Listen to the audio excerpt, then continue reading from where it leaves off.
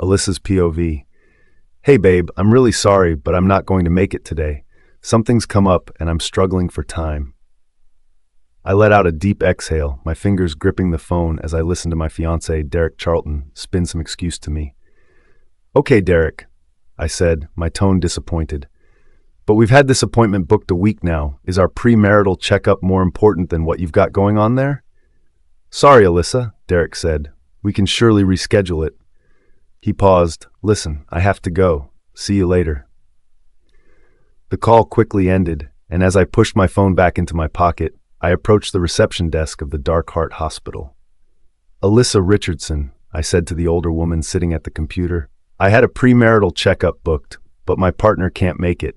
I paused, starting to feel the irritation build inside me. Is there any way we can do mine today and book Derek in for another time? The older woman peered up at me over her glasses. I'm sorry, but all appointments have been canceled today. She tapped on her keyboard. But I can reschedule it for tomorrow. Canceled? I asked, feeling the frustration build. Why wasn't I told? And all appointments? We have an unscheduled visit from the Alpha King, Travis Darlington, the woman said. My apologies, but you will have to come back tomorrow.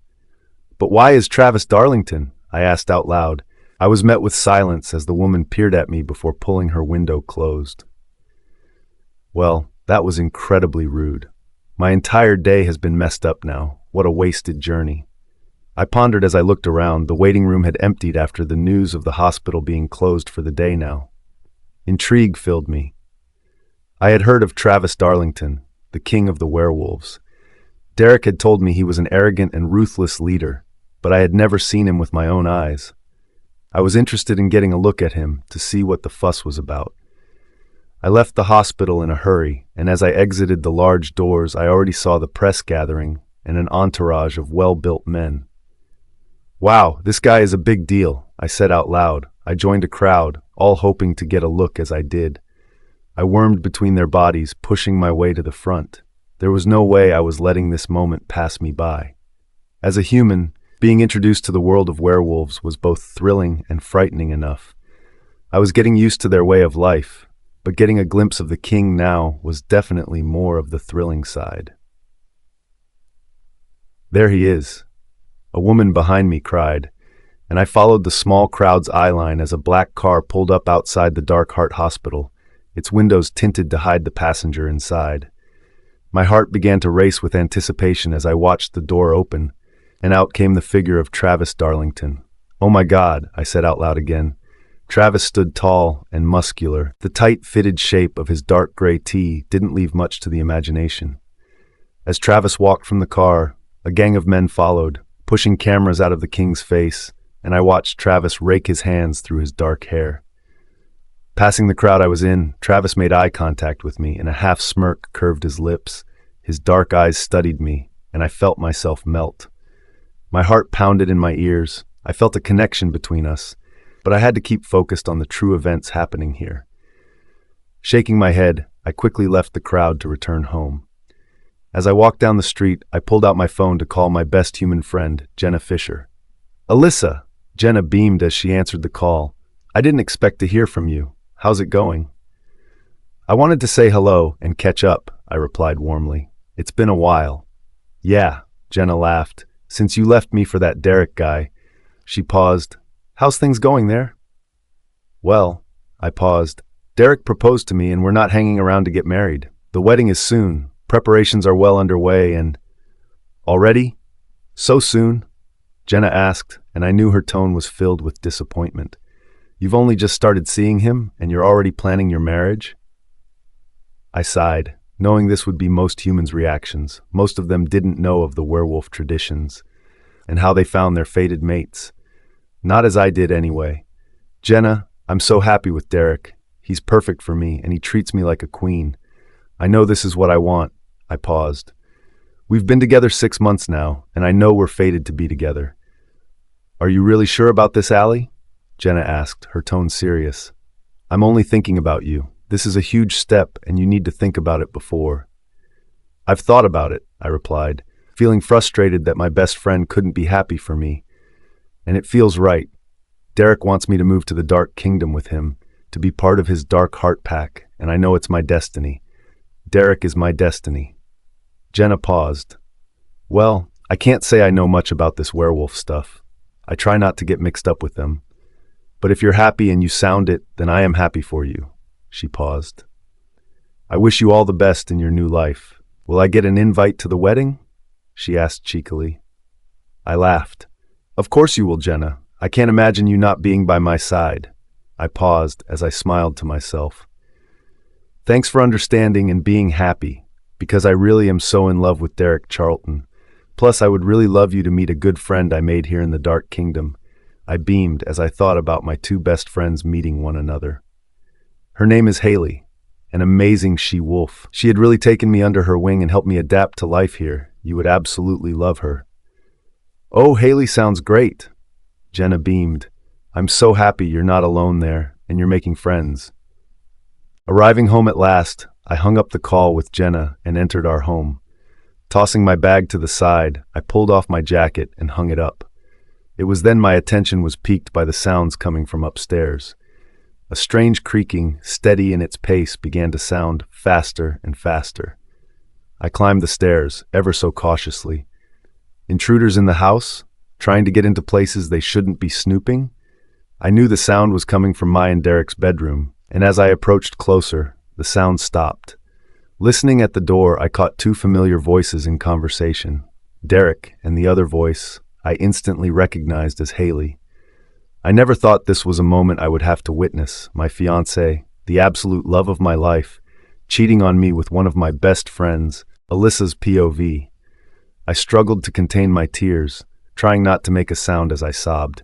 I wanted to listen to the conversation between the two of them. Was this why Derek couldn't make our appointment, to have sex with Haley in our bed? What have I done to deserve this?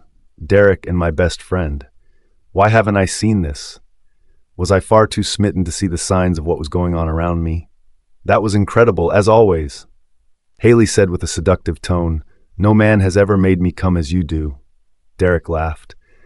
Carry on like that way, Haley, and you'll give me an ego. Seriously, though, Haley replied, I've never felt a connection like ours. Do you feel it too? Our bodies are so entwined when we make love, it's intense. She paused with a giggle. I think your ego is big enough anyway. I don't want to enhance that. You certainly enhance something on me, baby. Derek responded with a low growl. You're making me want to make love to you again. Were they doing this to rub it in my face? My hands shook through my anger. It seemed as though they both knew I was standing outside the door and just needed to brag about their sexual exploits I hadn't known about. So when are you going to tell Alyssa about us? Haley asked. I think it's a little unfair us sneaking behind her back for so long now. She released a gentle sigh. As much as this hurts, she's my very best friend, and it pains me to deceive her like this. Very best friend? My teeth gritted as my jaw clenched, aching with the pressure. If I was such a good friend to Haley Green, she wouldn't think twice about having sex with my husband. Friends don't hurt one another. I felt the bile rise in my throat. How long have they been going behind my back? My stomach knotted in pain from this information. They had both deceived me so cruelly. I wanted to barge in there and confront them, but I waited to listen more to their conversation. Soon, Derek replied. I don't want to hurt Alyssa, especially when I tell her that the marriage is all a facade. As soon as we're married, I will have access to all of my father's wealth and my truly deserved alpha status. He paused. We need to bide our time on this. He sighed, and I heard the soft sound of lips kissing. You know you're the love of my life, despite the mate bond with Alyssa. I don't want her, I want you. I know, Haley sighed. I love you so much, and I can't bear to think of you marrying Alyssa. I want us to be together. I know we have to wait and reap the rewards of our patience afterwards. I do too, my darling, Derek said in reply. But once the wedding is official, Alyssa and I can begin the process of making a child. Once my heir is born, then Alyssa will have fulfilled her use to me. We will have her sent back to the human world where we never have to bother with her again. He paused. You and I can raise the child as our own little family. My throat began to ache with the pain of my sadness. I struggled to contain the sounds of my tears, and as I pressed my hand to my mouth, I managed to keep silent. All this time I thought Derek wanted the marriage to happen quickly, because he loved me, because he wanted to be mine forever. But it turns out I was being taken for a fool, and it's all part of his disgusting plan to knock me up and toss me away. Haley sighed in disgust. The very idea of you having to make a child with Alyssa makes me so, she paused. Jealous, she grunted. But I can wait. You're worth it. The future sounds perfect, Alpha and Luna with a bouncing baby to nurture and care for. Once the difficult part is over, we can rid ourselves of Alyssa and be together, Haley. I love you more than anything, Derek said gently, before pressing his lips to hers as the sound of delicate kisses filtered into my ears again. You are the woman I truly want to be with. We will have our own wedding, a proper one. I lifted my hands to my face, covering my eyes as the tears streamed harder. My fingers trembled with shock, upset, and anger. I was devastated. All this time, Derek had been manipulating me into making me think he wanted to make me happy, making me believe I was the love of his life, and he wanted to give me everything. I wasn't going to let them get away with this, not for 1 second. Fumbling in my pocket, I pulled out my phone and turned the camera mode on. I will be sure to get all the evidence I need on this. I may be a human, but I'm not an idiot. I know the laws of werewolf mating, how a bond must not be broken under any circumstance. As I gathered myself, I took deep breaths, trying to stop my entire body from shaking. I opened the door quickly and pointed the camera at the pair on the bed. Derek and Haley both lay naked with each other, their lips locked in a passionate kiss as his fingers stroked across her bare breast. I was quick enough to take the photo that neither Derek or Haley noticed I had taken the candid picture of them both. It seemed they were too locked into each other to realize, so I left it at that. I had the evidence to prove their disloyalty. Running down the stairs, I powered out of the front door, my hand grasping onto my phone as though my life depended on keeping it safe. Tears streamed down my face as the emotion had built up and been ready for release. My tears blurred my vision, and my legs had already started to ache from the speed I was running, but the adrenaline kept me going. I knew one thing for sure. I wasn't letting Derek and Haley get away with this deceit. Travis's POV. What have I got to look forward to today?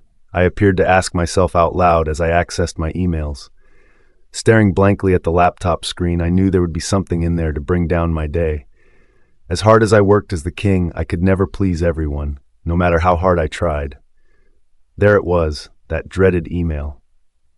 My eyes searched over the words of the email I perused. Another complaint, it seemed, an anonymous complaint. I spoke to the wolf who resided in my mind. Sometimes I would really love to know who was writing these, I grunted. Clayton chuckled in return. So we can mess with them? Humph, I said in reply. The thought had crossed my mind. Of course not, Clay. I mean, so I know who is unhappy with my ruling. Feedback is important. What's the issue this time? Clayton asked curiously. His gray fur shook as he stood to his feet. Someone isn't pleased with the lack of medical care for low-status omegas at the Dark Heart Hospital. I paused. Which I think is a fair complaint, but it pisses me off.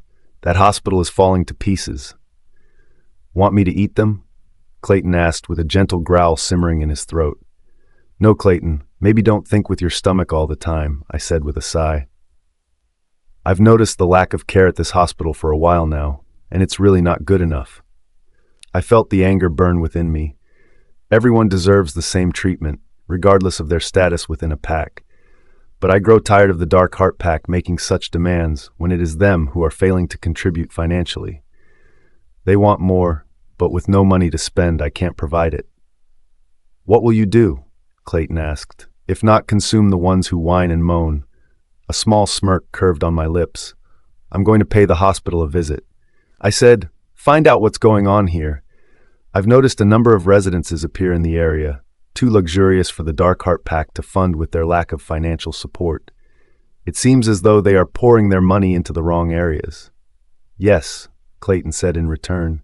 Be firm. You are the king, after all. I am, I said as I leaned back into my chair. And you know I would never abuse my power. Raking my hand through my slick black hair, my fingers ran down across my jaw as I stroked my stubbled chin. I just need to find out how the Dark Heart Pack are suffering financially, to ensure they're giving the people what they really need. Clayton responded, "And if not, we eat them." Calling my car, I decided to make the hospital trip today. It was early in the day that I could pre-warn the staff I was coming. I made the call to close the hospital for my arrival and made sure the patients were informed to reschedule any appointments. Sitting in the back of the car, the plush leather cushioning me, I looked out of the window. The streets bustled with people, and the ones who spotted the luxurious car stared in awe as they wondered who would be sitting in the back. With the blacked-out windows, it would be impossible to tell. Even though I was the king of the alphas, I didn't flaunt my power. I remained a private person and didn't like to advertise myself with appearances, which is why the press were sniffing around me as soon as they had a clue as to where I may be. "Oh, here we go?" I spoke to Clayton. "The press are here already. How did they find out so soon?" "People gossip, Travis," Clayton responded with a chuckle. "And you're hot stuff, you know. I just want to get out of the car and into that hospital. I don't want to have my photo taken or give any press interviews." I could feel my frustration rise inside me now. "You don't fancy being the centerfold in next month's Teen Heartthrob magazine?" Clayton said with a laugh.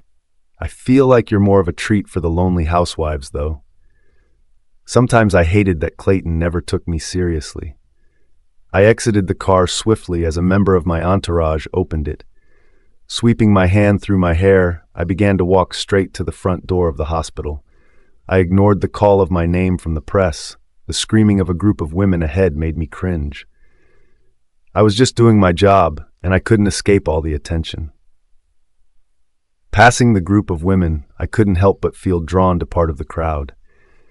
It was then I removed my gaze fixed ahead of me and caught the eyes of a stunning woman, her long dark hair cascading over her shoulders, while her green eyes sparkled as our eyes met. I felt myself become weak to her. She seemed different from the rest of those women. They were flailing about and screaming my name, making me feel like a piece of meat they wanted to get their teeth into. But this woman, she was calm and seemed to study me with intrigue. "Well, would you look at that?" Clayton said with a cheeky tone to his voice. "What a pretty little thing she is." "I noticed," I said with a gentle exhale, "but I'm not here to pick up women. I need to focus on my job today." It wasn't my intention to draw any attention to myself, but I found myself giving this raven-haired beauty a little smile. Our eyes stayed connected as I passed, and part of me wanted to slow down my pace so I could enjoy her a little longer. "She's blushing," Clayton remarked. "Her cute, freckled, rosy cheeks are illuminating. She really is something, isn't she?" I replied to Clayton, my heart beginning to race in my chest. "I can't. This is the wrong time." Closing down my feelings, I passed the crowd and fixed my gaze ahead again, focusing on the entrance to the Dark Heart Hospital. I had a job to do, and I wasn't letting anything or anyone distract me. Alyssa's POV. I decided to head to the Dark Kingdom's library, knowing they keep all kinds of information and studies related to werewolf law. I was still rusty in this knowledge, but I knew someone would help me. As I dashed down the road, I looked at my phone. Several missed calls from Derek and a few texts from Haley. The guilt seemed to be on their mind now, so it should be. "Good luck trying to talk to me, assholes," I said under my breath as I pushed my phone back into my pocket. "I'm going to drag you both through the mud." As I entered the large revolving door of the library, my mouth fell agape at the vast sight before me. The Dark Kingdom Library was somewhere I hadn't had a chance to explore before. It was a stunning building from the outside, with its Victorian-looking design, but the interior was something else. The walls were filled with shelves of books from floor to the high ceiling. As I kept looking up, I noticed the stained glass dome in the center of the ceiling, allowing natural light to illuminate the readers. "Can I help?" My attention was drawn to the echoing voice who welcomed me, and as my eyes turned to her, I noticed the way she looked at me. Her blonde hair was pulled back into an updo style, while she peered over her thin glasses at me as they sat on the end of her nose. She was one of those people who had already decided she was better than me. I had gotten used to that around here. It sometimes felt as though humans were not fully accepted by some people at the Dark Kingdom, Even though the werewolves and humans had somewhat integrated, there were a handful of werewolves who couldn't stand us in the community. Yes. I smiled warmly as I approached the desk. I'm looking for the section of books I would find woven law, particularly the bonding and marriage. The blonde in her elder years peered at me, her eyes narrowing. Do you have a membership? No, I replied coyly, feeling ashamed I hadn't taken any time to explore the library yet. But I'm happy to open an account. I just really need to find a specific book desperately. Humph, the blonde said as she tapped at her laptop. Very well. Go browse at your leisure, and if you find something you like, I will get you registered. She paused. A lot of time wasters in here, you know. Come in here to read the books, but never want to take them away and become a member. I miss the old days when the library was respected. I'm sure, I laughed nervously, my eyes already catching the section of books I needed. Thanks for your time. I dashed off into the part of the building where the books lived and started to skim over the texts. The decadent scent of old leather-bound books filled my nose as I browsed the collection. It reminded me of my childhood, after keeping a big collection of stories myself. This was a small comfort to me. It wasn't long before I found one which took my interest and opened it. I pulled my notebook from my bag, along with my pen, and took a quick look at the woman on the desk to make sure she hadn't noticed my actions. I don't want to be one of those disrespectful whippersnappers she despises so much, I laughed lowly to myself. It was fortunate, and in my favor, that I had the ability to read text extra quickly. I could get through a novel in no amount of time, and my note-taking skills were on par. Flicking through the pages of this legal scripture that piqued my interest, I skimmed the words rapidly, turning the pages faster until I found the information which interested me the most. Marriages, I said in a whisper as I read the words. Werewolf to werewolf, I said. That did not interest me. I carried on reading werewolf and human legally binding constraints. This is it, I said louder than I intended.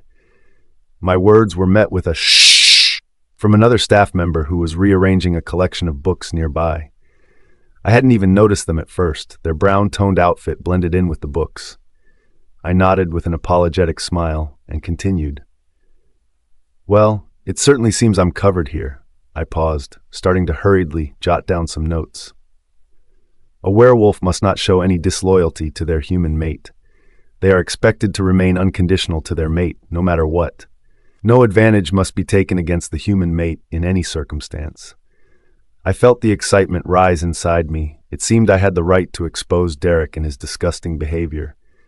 I had left my entire life to be with him, to move to the Dark Kingdom and become part of the community. I had worked so hard to adjust my life for Derek, and this is how he repays me. Now for the important part, I said lowly once more. How do I go about exposing them? I read further into the document, finding the information I needed. I can request to see the Alpha King, and as long as I have solid proof of Derek's infidelity, then I can seek forced confirmation of the mated bond and seek compensation. I blinked. I just want Derek to be punished correctly. That's all. I wanted to separate myself from Derek now, to go back to my old life and leave the Dark Kingdom for good. Looking up at the clock, I realized it had been an hour nice since the Alpha King had arrived at the hospital. If I left now, hopefully I could catch him and show him the photo I had taken of my mate in the arms of another woman. Scribbling down the last few notes, I closed my book and pushed it back into the bag before sliding the library book back into its place on the shelf. I started to leave hastily toward the door of the library, knowing I was on the clock. I'm sure the king wouldn't be there for much longer. Did you find nothing of interest? The blonde asked as I dashed away. I ignored her, not having time for any of her judgment right now. You're all the same, thinking you're owed everything for free in this world. Her voice disappeared as I left the library, my mind focused on meeting with King Travis now, Alyssa's POV. I ran back toward the hospital, my chest aching in pain as I pushed myself to the limit to get there before Travis left. I saw the building in the distance, getting closer the more I ran, and as I approached the front door, I saw the Alpha King and his entourage lingering around the foyer of the hospital. Pushing my way through the doors, I knew I needed to catch Travis' attention. Hey! I called as I waved. This was all I could muster, and stopping before the Alpha King, I doubled myself over as I felt winded from the run. I gasped, gaining my breathing as best as I could. "Is there a problem?" One of the well-built security guys stepped between me and the king. I gasped as I looked the big guy in the eyes, now blocking my view of the king. "I need to talk to the king." The big guy raised his eyebrow. "Human," he snorted. "Only a human would be this pathetic after a bit of exercise." He paused. "What do you want to talk to the king for?" "I just need half an hour of his time, that's all," I said, not wishing to air my laundry for everyone to hear in this instance. "Humph," the man responded. "I'm afraid King Travis is—" "Oh, hush up, Frankie," Travis said. Standing beside the much larger tank of a man, he shooed him aside. "I'll listen to what this girl has to say." I felt a surge of exhilaration hit me. My chance was coming, but I also felt myself becoming distracted at how insanely attractive Travis was. My exhilaration disappeared and was replaced by nerves. Travis kept his eyes on me, waiting for me to talk. "Well?" he asked with a slight tilt of his head. "Are you going to talk, or just stand there with your mouth wide open?" "Shit," I muttered under my breath. "Can we talk outside? I'd rather be somewhere more private." Staff were beginning to congregate around us, looking to delve into my issues, it seemed, so I wasn't comfortable with an audience. I followed the Alpha King as he took his long strides out the front door, waving at his entourage as a gesture to leave us be. I followed closely behind, my mind a whirl as I tried to work out what I was going to say to him. "Is this private enough?" Travis asked, standing beside the safety of a large bush. "This is fine," I said, taking a deep breath. "I've recently discovered that my bonded mate has been sleeping with another woman behind my back." I just said it, let it all out to use the time with Travis as well as I could. I fumbled around my bag, pulling out the photo on my phone. "Look," I pushed the phone toward the king's face. "My mate Derek with this girl, their hands all over each other." I felt the pain ache in my chest as I relived the memories and shame of this moment. "I see," Travis said, taking another look at the photo. "You're a human? Mated with a werewolf?" I felt his cold judgment. "Yes," I said as I took a deep breath.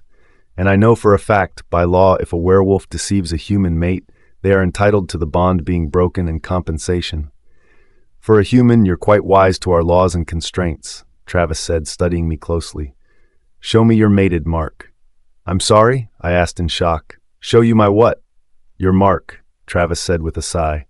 "The mark a wolf gives their mate once they've mated, to seal the bond." He paused, folding his arms over his chest. "Show me the mark." I panicked. Was I meant to have a mark? I thought that was just a bond between werewolf and werewolf, not with a human. Perhaps I was mistaken, but Derek had never bitten me and left me marked. "I don't have one," I said truthfully. "My mate, he never marked me as his own. I thought that." "Have you not been intimate with your mate?" the king asked, interrupting my words, his eyes narrowing as he studied me. "Many times," I said, feeling my cheeks flush with embarrassment. Did this man want my sexual history as well? "But your mate never marked you while you made love?" Travis asked sternly. "That seems odd."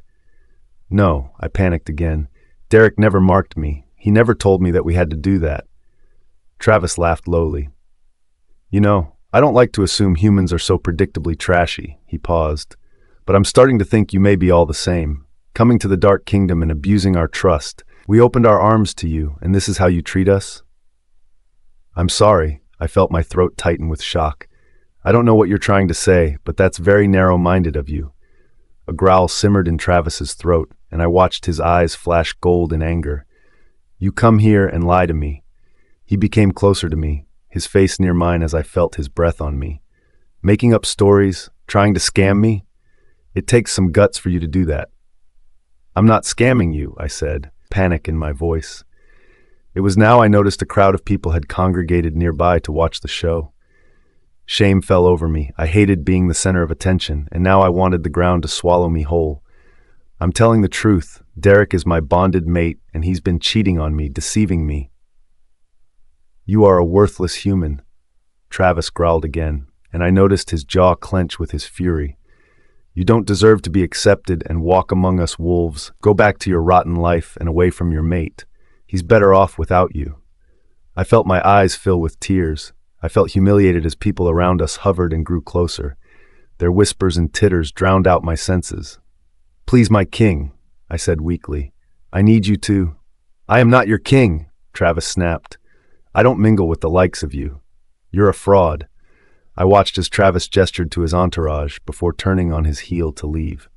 I couldn't let this happen. I had to convince the king I had every right to appeal my case with my bonded mate. "Wait," I said, launching forward. I grabbed Travis's arm. Travis's POV.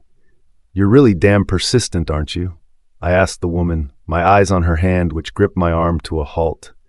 "Grabbing your king, that's an offense, you know." I watched as she released her grip and took a step backwards. "I'm sorry," she said immediately. "I don't know what came over me. I'm just desperate for help." "What's your name?" I asked, brushing down the arm of my leather jacket. "Before I ask you for coffee, I should at least know that." "Alyssa," she said, excitement in her voice. "Alyssa Richardson." "Well, Alyssa," I paused as I watched all manner of expressions in this girl's eyes. I found myself becoming slightly hypnotized by the shimmering green of her orbs. "I'll give you the time it takes to drink a latte to convince me to help you." "Wow!" Alyssa exclaimed as her eyes lit up. "Are you serious?" She seemed to revert back to an excited child who had been told she was going for ice cream. "Yeah." I laughed. "I know a great place down the street. It is cozy and relaxing." "Lead the way." Alyssa grinned as she walked by my side. "Will these guys be coming too?" I knew she referred to my warrior protectors. "No," I shook my head. "They're going to wait in the car." "My king," one said, stepping forward. "I'm afraid that isn't." A growl simmered in my throat as I took an angry glance at him. I said, "They're going to wait in the car." "Yes, king," the other warrior said, shoving his colleague away from us. "Persistent, huh?" Alyssa said, her eyes on the two warrior men as she watched them leave our side. "But fiercely loyal." I nodded. "Correct, it's their duty to protect me. Sometimes they can be a little overbearing." I paused and flashed a smile at Alyssa. "I don't want them hanging about while I take a pretty girl for coffee." I watched as Alyssa's cheeks flushed with embarrassment from my words. It was endearingly cute, her reaction to me. "Here we are," I said, stopping in front of the coffee house. I pulled at the door and offered Alyssa to go first. "I've not been here before. It's really homely," she said in awe, her eyes studying the interior. "Find a table," I said. "I'll order the drinks." I could tell all eyes were on me now, the same everywhere I went. It was like I was a celebrity, royalty walking amongst the werewolves. It wasn't long until I was sitting with Alyssa. We both hugged our hot drinks, gazing into one another's eyes as we found a way to start the conversation. "So, Alyssa said, breaking the silence. "I guess I should start from the beginning." She paused to take a breath. "I met Derek in my world, the human world, I mean." She laughed, and I could tell the nerves shake as she did. "We fell in love, and I moved to the Dark Kingdom to be with him." "Okay," I said, narrowing my eyes slightly, but I kept an open mind. Derek was keen to marry quickly, as he wanted to inherit the alpha status of the Dark Heart Pack, along with his father's riches. "That old chestnut," I said with a long sigh. "It sounds like the villain of a story." Alyssa nodded with a smile. "I suppose it does."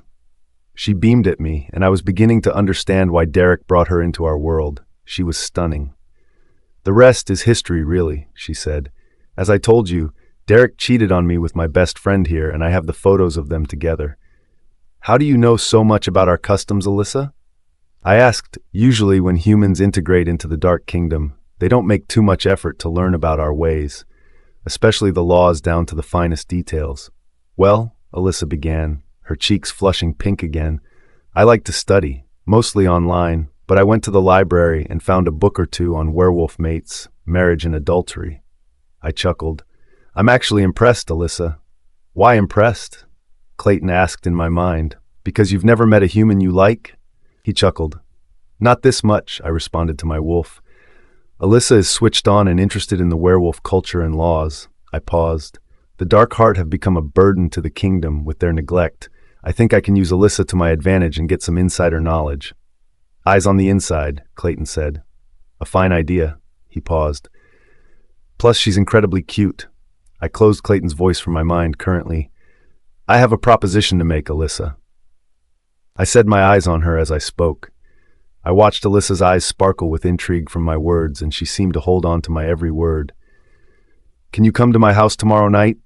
I will send a car to collect you, I questioned, knowing this offer would surely be appealing to her. A human in the mansion and the presence of the Alpha King, what's not to refuse? A proposition? Alyssa asked in reply, tilting her head slightly. I'm definitely intrigued. I will be there. I looked down at my now empty cup and a smile played on my lips. Well done, Alyssa. The latte is gone and you've convinced me to help you. I began to stand from my seat. Don't rush your drink. I've already paid. Looking down at Alyssa, I felt a strange rush of excitement fill me. I look forward to seeing you tomorrow evening. I paused to turn, but before I did, I forgot a vital piece of information to tell Alyssa. Dress for dinner. I plan on cooking up something spectacular. Yes, Alyssa said with excitement in her voice. Absolutely. See you tomorrow, Travis. I had already left Alyssa Richardson's side. All eyes were on me as I walked out of the establishment. The thought of Alyssa was now engraved into my mind, and all I knew was that I wanted to help her bring her asshole mate to justice. Alyssa's POV. I practically skipped home, unable to believe after I was ready to give up that the king heard my plea and wanted to help me. I couldn't help wondering what his proposition would be, though. I just knew the sooner I had our mate bond broken and I could leave this world, the better. Arriving at home, I pushed through the front door and within seconds Derek was by my side. Babe, he exclaimed, where did you go? I missed you. I know I didn't even have to say anything. My face probably spoke them for me. Was he kidding? Missed me? Even my thoughts were sarcastic. Oh, I smiled, putting my bag down. I leaned into the hug as Derek wrapped his arms around me. I was just out doing some jobs. I lied, knowing I had to keep up the act before I had been to see Travis tomorrow. Act natural, as if I was oblivious to my mate and best friend's secret affair. I'm so glad you're home. Derek whispered into my ear before nuzzling his lips into my neck. He inhaled gently as he took in my scent. I really missed you, Allie. Missed you too, I spoke through gritted teeth, trying to sound as genuine as I could. What shall we do for dinner? I tried to push myself out of his embrace.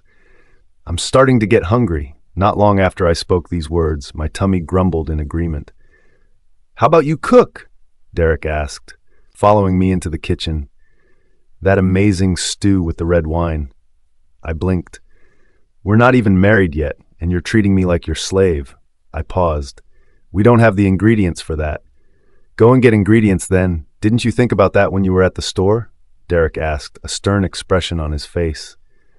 Funny enough, tending to my future husband's needs constantly isn't always on my mind. I felt anger boil inside me. This idiot expects me to slave over the oven for him after a fuck session with my best friend. How about you cook for once? I turned away from Derek. My temper was rising, and I knew I had to step away from him. As I walked away, I felt Derek's hands grip my waist gently, and he pulled me into his back. Sorry, babe, he husked into my ear. I didn't mean to come across as an asshole. He paused to kiss me, and I felt my body shudder. Not with pleasure, but I was repulsed by his lips on me. It's been a while since we've had a romantic meal together. It is. I pushed my way from Derek's grip once more. Let's just order in tonight. I'm not in the mood to cook. Where are you going? Derek asked, and his persistent neediness and demand to know everything was beginning to infuriate me. Upstairs for a shower. Is that okay? I asked, turning to look at my mate with disdain. Or will you tell me how to do that as well? Derek chuckled. Someone has attitude today. He approached my side again, and he traced his finger up my arm. Do you want company in the shower, babe? That twinkle in his eye. I knew he didn't want to be clean. My skin trembled again, and I felt bile rise in my throat. I couldn't stand Derek touching me anywhere, and I just wanted to get away from him. No thanks, I said. I'd rather do this on my own. I'm a big girl. Derek chewed on his lip as he studied my body. You know how to get me going, Allie. I want you badly. I couldn't face the thought of making love to Derek now, not after seeing his hands all over Haley. The idea brought sickness to me, and my stomach churned. You need to calm down, I laughed nervously. See you in a bit.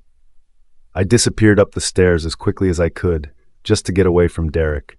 His advances were making me feel so uncomfortable, and I wanted to be as far away from him as I could.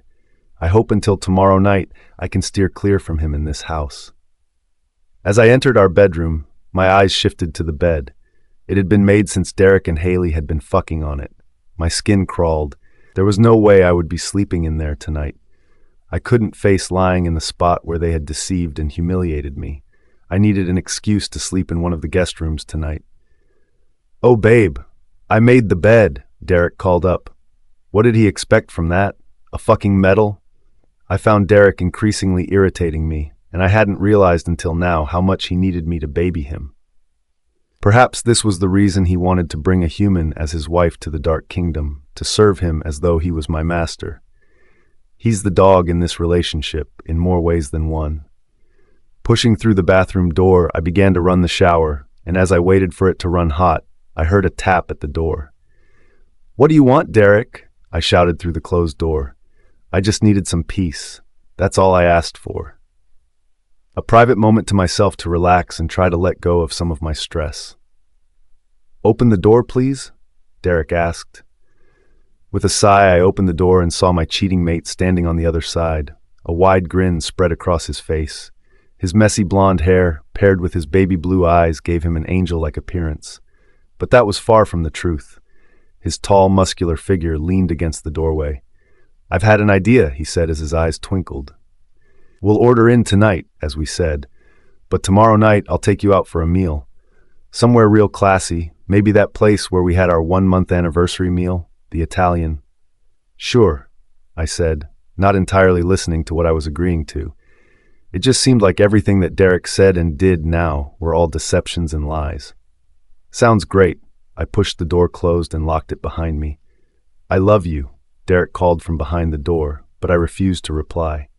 Stepping into the now steaming hot shower, I began to conjure excuses on how to avoid Derek tonight, and for most of tomorrow. Alyssa's POV. I hadn't slept much that night. I found myself unable to think of a reason to not sleep in the same bed as Derek last night.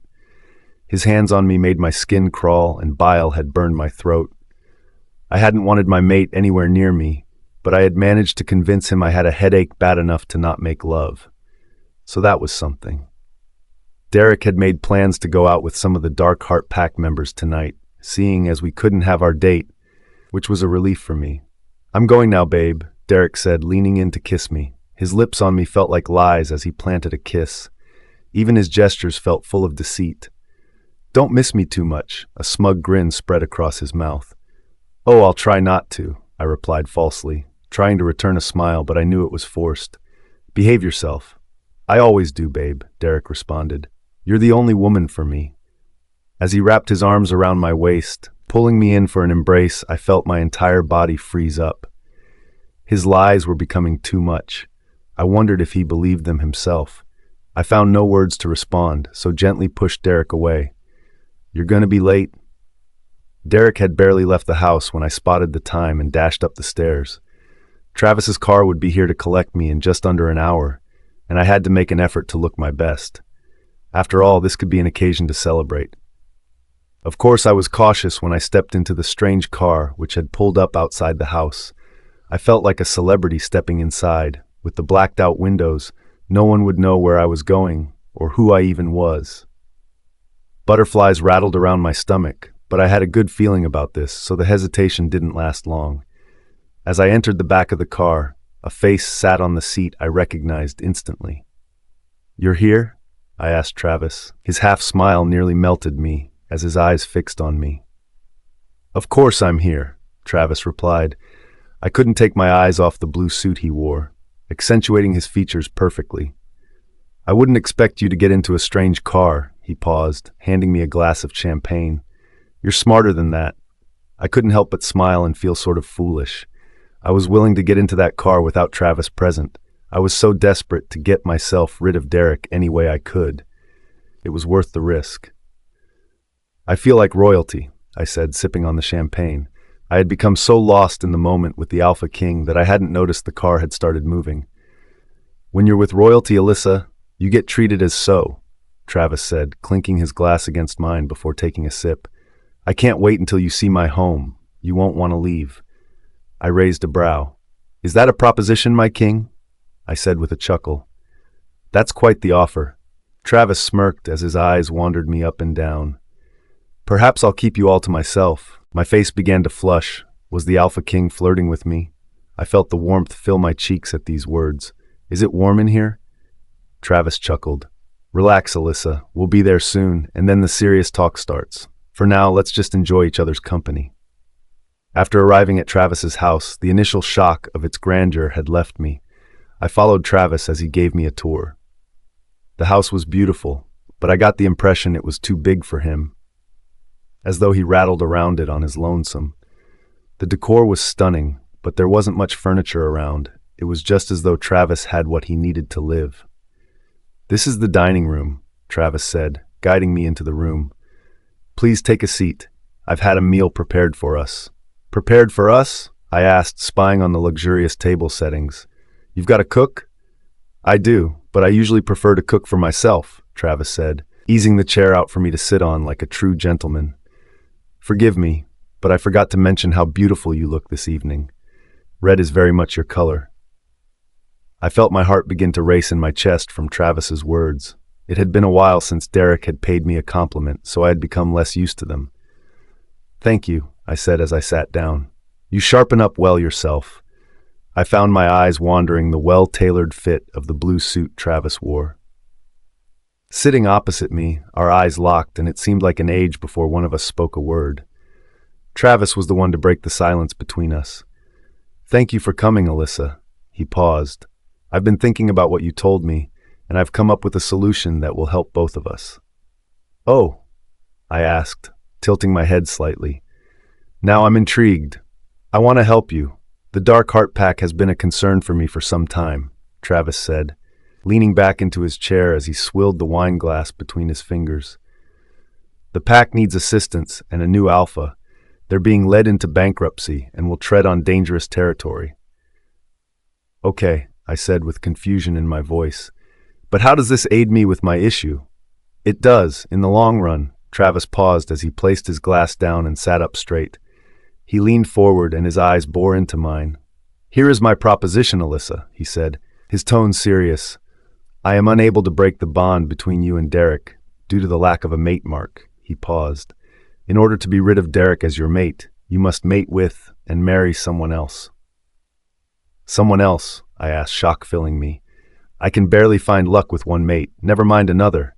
What are you saying, Travis? Marry me, become my mate. We will seal our bond, and your mated bond with Derek will diminish. I felt my stomach tumble at his words. My face became hot, and as I reached out for my wine glass, my fingers shook with nerves. I tried to pick up the glass, but I couldn't get a grip on it. You seem nervous, Alyssa, Travis said as a smirk shaped his lips. What do you think? Will you be my queen? Travis's POV. Will you be my queen? I don't know, Alyssa responded, and I couldn't help but find her flustered state incredibly endearing. We barely know each other. How can we get married? I'm not sure I'm ready for the sort of commitment with you. I winced as she picked up the wine glass, her fingers trembling as she took it to her mouth. I knew the white tablecloth was a bad idea. The stain would be impossible to remove. She's cute, isn't she? Clayton said in my mind, can we keep her? This is purely professional, I said firmly. I don't know about you, but I have zero plans on falling for this girl. It's just business. Uh-huh, Clayton said. I live inside your mind. I've heard your thoughts about Alyssa, you naughty boy. Hush, will you? I snapped at Clayton. Go away, I'm busy. Taking my attention back to Alyssa, I found myself chuckling. Relax, Alyssa. It will only be for a year. It will take me that time to find a suitable replacement for the Pack Alpha and for them to find their feet again. I paused, still enjoying the redness on Alyssa's face. Humans were so fragile at times. A year? Alyssa asked. And after a year, then what? I will have rebuilt the Dark Heart Pack. We will have been married, so your mated bond with Derek has been broken, and then you're free to go back to your human world. I paused as I narrowed my eyes slightly. Isn't that what you wanted? To go back to your old life? Yes, Alyssa responded quickly, her voice sounding shaken. That's all I want, to go home and be free of Derek Charlton. I nodded as I sipped some of my wine. And the last thing I want is Charlton in charge of the Dark Heart Pack before it's too late and they start to form an uprising against him. I made an attempt to make Alyssa smile. That wouldn't be great for my reputation. No one likes an ego, she responded. A smile didn't crack on her face at all now. I couldn't help but notice Alyssa seemed somewhat uncomfortable. Was this too much for her? Perhaps she isn't willing to do anything, Clayton said in my mind. The girl is all talk. Look at her, she's near trembling. I noticed. I said to my wolf in return, we will see how much Alyssa wants to break the bond with her mate when she comes to a decision on my offer. Let us hope the girl is smart, Clayton said. It makes sense to help us and herself in this instance. I don't want to pressure you, Alyssa, I said, breaking the silence between us. But you've been very quiet and don't have that eager attitude anymore. Perhaps you don't like my proposition? It's not that, Alyssa said, her eyes meeting mine intensely. I just wonder what else is in this deal for you. Do you claim my body as well, if I agreed to be yours for a year? Of course not, I said with a frown. What do you take me for, an animal? I felt offended at her words. This is not purely to get you into bed. If I wanted that, I would have easily seduced you already. Pfft, Alyssa said, rolling her eyes. Someone is confident. I couldn't help but smirk. The elders have been nagging at me to find a mate, a bride for a while now, and I'm growing tired of their incessant reminders that my clock is ticking to start a family. Oh, so we're having kids now too? Alyssa's face turned pale as she said these words. This is all moving so fast, Travis. I don't even know if I want children. I chuckled. Let me finish, please. I said with a sigh, all I ask, Alyssa, is that for 1 year we act like a couple in public. Public displays of affection, you attend events with me and be by my side, that sort of thing. I paused. But behind closed doors, away from the public eye and press, we live separately. We don't even have to speak to each other. I watched as Alyssa's expression changed and her eyes seemed to relax on me. For a year? Only in public and nothing in private? Correct, I reassured her with a nod. No sex, Alyssa said. You won't have my body, not fully anyway. That is how it will remain, I said. It's all an act, as long as the public sees us hand in hand, a quick kiss on the cheek, then we can keep up the pretense of our relationship. The elders will be off my back, and by then Derek will be long gone and you can return home. All right, Alyssa said, reaching her hand across the table. We have a deal, 1 year of being a couple, and then after that, I am gone. I smiled, reaching across as I took Alyssa's hand and shook it. The deal is sealed. Now what? Alyssa asked. I feel like I need to act like your girlfriend or something now. She laughed nervously. I could tell she wanted to break the tension. For now, we enjoy this delicious meal, I said as one of my staff placed the meal in front of us. I am absolutely famished. I grinned at Alyssa. Feeling content, a plan was starting to come together. That was easy, Clayton said with a smirk. Imagine if Alyssa fell in love with you, Travis. Then what? Would you let her go after a year? You have to think about all eventualities. I'm not going to fall in love with Alyssa, believe me. The sooner she is gone, that means things are going my way, the way the kingdom needs. I insisted that my wolf was completely wrong. Sure, Clayton said with a sigh. We will see in a year then, won't we? You know, Clayton, you mean the absolute world to me. I paused as I said to my wolf. Don't take this the wrong way. I mean it with good intentions. But kindly fuck off. Alyssa's POV. After the casual conversation had come to a silence, I found myself pushing the food around the plate with my fork. The salmon looked delicious, but I just couldn't stomach it. I wondered if I was making the right decision with the Alpha King's offer, as his proposition circled around my head. You've gone quiet, Travis said, his eyes full of concern for me.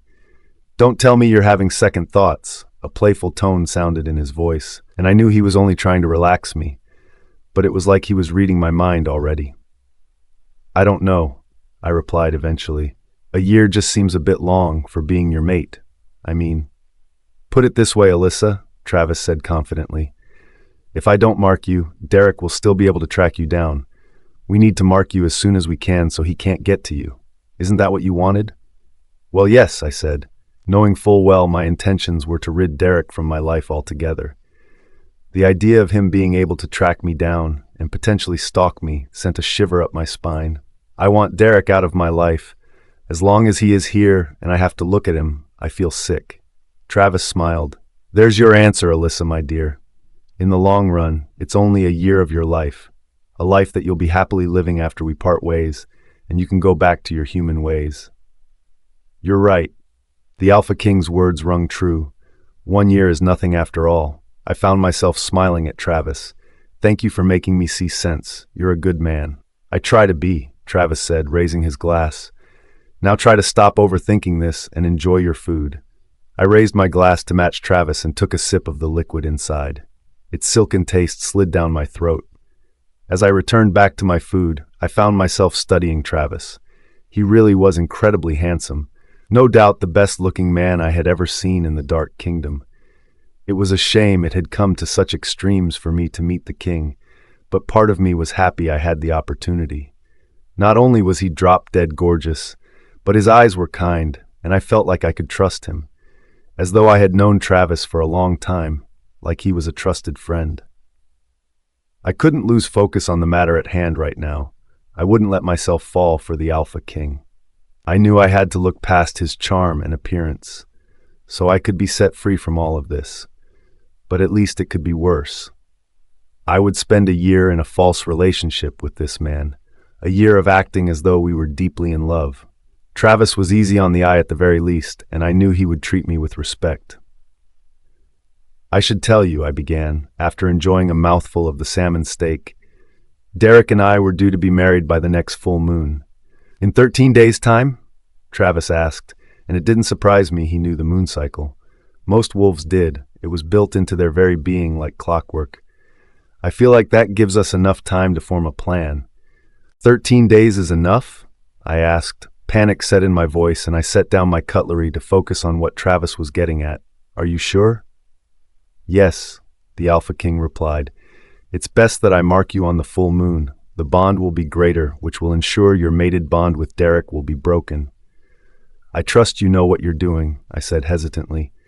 Do you have any ideas on how we could postpone my wedding to Derek? I wanted it done as soon as possible. I couldn't go much longer thinking the wedding day was closing nearer. I suggest we meet up again, Travis said with confidence. His dark eyes shimmered. Let me have a think on it. To come up with a realistic reason to postpone your wedding. He paused. I also suggest we leave it as late as possible to delay it, so Derek isn't left with days of thinking about it. We don't want him becoming suspicious. I knew where Travis was coming from, so I just nodded in agreement as I poked my food again. I trusted his judgment fully, but I felt the bile rise in my throat as I thought about having to spend an extended amount of time with Derek. I just wanted to be as far away from him as I could, but now I had to tiptoe around knowing Derek and Haley were having an affair behind my back. Haley was welcome to that deceiving bastard. I just didn't want it rubbed in my face any longer. We should meet 7 days before the full moon again, Travis said, his voice comforting as he spoke. I knew I could trust him with anything at this point. That gives us enough time to think about our next move and plan an attack at the very last minute. Sure, I said with a smile. Just a few more days to endure that prick in his floozy. It will all be worth it in the end. You got this, Alyssa, Travis said, his smile warming my entire body. You always know you can talk to me. I'm only a phone call away. I felt my heart racing in my chest at these words. Never had a man talk to me with such respect before. I wasn't used to it. Derek would never have considered my feelings as Travis had, and I had to remind myself not to fall hard. 7 days before the full moon, I repeated Travis's words out loud. This is exciting. I can't wait to be free of Derek, away from the Dark Kingdom. I regretted saying those words to a man who had treated me so kindly. But Travis just smiled, as warmly as before. I'm sorry your experience here has not been great, Alyssa, but I will make sure your last year is the best you could have before you leave us. Derek's POV. Alyssa has been gone a long time, I spoke internally to my wolf, Nova, as I pondered on where my mate could be at this moment. It's not like her to be out so late. Relax, don't get your panties in a twist, Nova chuckled. She's a young woman who needs to let her hair down once in a while. He paused. Perhaps you should have stayed out later. I wanted to come home to her, I said in response. Are you saying Alyssa prefers to be out with her friends rather than here with me? I didn't say that, Derek. Don't put words in my mouth, Nova said gruffly. All I meant was Alyssa needs some time with her friends once in a while without your possessive attitude. Possessive? I asked, my inner tone firm and offended. How dare you, Wolf? I am not possessive of Alyssa. If you say so, Nova said with a deep sigh. I'm sure she will be home soon. Just don't berate her about it when she's back. I can read your thoughts, you know. I'm aware of what's going on in here. I felt a growl simmer in my throat. Deciding not to talk with Nova any longer, I pushed the white wolf to the back of my mind to indicate I had no interest in conversing any longer. Picking up my phone, I checked it again. No messages or calls from Alyssa, not even to ask how my night was going. I conjured up so many thoughts in my mind, wondering where my mate could be and what or who she was doing. Anger began to boil inside me as I thought of the possibility of her in bed with another man. Alyssa's blissful moans as he pleasured her. Perhaps he was better at pushing her buttons than I am. Stop it, I shouted, pain running through my fingers as I realized I had balled my hands firmly into fists. You're making it worse. Perhaps I am a little possessive, I said to my wolf, wishing to summon him again. The very idea of some dirty pervert with his hands on my Alyssa fills me with rage and a violent intent. Nova appeared in my mind again. That's kind of smart coming from you. The one who is regularly cheating on his mate with her best friend. His tone smug. I didn't like it. And you're the one worried Alyssa is cheating on you? Yeah, well, I responded. If she was cheating on me, it would be humiliating for my status, wouldn't it? It would, Nova chuckled. But you're always thinking about yourself. Perhaps you should consider other people's feelings before you. I'm home, Alyssa called, closing the front door, and I ignored everything Nova had to say now. Derek, are you back yet? Standing to my feet, I rushed out of the room to where I knew Alyssa had entered our home. Leaping forward, my arms outstretched, I grabbed my mate and pulled her into me. Oh, there you are, Alyssa said, slightly muffled, her face buried into my chest as I embraced her. Where have you been, Alyssa? I asked, panic in my voice, and I felt my heart racing in my chest as though it was desperate to beat itself out of my ribcage. I was worried sick. It's midnight. I thought you were dead. Alyssa pushed herself away from me, her palms flat on my chest as she loosened my embrace. What the hell, Derek? She asked. The furrow of her brow told me she wasn't pleased with my behavior. I'm a goddamn adult. I met with some friends and we went dancing. Don't try to keep tabs on me. Just because we're mated, it doesn't mean you own me. Alyssa, always stubborn. I knew she would fight back at every opportunity she had, even when I was only concerned for her whereabouts. I thought about what Nova had said, and perhaps my behavior could come across as a little controlling at times. I was just worried for her. You know I don't like it when you're out late, and I don't know where you are, I said, relaxing my voice. I placed my hands on her shoulders. At the end of the day, you're a human in a werewolf world. If anything happened and you were attacked, you would have zero chance of survival. Alyssa's frown deepened on her brow. Derek, you need to let me have some time to myself. I know what I'm doing. I can take care of myself. I've lived here long enough to know the type of people to avoid. But Alyssa, I began, but her words cut me off. I'm not in the mood to argue, she said, removing her coat. Can we just go to bed and talk about this in the morning? I'm tired and slightly drunk and just want to pass out asleep. Sure, I said, smiling as I nodded. We can snuggle in bed. That will make me happy.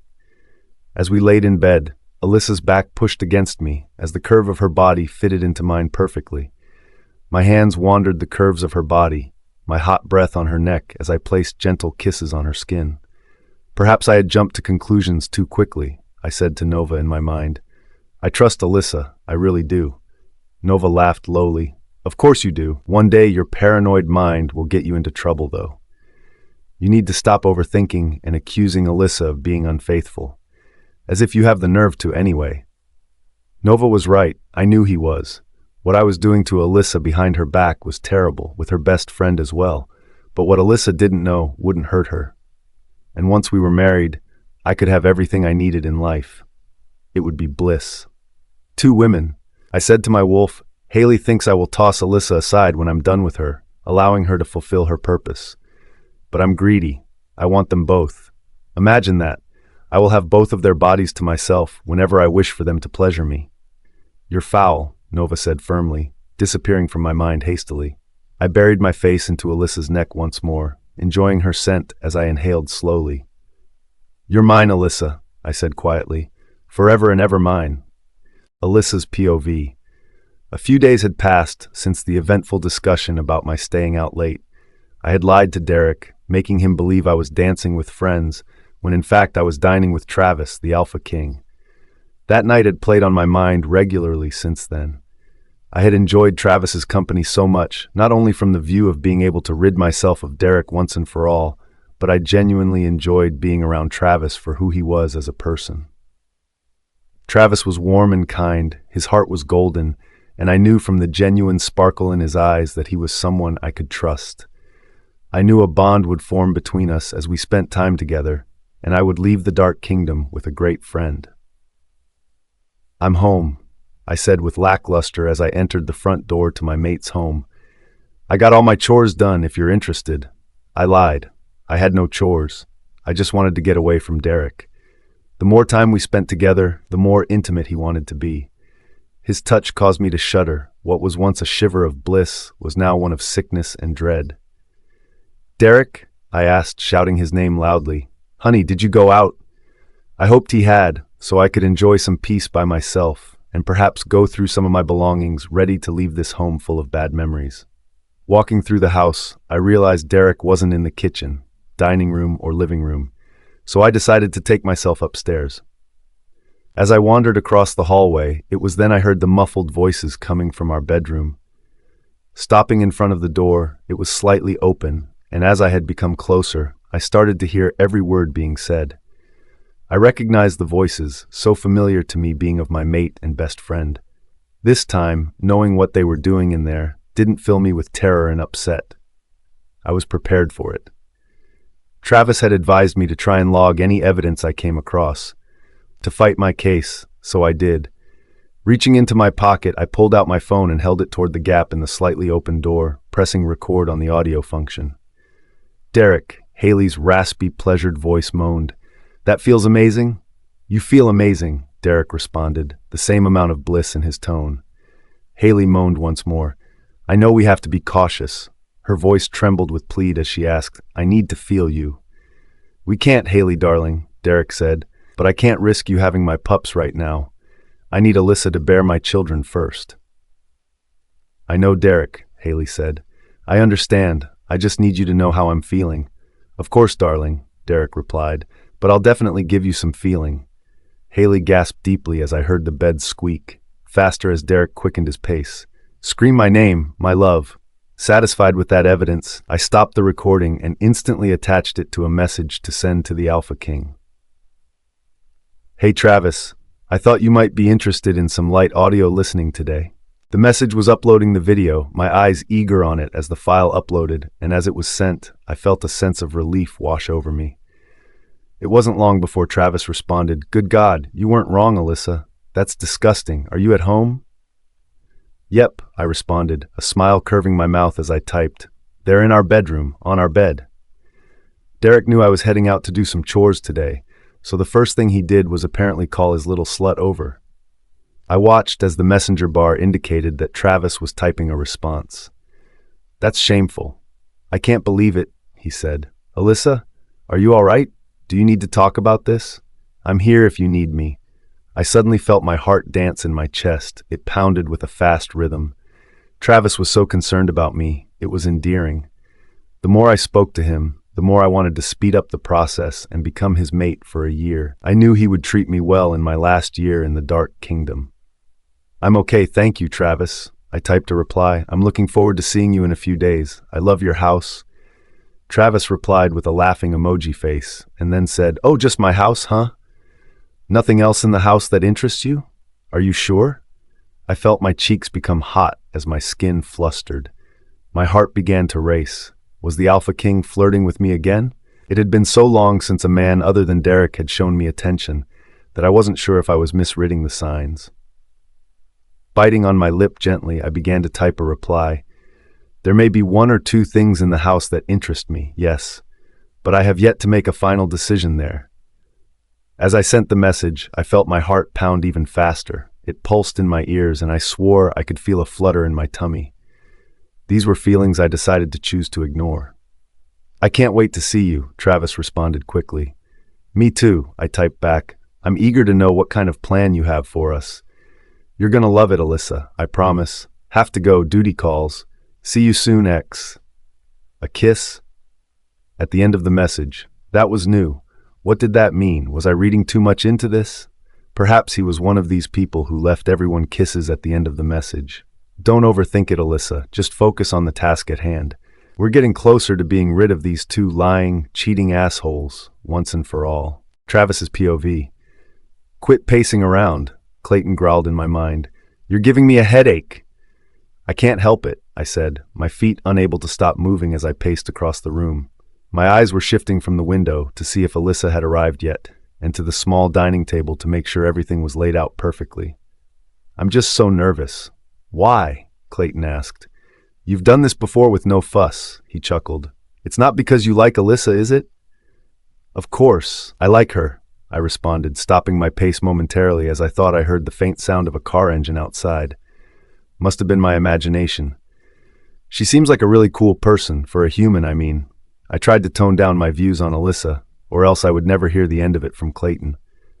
Uh-huh, my wolf responded. Like or like? Shut up, Clayton, I barked. We're not 12 years old with a crush. Alyssa is just nice, and she gets me. But you're excited for tonight? The wolf asked, and I heard the smugness in his tone. I am, but purely because it's the beginning of a chance for me to improve on the Dark Heart Pack and nothing else. Alyssa is purely an aid to me in perfecting my kingdom. Plus, I'll be helping her out too. It's always nice to help out a friend in need. I walked toward the table and messed with the cutlery setting. Did I get it right? Was the spoon in the correct place? I felt my palms become clammy from the effort. Clayton huffed. And it has absolutely nothing to do with how stunningly beautiful Alyssa is? He asked. If you even noticed the last time. Of course I noticed, I said firmly. I'm not blind, Alyssa is breathtaking, but this isn't about that. My mind was taken by the sound of the car pulling up into the space in front of the house, its wheels treading across the pebbled ground. I recognized the car as my own, and my heart began to race in my chest at the idea of seeing Alyssa in mere seconds. She's here, I said with excitement in my mind.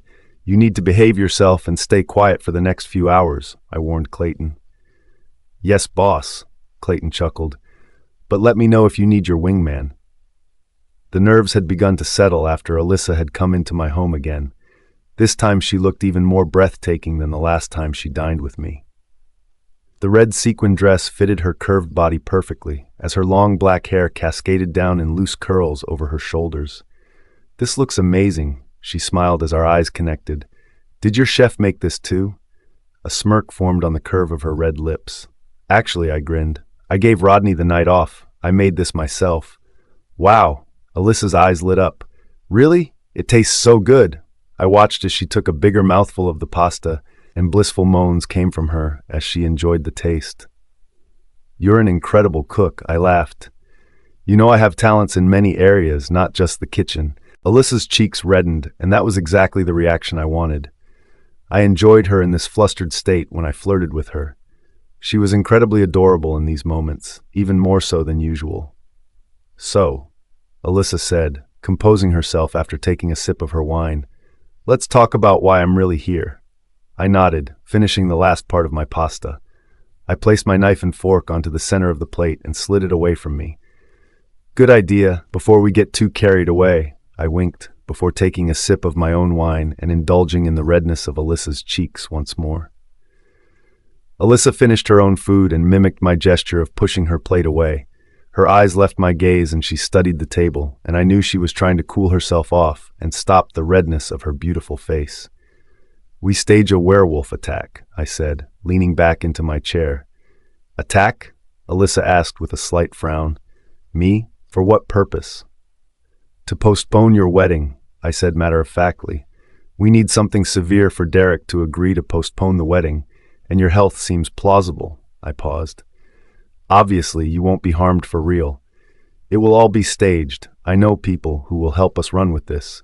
Makeup, effects, and even people who can stand in as medical staff to take care of you. You've really thought about this, haven't you? Alyssa said with a smile. I like the sound of it. If Derek thinks I'm severely injured, he will have no choice but to postpone the ceremony. She paused, and I could see her mind working. What if Derek wanted to seek revenge on the wolf who attacked me? He will question me on who did it. Oh, that's easy, I smirked. We have either temporary memory loss or the fact it was so dark you didn't see the attacker. I have lots of strings I can pull to make this work, Alyssa. Leave it with me. This is perfect, Alyssa beamed, and the way her eyes sparkled caused my heart to skip a beat. Derek deserves to feel the hurt from this. I want him to suffer with the emotional pain, just as he has caused me. I blinked. Whoa, Alyssa, I laughed. Remind me not to get on the wrong side of you within the next year. I paused. So we need to organize a time to begin this plan. It had to be within the next day or two. After all, it's not long until your wedding to Derek now. Ugh, don't remind me, Travis. Alyssa shuddered as her words shook. I can't even bear the idea of marrying that toad now. It makes my skin crawl. I smiled, raising my glass to the air. Let's toast then, to make the toad suffer before I claim you and make you mine. I winked, knowing these words would get Alyssa hot under the collar once more. And I was right. Derek's POV. Excuse me, can you repeat that? I asked, my heart racing so hard it felt like it had jumped into my throat. Alyssa, is she okay? My eyes snapped to Haley, who lay next to me, naked in our bed. No, I'm not busy. I can come right away. I'll be there in 10 minutes. Ending the call, I jumped out of bed and began to pull on my jeans. You need to leave, I said to Haley, without making eye contact with her. I searched around the bedroom floor for the rest of my clothes. What's happened? Haley asked, sitting up in the bed. Talk to me, Derek. Alyssa, I said with a pause, pulling on my jumper. She was attacked last night and has been taken into care at the hospital. I need to go see her. Shit, Haley said sincerely. Do you want me to come with you? I can drive you if you aren't up to it. No, I yelled. You need to get out of my house. My wife-to-be is lying in hospital severely injured, and you're the last person I need right now.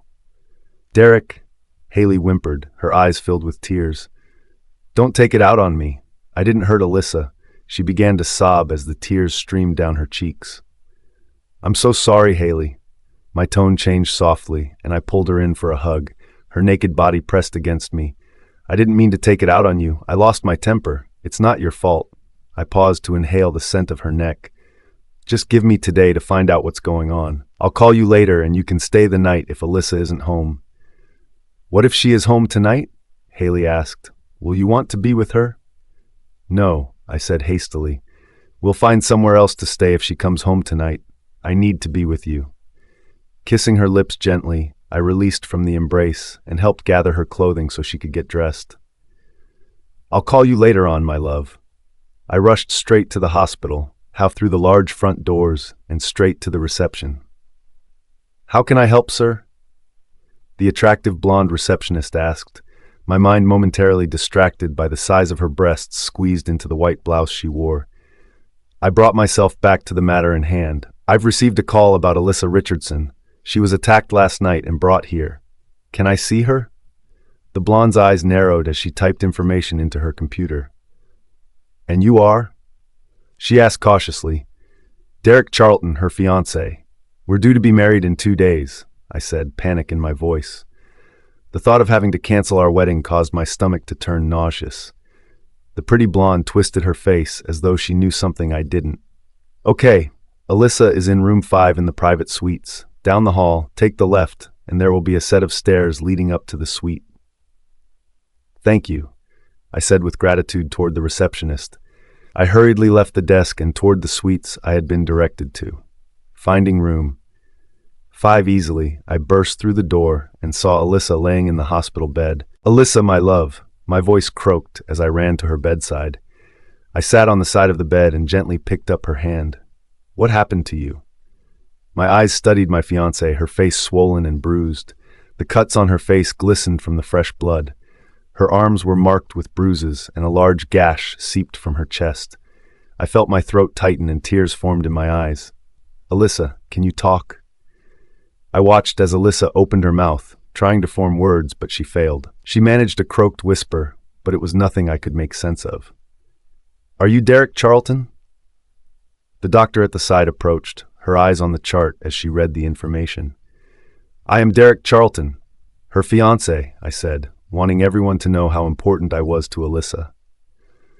"Alyssa was involved in an attack last night. We found her body in the street after walking home late at night," the doctor said, not taking her eyes off the notes. "What did I tell you, Alyssa?" I said angrily as my voice rose. "You're not to stay out late at night on your own, but you never listened to me. This is your fault." I watched as Alyssa's eyes filled with sadness at my words. Tears glistened on them, and I felt instant regret from my cruel words. But I refused to apologize, because we both knew I was right. I warned her. "Let's forget who is to blame for now," the doctor said, placing her hand on my shoulder. "We just need to talk about this incident and what it means for Alyssa. We are sure she was attacked by a werewolf to be specific." "Those injuries say wolf all over," I mumbled, not wanting to point out to Dr. Obvious it was clear what had attacked Alyssa. The doctor appeared to ignore my sarcastic tone.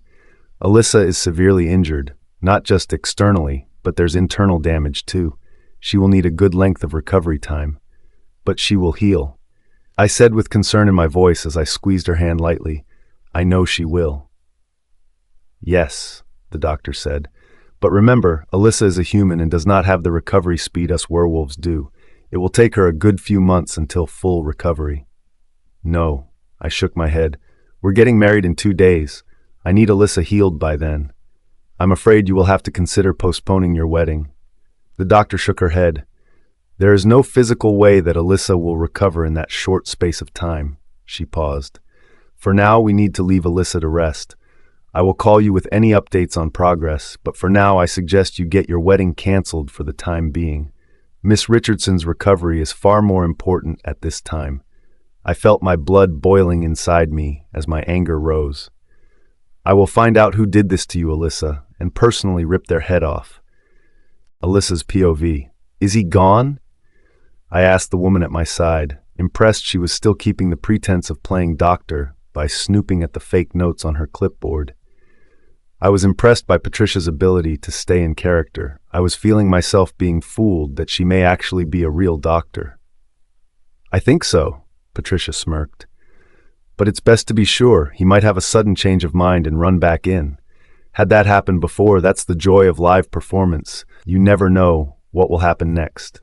I hope not," I said, twisting my face with disgust. "I would rather not see his greasy lying face again today." Patricia giggled, placing the clipboard down. I knew she would have been up to date on why we were doing this, and I'm sure she agreed Derek deserved his comeuppance. Laying in the hospital bed, I couldn't get past the fact it was so uncomfortable. How did people actually rest and recover in these? I guess the benefit of being a werewolf and having super speedy healing abilities meant they didn't have to stay in these beds for too long. "I think we should be clear now," Patricia said, peering at her phone as she watched the external hospital CCTV. "I've just seen Derek leave the building." "Phew," I said with relief, pulling the covers off me. I sat up out of bed. "I'm sweating under all these layers of makeup and prosthetics." I paused and looked at the doctor. "Thanks, Patricia," I said with a smile. "You did so well at convincing Derek back there. I didn't even have to speak. I nearly thought I had been attacked and was beginning to feel a bit of pain." Patricia grinned, pulling off her white medical coat. "It's all part of the job, dear. Pretending to be someone I'm not." She paused. "And I've never played a doctor role before, so that will look great on the CV." I nodded. "You get yourself off now, Patricia. You've worked really hard and deserve a break." I also wanted to be left alone. I felt exhausted, even though all I had done is lay in bed. "Oh, I have a bottle of wine at home with my name on it." Patricia smiled. "Care to join me in a celebratory drink?" "As tempting and as sweet as that offer is," I said in response to Patricia's generous proposition, I really need to get back to Travis and fill him in. Patricia nodded. I understand. Scooping up her coat and bag, she hurried out of the room, waving goodbye. With a smile, I picked up my phone and called Travis. It barely rang twice before he answered. He must have been sitting by his phone, waiting to hear from me. Alyssa, Travis said cheerily, and hearing his voice instantly warmed my insides. How did it go? Is it good news? It went brilliantly, I said with enthusiasm, and I could hear the excitement in my own voice. Derek bought it, and I managed to fake it so I couldn't speak. Patricia did all the talking. She was amazing. I felt giddy. I realized I was bouncing on the spot. So now she's told Derek to go home so I can recover, and she will contact him with any news or updates. I'm so happy, Alyssa, Travis responded, sounding as excited as I was.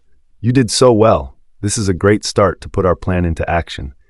Hearing Travis give me such sweet praise ignited something inside me. My chest began to swell as my tummy tumbled with pleasant feelings. Thank you, I said, not really one to take the credit for Patricia's acting skills, but I wanted to take the Alpha King's praise anyway. I did my best. You did. I'm so proud of you, sweetheart. His voice purred, and I felt my tummy tumble like a washing machine on the fast spin cycle. Now all we need to do is keep up with this act for a day or two longer, just until the full moon, and I can mark you as my own. Yes, I said with so much excitement I nearly toppled off the bed, but managed to keep my balance. I should go and have a walk around to stretch my legs. It's cramped in that bed. Please do, Alyssa. I don't want you suffering, Travis said. I'll come see you later. We can enjoy a drink to celebrate. I knew straight away I didn't want to refuse a drink with Travis. The more time I spent with him, the better. For some reason, the idea of being near Travis filled me with such exhilaration, as though I needed to be with him, enjoying his company. Travis brought such a light to me, almost as though I craved him. But I knew it was just the thrill of this plan coming together, always one step closer to me being free from Derek and going back home where I belong. I'll see you later, I said quite casually before ending the call. I took a breather to compose myself. Feeling my heart race inside my chest, I needed to calm it down before I carried on with anything else. I couldn't focus when I felt this way. I saw my phone light up. It buzzed on the bed where I had set it down, and I looked at the caller ID. Haley. One of the people I would usually be so excited to talk to and tell about my day, but now the idea of talking to the deceitful bitch caused bile to rise in my throat. I ignored the call. As much as I wanted to see what sort of sick lies and false concern she had for me, I wasn't giving her the satisfaction. Plus, I had to stay in character. As far as Derek knew, I couldn't talk, so chatting to Haley would break my cover if she told him. I allowed the phone to ring until it finally cut off. I had bigger things to fill my mind with now. Starting a future with the Alpha King, the next year, would be an interesting one. Alyssa's POV. I couldn't believe that worked. The day had finally arrived, and Derek had believed I had been attacked viciously by a werewolf and postponed the wedding so I could recover. Every day for the last few days of me being taken into care, he had visited me. But it still didn't change my mind on the matter. I wanted to end this mated bond with Derek Charlton as quickly as I could. It wouldn't matter how generous Derek behaved toward me. I could never forgive him for cheating on me. Arriving home, I hadn't made Derek aware that I was being released from the hospital and brought back home. Wherever Derek was right now, and whatever I caught him doing or who he was doing, mattered little to me now. Tonight was my night, the moment I would be set free from him. The car dropped me off in front of our house, the same sleek black model with the blacked-out tinted windows. I thanked the driver, Charlie, who I was becoming more and more familiar with now, and headed to the front door of my home. See you in a few. I waved as he pulled the car back onto the road, giving me a little wave as he went by. I knew what I needed to do, get inside and try to avoid Derek's advances by faking my injuries a little longer. The prosthetics still applied to my face, but less so as the days went on. I had to look like I had started to heal a little at least. Derek? I asked, shouting his name across the room. I'm home. They discharged me because I can take care of myself now. Nothing. The only noise sounding was the clicking of my heels on the tiled floor and the sound of a car passing by in the distance. "Derek?" I called again, this time louder than the last, and my voice echoed around the high ceiling. "Are you here?"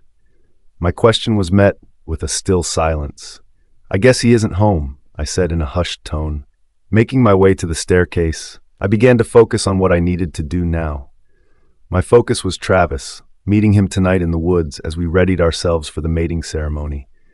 My heart raced inside my chest as I thought of Travis, and how in a matter of a few hours he would mark me and claim me as his own, for an entire year. But in doing so, I would be broken free of Derek Charlton and his greasy, cheating hands clutching me so tightly. I would no longer belong to Derek. I would become the object of the Alpha King's affection and become his bride in a false holy matrimony. As I sped along the corridor, my heart pounding in my ears from the force of its pulsing, I could only now think about Travis. His handsome face appeared in my mind, that melting smile which caused my knees to weaken, and his ethereal, deep-colored eyes mesmerizing as he stared at me. It was as though I knew each inch of detail of his face, which led me to realize I had spent far too much time staring at the Alpha King. I hurried down to my walk-in wardrobe, past mine and Derek's bedroom, where I didn't even listen for deceitful activity coming from within.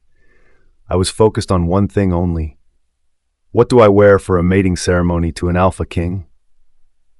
Barging through the door, I instantly ran to the rack of my most luxurious dresses. Sifting through each one, the coat hangers scraped against the rail as I searched.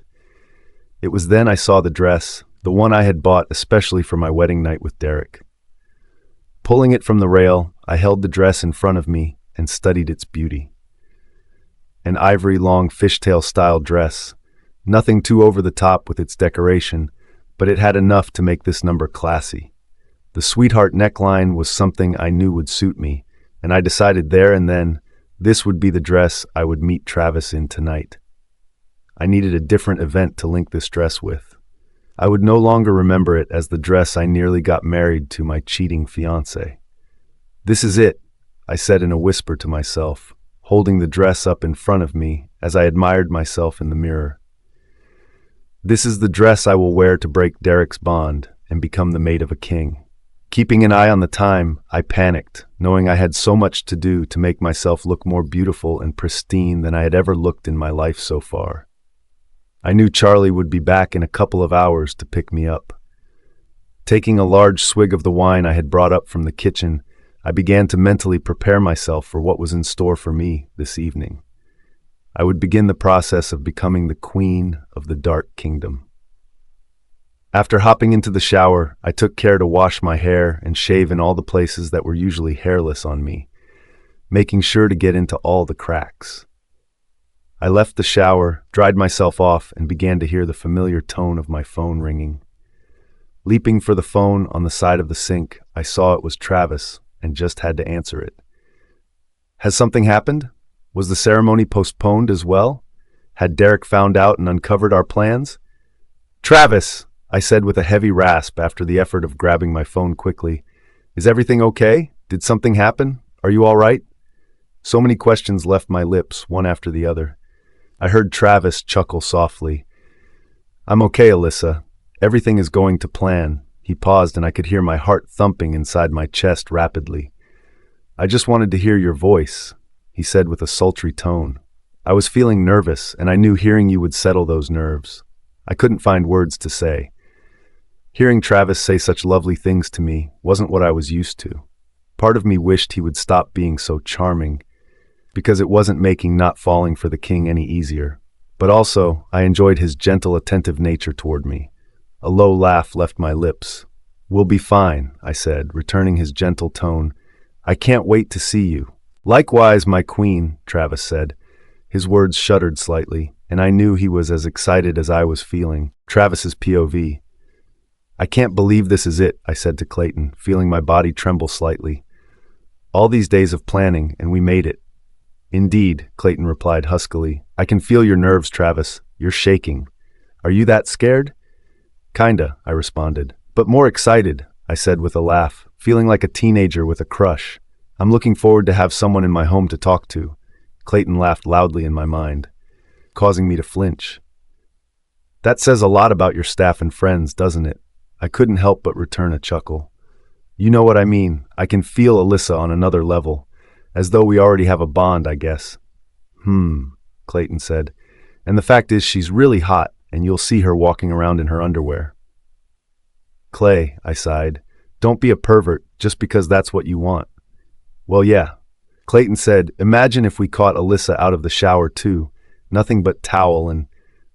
Shut up, I said, raising my voice. I can't think about that right now. Alyssa will be here soon. Afraid you'll get a boner when she arrives? Clayton asked with a cheeky tone.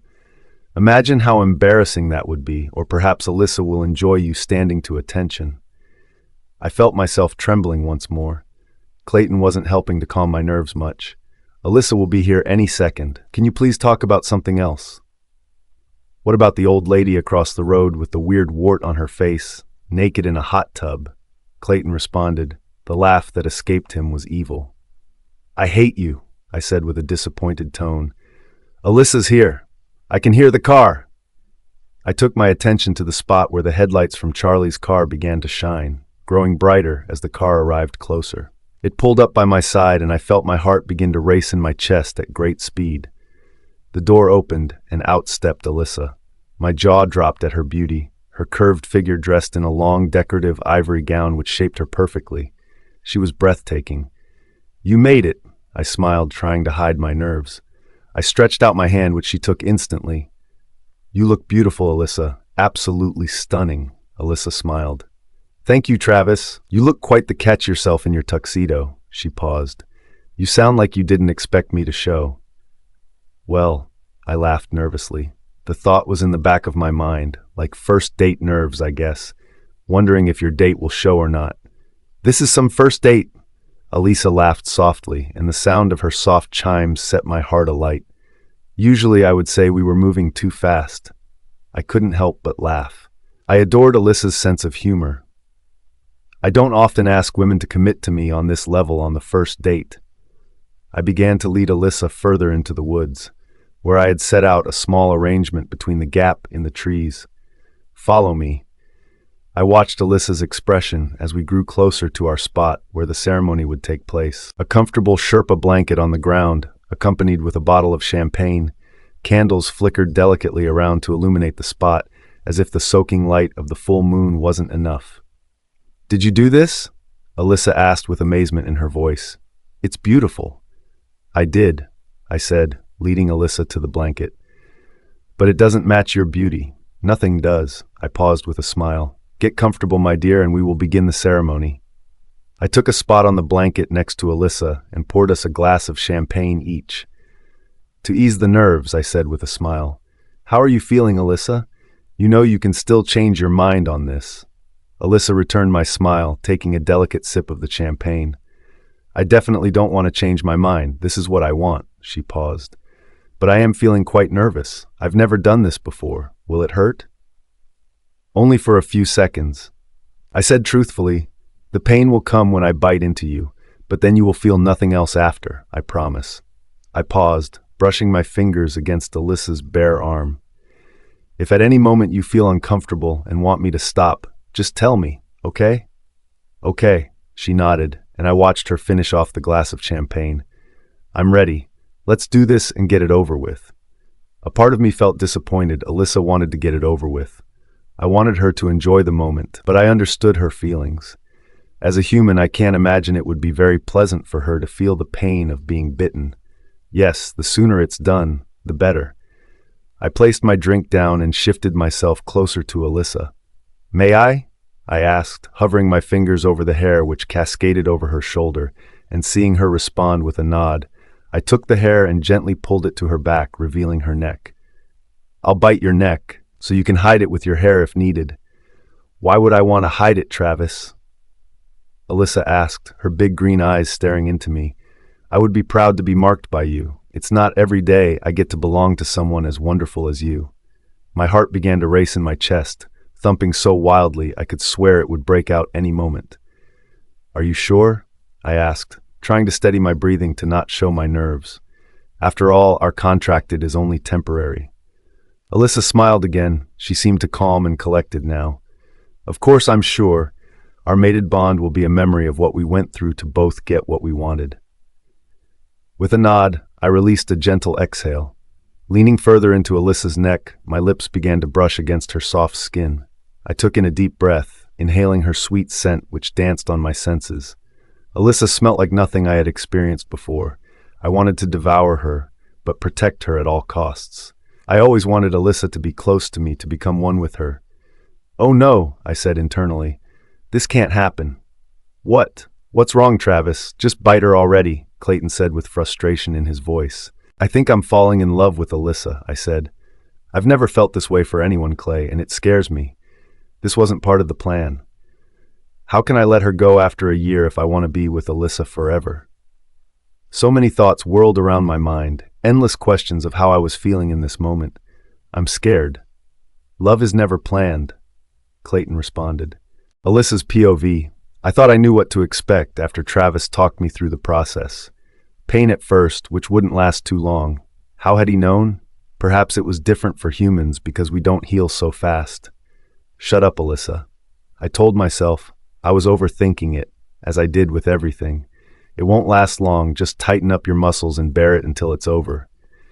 My eyes connected with Travis's deep caramel orbs, and I became completely lost in them. I felt my body begin to tremble with delight as the Alpha King's lips brushed against the skin of my neck. "Are you ready, Alyssa?" Travis asked with a gentle whisper. "There's still time to change your mind if you want." Was Travis trying to talk me out of it? There was no way I was backing out now. "I'm ready," I responded with a shudder to my voice. "Do your best, Travis." It was then I felt the hot breath on my skin first, and after came the sharp sting as Travis sunk his teeth into me. I squealed slightly but did not scream as I imagined I would. Wrapping my arms around his shoulders, I dug my fingertips into his jacket as I grasped the fabric tightly to try and prevent myself from squirming. "Travis," I released an exhale. The pain was gone as quick as it arrived, and I felt a sense of pleasure wash over me, a sensation I had never felt before, as if my entire body burst into flames. But it didn't burn me. My skin brushed with delicate tingles, and as Travis began to gently run his fingers across the skin of my arms, I let out a pleasured moan. As the Alpha King removed his teeth from my skin, he planted gentle kisses onto the wounded area, which soothed the stinging near instantly. His lips were healing magic. "How do you feel?" he asked, pulling away from my neck as his gaze met mine one more. His fingers ran up my cheek as he stared into my eyes. "Are you okay? It wasn't too painful, I hope?" I paused, becoming lost in Travis's hypnotic gaze once more. I realized my fingers were still grasping at the fabric of his jacket, but I didn't want to release my grip. I wanted to stay held onto Travis. He made me feel safe and wanted, and I didn't realize how much I craved those feelings. "I feel okay," I said in a whisper, my tongue tracing along my bottom lip. It didn't hurt as much as I thought it would. "Good. I'm really happy to hear that, Alyssa." As I took my hands from Travis, he pulled his fingers to mine as our hands entwined. "I would never want to hurt you, not intentionally." "I would never hurt you either, Travis," I said, and a new sensation began to fill me. I felt connected to Travis, stronger than I had felt before, even with Derek. Perhaps it was because he never marked me, or the fact our love was never that strong to begin with. But now, gazing into the Alpha King's eyes, I could see everything. As though I was peering into Travis's soul, he had opened himself up to me, and my heart began to flutter. My stomach danced with excitement, and I never wanted this moment to end. "That's the marking ceremony completed now," Travis said. "We're one step closer to your freedom." "What happens now? With Derek, I mean," I asked curiously, enjoying the sensation of Travis's fingertips stroking my hands. "Is that him gone?" Travis shook his head. "No, not yet." He paused and squeezed my hands lightly. "This is the hard part now. Once Derek feels your mated bond has broken, he will feel tortured. The pain will drive him to anger, and I assume he will try many methods to get you to return to him." "Oh," I said, feeling a frown furrowing on my forehead. "But what if he realizes it's over and he can now be with Haley? Perhaps he will leave me alone for good." "Quite possibly," Travis said. "But I know men like him. They want what they can't have. Even though he has Haley, he won't have you. So prepare yourself for Derek at any point from now on. We don't know what kind of mood he will be in. Someone losing something dear to them can be unpredictable with their anger. Okay, now I'm scared, I said truthfully. This was the first time in this entire process I had felt frightened so far. Travis shuffled closer to me and squeezed my hands again. His deep eyes stared further into me. Listen to me, Alyssa, he husked. I'm not going to let anything bad happen to you, okay? I will be by your side to protect you as your mate and your king. My warriors will be watching you as well to be sure Derek leaves you alone. You promise? I asked, a smile forming on my lips. I don't know how Travis did it, but he made me feel safer than I felt with anyone in my entire life, considering I hadn't known him that long. Travis returned my smile. He leaned in and our foreheads touched. Wrapping his little finger around mine, a gentle laugh left his lips. Pinky, swear, my love, you will always be safe with me. I won't let anyone hurt you.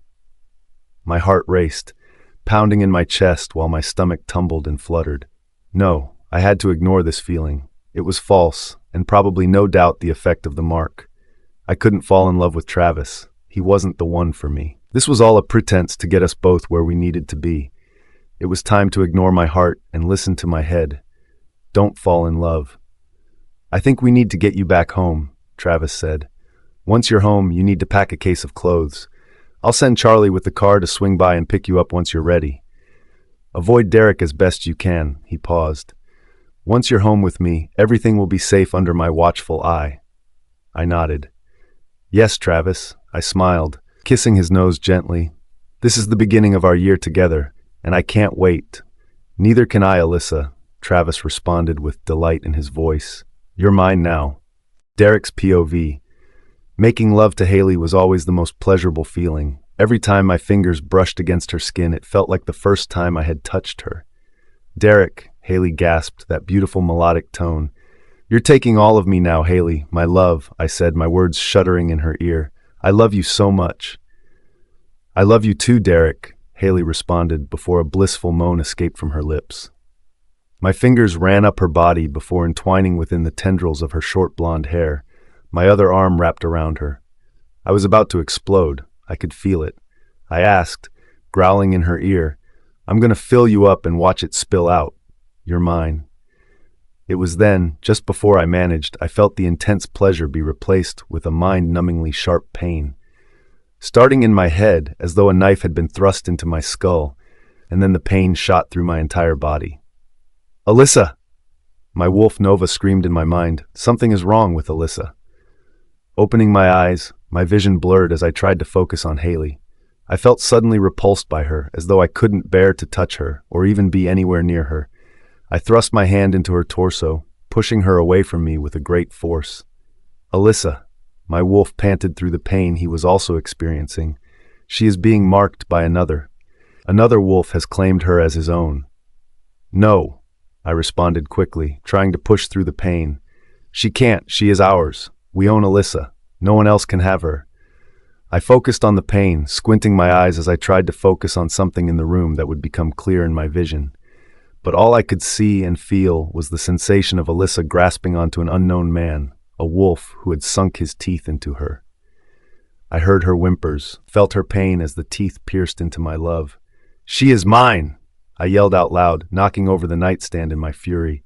The lamp stood on it, hurled to the ground, and smashed into pieces. Derek! Haley said, concern in her voice. She jumped to my side and wrapped her arms around me. Derek, look at me. What's wrong? Are you in pain? Get away from me! I yelled, spitting my words in her face. You foul woman, you're not mine. Alyssa is mine. I pushed my hands against Haley's body once more, forcing her away from me. I wanted her hands off me. The sense of her touch made my skin crawl. Leave me the fuck alone. I barely managed to pull on my jeans when I left the bedroom and dashed down the stairs. The searing pain in my head wouldn't stop me. I had to find Alyssa. Running out into the street, I sniffed at the air, hoping to catch the strong scent of my mate on the wind. She couldn't be far away, especially not being fully recovered from her injuries. I had to find her. She would be weak and let any wolf attack her. Now they knew what an easy target she was. Perhaps that's it, my wolf said with panic in his voice. Another wolf attacked Alyssa. She must be attracting them now. I don't care what the reason is. I responded to Nova. I want Alyssa back and whatever wolf attacked her dead. We will see to it that this wolf is punished, Nova growled. But first, we need to find Alyssa before it's too late. Carrying on further up the street, I finally caught Alyssa's scent. My feet began to run, faster than I had ever traveled before, as I followed the familiar smell of my mate. Tearing down streets, onto the next ones, my pace never slowed as I dodged people on the sidewalk and obstacles in my way. I was focused, and I could feel Nova inside me as determined as I was to find Alyssa. It was then, down a quiet street, I saw her. My beautiful mate Alyssa, instantly recognizable as I caught sight of her. I ran, after a brief pause, to catch my breath. She was walking away from me, and the closer I became, I could feel the rage build inside me. Reaching out, I grabbed the back of Alyssa's dress and heard it tear with the sheer force. I spun her around and glared intensely into her eyes. "Who is he?" I growled. "You little slut! Tell me who he is!" "I don't know what you're talking about, Derek," Alyssa said, panic in her eyes, and I knew she was lying. She never really was very good at it. "You're a liar!" I shouted. Reaching forward again, I pulled her hair aside to expose her bare neck, the mark still fresh and sore-looking from the wolf I saw in my vision. "Who did this? Trying to claim you as his own? Am I not good enough for you, Alyssa?" "This is none of your business, Derek," Alyssa responded with confidence. "Leave me alone. I don't want to talk about it right now." She studied me. "You need to go home and get dressed. You're half naked and running through the streets with no shoes on. You look like a madman." "Perhaps I am a madman, Alyssa," I said, trying to control my fury, "but that's only because you turned me to madness." Reaching forward, I grabbed Alyssa's neck and forced her to my face. Pressing my nose against the mark, I inhaled and caught the scent of the wolf immediately. "The Alpha King?" I yelled. "You let yourself be claimed by the king? Are you fucking insane?" "Not as insane as I would be staying with you, Derek," Alyssa scowled at me, her eyes full of anger. "You make me sick. You're disgusting." It all became too much, and I felt the searing pain in my head worsen. My body became hot, sweat poured down my forehead, and I could feel myself becoming dizzy. My vision blurred again, and as I fell backwards, I tried to grab Alyssa, but she pulled away from me. As I hit the ground with a crack, everything went black. Alyssa's POV. "Derek!" I yelled as I watched his body fall limp to a heap on the ground. "Derek! Can you hear me?" It was as though a switch had gone off in his brain. He seemed in so much pain it had reset his mind and caused him to pass out in front of me. Perhaps this was the best for him, to help ease Derek's mind when he woke up again. We could talk about it. I felt myself fill with panic, knowing I should go to his aid, but I was terrified of him now. He was acting irrational, and if he woke while I was by his side, there's no knowing what he would do to me. Derek had a look in his eye like he wanted to hurt me, cause me physical pain. I knew going up against a werewolf, as a human, I wouldn't stand a chance against him. "Derek?" I asked again, my words trembling. "Wake up, can you hear me?" Nearly bending down to kneel at his side, I thought twice and instead nudged him gently with my foot. No response. He was fast asleep now. Perhaps it would be safe enough for me to get close to him and check his vitals as best I could. Make sure he was still breathing. No, leave him. He could be acting. "Shit!" I said out loud. What should I do?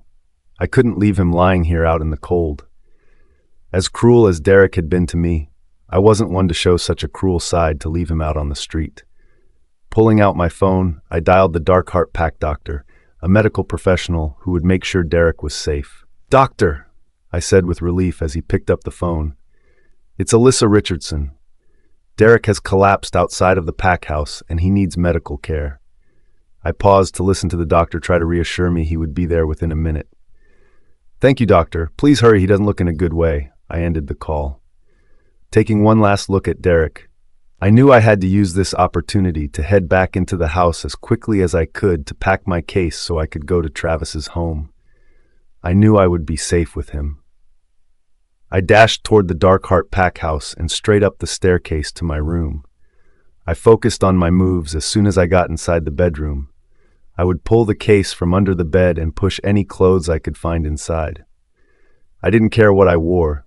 Clothes were easy to buy if I needed more. I just wanted out of that house and away from Derek Charlton. The way Derek had acted had filled me with so much fear. It was as though he had shown me his true colors. I had never felt terrified of Derek before, not even when he first changed into his wolf form in front of me. This was different. He had shown such fury in his eyes, as though he wouldn't hesitate to hurt me, given the opportunity. As I reached my room, I did as I planned. I noticed the unmade bed, clothes strewn over the floor, women's underwear that didn't belong to me, and I felt my stomach turn. Derek and Haley had been in here, no doubt minutes before he left the house while they made love. I couldn't focus on that right now. The matter in hand was my priority. I needed to get out of that house for good. The case was pulled out from under the bed, and I grabbed handfuls of clothes from the wardrobe and piled them inside. As I zipped up the luggage, I pulled my phone out once more and dialed to talk to Travis. "Hey, Alyssa, you ready?" Travis asked, and his gentle, familiar voice felt so comforting I wanted to cry, but I managed to hold back my emotion. "Yes," I said, my voice shaky. "Please hurry up, Travis, I'm scared." "Alyssa?" Travis asked with concern in his voice. "Honey, you don't sound good. What's wrong?" "Just hurry," I said. "Please." I ended the call and made sure I had everything important packed into a smaller bag. Phone, money, passport. I didn't know how far I would need to get away from Derek now. Dashing down the stairs, I headed out to the front of the house to await Charlie coming to pick me up in the car. I knew he wouldn't be long. When he put his foot down, he was there in no time. My eyes shifted to the spot where Derek had fallen. He was no longer there. I began to panic, and I felt my heart race in my chest. "Calm down, Alyssa," I told myself quietly. The doctor had already probably taken him away to safety. As I managed to calm myself down slightly, I felt hands on me from behind. Fingers tugged at my hair, pulling me backwards. "You lying bitch!" Derek screamed, and as my eyes met his, I could see the fury once more. "Why can't you love me? I've given you everything." I mustered up as much strength as I could. Luckily, Derek seemed weak in this state, so I managed to pull my hair from his grip. "Leave me alone, Derek. You need help. The doctor is coming to see to you." "I don't need help," Derek grunted. "I don't need anyone. No one can help me." He paused, his chest heaving with his quick breath. His eyes searing into me, filled with burning rage. "You hurt me, Alyssa, and now it's my turn to hurt you in return." Derek swiped for me, but I managed to dodge his movements. My heart raced, beating in my throat at a rapid rate, and I felt the fear fill me. Derek wanted to hurt me, and I feared he would get there before Charlie arrived. "Derek, you need to calm down." I paused, trying to remain unfazed, which was proving difficult. "Let's talk about this when you're feeling better. Right now you need." My words were stopped by Derek launching at me, his hands reaching out as he slapped my cheek. The sting on the face pulsed from the pain. "You betrayed me, Alyssa," he husked through his struggling breaths. "Now you need to pay for deceiving your mate." Travis's POV. After hearing the trembling fear in Alyssa's voice, there was no way I was letting Charlie pick her up tonight. I had to go myself, to make sure she was okay. I knew if I was waiting at home, I would constantly be worrying myself sick thinking about her. "I can feel her," Clayton said inside my mind as I pressed my foot harder onto the gas pedal. I had to get to my mate as soon as I could without endangering lives on the way. "She's so scared, Travis. I feel nauseous thinking about it." "I know, Clay," I said in response to my wolf. The fury began boiling inside me. "I feel her too. I need to be with her and know she is safe in my arms." "Hurry, Travis," Clayton said, his voice more serious than I had heard in a long time. I could sense his concern for our mate too, which made me want to drive as fast as I could to get to Alyssa. Concentrating on the road ahead, I sped faster down the quiet roads. As I became closer to the Darkheart Pack house, I could feel my heart rapidly pounding in my chest. "I'm coming, Alyssa," I said out loud. "Be brave for me." Screeching to a halt in front of the pack house, it was then I saw Derek Charlton, his hands on Alyssa in an attempt to hurt her. He had grabbed her arm and held it behind her back, and I heard her scream in pain. Hearing the scream sent me over the edge. A flame ignited and burned inside me, and leaving the car as fast as I could, I sped over to where Derek handled Alyssa so violently. "Get your hands off Alyssa now," I yelled at Derek, my voice commanding as my eyes burned into him. Or you will answer to the king. Derek failed to remove his grip on Alyssa, and as my eyes met hers, I could see the terror inside her. This fueled me further, and leaping forward, I grabbed Derek's wrist and twisted it. Derek cried out in pain, releasing his grip on Alyssa instantly, and the harder I twisted, he began to weaken. His legs crumbled, and Derek fell to the ground onto his knees with a crack. "Alyssa, my darling," I said, breathing through my anger. "Are you okay? Are you hurt?" My voice had softened as our gaze met again. "No," she shook her head as her voice trembled. I knew she was lying to not worry me. "Please get in the car," I said, my eyes begging. "I will deal with Derek and then take you home." I paused. "I'll bring you back. Just get yourself to safety." Alyssa, without hesitation, ran to my car and jumped into the passenger. I heard her lock the door as a precaution. Good girl. She knew to keep safe. I released the grip from Derek's wrist and watched him rise to his feet. He cowered slightly, but tried to attempt to threaten me with his intense gaze. "You know that's not how to treat a lady," I said, clenching and releasing my fingers, "especially one as special as Alyssa." "What do you want with Alyssa?" Derek asked with a soft growl. "She's my mate. I claimed her." I smirked. "Alyssa is mine now," I paused. "Perhaps if you treated her as your mate with love and care, then she would still be yours." "I don't know what you mean," Derek grunted. "I'm nothing but loving toward Alyssa. I give her everything." "You should reconsider that thought," I said. "Don't come near Alyssa ever again, by order of your king." Derek backed off and remained silent after those words, but his eyes remained firmly on me. Turning on my heel, I walked back to the car. My eyes were on Alyssa still sitting in the passenger seat, and I could see the tears forming in her eyes. I wanted nothing more than to hold her right, to tell her she is safe, and make sure she felt loved. "Nice job," Clayton said with a smug tone to his voice. "You showed that bastard. He's going to get what he deserves. I'll get everyone I need to involve to make sure he is stripped of his alpha status." I said in response to my wolf, "But first I need to get Alyssa home." Opening the trunk, I carefully placed Alyssa's luggage inside the car. I took a quick glance at Derek, who was still standing in the same spot, his eyes on me. I ignored him now. He wasn't my priority. I made my way around to the driver's side and got inside. "You're safe now," I husked as I connected my gaze to the beauty beside me. "Alyssa, are you sure you aren't hurt?" "I'm fine, honestly." She smiled warmly, and I felt myself relax somewhat. "I'm so glad you arrived when you did. I could be seriously hurt by now." I nodded, starting the car engine. I didn't want to think about what Derek could have done to Alyssa if I hadn't gotten here in time. I tried to remove the image from my mind. Pulling the car away from the curb, I decided to take the drive a lot slower than when I arrived. I wasn't in such a panic, but I was eager to get Alyssa home as quickly as I could. My mind would be at ease knowing she was safe under my roof with my guards on constant watch. "Thank you, Travis," Alyssa said with a pause. I knew her eyes were on me as I concentrated on the road. She placed her hand gently on my thigh, and I felt my cheeks flush warm as my pulse raced with excitement. "Don't sweat it," I said, trying to hide my thrill of her touch. "It's my duty to keep you safe."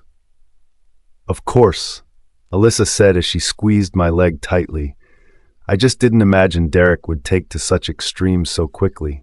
"We really do need to be cautious, don't we?" "Yes, we do," I said, swallowing thickly from the thrilled sensation of Alyssa's touch. "Derek is unpredictable, and we have to be alert at all times.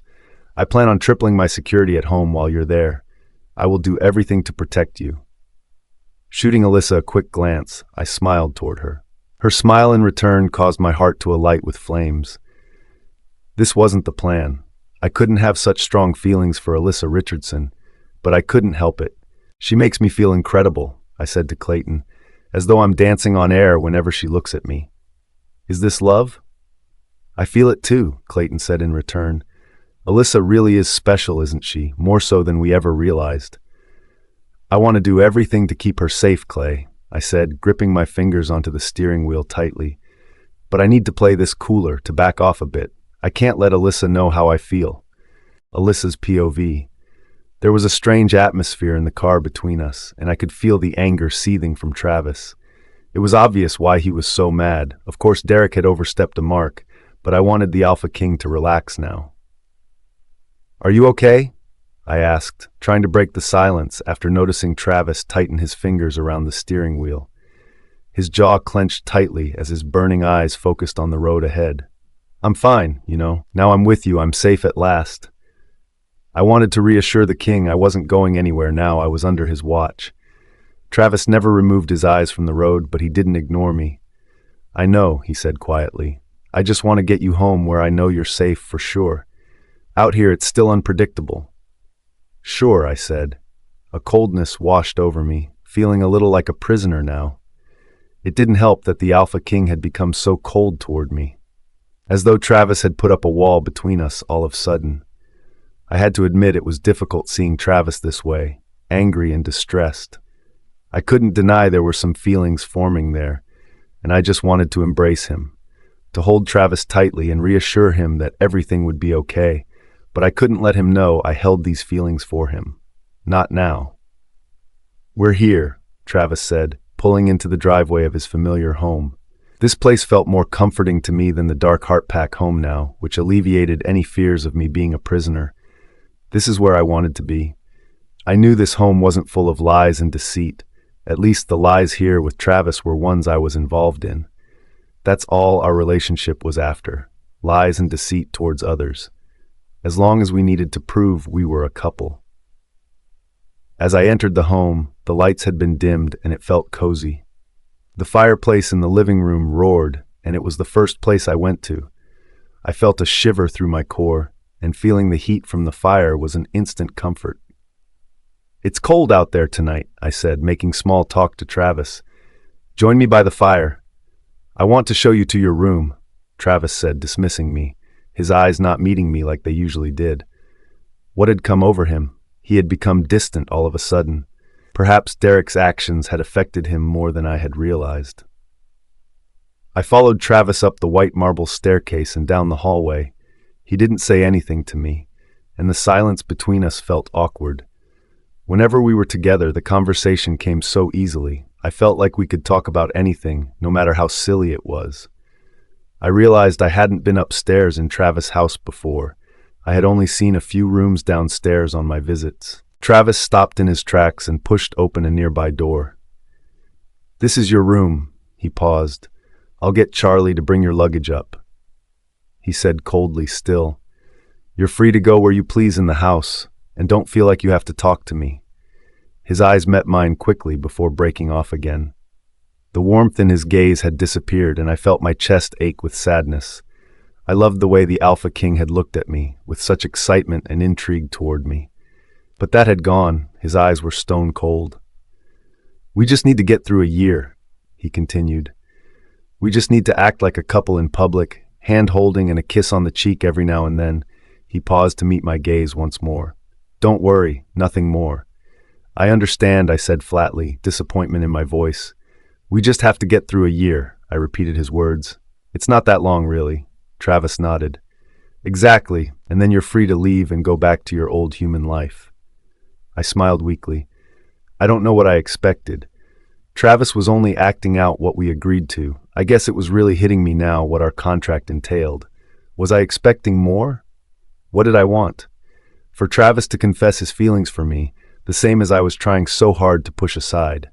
How stupid. "Thank you, Travis," I said. "I'll get myself settled for the night and see you tomorrow." "Yes," Travis smiled, but it wasn't the usual gesture he showed me.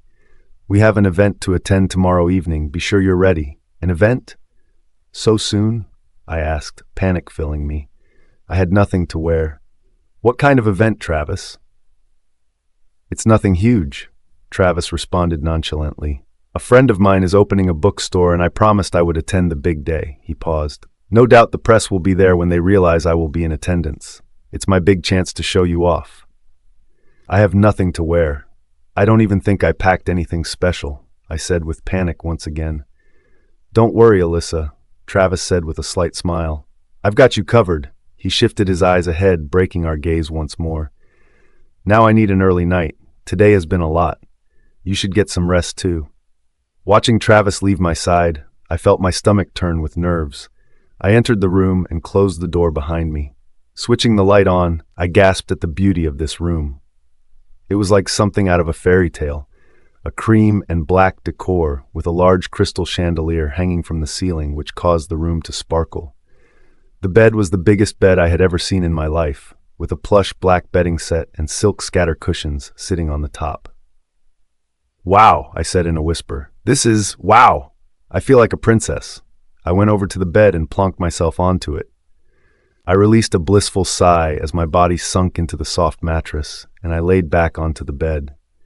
It wasn't long before I felt my eyes begin to close. The events of the past few days caught up with me, and I drifted off into a comfortable sleep. Travis's POV. "A little cold back there, Your Highness," Clayton said in my mind as I paced up and down the living room. "I feel like your treatment of Alyssa was a little uncalled for. She's our mate now. You would do well to treat her as such."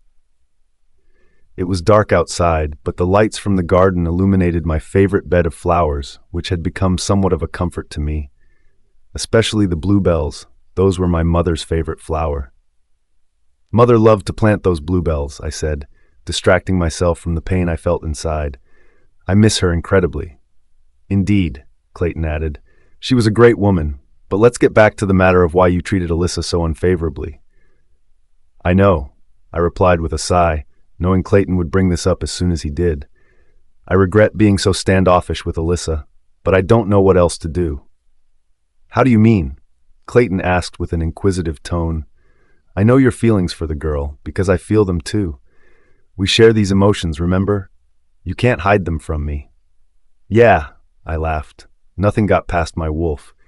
He was smarter than I was at times.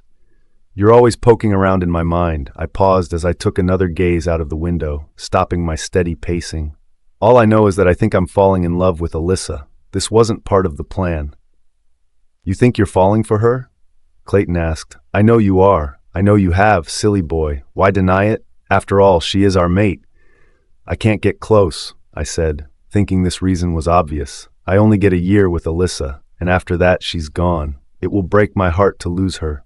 Clayton growled softly in my mind. "I know," he paused. "I feel so protective of Alyssa. Whenever she is around us, my senses are on overdrive, making sure there's no danger around that could hurt her. It kills me inside to think she could ever be harmed." "It came close earlier tonight, didn't it? With Derek," I said, feeling the anger begin to boil inside as I recalled the events of Derek making an attempt to hurt Alyssa. I don't want to have to witness that upset on her face ever again. Her eyes were full of torture. "Believe me, I was ready to unleash myself and rip that wolf a new asshole," Clayton growled, this time not softly as before, but deep and threatening. I could feel his anger matching mine as we both remembered how Alyssa came so close to being hurt. "The stronger this bond deepens, the more it will hurt if Alyssa is pursued any longer by Derek Charlton," I said, clenching my fingers into fists until I felt the pain of the pressure. "We need to do all we can to prevent anything else happening like that." Clayton huffed. "There's no easy way to say this, Travis, but Derek will be back and stronger. He will be far more determined. The more we fight him off, the more dangerous he will become. We have to prepare ourselves for that." "Do you think," I asked, a frown furrowing my brow, "do you think my threats were not enough to stop him?" "Not with the strength of a wolf who has had everything taken away from him," Clayton said. "Even though the mated bond has been broken, Derek is an alpha who has been humiliated and had his love stolen away from me. He will be back. The harder we fight, the harder Derek will return?" I asked. I had read about the power of mated bonds before, but never experienced it.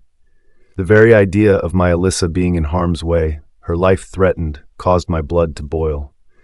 My skin ran cold. I knew I had to try everything I could to protect my love. "I can feel my blood rising, thinking about Derek coming back to hurt our mate," Clayton said, his voice husked. I felt the pain in his mind at the thought, what can we do? I'll do anything to make sure Alyssa is safe. I will make sure Alyssa has eyes on her the entire time, I said without hesitation. I had all this planned out already. In the house, a warrior will be outside her bedroom, someone in every room to keep a watchful eye on anyone trying to get to her. I paused, My heart began to pound as I made an attempt to push any violent thoughts about Alyssa being harmed to the back of my mind. And when Alyssa leaves the house without us, perhaps we have an appointment where her company isn't welcome or required, Clayton asked, his tone suggesting he was desperate for an answer. He wanted to know the entire plan so his mind could rest assured that Alyssa would be safe at all costs. I didn't blame him. When Alyssa leaves the home alone, I will assign a warrior to keep close by, not enough to ruin her trips or infiltrate her personal space, but just enough to keep a watchful eye and be prepared for Derek. I paused. Or any member of the Dark Heart Pack. We don't know who Derek could recruit. Travis! A voice calling behind me attracted my attention. I broke my conversation from my wolf and turned to the familiar sound. My very best friend. Henry, I returned the greeting. A warm smile formed on my lips as the sight of my trusted beta. A lifelong friend of mine, we had grown up together from a young age. Henry was the person I trusted most in the entire world, aside from my wolf. I came here as quick as I could, Henry said, racing toward me. He outstretched his arms and pulled me in for a tight embrace. I'm glad you're safe. What happened? The Dark Heart Pack, I said to Henry as we released from the embrace. As Henry stepped backwards slightly, his long blonde hair shook with his movement, and his brilliant blue eyes shimmered with curiosity. Their alpha leader, Derek Charlton, has overstepped the mark. I paused with a long exhale. Let me start from the beginning. I knew, before I asked Henry to help me protect Alyssa from the dangers surrounding her, I had to bring him up to speed with the story so far. Derek's POV. Get off me, I growled viciously, pushing the doctor away from me. I'm fine. No, you're not, Derek, the doctor responded, firmly pinning my chest to keep me from moving from the chair. His attempt was pathetic. No one could hold me down. Just let me examine you, and then you may go. Keep your hands off me, I said firmly, my eyes burning into his. Before my wolf tears your throat out, idle threats will not help you, the doctor said. I could hear the strain in his voice as he was beginning to lose the battle of outstrengths. It won't take long. I just need to be sure you're in good health. Where is Alyssa? I asked, spitting my words. I need to know where my mate is. I have no idea, Derek, the doctor responded, seemingly having no care for Alyssa. He was focused on seeing to me. She is not important right now, he said with a struggle. It was these words which angered me the most. How dare this man deem my mate unimportant? How can he care so little for Alyssa, the future Luna of the Dark Heart Pack? I asked Nova inside my mind. He disgusts me. It was then I mustered all my strength and pushed the doctor away. Using so much force, he staggered backwards and fell into a stand which displayed a plant.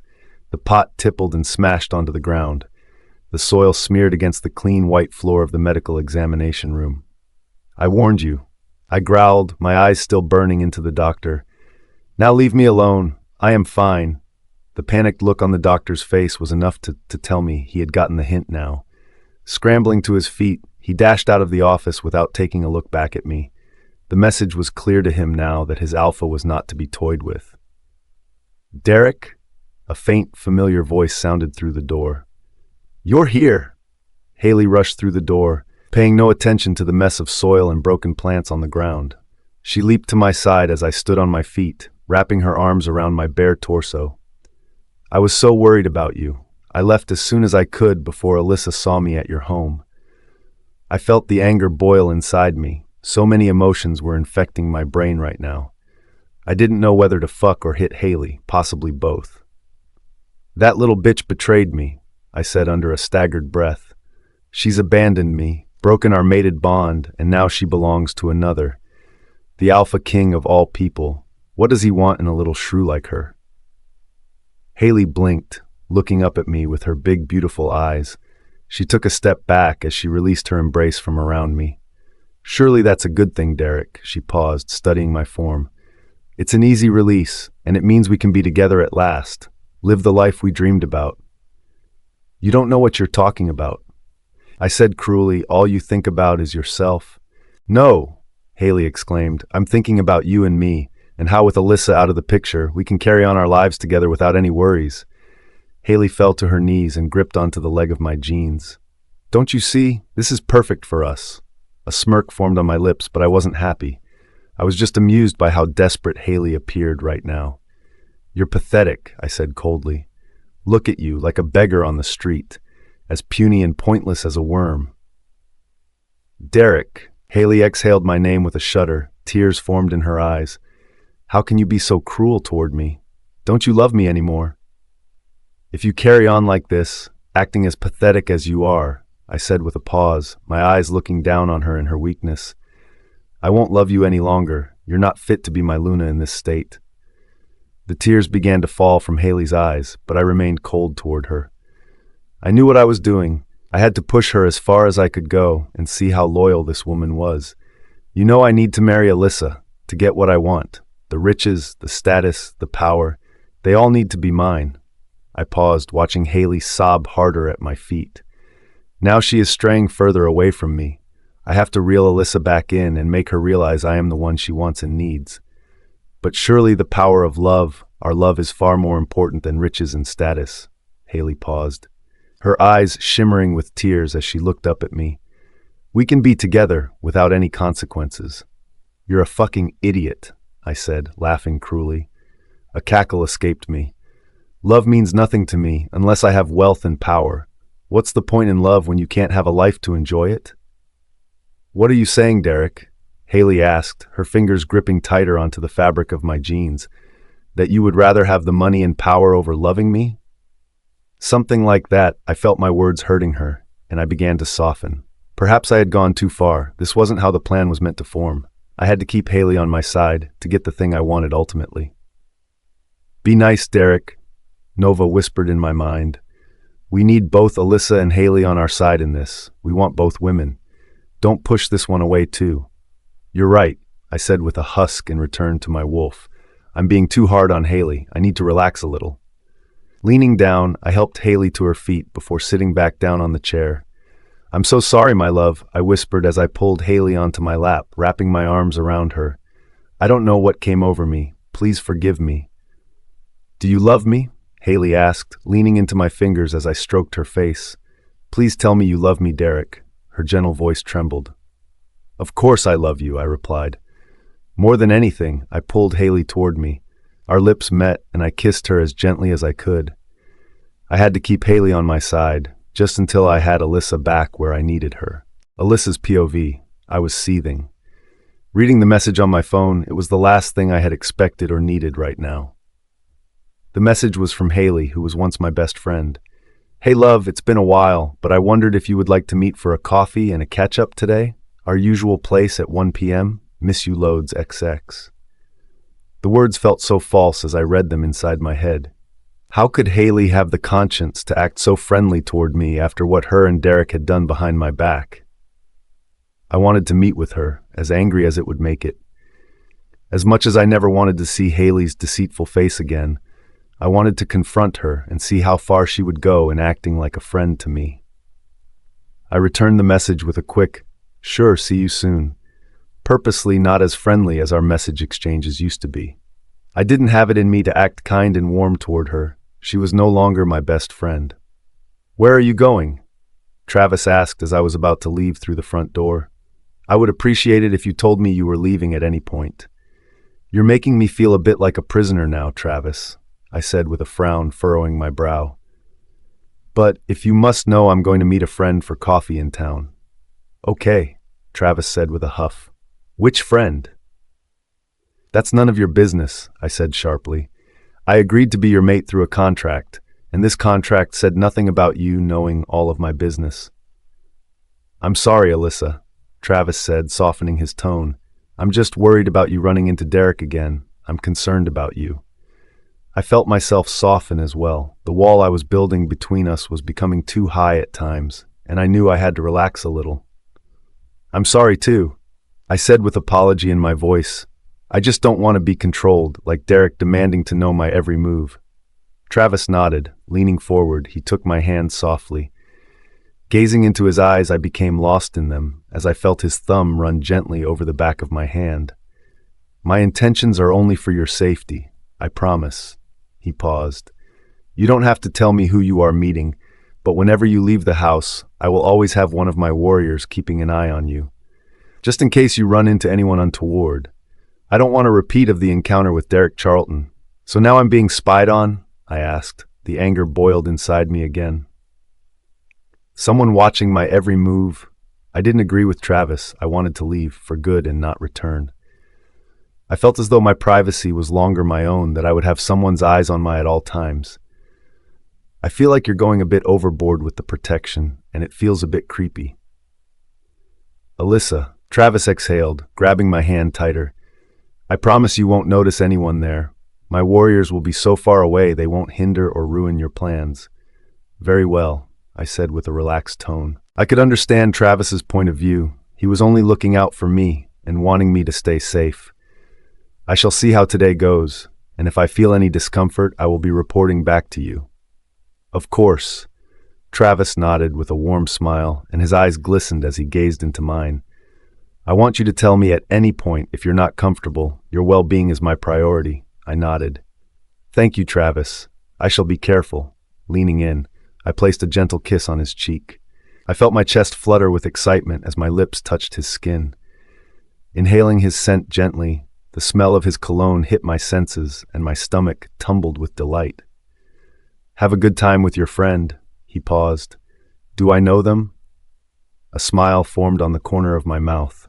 Travis was trying his very best to get this information out of me, but I knew as soon as I said it was Derek's piece on the side, he would not allow me to get involved.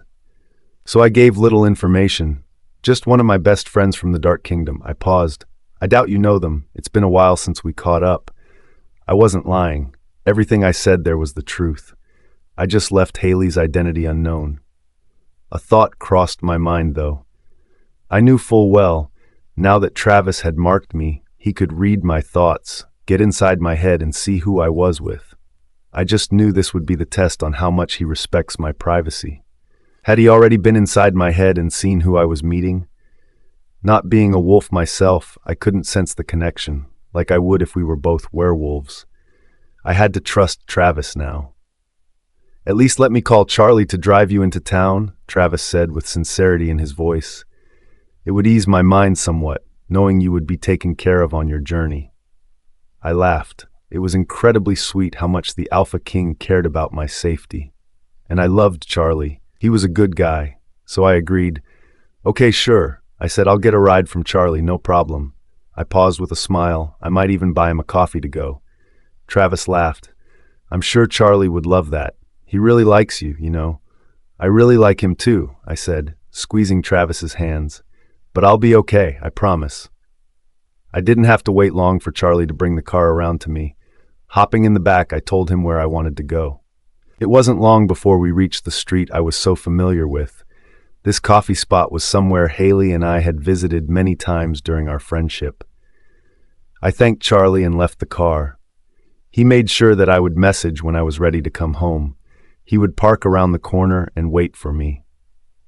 Standing at the front door of the coffee place, I took a deep breath as the nerves began to hit me. This was the first time I had spoken to Haley properly since finding out about her affair with my mate, and I felt sick wondering how I would react initially. But I wanted to keep as cool as I could at the moment. Entering the building, the place was exactly as I had remembered it, despite not being there for a while. It wasn't busy, and I spotted Haley instantly. She waved at me with a friendly smile, and I felt my blood begin to boil with the anger, but managed to remain calm for now. Hey, I said, setting my handbag down at the side of the chair as I sat down. It's been a while, I said, almost through gritted teeth as I remained polite and friendly. Inside, I wanted to reach over and slap Haley around her deceitful, false smiling face, but I knew violence isn't the answer right now. It has, Haley said cheerfully. Her pretty eyes glistened with the excitement of seeing me. I've missed our chats, she paused. You'll need to catch me up with everything going on in your life, Lise. Haley's POV. It's so great to see you. I couldn't help but beam when I looked into Alyssa's eyes. So many happy memories rushed back as I recalled the best times we had in our friendship. I hoped that Alyssa still had no clue about Derek and I and how we had gone behind her back. I knew it was wrong what we did, and were still doing, but I needed to patch things up with Alyssa if I could. Alyssa didn't reply. Instead, she made a neutral, humph sound which did not fill me with confidence. Her once bubbly personality, the light in her eyes and the glowing effect of her beautiful warm smile were no longer there. I scrambled to think of a past memory, one that we could both share and enjoy the thought of once more. "Do you remember when we first met?" I asked, my smile widening. "Finding out you were human, I was so disappointed in Derek's choice for you as his mate." I paused, Alyssa's eyes wandering around the walls as she appeared disinterested. "But you sure proved me wrong, didn't you, Lise?" I laughed playfully, extending my hand out to hers, but she pulled away hastily. "Turns out you humans aren't so bad after all. We quickly became the best of friends. You're the best human I've ever encountered."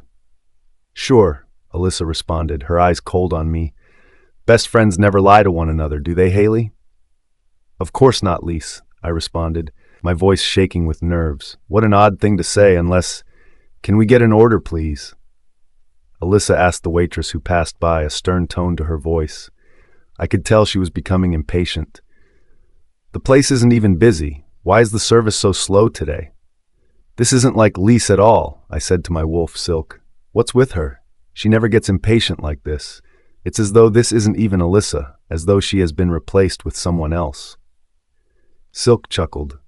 "She knows, you know." The elegant face of the snow-white wolf entered my mind. Her golden eyes shimmered as she spoke. "Surely that's obvious. If Alyssa was happy to see you, she wouldn't have any suspicions." "Know what, Silk?" I asked, responding to her with curiosity while my eyes still remained on Alyssa.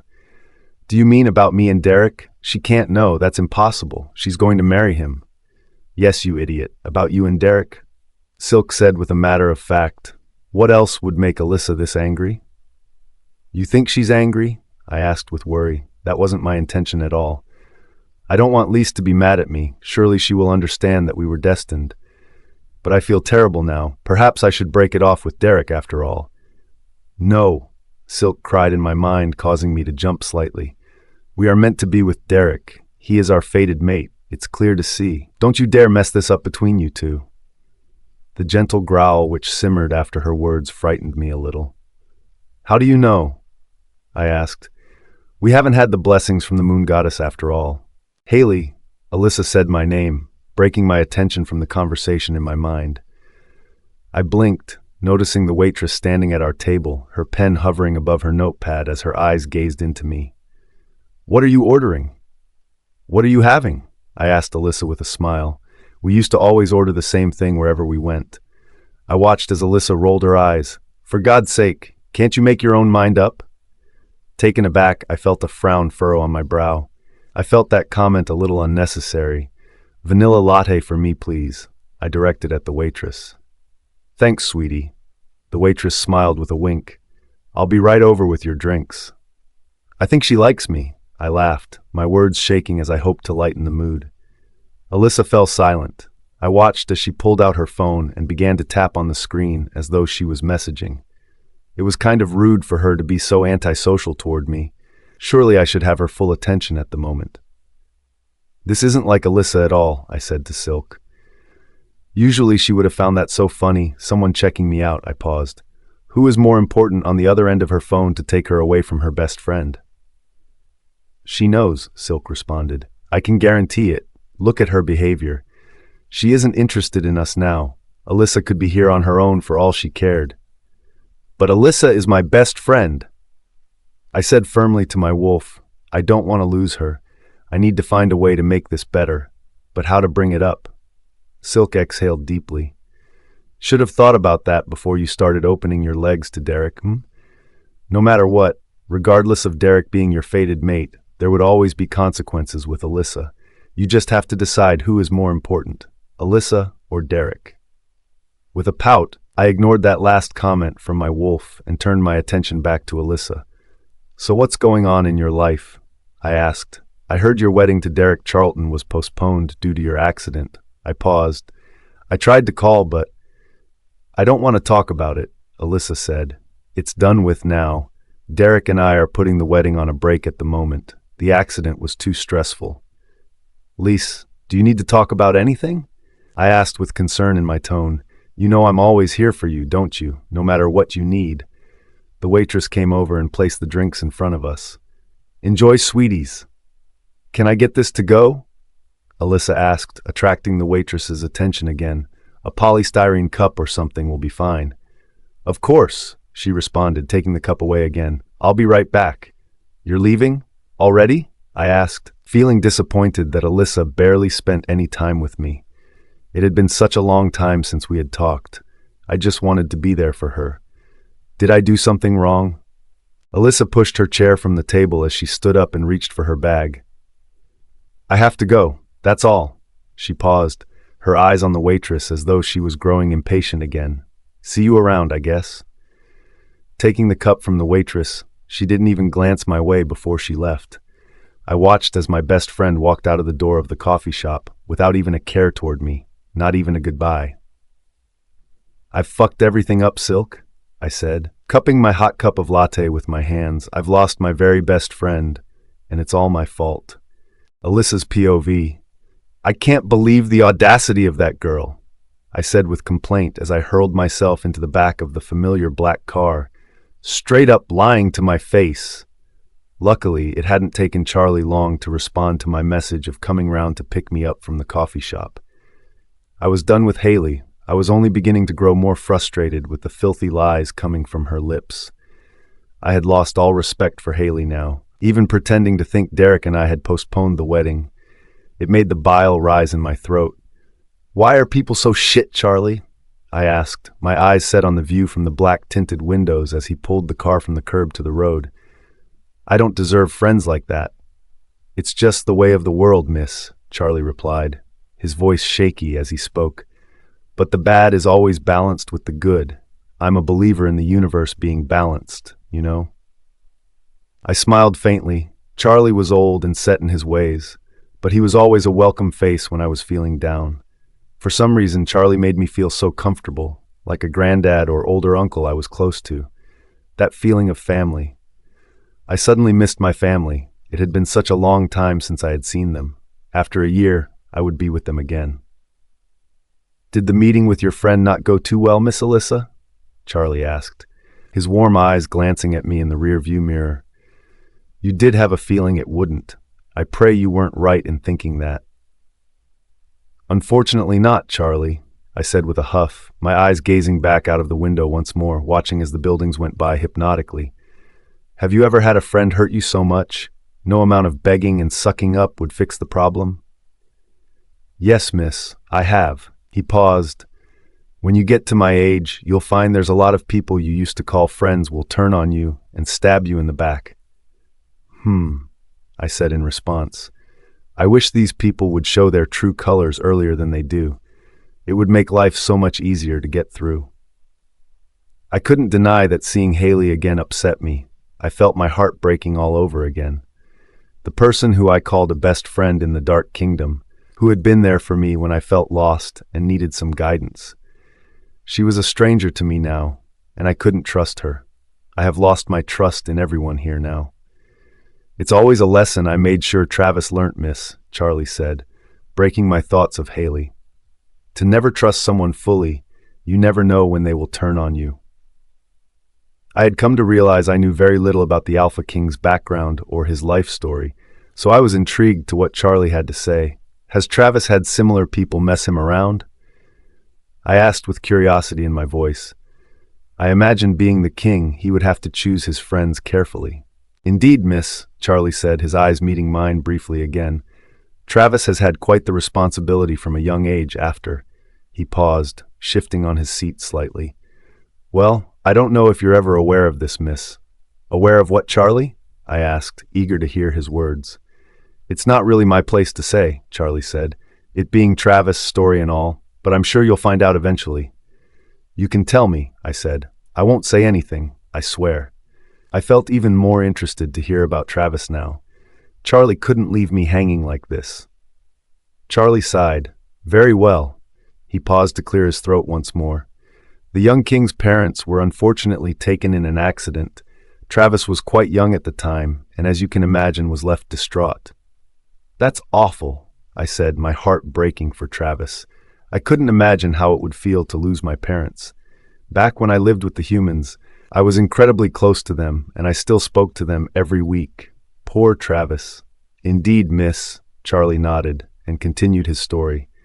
His Aunt Rose, on his mother's side, was there to pick up the pieces, though, and she raised Travis as her own. Of course, Travis was far too young to take on the Alpha King role after the passing of his father, the former king. But Travis was next in line and had no choice. Yes, I said, my heart still aching for Travis. I can't imagine the responsibility he must have taken on so young. It would force someone to grow up quickly. Yes, Miss Alyssa, Charlie said, but he eventually got a good grasp of the role. Of course, as any young boy would in his early 20s, he would flaunt his status to get himself into clubs and impress the ladies. I found myself laughing. I definitely didn't know this side of Travis, but any woman would find Travis irresistible, whether he was the Alpha King or not.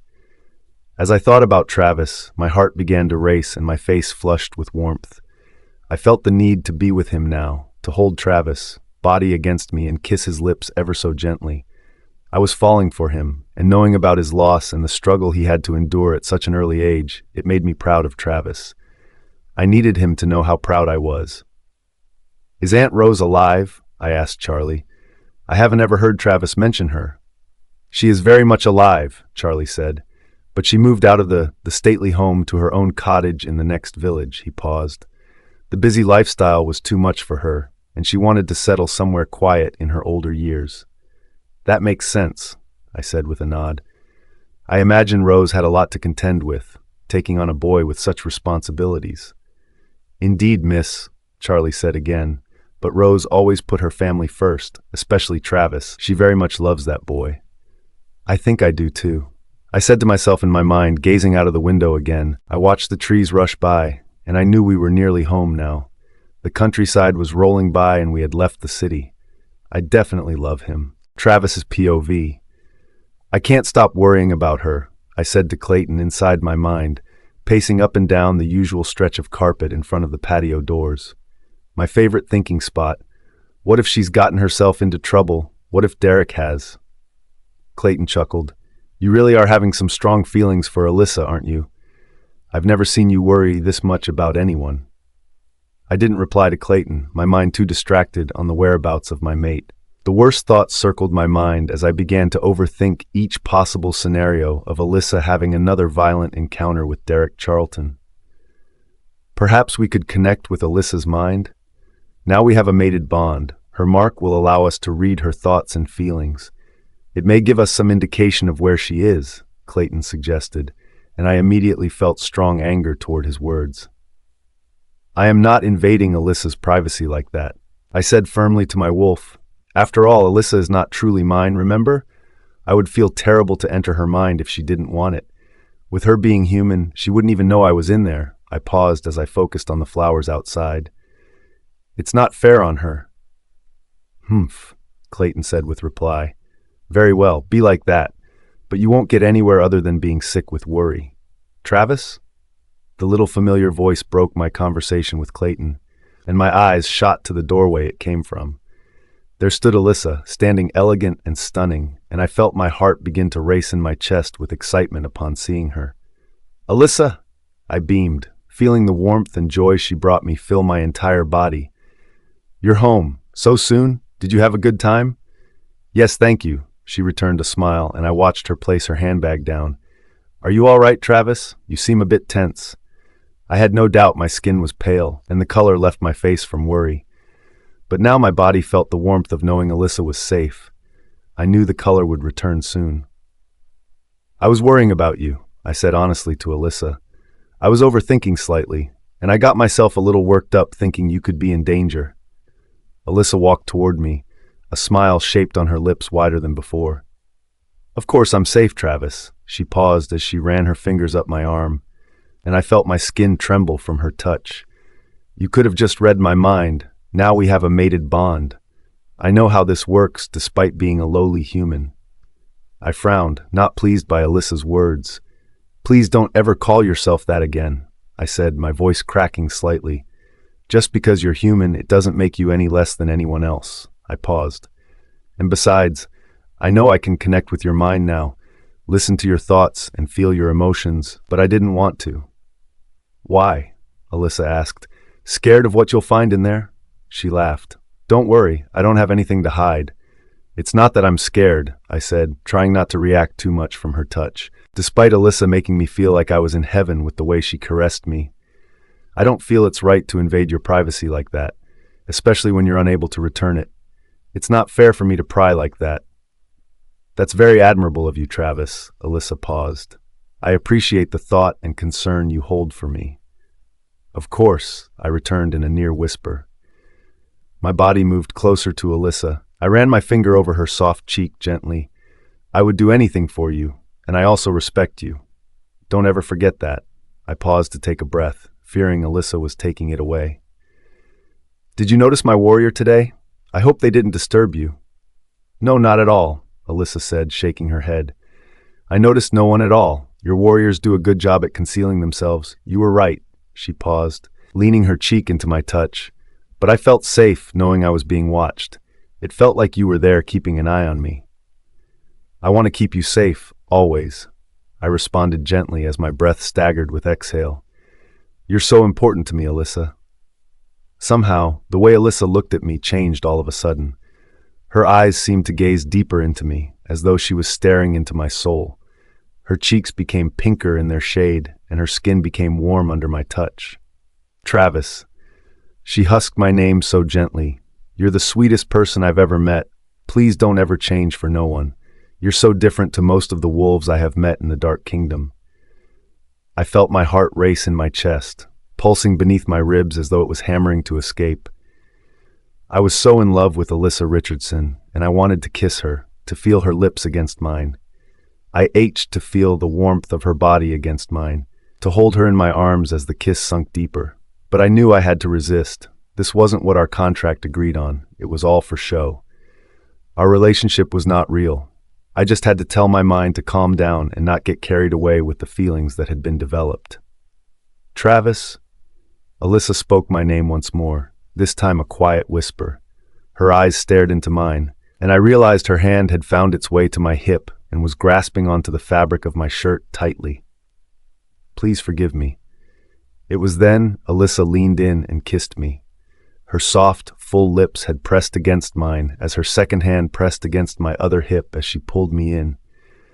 This was everything I had dreamt of since I first caught sight of Alyssa that very day at the hospital. I had longed to feel her lips pressed against mine, and I didn't pull away from her. I needed Alyssa. I wanted to feel her entire body, to run my fingers over every inch of her. I wrapped my arms around her waist, pulling her deeper into me. The warmth of our bodies combined felt incredible, and as I pulled Alyssa's chest to mine, I could feel the thumping of her excited heartbeat against me. The kiss deepened, and my grip tightened on her back. This kiss was far more exhilarating than I could have ever imagined. Alyssa was pure bliss, and I never wanted to let her go. Alyssa's POV. I found myself allowing my hands to wander across Travis's body. My fingers grasped at the fabric of his shirt, feeling the hardened shape of his back muscles as the kiss grew deeper. I wanted him. Every part of me needed Travis. Both my heart and head were in sync, telling me to take this. I exhaled a small moan from beneath his lips, our mouths opening as our tongues roamed into one another's mouth.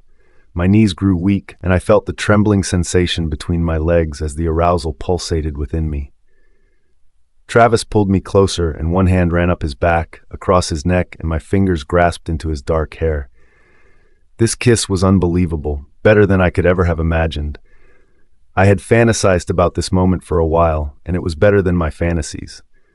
But I knew it was wrong. This wasn't our deal. The contract was simple, and it wasn't anything as intimate as this. I had to remove myself from this situation. I'm so sorry, Travis. My breath staggered as I pulled away from the kiss, yet I found my hand still grasping around his hair, as though I didn't want to let him go. I don't know what came over me. My cheeks began to flush with warmth, and I knew I was blushing now. The embarrassment filled me, and I wanted the ground to swallow me up. I had made a complete fool of myself. Our eyes connected, his gaze burned into me so intensely. I just wanted to kiss Travis again. I needed to feel the sensation of his lips against me once more. and I found my mind begin to wander as I thought about how his perfect lips would feel against the skin of the rest of my naked body. "It's okay, Alyssa," Travis said gently back, his eyes still intense on mine, and I couldn't bear his gaze any longer. I broke our eye contact and looked down toward the ground as my face began to grow hotter by the second. Pulling away from Travis, my hands finally let him go and freed me from his alluring charm. "It won't happen again, I promise." I could sense the discomfort in Travis now, like tension had filled the room between us, and I managed to bring my eyeline back to his. I watched as Travis shifted awkwardly on his feet.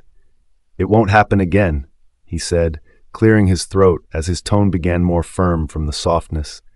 "You know we don't need to be intimate in private, just for the public." "I know," I said with a slight tone of disappointment in my voice.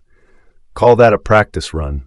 I laughed nervously, trying to make light of this awkward situation. "Indeed," Travis said. "Now that's over with, though. It won't need to happen again."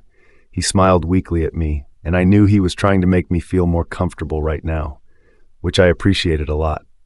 "Speaking of," Travis continued, "there's a small event tomorrow night I've been invited to. It could be a good way for us to dip our toes into this couple nonsense." He laughed, almost as nervously as I had. "What do you say?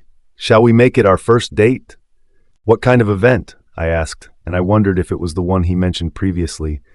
"The bookstore your friend is opening?" Travis grinned, much less awkwardly now. "Yes," he beamed. "Well remembered, Alyssa, that's the one. Except," he paused and I listened intently, "she isn't a friend. I didn't know how to say at the time, but she is my auntie." "Oh," I smiled, trying not to make it obvious I knew how important Travis's auntie was to him. "And I looked forward to meeting her, your auntie." I paused. "Why did you hide that?" "I don't know," Travis replied with nerves in his voice. "I just figured you might not think me as cool if I said it was my auntie." I laughed, feeling at ease already. "Don't be silly, Travis. Family is important as much as friends." Travis nodded. "My Aunt Rose is one of the most important people in my life." He paused, and I wondered if this was going to be when Travis revealed his unfortunate, traumatic backstory to me. "And I would like to pay her a visit and see her new store. She always loved to read. I remember her house having so many books." "I can't wait to meet her," I said, not wanting to push for any information. "Travis would tell me when he is ready." Travis smiled and took my hand. "I can't wait for you to meet Rose either. She will love you." There was a moment of silence between us. Our eyes locked onto one another again, and the connection I felt with Travis was insane. I had never felt anything like this before. Such a deep want to be with him all the time. Travis made me feel more alive than I had ever felt before. "So, you need to go buy something nice to wear," Travis said, clearing his throat again. "I'll give you some money tomorrow so you can go shopping. Charlie will take you. Why don't you come with me instead?" I asked confidently. "You can help choose something for me, what you'd like to see me in." I watched as Travis's cheeks began to flush now at my proposal. "Sure," he stammered nervously. "I don't see why not." I smiled, trying to contain my excitement. This was one of the things that appealed to me with his contracted marriage. All the shopping I would get to do, and outfits I'll get to wear. Growing up with little money, I never got to experience such luxuries in my human life. "Well, shopping I can definitely do," I said, squeezing Travis's hand. "I'm really excited for our first outing. People are going to go crazy when they see us together." "They are," Travis said, returning my smile. "I'll be so proud to have you on my arm." He paused. "Just make sure you kiss me like that again. We'll have no problem selling it to the press." I felt my cheeks grow hot again, replaying the kiss in my head as the same thrills shot around my body and pulsated in my center. "Anyway," Travis said quickly, possibly sensing my embarrassment once more, "I'm going to have a bath. Feel free to make yourself completely at home. You don't have to stay confined in your room. This is your home now too, Alyssa." "Thank you, Travis." I smiled as our hands separated. "Enjoy your bath." I watched as Travis hastily left the room, and I heard him clamber the stairs quickly. I couldn't help but picture him slipping into the hot water of the bath, the water lapping his skin as he sunk deep into the luxurious bubbles and sweet aroma. Travis's POV. Sinking into the bath, the warm water covered me and I felt completely relaxed. Closing my eyes, I allowed my mind to wander and I immediately thought about Alyssa and the kiss. I relived the moment in my mind, Alyssa's soft lips pressed against mine. Her fingers dug into my hips as she grasped at the fabric of my shirt, how her breasts pushed against my chest and I felt her heart racing beneath. I wanted more, so much more. But we both knew this wasn't the reason we had this contracted marriage. The sooner the year was up, the better. Liar, Clayton said in my mind, absolute filthy lies. No one asked you, I responded to my wolf, my eyes still closed as I inhaled the sweet scent of the aroma around me. Leave your shiny nose out of this. You claim to not want Alyssa, but you do. You need her, I can feel it, Clayton said, and I was angry because I knew he was right. I hated when he was right. I can't stop thinking about that kiss, I responded with an exhale, enjoying the way the bath relaxed me more than usual. I needed it. I know, Clayton chuckled. I was there. I can read all of your thoughts. Dirty boy. A gentle growl simmered in his throat as he laughed again. It was perfect, Clayton, I said. Better than I had ever imagined. I can't stop thinking about her. What am I going to do? You have two choices. Travis, Clayton said, you can either confess your love for Alyssa and have the potential for a long and happy life together as a real couple. He paused. Or you can go through this next year without telling Alyssa how you feel. Watch her leave back to her old life and be miserable forever and die alone. I pouted. You have a way with words. I said, I can't handle the rejection, Clayton. What if I tell her and Alyssa shoots me down? That would make the next year awkward. She kissed you, Clayton said. I hardly think she finds you repulsive from her actions. I didn't say I was repulsive, I replied firmly. But I think Alyssa is confused and maybe caught up in the moment. What if Alyssa decides after a year she wants to stay? If she's in love with you, feelings could develop, Clayton said. He seemed to be covering all the bases today. That's something we will have to wait for. Alyssa has to make her own decision on that. I said, let's not worry about it right now. Thank the goddess, Clayton remarked. I'm tired of listening to all your teenage crush thoughts. It's torturous and mind-numbing, he chuckled. Thanks, Clayton, I replied with a smirk. You're a real pal. Now get lost, I want to relax. Clayton disappeared from my mind, and now I felt like I could fully relax. My mind began to wander on Alyssa again, that incredible kiss. But my imagination began to conjure up more, and I thought of a scenario where it didn't stop there. Ugh, I grunted. Not again, I complained. Alyssa always managed to stir this within me whenever she was around, and I couldn't do anything about it when she was there. But now I was alone, in my own private space. Perhaps I should do something about my frustration. Travis? Alyssa's soothing voice called my name. Alyssa, I whispered. Yes, baby, say my name again. Travis? She asked louder. In my mind, she was gasping my name in bliss. My fingers began to wander up the fabric of her top. Travis! Alyssa shouted, which awakened me from my fantasy. I realized Alyssa was standing outside of the bathroom door, calling my name. Alyssa! I called back, removing my hand from myself, and I began to panic. What's wrong? Is everything okay? Jumping out of the bath, I grabbed a towel and wrapped it around my waist before pulling the door open. What's happened? I panicked inside my mind. Has Derek gotten in when I left Alyssa alone? I felt my heart pound in my chest. I needed to get to Alyssa as soon as I could. Opening the door, I saw Alyssa standing in the hallway with a smile on her face. As her eyes wandered down my wet body, water beating down my toned torso, her cheeks began to flush red. There's a phone call for you, Alyssa said, her eyes not being able to settle on one spot of me, so she shot her glance to my eyes again. They say it's important. Sorry to disturb you. Alyssa handed my phone to me. I need to. I watched as she chewed on her lips before turning to leave. I watched as Alyssa left my side quickly and I pulled the phone to my ear. Hello? I asked the mystery caller. Travis? Hello, love, it's me, the woman said cheerfully, but I failed to recognize her voice. I felt like it was a voice I had blocked from my memory for some reason. The voice giggled. It's Harmony. How could you forget me? Sickness began to rise within me. The bile stung my gullet as the memories flooded back to me. Harmony, my ex-mate. Why was she calling now? She exited my life a while ago, and I had hoped I would never have to see her again. Your silence must mean you're stunned to hear me, Travis, baby, Harmony said. I'm in town and wondered if you wanted to meet for a catch-up. It's been a while and, well, I really miss you. Haley's POV. Derek? I asked as I crept through the front door of the dark Heartpack home. I found Derek straight away, sitting in the kitchen as he stared down blankly at the glass of brown liquid he was holding. By my assumption, I could only guess by the quantity and size of the glass that it was alcohol. Are you drinking? It's not even midday yet, I said, showing concern in my voice. I took the chair opposite Derek and sat, waiting for him to talk to me. Yeah, and? He asked sharply, his eyes darting to mine. No one tells me when I can and can't drink. I'm the alpha of this pack. I know, I said meekly, regretting even bringing the drink up. I hated when he drank. He became angry and cruel. I didn't need to handle Derek like this right now, so I thought I would share some news with him. I went to meet Alyssa yesterday. Why? Derek asked coldly. What is she to you now?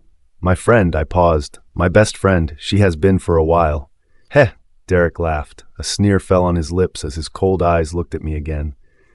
Do you always go around fucking your best friend's mates?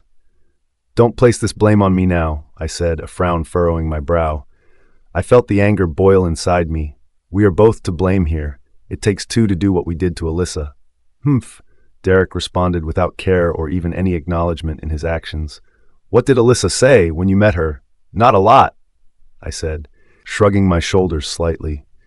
She was off with me, very distant. It felt as though she knew something about us. Of course she knows, you dumb bitch, Derek snapped at me. I could see the fire burning in his eyes. Do you think she would go off and let the king mark her because she felt like it? She's getting back at us, at me. Alyssa never mentioned she was mated to the king. I paused, feeling hurt from Derek's words. Part of me wanted to leave now, to separate myself from the pack, but I didn't want to leave Derek's side right now. Alyssa barely said anything to me, never mind talking about relationships. Haley, Derek exhaled slowly. I watched as he brought the glass to his lips and poured the drink into his mouth. As he swallowed, his mouth twisted as the burning sensation hit him. Must be whiskey. You have no right to go meeting Alyssa behind my back, Derek continued. You should have asked me first, so I could have prepared you on what you needed to say if anything suspicious arose. I don't need your permission to do anything, I said, my tone firm as I responded to Derek's ridiculous words. Alyssa is still my friend and I love her. I will see her whenever I like. I thought we were a team, Derek husked. Now you're going behind my back like you did with Alyssa. I released an exasperated sigh. I felt like no matter what, I wouldn't win Derek over with this, so I came up with a new approach. Think of it this way, Derek. I paused, my mind whirling with ideas. If I get close to Alyssa again, best friend close like we once were, then we could take Alyssa down from the inside, emotionally. Derek frowned at me, his eyes burning into me. What do you mean? Are you talking crazy? No, I shook my head. Let me get close to Alyssa again, build her trust, and then once she's wrapped around my little finger again, we can do anything we want with her. I knew this idea was cruel, but if it meant be pleasing Derek, then so be it. All right, Derek grunted. I think I see where you're coming from. He paused. Perhaps we should make Alyssa believe we are no longer together. Yes, I said as a rush of excitement hit me. I'll tell her we realized what a stupid mess we have caused and decided to break it off, make her think we care about her feelings. And now she is mated to the king. Alyssa won't really care about me any longer. Derek paused. I assume, so she could possibly forgive you. You are a genius, my love. I beamed. This is a solid plan. The best way to get to someone is become close to them and twist their feelings. Manipulation at its finest, Derek chuckled. And I know Alyssa is very easy to convince. I've known her long enough now. Derek's eyes were on me still, but they appeared to calm. He now looked at me with such love in his eyes. His gaze had softened, and I felt myself melt from his beautiful eyes. You know I love you, don't you, Haley? I know, I responded. And I love you too, Derek. I only want to be with you, Derek said, his voice calming to a gentle purr. You're everything I need. I feel the same, I smiled in response. This was the side of Derek I liked, the warm, romantic side of him where all he wanted was me. But I still want to separate Alyssa and the king, Derek said, his eyes beginning to burn a little again. I want to see Alyssa suffer as I rip her new mate away from her. He began to speak through gritted teeth, his jaw locked tightly as he spoke, which scared me a little. I get that, I paused, catching my breath. But how will you do that? A mated bond is strong, especially when marked. Perhaps I will kill the Alpha King, Derek muttered, his eyes glistened with excitement as he said this. Right in front of Alyssa, take his measly life away before her eyes. He paused and took his gaze back to me.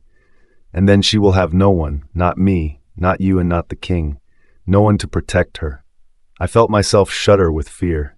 Derek couldn't possibly intend on murdering the king. Derek, this isn't the way.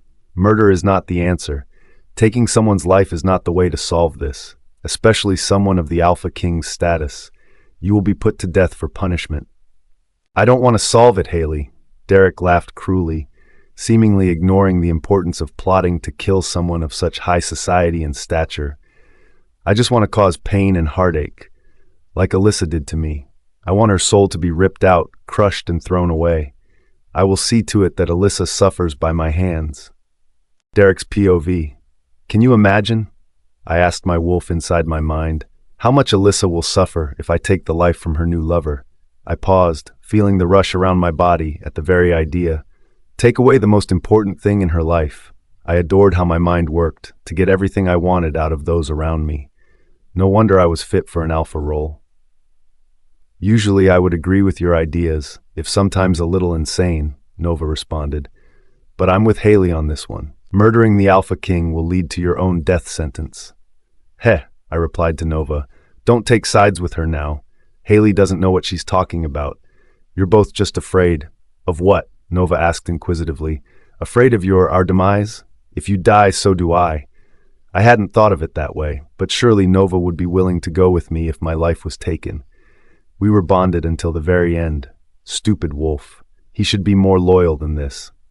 Selfish. I said coldly, I see it this way.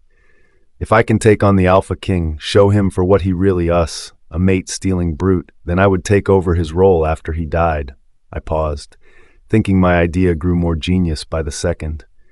The people would thank me for ridding the dark kingdom of an insufferable cheating liar, and they would repay me with their worship. Derek, Nova husked. A gentle growl simmered inside him. You're delusional. This won't happen. We will be tried and killed for our efforts. Even if we didn't manage to kill the Alpha King, we would still be sentenced to death for even attempting it. I thought you had more guts than that, I said to Nova, feeling pity for him. It's a shame I wasn't blessed with a wolf with more courage than you. It was beginning to become clear that Nova's dedication to me was non-existent. I'm leaving this conversation, Derek, Nova said, backing down. You need to rest. Your mind is not thinking clearly. In an instant, Nova disappeared from my mind and vanished from my thoughts, but I still knew he was wrong. The king deserved to die. Alyssa will suffer such pain, I spoke out loud to Haley. Her eyes had been set on me the entire time. Worry and fear swirled around her bright orbs. We must set this plan in motion. We? Haley asked. Her brows knotted in frustration. If you want to be responsible for the death of the Alpha King, then you're on your own, Derek. I'm not getting myself involved in treachery. Coward, I spat my words. I thought you loved me. I do. Haley responded with a shriek. I love you more than anything, but you can't expect me to do this. Her hands gestured wildly as she spoke. This is suicide. It's not suicide, I replied with a chuckle. It's victory. I paused. I will fight for the packs, the alphas who are being led by this king who only cares about his own gains. You don't know what you're talking about, Haley said, her voice calmed than before. Think about this, Derek. Alyssa is away from us now. We can be together. Stepping forward, Haley took my hands and pulled them to her chest. I felt her heart racing beneath her ribcage. Isn't that what we wanted? To be together forever? Yes, I paused, gripping Haley's fingers tightly. But that's an easy way out. Of course we will be together forever. Alyssa is out of the picture, sure, but I still want her to suffer. And then what? Haley asked. I live my life as a widow after you've been sentenced to death. I laughed. No. Why do you have this idea in your head that I will suffer in such a way? I paused, running my finger across Haley's cheek. Darling, can't you see? I will become the Alpha King, and you will be by my side as my queen. It doesn't work like that, Derek. None of this works as you see in your head. Haley's eyes began to fill with tears. I just want us to be together. I don't care about your status. And we will, I said soothingly. You're my forever. I caught a trickling tear down Haley's cheek, smearing it with my thumb. I admired her beautiful eyes, made more magical by the shimmer from her tears. I knew my plan would work, but little did Haley know I had also planned on breaking Alyssa down so much she had no choice but to come back to me. I would have both of them, Haley and Alyssa, as my mates. They would tend to my every whim whenever I needed it. Haley would be my Luna, while Alyssa would be my sex toy. She would pleasure me whenever I called for it. Haley would bear my children, the royal heirs, while I reaped the rewards from Alyssa. What do you say? I asked, my voice husking as I whispered into Haley's ear. I pushed her hair back behind her ear. Her breath shuddered from my touch. Will you be my queen forever? My one and only. Of course I would. Haley replied, and I could feel her weakening beneath me, my eyes on her lips as I leant in to kiss her. I'll do anything to make you happy. Good girl, I said, a smirk formed on my lips. This is why we're meant to be together, I said, my lips brushing against Haley's neck. You would do anything to make me happy, the perfect queen you would make. I kissed Haley's neck ever so gently, leaving a trail of my love across her soft flesh. My queen forever. We will start a family and be happy forever. A happy ever after. Haley trembled from my lips. The perfect ending for us. Travis's POV. Why now? I asked Clayton. It's been years. Why is Harmony bothering me again? It had taken me a while to get over her. I had finally rid my mind of her manipulative ways, and she was pushing herself back into my life again. Harmony was not welcome anymore. Clayton huffed in reply. She always was one for drama. Don't you remember? Harmony was always one to draw attention to herself. It just took you a while to realize her wicked ways. As I lay in my bed, I hadn't been able to sleep a wink last night. I placed my palm across my forehead, thinking about Harmony and why she had suddenly made contact. I was happy, falling in love, and ready to begin a relationship with a beautiful woman, even if it wasn't a genuine relationship. At least Alyssa was a genuine person. She must want something, I said, immediately coming to that conclusion. There's no other reason for her to want to talk to me. I won't let her use me again. Do you think you will meet with her? Clayton asked. After the way things were left last time, she hurt you. I can still sense the scars on your heart that she left. No, I said, a frown forming on my brow. Harmony used me. I can't ever forgive what she did to me. After all, the trust I put into her, she threw it back into my face. Removing my hand from my face, my eyes shifted to the curtains. Blowing in the gentle breeze from my open window, the light just enough as the sun rose for me to see the outlines of furniture in my room. Birds singing a cheerful song as the dawn arrived reminded me of that very morning that Harmony and I had first kissed. Closing my eyes, I began to relive moments with her. I remember it clearly. We were friends at first. Knowing each other from a young age, Harmony was the daughter of my Aunt Rose's close friend. She would often visit, bringing Harmony along with her. We would play in the garden in the summer. The warm sun basked us as we ran amongst the flowers and rolled around the grass. I recall Harmony's life, comparing it to the delicate wind chime which swung in the gentle breeze of the garden, soft and melodic. You're my best friend, Travis, I remember Harmony telling me, laying a small kiss on my cheek. I hope we never stop being friends. And you're mine too, Harmony, I said with an innocent reply. I had always felt some stronger feelings toward Harmony, but never been old enough to process what they were. But I was delighted to have her around. Nonetheless, we will be friends forever and ever. As we grew older, we still remained friends. Seeing each other often, our activities went from innocently playing in the garden of my parents' manor to going out drinking and dancing. I heard about your parents, Harmony said, her gentle voice the only thing I needed to comfort me.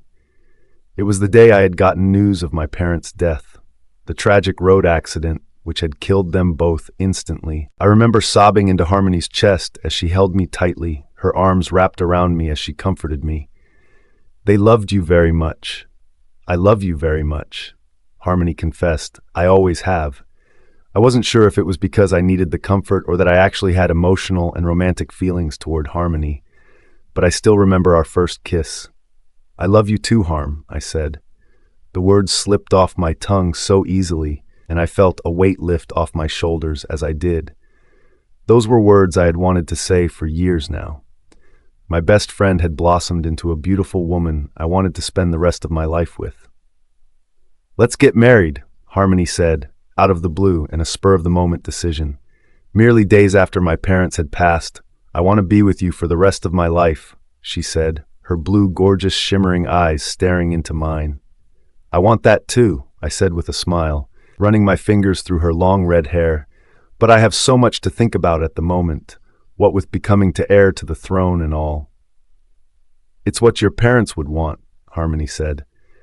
They loved me. They would want us to be together. She paused, placing her lips gently onto mine. To be your queen.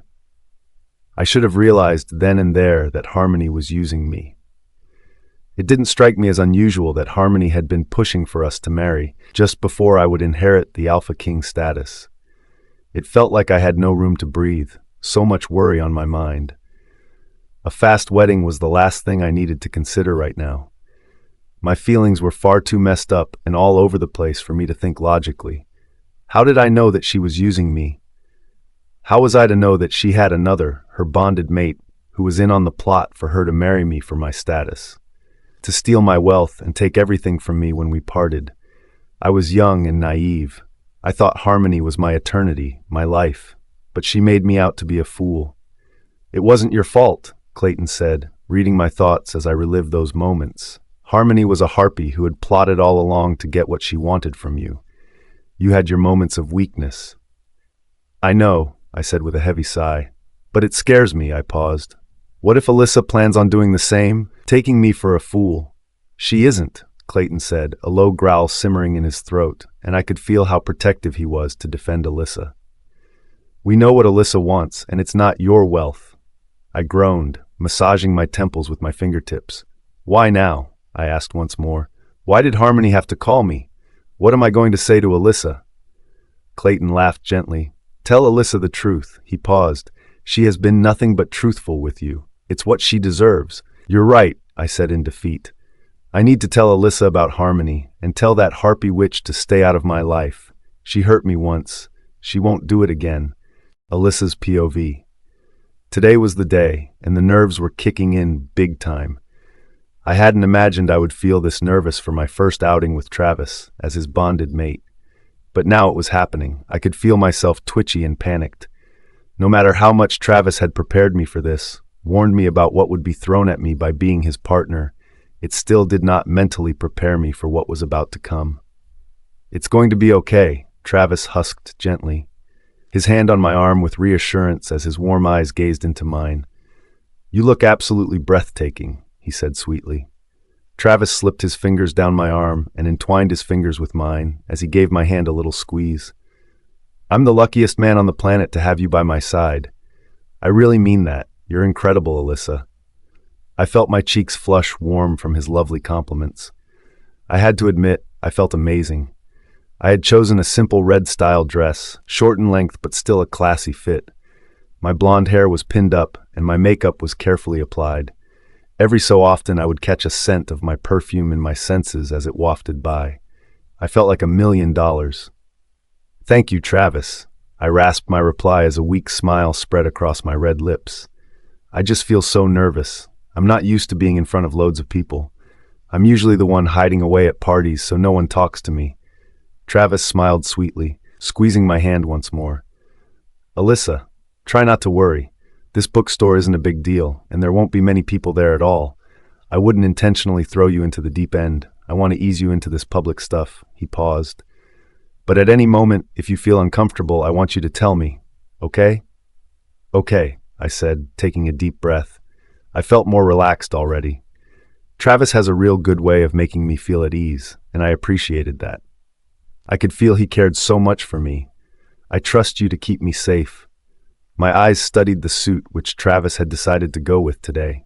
an elegant black piece with a white shirt and a red tie. Our outfits sort of matched, and it wasn't even intentional. Neither of us knew what the other was wearing today. "It will be a breeze," I said, a warm smile shaping on my lips. "I have to say, Travis, you look so dashing in that suit." I paused, feeling more confident by the second. "I quite fancy you at the moment." I felt my cheek burn redder as I said these words, unable to believe I said them. Who was this woman? A burning desire for the Alpha King simmered inside me, ready to boil over. I told myself it was the suit, just the suit. Travis laughed. "Oh, I fancy the sexy butt off you, Alyssa Richardson." He paused to take me in. His eyes wandered my body. "We're getting good at this pretending to fancy each other, aren't we?" He grinned, which couldn't help but make me smile. "We sure are," I responded with a grin. After all, that's all this was. A false relationship and fake attraction. There's no way that the Alpha King would remotely find me attractive. He could have any woman he wanted with his looks and status. As long as we convince who we need to, that's all we care about. "How are you feeling now?" Travis asked. "Ready to meet my Aunt Rose?" "I can't wait to meet her." I laughed. "I think meeting Rose makes me more nervous than anything." I smiled warmly at the king. "From what you've told me, she's been such an important part of your life. I want to make a good impression." "Oh, Aunt Rose is going to love you, Alyssa." Travis beamed. "You're an absolute delight, and if she loves you half as much as I do." He tapered off. "You love me?" I asked curiously. What did he mean by this? Was he starting to get into character already now we were nearing the venue? "I do love you," Travis responded casually. "In a friend sort of way, I love a lot of my friends, those who I can trust the most." "Oh," I returned his smile. "I thought that's what you meant," I lied, in my feelings. I felt somewhat disappointed in his meaning of the term love, only because I was pretty sure I was in love with Travis, in the romantic sense. He was more than a friend in my heart, but I couldn't let my feelings get in the way. "The sooner this year is done, the better," I caught myself saying out loud, perhaps louder than I should have. Travis did not respond, and I wondered if he had heard me. The expression on his face, one of sadness and disappointment, perhaps told me he had heard me. Maybe I was hard with my words, but we both wanted this year to be over so we could get what we needed from this relationship. "We're here, sir," Charlie spoke up, pulling the car in front of the bookstore. "It looks a little crowded." I blinked, taking my eyes out of the window to the crowd in front of the bookstore. "I think a little more people showed up than you imagined, Travis," I said, feeling my heart pounding inside my chest as I began to panic once more. "No kidding," Travis responded, and I watched his complexion turn pale as he clocked the crowd too. I wasn't expecting this at all. I noticed at first a crowd of girls, mostly teenagers, but some a little older, forming a crowd near the front door of the shop. They seemed to be holding photographs and books, possibly for Travis to sign. A few of them even wore t-shirts with Travis's face on. They treated him like a rock star, it seemed. "Oh, the fans," Travis groaned. "Why today? Even the press are better to deal with than the hormonal raging teenagers." I shifted my gaze to the group of press on the other side of where the fans stood. Their cameras are ready to catch some footage of the king and his new lady at his side. Journalists stood gathered, their notes and mics ready for any interviews they could catch. What a nightmare. I felt myself tremble. A living nightmare. But I knew I could get through today. I had to. This was the first day of many where I had to be strong and convince the public I was absolutely in love with the Alpha King. Travis's POV. Leaving the car, I instantly took Alyssa's hand. I wanted to do anything I could to make her feel comfortable. "Why are there so many people here?" I asked my wolf. "Who cares this much about a bookstore opening nowadays?" Clayton chuckled. "I think the real reason is not the bookstore these people want to see. It's you they want to see, Travis." "Your Highness." One man with a camera waved us over, so I gently directed Alyssa along with me. "It's great to see you. You look so happy." His eyes shifted to Alyssa. "Who's this? Your new piece?" Holding up his camera, he took a photo and the flash burned my eyes. "I hope you had a big smile, Princess." I turned away from him, directing Alyssa away, and we found ourselves in front of a woman with a microphone, which she held directly into my face. Who is this pretty thing on your arm then, your majesty? Keeping secrets from us now, are you? I could feel Alyssa's hand tremble beneath my grip, which in turn made me feel nervous for her. I was about to reply when I heard a soft groan come from Alyssa. Travis, she moaned, I don't feel so good. Turning, I managed to catch Alyssa as she fell. I took her in my arms and swept her up. Alyssa had passed out, probably from the stress of this crowd. I didn't care about them now. All I was focused on was getting Alyssa to safety. I began to run toward the front door of the bookstore, already spotting my Aunt Rose inside. Pushing the door open, Alyssa still firmly in my arms, I called toward Rose. Aunt Rose, please help me. She has fainted. Seeing my auntie at this moment made me feel some sort of innocent vulnerability. I knew she would help me. She always did. I was reverted back to a young boy, running into the safe arms of the woman who cared so much for me. Oh dear Travis, Rose said, aiding me as I sat Alyssa down in a comfortable leather armchair. I noticed she was already beginning to come to consciousness again. What happened to the little lamb?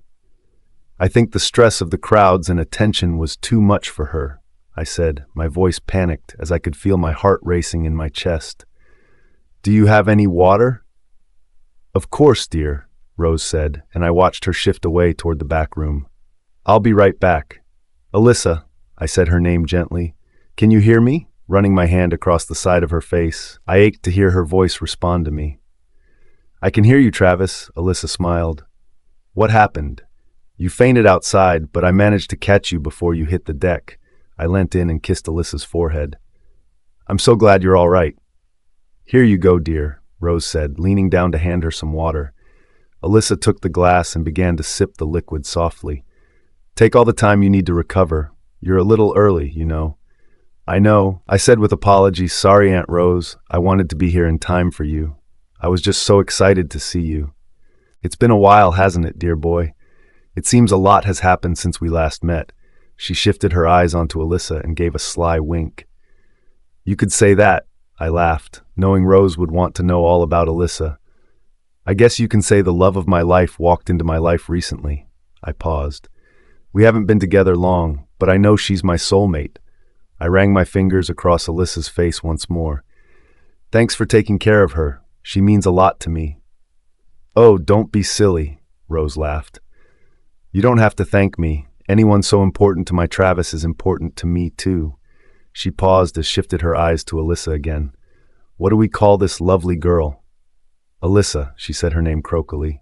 My name's Alyssa, she paused. Thank you for the water, it's much needed. She paused to take another sip. And it's an absolute pleasure to meet you, Aunt Rose. I've heard so much about you. Rose smiled. I wish I could say the same about you, dear, but Travis never tells me anything nowadays. She laughed. You wouldn't think that I raised the boy. He has very little respect for me anymore. I could tell by the twinkle in her eye that Aunt Rose was just pulling our legs. She did like to joke around a lot, even in her older age. Well, I'll make sure he tries better, Aunt Rose. Alyssa laughed in return. He owes you a lot. Ganging up on me now, hey? I asked with a cheeky smile. It felt amazing that these two women were laughing and getting along. They were the most important people in my life, and to think they have met and it's going off with flying colors made me feel incredible. You should get yourself outside and talk to some of your fans, Alyssa said, finishing her water. But you need me, I said firmly. I'm not leaving your side, Alyssa. I feel fine now, Alyssa replied stubbornly. You don't need to take care of me. Aunt Rose will watch me. She's right, you know, Rose said, agreeing with Alyssa. Get yourself out there and socialize with those people who have come to see you. I'll take care of the little lady. Ugh, I said with protest. Very well. I really should make the effort. It would look poor on me if I ignored the press and fans. As much as I wanted to ignore them, I couldn't. It was my duty to entertain them, especially at a public event. I turned to Rose. But when you make hundreds in your sales today, because of me, you owe me pizza. Rose laughed. Her wrinkled eyes twinkled as she did. Oh, I'll buy you the biggest and best pizza you've ever seen if you bring me in some money, dear boy. She paused. Now hurry up and get your butt outside. As I left, Alyssa sat up in the chair, her eyes eagerly on me. I can't wait to see those girls' reactions when he approaches them. I heard her whisper to Rose in a giggle. It's really something, Rose said, returning Alyssa's notions. They lose all control of their dignity sometimes. It's hilarious to see Travis squirm. Alyssa's POV. I'm so glad my Travis has found someone to settle down with, Rose said to me. It was then I realized she had taken a seat by my side as we both watched the Alpha King interacting with the crowd outside. He's not had the best upbringing. I don't agree with that, I said, turning to Rose, and I flashed her a gentle smile. You've raised Travis all by yourself, and he's turned out to be a wonderful person. That's all because of you. Oh, Alyssa, Rose beamed. Her old eyes wrinkled once again, and I could see the happiness on her face. I'm so happy Travis has chosen you. You seem like such a wonderful young lady, and I can't wait to learn more about you. It was then I realized Aunt Rose had taken my hand and began squeezing me gently. It wasn't easy raising Travis all by myself, she paused. My husband passed at a young age, and we never had the chance to have our own children. Travis was the closest I had to a child of my own. I squeezed Rose's hand back, feeling for her as she told me of her loss. I'm sorry about your husband, I paused. That must not have been easy. Not particularly, dear, Rose said. She seemed distracted with her thoughts, and I imagined she was reliving memories of her husband in her mind. But I had a good family around me and friends. I'm lucky to have the support. I nodded. You deserve it, Aunt Rose. I paused and glanced around the store. And this bookstore is gorgeous. You must be a fan of books. Oh, yes, dear. I have always been a lover of literature. I'm often getting myself lost in a great story. Rose paused to take her eyes back to me. And now that I'm in my older years, I would love to share my passion with others, particularly the youngsters. Get them off the games and onto something where they can use their imagination. I felt myself smiling at Rose, my lips widening as I listened to her words. She reminded me a lot of my own grandma, who had passed away some years ago. They were both old-fashioned and set in their ways, so I felt a closeness to Aunt Rose. How is our Travis getting along? Rose asked, peering out of the window. I took my eyes outside too, and we both burst into laughter. The teenagers had surrounded him and appeared to be clambering to touch him. I think he's just fine, I said, feeling the warmth inside me build up as I watched my future husband outside. So how did you two meet, my dear? Rose asked, and I realized she had produced a pot of tea and 2 china cups from nowhere. She placed a lump of sugar in each before pouring the tea. Don't skimp on any details now. I want to know everything. I couldn't help but chuckle. Aunt Rose was becoming my new favorite person the more I got to know her, but I had to think quickly on my feet now.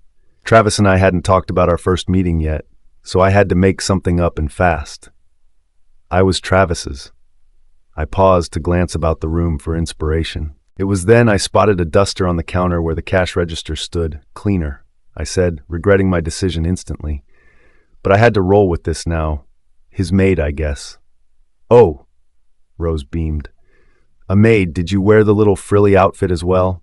No wonder Travis found you irresistible. A mischievous giggle escaped her lips. Aunt Rose, you are naughty, I laughed. But nothing like that. I was new, and over time we got to know each other and fell in love. And now the maid is a princess. Rose paused as she spoke happily. Soon to be queen? She asked inquisitively with a twinkle in her eye. Yes, I replied coyly. At least that's what we have planned. Marriage is next on the cards now. We've been blessed with our mated bond by the moon goddess. Oh, I'm so happy! Rose squealed with excitement. I do love a wedding, and a royal one. Even better. What's this about a royal wedding? An unhappy voice sounded before us, causing both Rose and I to jump. I turned to look at the stranger standing before me. At first, as my eyes scanned upwards, she appeared to be all legs, until eventually getting to the hem of her short black dress, which hugged her slender figure perfectly. Her large breast strained beneath the fabric, and it was then I noticed her beautiful face. Though angry in her expression, she still appeared breathtaking. Long curls of flame-red hair cascaded across her shoulders. Oh, Harmony, Rose said with a shrill yet joyous tone. What on earth are you doing here? Did you miss me, Aunt Rose? Harmony asked, removing her daggered eyes from my gaze as she turned to Rose.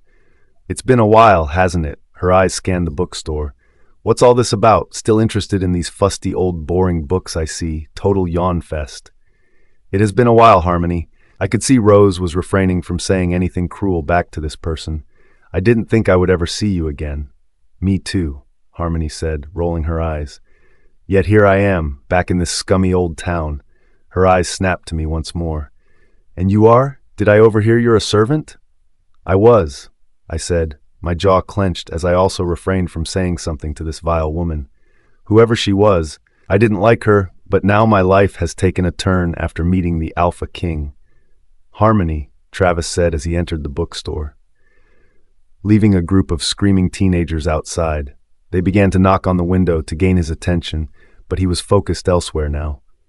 What are you doing here? Travis's tone was cold toward Harmony. I could tell she was someone he didn't wish to see, ever. Oh, Travie, baby, Harmony smiled, her eyes wandering his body. You look really great. You've bulked up since we last met. She paused. I was just saying hi to Aunt Rose and asking who this servant is. Servant? Travis asked, his eyes burning as he stared at Harmony with discontent. Harmony, this is Alyssa, my wife-to-be, my queen. Wife? Harmony said, her voice shaking. You're marrying a servant? Disgusting. Travis appeared to ignore Harmony's comment. And if you don't mind, I'm taking my queen outside to meet the press, he paused, taking my hand. Are you feeling up to going outside now? I smiled, my eyes focused on Travis. Yes, I feel fine now. Standing to my feet, I felt Travis squeeze my hand with comfort. Good. He smiled warmly at me and I watched his gorgeous eyes twinkle. I want to show you off, make the entire world know that you are mine. My one and only, my queen. Harmony's POV. I'll fetch you some tea, dear, Aunt Rose said, and I watched her waddle into the back room. Rose was still the same since I last saw her, maybe a little older and definitely rounder than I remembered. Lay off the biscuits, I shouted through. I'm watching my figure. I paused, muttering under my breath. And so should you too. As I walked across one wall of the bookstore, I ran my fingers over the leather spines of the books neatly displayed on the shelves. These meant nothing to me. Reading was a complete waste of time. I would rather wait until the movie came out. Stopping, I pulled one of the books from the shelf and opened it. I scanned the pages quickly. This isn't exciting, I said in a low tone. There's no pictures. I carelessly pushed the book back into the place it came from. Rose had become boring in her old age, it seemed. As Rose resurfaced from the back room, upon seeing her face again, I was taken back to my younger days. The round, smiling face, her small, wrinkled-up eyes, and the way her hair was pulled up into a bun was a vision that took me back. She still wore the same loose floral dresses she used to, and comfortable suede shoes. I knew for a fact if I gave up and dressed like Rose when I was older, I would want someone to put me out of my misery. Make yourself comfortable, dear, Rose said as she placed the tea tray down onto the small table by the chairs her and the servant were sitting in. Hovering about like that makes me feel uncomfortable. I'm just looking at your... I paused, trying to think of something nice to say in relation to the bookstore. Fascinating collection of books. Rose laughed. You never were one for reading, were you, Harmony? She paused, slowly lowering herself onto the leather armchair. Perhaps the odd fashion magazine. You've always been interested in that. Just like your mother. Rose paused, and I made my way over to her, taking the armchair on the other side of the small table. How is your mother nowadays? We barely talk now. She's okay, I shrugged, telling a lie. I had no idea how my mother was. I hadn't spoken to that shrew in nearly 3 years now. That's good to hear, Rose beamed, sliding a saucer toward me. I had no intention of drinking that disgusting black liquid. I'd rather have a glass of red wine. Drink up, Harmony! It'll put hairs on your chest! She laughed loudly at her own joke. It wasn't very funny. So tell me, Rose said, breaking the awkward silence. She must have noticed I had become somewhat distracted by Travis and his servant whore outside. I felt a rush of anger and envy shoot through me as I watched them holding hands, holding each other so close. Their body language told me they were deeply in love, and I didn't like it. Travis was mine. He always had been. I took my attention back to Rose and listened. What brings you back here after all this time, Harmony? I thought you were off to travel the world. I did that, I said, swirling the spoon around the tea. But I became bored. I had hoped to meet a millionaire on my travels, but it turns out there aren't many of those about. Not easy to meet, at least. Rose chuckled. You haven't changed one bit, dear. She paused to pour herself another cup of tea. How much tea did this woman drink? And I guess I missed my family, I said, convincing in my words. Well, the closest thing I have to family, I smiled, a warm gesture toward Rose. I had so many fond memories of my childhood with Rose and Travis. I didn't want to throw them away, especially after my own mother had disowned me. Tell her the truth, a voice hissed in my mind as she cackled. My wolf Sasha had appeared, her flame-red fur shaking as she awoke. Tell dear Aunt Rose why you came back to this miserable place. I can't, I said, in return to Sasha. It would break her heart. I need to worm my way back into her heart once more. It won't be easy. It will be worth it, though, Sasha said. Become part of the family again and push that little servant bitch out into the streets. She paused. How dare she come onto our territory, into our family? I'm seething, Sasha, I said coldly. I knew Derek Charlton was a no-good guy, and I can see what she left him. But I'm thankful Derek contacted me to let me know what her and Travis were up to. I turned my gaze back to the pair outside. Travis's hand laid gently on the servant's backside. That should be me he's with and showing off to the world. I should be his bride. I deserve the status and his riches, don't I? You do, Sasha said snakily. We both do. I will make sure I tear them apart, I said, a smirk forming on my lips. Travis will want only me by the time I'm done. I will see to it. Is everything okay, dear? Rose asked, breaking me from my trance. You seem a little subdued, but you have the biggest smile on your face. I turned to Rose, my smile widening. I'm just so happy for Travis, I said, lying to Aunt Rose. He was always like a brother to me, and it means everything to see him happy. As do I. Harmony, Rose responded, her cheeks glowing as she smiled. Our Travis has met his future queen, and I can't wait to see them marry. What a wedding it will be, I said as I turned my gaze to them again. One to remember. We won't let it get that far, will we, Sasha? I asked my wolf, who responded in nothing but a mischievous chuckle. Alyssa's POV. All eyes were on us, and I felt as though I was quickly becoming used to it. I had never had so much attention on me. Even being the bride-to-be of Derek, the alpha of the Dark Heart Pack, never drew me that much attention. Perhaps my nerves were beginning to settle on their own, or the fact that Travis had his arm around my waist was a comfort to me. I could feel the warmth of Travis's body as he pressed himself against me, and it felt as though he was trying to guard and protect me. My heart began to race in my chest. I had never felt so secure with someone in my entire life. I knew I could trust my life with Travis, and I wanted to spend the rest of my life in his safety. Tell us, Your Majesty, one reporter asked. Who is this fine-looking lady you seem so smitten by? Travis smiled as he turned his gaze to me, planting a gentle kiss on my forehead. This is my bride-to-be, Alyssa Richardson, he said proudly. We will be married very soon, and I can't wait to make her my forever. I felt a tingle run down my spine as Travis said those words, because I knew I wished he meant them. Travis pulled me tightly into his body once more. I love you so much, Alyssa. I love you too, sweetheart, I said in reply, enjoying how the Alpha King held me close to him at this moment. This is amazing news. The reporter cried, the Alpha King finally settling down. When's the big day? Travis laughed. That, for now, is between us two. He looked down at me once more and gave me a sly wink. But I assure you, when the date is revealed, you'll all be invited. We are ecstatic for you. The reporter beamed, his smile genuine. The Dark Kingdom will gain a new queen. We haven't had a queen since your beautiful mother, Lillian. Travis smiled, but I could see the sadness in his eyes as he remembered his mother. Silence fell on Travis now, and he began to direct me in the other direction. We need to interact with the fans for a little while, he muttered into my ear. Just take them with a pinch of salt. I was unsure what he meant by this. I'm sure everything would be fine. I angled myself so my lips met his ear. You're doing a fine job, I whispered. Even I believe that you're in love with me. Travis smiled as I spoke. I'm a pretty good actor when I want to be, he said in return. You're not so bad yourself. The ass squeezing is new, though.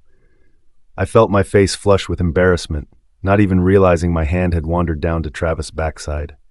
Gosh, I'm so sorry, Travis. I couldn't believe how keen I was behaving around him. The moment was really taking over me. It's quite all right, Princess, Travis said before kissing my cheek. You're doing a great job of acting like you're very into me. His wink caused me to melt. I felt my legs weaken as Travis's eyes were on me, gazing upon me as though I was the most beautiful sight he had ever set his eyes upon. Feeling lost in the moment, I could feel myself leaning further into Travis, my eyes on his lips as I felt seduced by him completely. Our lips met for a gentle kiss, and I heard the cheering of the press as cameras clicked, wanting to get the best footage for their headlines. The moment was ruined quickly, though. The shrill sound of a voice came from the crowd of screaming fangirls. "Get off him, you stupid whore!" The cries of abuse hurled at me from the girls. "He's mine! You don't deserve him, slut!" Another voice yelled. "Fuck you!" Chimed another. "Travis deserves better than you ugly dog." The words cut me. I knew I didn't deserve their opinions, even if they didn't approve of me being the mate of their beloved alpha king. "Ignore them," Travis whispered into my ear as he pulled me closer. "You get used to it, believe me." I shouldn't have to get used to it. Being called such cruel names purely for falling in love with someone was wrong. Was this worth it? The charade of being the Alpha King's future queen? What would happen at our wedding? Would one of these awful fans make an attempt to take my life? It was then I noticed the shimmering glint from the corner of my eye. I focused on the spot it had caught my attention from, and I realized one of the raging fans had pulled a gun from beneath her jacket. "No!" I cried out, watching as she pulled the gun up straight and aimed it at me, a wicked smirk on her face as she went to pull the trigger. "Travis!" I called out, and the next moments felt as though they traveled in slow motion. Travis heard my call, his eyeline followed mine, and he too noticed the gun, his face paled with fear. "Alyssa!" he cried. "Get back!" Pushing me aside, I heard the fire of the gun. A loud bang sounded, piercing my ears, and I watched as Travis protected me. In the flash of a second, Travis groaned before falling limp to the ground. "No!" I cried. "Travis, can you hear me?" I fell to my knees, my hands already in the Alpha King's blood from the gunshot wound. "Wake up! Please!" The screams of the crowd around me were a muffled blur now. My only focus was on Travis. I wanted to make sure he was safe and alive. I needed to take care of him. My heart raced in my chest as I began to panic. "Help!" I screamed out loud. "Someone please help!" It was then a figure rushed to our side, and I instantly recognized the coldness in her voice. "Get out of the way. You're so useless." Harmony pushed me out of the way, releasing my hands on Travis as she leant down to pick him up. She held him so easily in her arms as though he weighed nothing. Her eyes on me in daggers. "What's wrong with you? Can't you lift him? You really are good for nothing but a servant." Harmony's words cut into me, but I had survived enough abuse for today, so I let it wash over me. Travis was the most important person right now, and I feared for his life. "I can't lift Travis because I'm a human," I said, knowing revealing my human identity would cause more trouble with Harmony. Harmony's POV. "Mated to a human?" I growled at my wolf inside my mind as I carried Travis, the man I was meant to be with, inside the bookstore. I knew I should focus on him at this moment, to try and stop the blood which poured from the gunshot wound in his stomach. I felt his warm blood cover my hand as I held Travis tightly to me, and I hoped he would realize I was the one to save his life, not his lowly servant whore. "It's disgusting," Sasha responded, her tone sounding as furious as I felt. "Travis is fine, purebred werewolf. He shouldn't be lowering himself to the squalor of the world." "I agree," I rasped with anger. "If Travis wants to create an heir, then he needs the finest she-wolf to breed with. Not some pathetic human." I paused to set him down on the ground by the chair I was sat in, not moments ago. "It makes me sick the humans are even allowed into the Dark Kingdom." "Travis!" Aunt Rose cried, running to his side. "What happened?" Her eyes panicked as she made an attempt to touch him, but I slapped her hand away. "He needs medical help at once," I said firmly, my eyes on Rose. "I'll do it," Rose said. "Let me call the emergency services." "No," I barked, my eyes shooting to the servant girl. "Make the human do it." My words cold as I spat them at Alyssa. "She may as well make herself some use today. I will make sure Travis knows how incompetent she has been. I said inside my mind, the human is not fit for Travis. She is beyond useless. I felt the seething jealousy boil inside me the longer I had to look at her face. Yes, Alyssa responded instantly, pulling her phone from her clutch. Right away, I'm on it. She sounds so proud that she is able to operate a phone, I said to Sasha with a smirk. I'll remember to give her a pat on the back later. Sasha returned my amusement with a cackle. Humans are praised too often for the smallest of tasks. We can't make her feel too useful. You're right, I said in return to my wolf. As Alyssa called for the ambulance, I gently shifted myself beneath Travis, head as I lifted it, nestling it back down comfortable into my lap. I'm here, Travis, wanting him to hear my voice, remembering I was the one here for him. It won't be long until we get you to a hospital. I'm here for you. I watched as Travis' closed eyes began to move. Now, his eyelids fluttering as they opened, gently gazing up at me. The color had left his face. He paled and was turning gray from the blood loss. He looked weak, which broke my heart into pieces. The Alpha King couldn't appear weak. It wasn't him. He had to be strong all the time. Once I was his queen, I would make sure he was fit and healthy at all times under my care. Harmony? Travis asked weakly as his eyes focused on me. Is that you? His hands carefully found mine.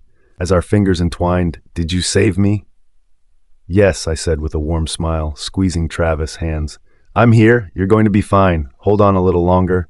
Thank you, Travis croaked before gasping in an extended breath as he struggled to take in any air.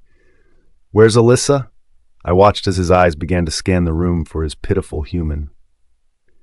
I'm here, Travis, Alyssa said as she fell to her knees on the other side of Travis. Do you need anything? Travis smiled, pulling his hands from mine and taking them to Alyssa's. I watched as their fingers entwined together and he began to pull her close to him. I only need you. He rasped, I'm glad you're here. Pathetic, I growled to my wolf. That little bitch is always meddling. Why won't she stay out of my way for 2 minutes so I can prove myself to Travis? Perhaps we need to get rid of her, remove her from the equation, Sasha chuckled. Then Travis will be ours. A possibility, I responded. But then Travis would punish me. The elders wouldn't be so easy on me. I paused. But I feel like everything could fall into place now.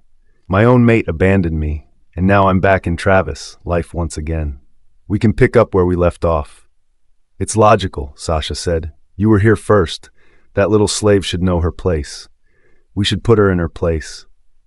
A wicked smirk spread across my lips, feeling smug as I thought of the endless possibilities of removing Alyssa from the picture. It has potential, I paused. But for now we bide our time, strike at the right moment. I just want to see Travi healed and well now. Agreed, Sasha hissed. We can wait to make the servant girl suffer. I continued to watch Alyssa and Travis locked into one another. Their emotional reunion made me feel sick to my stomach and I felt the acid rise in my throat. That disgusting human, her filthy hands all over a purebred man such as my king. Is my boy going to be okay? Aunt Rose appeared with a tray of tea. Will this help? My poor dear boy. Aunt Rose, Travis said weakly with a smile. You're the purest soul. Alyssa stood to her feet and placed a sympathetic hand on Rose's shoulder. Travis is going to be fine. The ambulance is on its way. We just need to stay strong for him. She paused with a smile. Thank you for the tea, Aunt Rose. I'll enjoy some with you later. It pained me to think this, but seeing Alyssa acting so kind and comforting toward Aunt Rose made me realize what Travis saw in her. She had a good heart, a kind soul with goodness in her. I didn't imagine humans to act this way, not toward our kind especially. Perhaps Alyssa was right for Travis after all. She would give him a good life and be a considerate queen for the Dark Kingdom. I tossed those thoughts aside, though, and began to track my mind back to where I wanted to be. That's a terrible shame, though, isn't it, Sasha? A woman good enough for Travis, but he can't have her. I was beginning to worry about your train of thought there, Harmony, Sasha responded. Remember how much we deserve Travis. He is ours. Alyssa's POV. Okay, ladies, you both need to stop bickering, the impatient paramedic said, her face like thunder as she raised her voice to us. Your arguments can wait. We have a man here who is about to bleed to death if we don't act fast. My eyes switched to the stretcher as 2 more paramedics took Travis away, heading to the back of the ambulance. Travis had dropped unconscious. and I didn't care what Harmony thought of me now, or what she had to say. I just wanted Travis safe and well. So who is the next of kin? I am, Harmony said confidently, stepping forward. Harmony Bridgeforth, who are you to the patient? The paramedic asked, beginning to write notes on a form. I am, Harmony paused to think. An old friend. Old friend, the paramedic asked, raising her brow curiously. Where are his parents, or a partner? No children? With an exhale, I stepped forward to match Harmony's stance. I am Travis Darlington's partner, his future wife, in fact. I shot a glare at Harmony, and I watched her back down slightly.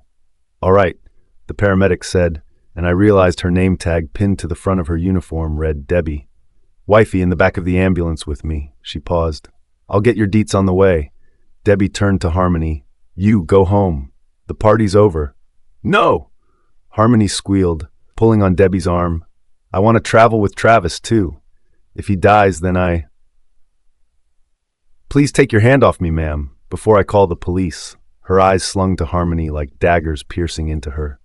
Harmony pulled her hand off the paramedic. I'm sorry. Her voice struggled, and it was odd seeing her personality change so much now. She was definitely showing her weaker side. I just want to be with Travis. We've known each other a long time. Debbie turned to me. Blondie goes into the ambulance with me. She turned to face me and gestured for me, make my way over to the vehicle. Red, you're more than welcome to follow us if you really want to. She paused. But I can't promise you'll get to be with Mr. Darlington when he arrives. I don't care. Harmony paused. I just want to be there for him when he wakes up. Hopping into the back of the ambulance, the sound of Harmony's whining voice became quieter as I went. My main focus now was Travis. I wanted to be with him, to hold his hand every step of the way so he knew he was safe and protected with me. I didn't want Harmony meddling, and I wondered if there was any way I could warn someone that she could cause potential stress for Travis. Take a seat there, Debus said as she came up behind me, pointing to the single seat situated by the stretcher where Travis lay. I sat down and reached for the seatbelt as I buckled it, my eyes on Travis the entire time. His eyes were closed as he appeared to be in a deep sleep. He had been hooked up to a machine, wires emerging from his chest as the sound of the shrill machine beeped with his pulse rate. The paramedics appeared to have bandaged his wound as quickly and efficiently as they could, but I could already see a red patch appear as the blood seeped through. Can I? I asked Debbie, reaching for his hand.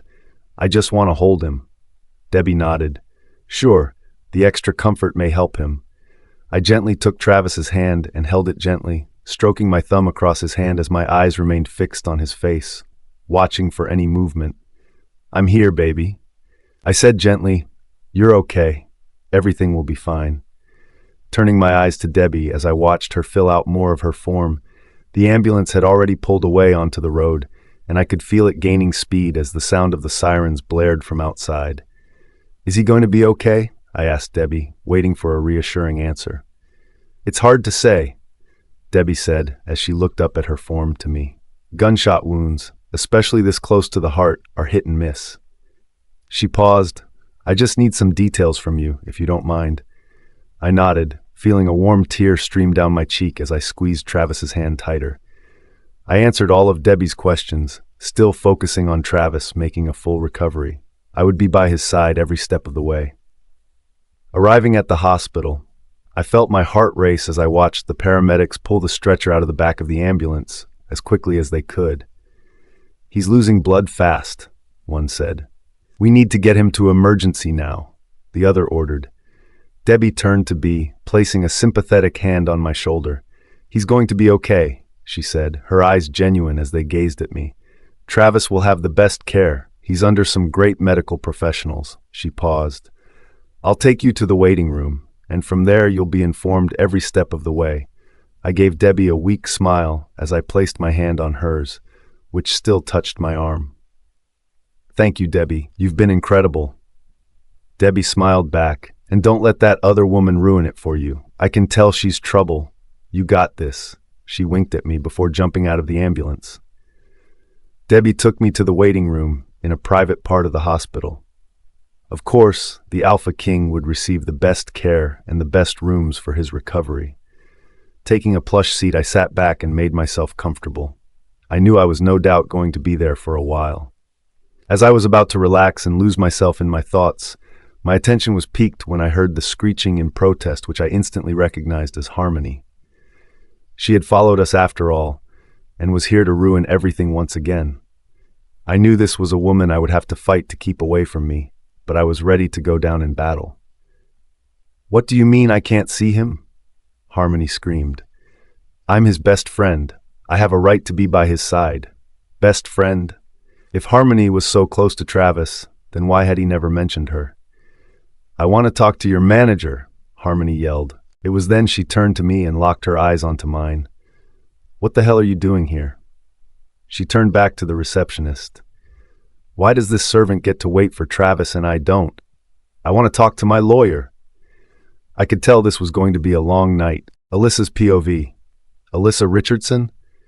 I was awoken by the sound of someone calling my name. As my eyes opened, my vision started blurry until I focused on my surroundings. It wasn't a dream.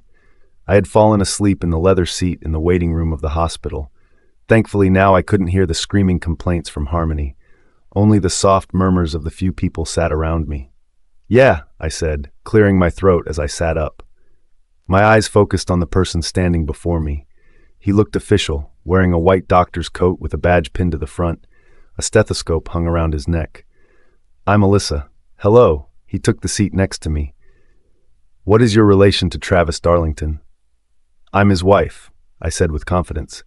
It all felt very real now, as I was hanging on the edge waiting to know what condition Travis was in. "How is he?" I could see the doctor's eyes fill with sympathy as he looked into my eyes. "Travis is stable, for now," he said. "We were lucky to have got to him when we did." The doctor paused. Whoever fired that shot was out to purposely hurt him. I had a feeling the gun was aimed at me, but I didn't want to reveal this information at the moment. This was something to save for the police investigation when it came around. I tried to remove the pressure from my mind at the moment. "What do you mean?" I asked, feeling my heart pounding inside my chest. Knowing that bullet was possibly for me, I wanted to know everything about it. "The bullet was made of silver," the doctor said, "which, as we all know, is deadly to a werewolf. If the bullet had traveled any closer to Travis's heart, he would be dead in an instant." He paused to take a breath. But luckily, the bullet had not embedded far enough to get close to the heart. "I see." I felt my stomach turn and twist. I had heard of silver being harmful to wolves, but always thought that was a myth, like wooden stakes to a vampire. At least vampires aren't real, or so I thought anyway. "That's horrible." My voice shaking as I spoke. "Someone was out to murder Travis, my husband, their king." "Yes," the doctor said with sadness in his voice, "which isn't taken lightly. No attempted murder is taken in such a way, but the attempted murder of the Alpha King could be punishable by death." He paused. "But I don't want to get into anything legal right now. Would you like to see Travis?" "Yes," I said instantly. "Of course I do." The doctor stood to his feet. "I will warn you, he isn't in the best condition, but he is stable. Travis is still unconscious, but he may be able to hear you if you talk to him." "Okay," I nodded, standing to my feet as I stood beside the doctor. "Thanks for the heads up." "We wouldn't let a patient see a loved one in such a condition without warning," the doctor said. A warm smile curved his lips. "It's a traumatic time for everyone involved. We will take extra care of Travis, I promise you." "Thank you, doctor. I know this hospital has a reputation for their health care and excellent service." "Now if you follow me," the doctor said, "I'll take you to Travis's room." As I followed the doctor, walking out of the waiting room, I gazed around and spotted Harmony on one of the seats by the front desk.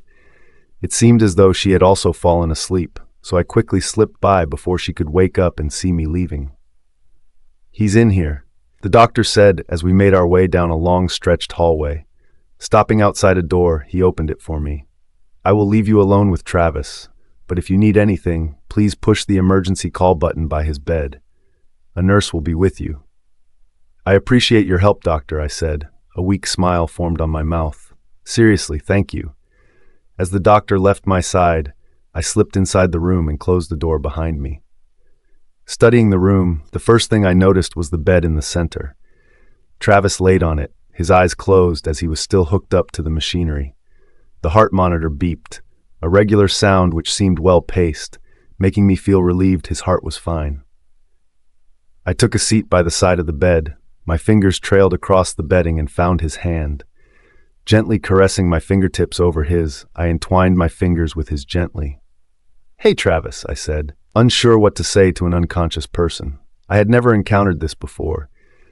"I hope you can hear me." I paused. "I miss you." I stopped talking, trying to think of something else to say as my eyes studied Travis's pale face. There seemed to be no color to his cheeks, and he didn't look like himself at the moment. "They say you're going to be fine," I said, twisting the information I was given. "You will be out of here in no time, and I'm going to take you home and take care of you." I expected Travis to open his eyes, or at least feel his fingers grip onto mine, but there was no movement at all, just the steady breathing from his regular breaths which escaped his slightly parted lips. "I'm really worried," I said. "I don't want to lose you, Travis." I paused, squeezing his fingers a little bit tighter, but not so much I could hurt him. "They say you might be able to hear me, but I kind of hope you don't hear this." Another pause as I chose my next words. "I'm finding it incredibly difficult not to fall in love with you. I tried so hard, resisted as much as I could, but I am failing." Another pause. "I'm in love with you, Travis Darlington, and I don't know what to do. This wasn't part of our deal. It wasn't in the contract, was it? For us to become real lovers. What will I do when we have to part, when the contract comes to an end? How will I be able to say goodbye to you forever?" I felt a warm tear roll down my cheek, landing on Travis's hand as I pulled it closer to my face. I wanted to feel Travis's skin against mine, to feel him touch me. "But I need to get over this, because I know you don't feel the same. How could you? The alpha king falling for a human? It doesn't happen. I'm just a fool, I guess." I knew I had to keep this to myself from now on, but it felt good being able to tell Travis how I feel, even though he couldn't hear me or wasn't able to respond. I had managed to reveal my feelings, but still kept the secret. Travis's POV. I could hear Alyssa's voice, not perfectly clear, but I knew it was hers. The soft tone of her words, such a familiar sound to me and extremely comforting. I wanted to reach out and hold Alyssa, wrap my arms around her body and feel her warmth close to me, but I was unable to. But all around me was dark, complete blackness. My mind raced, thoughts entering and leaving as I relived every moment spent with Alyssa. Memories that I never wanted to forget. "What's happening?" Clayton asked, his voice shaking as he spoke to me. "I can't see anything. Why is it so dark?" "I don't know," I responded with hesitation. Are we dead?" "Possibly," Clayton said. "Travis, I'm scared. Did that gunshot kill us? Is this the end of our life? We had so much planned." "It will be okay," I reassured my wolf. I was terrified as well, but I wanted to remain optimistic at the moment. "I can hear Ice's voice, can you?" I heard Clayton breathe gently in my mind, as though he slowed down his breaths in order to hear the muffled tone of Alyssa. Clayton remained silent for a while longer before speaking again. "Yes," he said, slight elation to his voice. "I can hear Alyssa. She's here with us. Perhaps we aren't dead after all." I focused on Alyssa's voice, and I felt myself falling. It was like a dream, but I felt awake at the same time. I began to think about Alyssa, and for some reason in the back of my mind I had the image of Alyssa wearing a French-made dress. The short ones. Was I living some kind of fantasy? I seemed to recall hearing a conversation or being part of a conversation which suggested Alyssa was my maid. My mind was so fuzzy I couldn't differentiate what was real or not. "My king," Alyssa said gently. I had entered my house and wandered through the halls into the dining room. I remembered my house in great detail, down to the last lick of paint and the varnished borders on the walls. "Alyssa," I husked her name. "Are you nearly done? You've worked hard today. I know cleaning a house of this size on your own isn't a simple task." "Anything to please you, my king," Alyssa said, a smile spread on her full lips. "I just need to polish the surface of the dining table, and then I'll be finished for the day." I watched as Alyssa turned, her back facing me. She leant over the table, a cloth in her hand as she reached forward to the far edge of the table. Her body leant across the table, and I watched her short black dress hitch upwards to reveal the bottoms of her ass cheeks. "Alyssa," I husked once more. Are you not wearing panties today? I thought I told you. No, she responded, turning her head to give me a seductive glare. I forgot again, I'm sorry. Turning to face forward again, Alyssa stretched further onto the table, which caused her to lean enough so her dress rose upwards more. This spot is just so stubborn, she complained, her cheeks jiggling from the effort of her forceful rubbing of the stain. Feeling myself become heated, I balled my fists tightly. So many thoughts ran through my mind now. Was this real? It felt like I was living somewhat of a fantasy, an idea of Alyssa that had been playing on my mind for a while. Part of me was telling me to resist and let her continue her work, but the animal in me was telling me to lose all of my inhibitions at this moment. Do it, Clayton growled in my mind. Give in to your passions. This is a dream, isn't it? I asked my wolf. It has to be. Who knows? But enjoy the moment while we have it, Clayton said. A sly tone in his voice indicated he wanted me to find the passion inside me. It wasn't long before I gave in to my needs, seconds in fact. I rushed to Alyssa, my strides long as I arrived behind her in no time. She was, after all, my wife. My king, Alyssa gasped, her eyes turning to me again. What are you? Having you, I said, a growl simmered in my throat. You're mine, after all. I paused, not wanting to mistake the glint in her eye for fear. May I? Yes, Alyssa responded quickly. I'm all yours. Do whatever you want with me, Travis. Hearing these words sent me into a fit of passion and arousal. Such a beautiful girl you are, Alyssa. Hold on, I husked. I won't be gentle. Alyssa gripped onto the edge of the table as she threw her arms to her side, and I noticed her fingertips pale with the force of her grip. I'm ready for you, my king. You're amazing, I gasped. Alyssa, I've wanted this for so long. Me too, my king, she responded. Don't hold back. When the time is right, I said, I want you to release yourself onto me. Yes, Alyssa said, I will give you everything, my king. She responded with obedience. It was then I began to feel myself becoming pulled away from Alyssa, out of the house and into the garden. Everything went black again, yet I could still hear the muffled voice of Alyssa through the darkness. Except this time it changed slightly. A slit of light poked through the dark, and I could clearly hear Alyssa's words, Travis's POV. I no longer felt as though I was in a dream. I could feel myself awakening, as though I had been in a deep sleep and I was stirring from the light of the morning. Except the warmth which brought me from my sleep now wasn't from the sun, it was from the comfort of Isa's gentle voice. I think we're waking up, Clayton said in my mind, his voice bouncing with happiness. I can feel it. Open your eyes. I'm trying, I said in return, desperate to awaken and see Alyssa for myself. I needed to take her in, touch her, and feel the warmth of her by my side.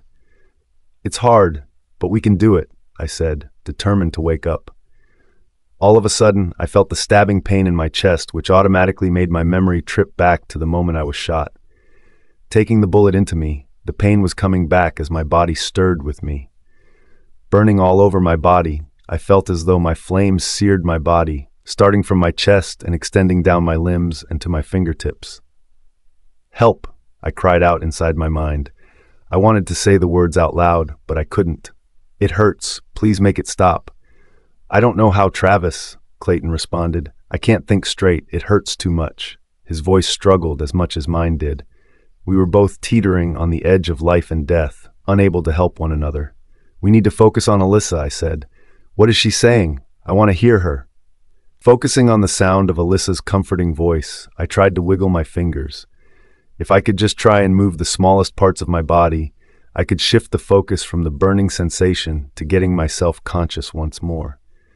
Alyssa, I said in my mind, calling out her name. Can you hear me? Perhaps I could enter her mind and try to send her a message. I need you to help me. I knew my message had left my mind, but as I focused on Alyssa's train of thoughts, I failed to get through to her. It was like a wall had been built to block me out. But why? I knew with Alyssa being a human, it would be more difficult to create a mind link, but I knew it was possible for me to enter Alyssa's mind. I just had to build up my mental strength. Silencing myself, I tried not to get too fearful of the darkness around me. I set my entire focus on Alyssa's voice now and tried to hear her words. What was she saying? I'm in love with you, Travis Darlington, and I don't know what to do. This wasn't part of our deal. It wasn't in the contract, was it? For us to become real lovers. What will I do when we have to part, when the contract comes to an end? How will I be able to say goodbye to you forever? Alyssa's words were becoming clearer now, and as I heard her, the pain began to soften. A dull ache still remained inside my chest. I questioned now whether it was an ache from the pain of the bullet or the pain from my heart as I felt so much affection toward Alyssa. "Clayton," I husked, my voice beginning to crack. "I heard Alyssa. Did you hear what she said?" "Yes," Clayton replied, his voice breaking from the quickness of his breathing. "Alyssa is in love with you," she confessed her feelings. I couldn't find the right words to express how I felt hearing Alyssa's confessions. I don't know what to do or even say. I paused, now feeling my heart begin to race in my chest. Alyssa feels the same way I do about her, but she can't. "It's not part of the contract, I know," Clayton said.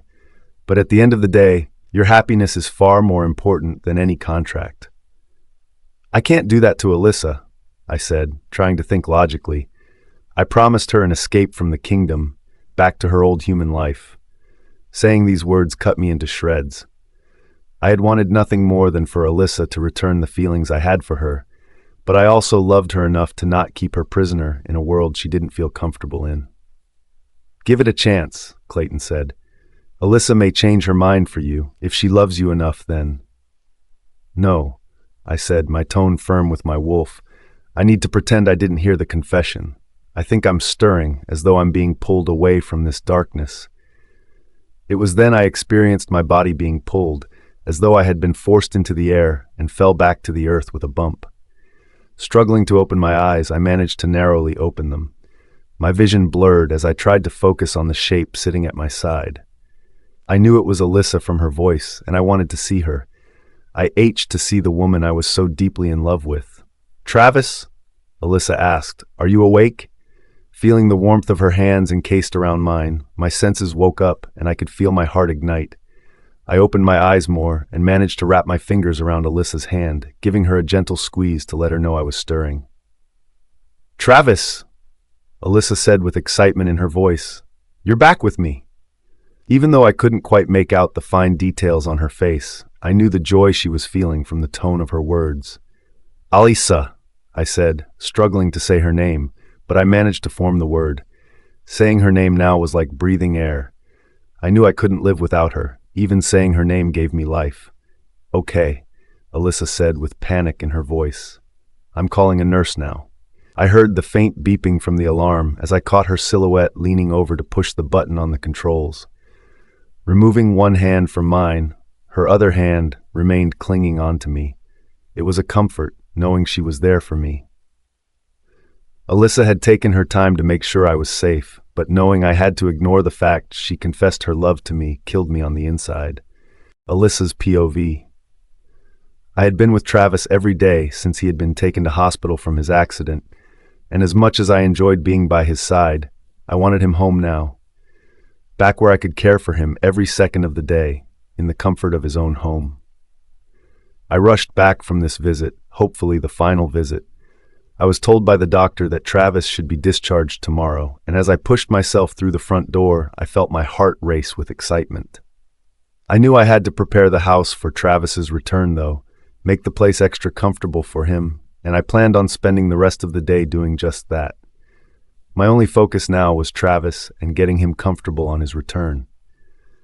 My excitement was soon ruined after I entered the dining room and saw a face I didn't wish to see at this moment. The flaming red locks and tall spending figure. Harmony. "What are you doing here?" I asked, feeling my brow furrow with the disapproval of seeing Harmony in our house. "How did you get in here?" Harmony laughed, already making herself comfortable on the armchair at the end of the dining table. She pulled her legs up and comfortably put her feet onto the table. "I have a key," she shrugged casually, as though I expected her to be coming and going now. "Why do you have a key?" I asked, setting my bag onto the dining table. "And take your feet off the table. That's unhygienic.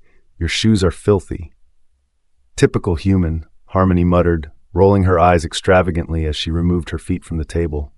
"Worrying about small things like germs. If you were a wolf, then you wouldn't need to worry about getting sick." She paused, Her eyes set on me as I felt her gaze burning into me. Travis gave me a key, years ago. Oh sure, I said. Silly me, because you're best friends. Who he never talks about. I paused. Well, this isn't your house, so you need to leave now, please. Harmony smirked, leaning back into the armchair. This isn't your house either, so if I need to leave, so do you. Travis is my husband, I said smugly. This is where I live now. Ugh, Harmony practically heaved as she spoke. The Alpha King married to a human, she paused. I still refuse to believe that. You're his servant. Harmony, I raised my voice. You're so rude. You need to leave. Travis is coming home tomorrow, and I want to make this place comfortable for him. Home? Harmony asked, perking up. Tomorrow? I regretted even saying anything to her now. Yeah, so get out. I knew I wasn't sounding so friendly now, but this woman was grating on my nerves now. I was tired of her meddling and just wanted her out of my way. How fun. I could help you out and stay the night, Harmony said with joy in her voice. It was irritating me even more. Now she was seemingly acting like she wanted us to be friends. It would get done quicker, and we could spend some time getting to know each other. I don't need any more friends, I said bluntly. There's the door, I gestured toward the front door. Don't let it hit you on the ass on the way out. Harmony let out a long exhale, and I watched as she stood to her feet.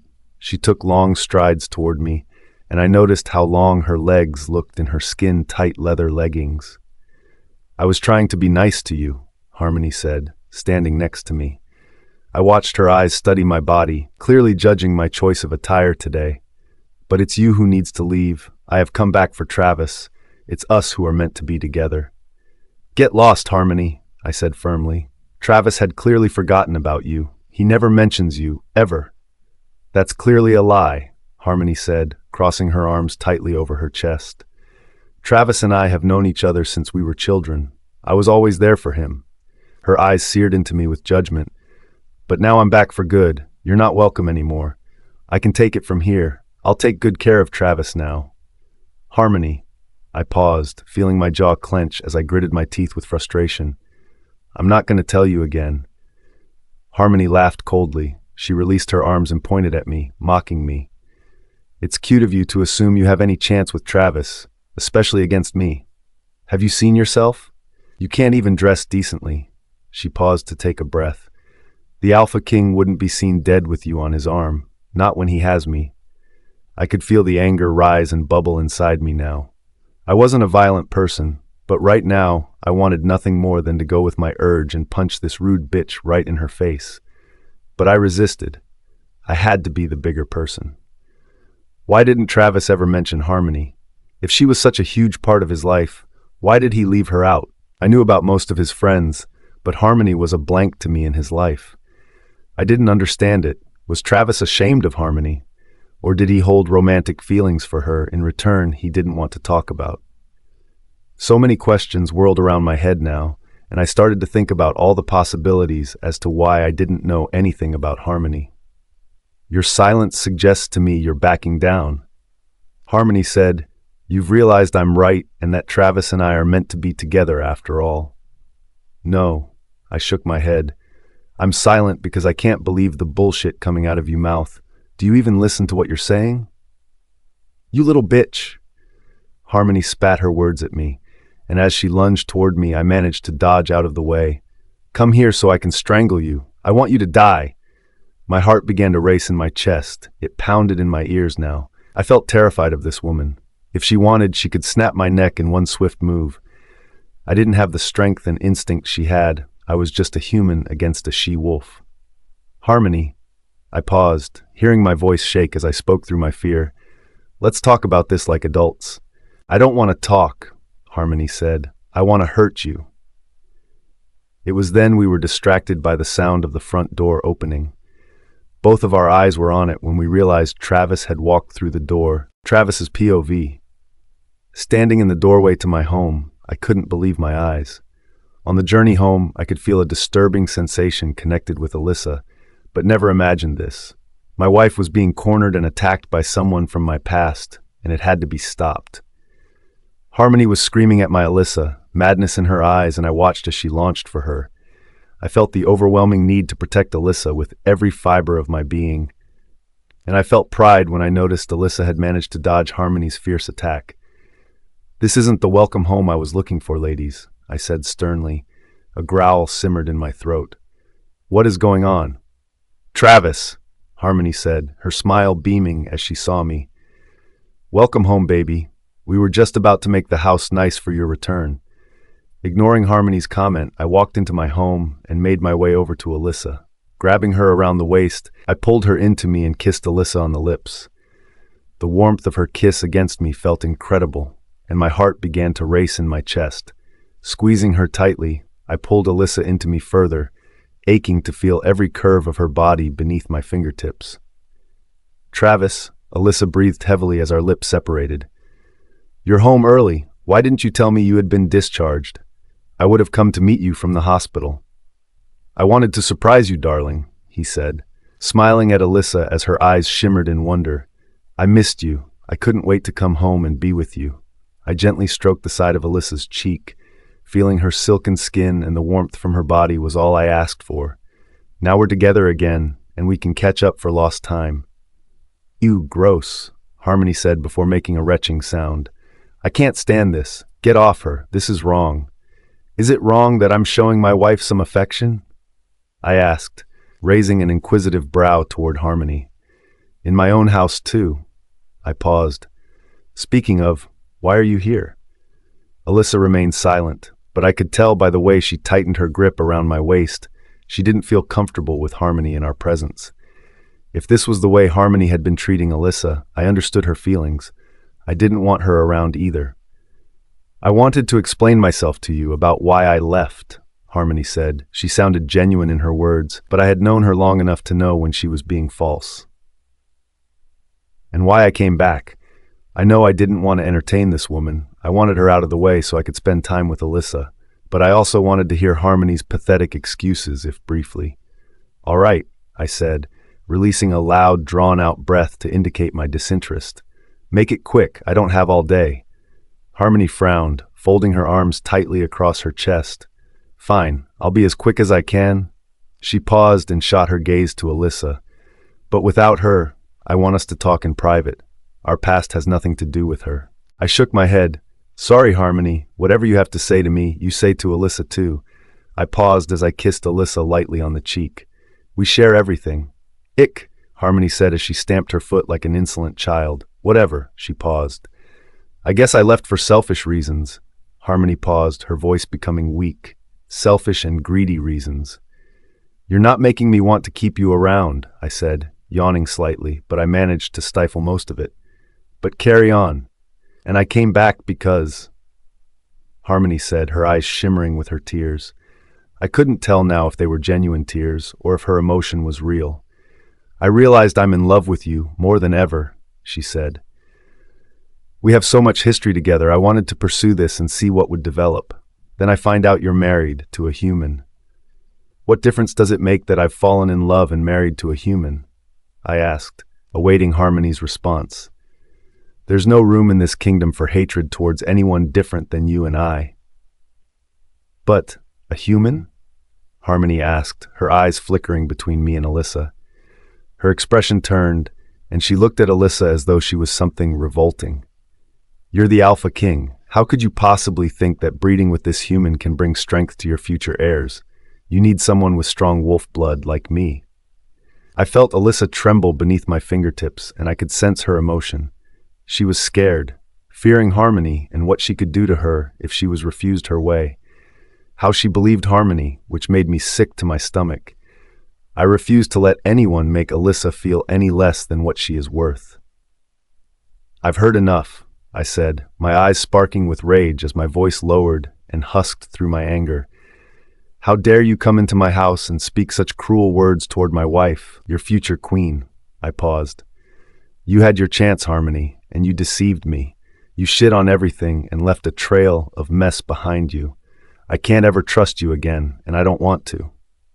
"Travis," Harmony said, her voice quiet and weak as she spoke my name. "I don't mean to hurt you. Your feelings mean everything to me." "It's not about my feelings," I said, pulling Alyssa closer to me as I felt her bury her face into my shoulder. "You've hurt Alyssa's feelings, my wife. She means everything to me. and her care and safety is my priority over anything.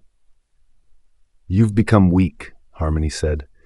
Lowered yourself to please this pathetic human. For what? To ruin your credibility and your kingdom?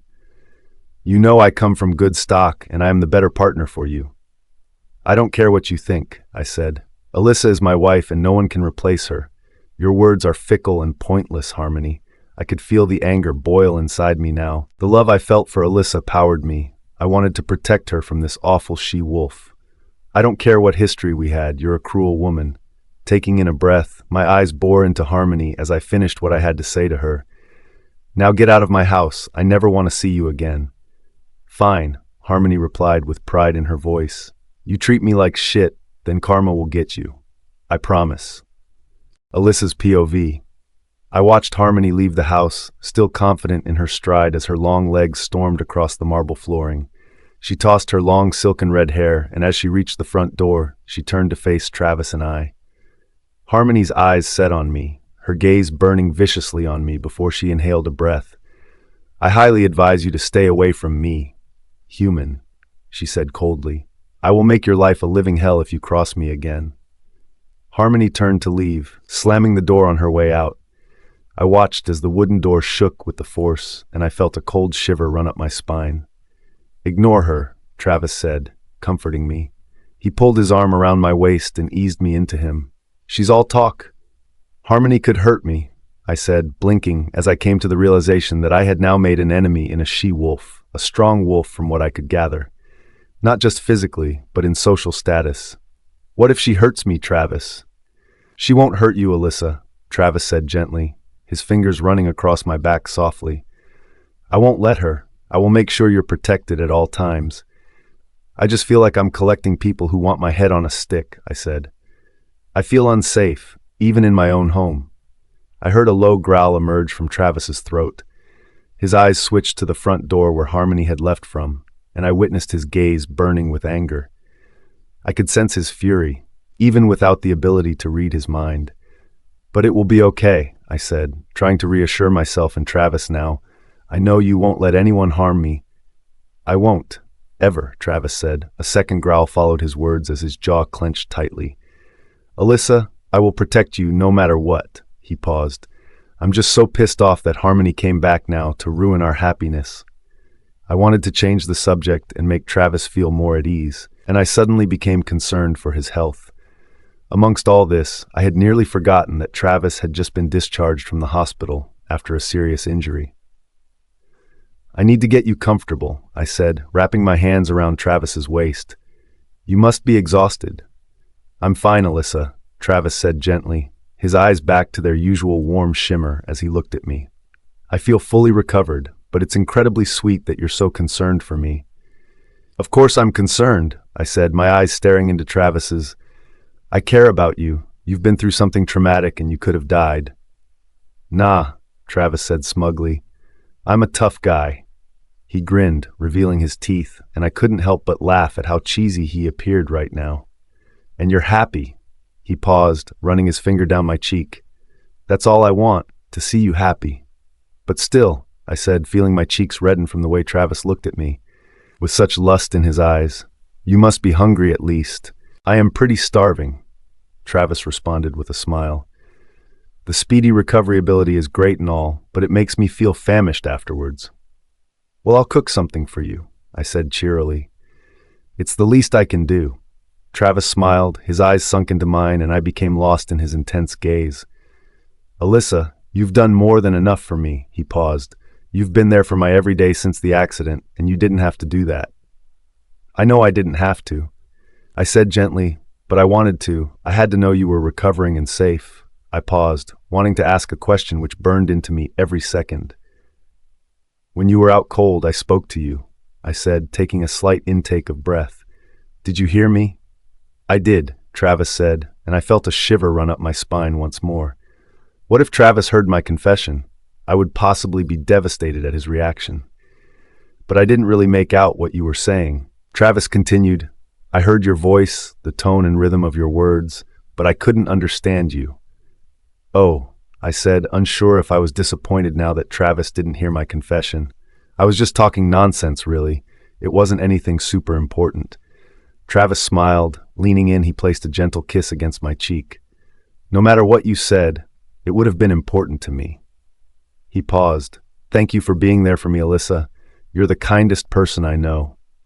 I'm just me, I said, shrugging my shoulders. You have done the same for me. I paused. Plus, I had to find some way to keep Harmony off my back. At least in your private room, she couldn't get to me. Travis laughed loudly. His eyes wrinkled as he did, and I felt myself falling deeper for him. I knew I couldn't fall any more in love with Travis, but it was too late. His compliments and the way he spoke to me, I found it difficult not to fall for Travis. He was such a kind and gentle soul. He cared about me so much, even when he didn't have to. In the privacy of this home, Travis didn't need to keep the couple act up, even though it felt nice. Travis made me feel wanted and needed, like no one ever had before, even if it was all false. We have some plans to make, Travis said, changing the subject, but he had excitement in his voice. What kind of plans? I asked, tilting my head. Dinner plans? Yes, and that. Travis grinned. We need to plan our next steps, maybe another public event, a bigger one. Don't you want to lay low for a while, Travis? I asked, wondering why Travis was so keen to get himself back out in front of a public crowd again. The shooter is still out there. Who knows if they will try a second time? I can't let these people win, Alyssa, Travis said. It sounds scary, but this isn't the first attempt I've had. I need to show that I'm not scared of cowards. That's terrifying, Travis, I said, feeling my heart race in my chest. I don't know if I could handle anything like that again. It was stressful. I know, darling, Travis said, his voice a near whisper, but I won't let any harm come to you, I promise. He paused. Let's order some food in and talk about our next event. We need to make it a super exciting one. Harmony's POV. Storming out of the Alpha King's mansion, I felt the fury boil inside me. No one had ever refused me, not ever. How dare Travis? He humiliated me, and I knew he had to pay. How dare any man refuse me, I said inside my mind, feeling the hatred toward Alyssa more than ever now. Travis is meant to want me. No man should be able to resist me. I've never had anyone shun me like that before. Sasha did not respond in words, but I heard her chuckle lowly in the back of my mind. I knew she would be conjuring up some kind of plot to help me get my way, as always. Approaching my car, I pulled the door open and heaved myself into the driver's seat. Gripping the steering wheel, my fingers tightened around the surface, and I could feel the pain build from the force of my grip. What has she got that I haven't? Just a puny, weak human with no future or any appeal. She clearly has the king under a spell. Sasha failed to respond again, but I could feel her lingering in the back of my mind in the shadows, as though she was waiting for her time to make an entrance. So I decided not to communicate with her any longer. That stupid bitch, I muttered under my breath. How dare she come into Travis' life and ruin my plans? I finally felt my wolf stir in my mind. She came into the forefront, and I could sense an amused tone to her voice. You know what you have to do, Sasha whispered. What we have been wanting to do ever since we found out about the pesky human and the wretched hold she has over the love of your life. Are you thinking what I'm thinking? I asked, gritting my teeth so hard the pain seared through my gums. Her life must end, by my hands, so everyone knows I am the strongest and most powerful she-wolf fit for the king. Didn't we already try that? Sasha asked. Or at least, someone did, she chuckled. But if at first you don't succeed, try again. And it seems if you want something done, you have to do it yourself. I need to call Derek, I said, trying to calm myself down from the recent events. He wanted me to keep him updated, no matter what happened. Very well. Sasha yawned. Let me know when something exciting happens. I'm in the mood for some violence. Sasha disappeared from my mind and into the darkness. I had managed to calm myself down somewhat.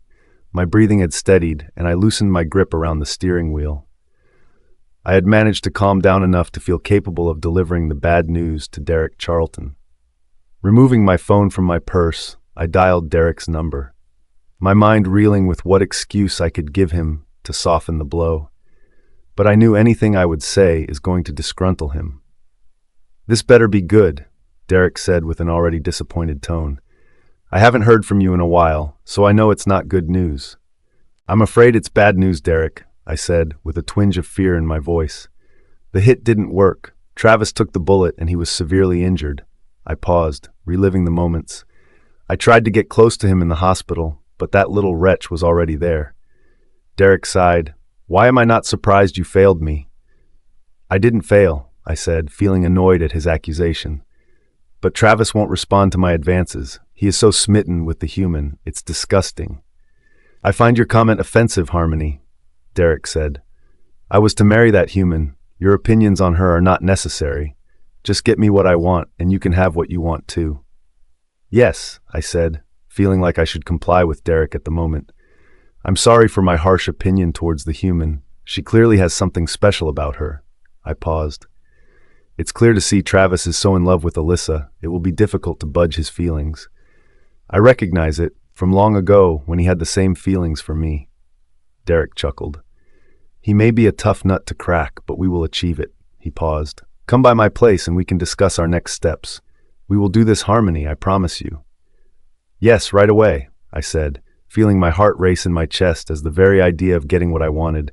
I'll be there in 15 minutes. Pour me a drink, a big one. I need it. Very well. Derek said, it's going to be a long night ahead of brainstorming. I hope you're ready for a late one. Anything it takes, I said. See you soon. I ended the call and threw my phone onto the passenger seat of the car. Taking one last glance at the house, I felt a shiver run up my spine. I need this, I said to Sasha, feeling her stir once more. Sash, I want Travis more than anything. I know. Sasha responded gently. You've always wanted Travis and I fully believe you will get him. She paused. It may just take some time for Travis to realize that weak human isn't made for him. You are. We are meant for each other, I said, agreeing with my Sasha's words. You always know the right thing to say. You're a wise wolf. I am, Sasha said with amusement to her voice. And in the meantime, have a little fun and find a way to blow off steam. How do you mean? I asked, gripping the steering wheel as I pulled the car away from the side of the house. Torment someone else. I like doing that. Or fuck someone else, Sasha said. Derek is cute, isn't he? Perhaps you can alleviate each other's tension. I tilted my head as I thought about Derek. I suppose he is cute, I said. Nice body for sure, but I'm sure he doesn't want me. He is too focused on the human bitch. Sasha laughed coldly. The human should hold no regard to you. Take what you want. Use who you want. That's who you are. A little fun wouldn't be so bad, I responded with a smirk on my lips. It's been a while since I've had my own little toy to play with. Derek's POV. Honey, can I have a snuggle? Haley whined. No matter how hard I concentrated on the television, the woman still managed to interrupt my train of thought. Derek? She whined my name as I plainly ignored her. Honey, are you okay? I'm fine. I grunted, standing to my feet. I pushed the woman away from me. I wished she would leave. I needed a night to myself without her. I'm going for a snack. Want anything? I asked, not caring either way whether she was hungry or not. I'll come with you. I miss you, Haley cried, leaping to her feet. She wrapped her arms around my waist. I love you so much. I grunted. I'm just going into the kitchen, not leaving the country, I said. As I began to walk toward the kitchen, I felt the weight of Haley as she still clung on to me. Will you let me go? Haley removed her arms from around my waist, but still followed directly behind me into the next room. You're being distant, she said. Am I that obvious? I asked my wolf with sarcasm in my inner voice. Nova chuckled. Even I can tell you're done with this chick. He paused. How are you going to last having her as your wife? Just because I tell her we're going to live a happy life doesn't necessarily mean I intend to actually allow that to happen. I responded with a smug tone, but I meant every word.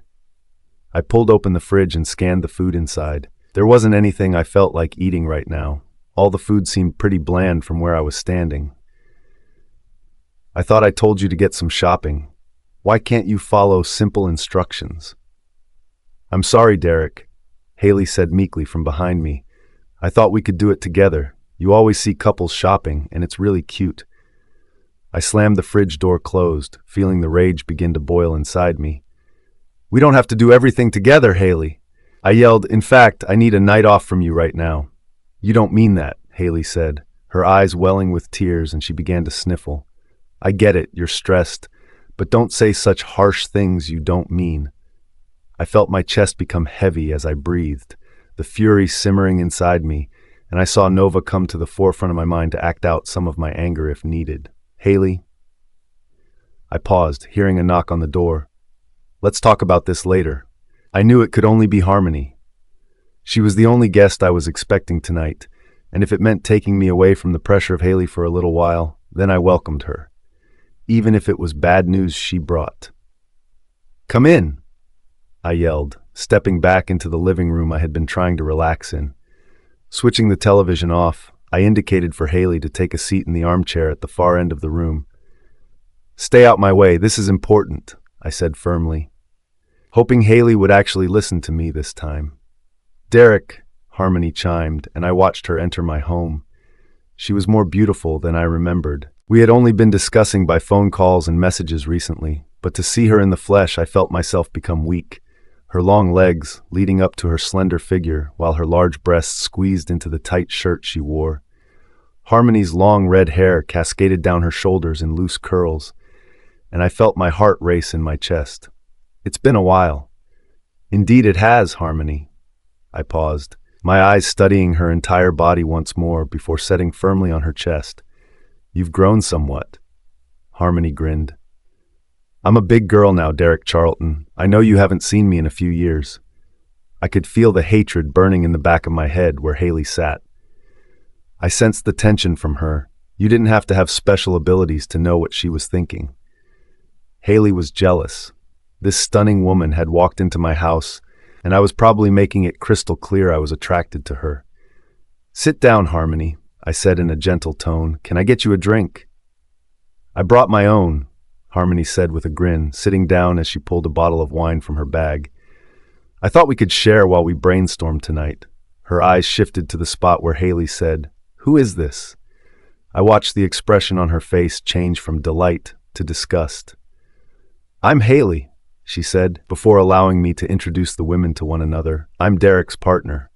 Oh, Harmony said, and I noticed she struggled to stop a smile from forming on her full lips. It's nice to meet you, but Derek never mentioned you at all. I found myself also trying to refrain from smiling. I almost forgot how blunt and honest Harmony was. She was perfection in my eyes. I could see a woman like Harmony by my side, ruling alongside me as my Luna, but that wasn't part of my plan. Not yet, anyway. Harmony is an old friend, I said eventually, after I'd managed to finish being captivated by the redhead for a brief second. We go way back when we were best friends with Travis. I miss those days. Haley screwed up her face. You never told me about this, Derek. I thought you had always hated Travis, and you never even mentioned her. As Haley exaggerated her words, I could feel the hate emanate from her now. She was deeply jealous of Harmony, and I could understand why. Harmony was a goddess in comparison to Haley. I just wanted her out of the room now so I could spend time with my old friend.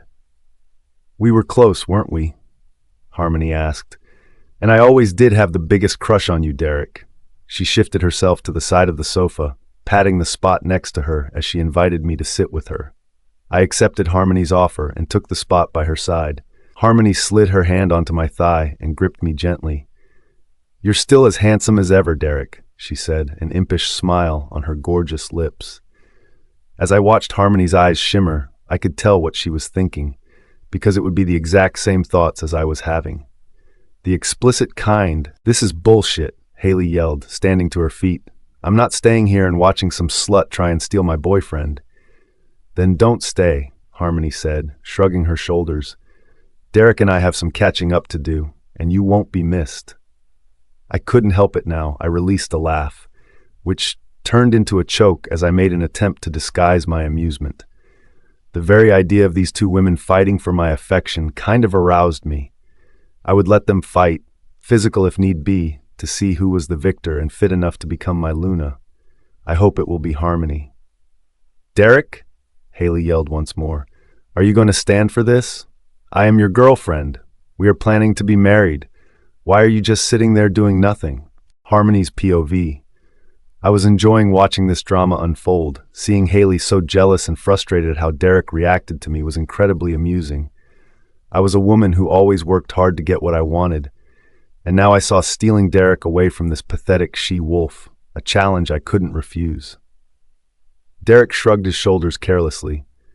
"This isn't my issue," he said nonchalantly, responding to Haley's previous question. "If you want to fight over me, then so be it. Isn't that what two competing she-wolves do to win the affection of an alpha?"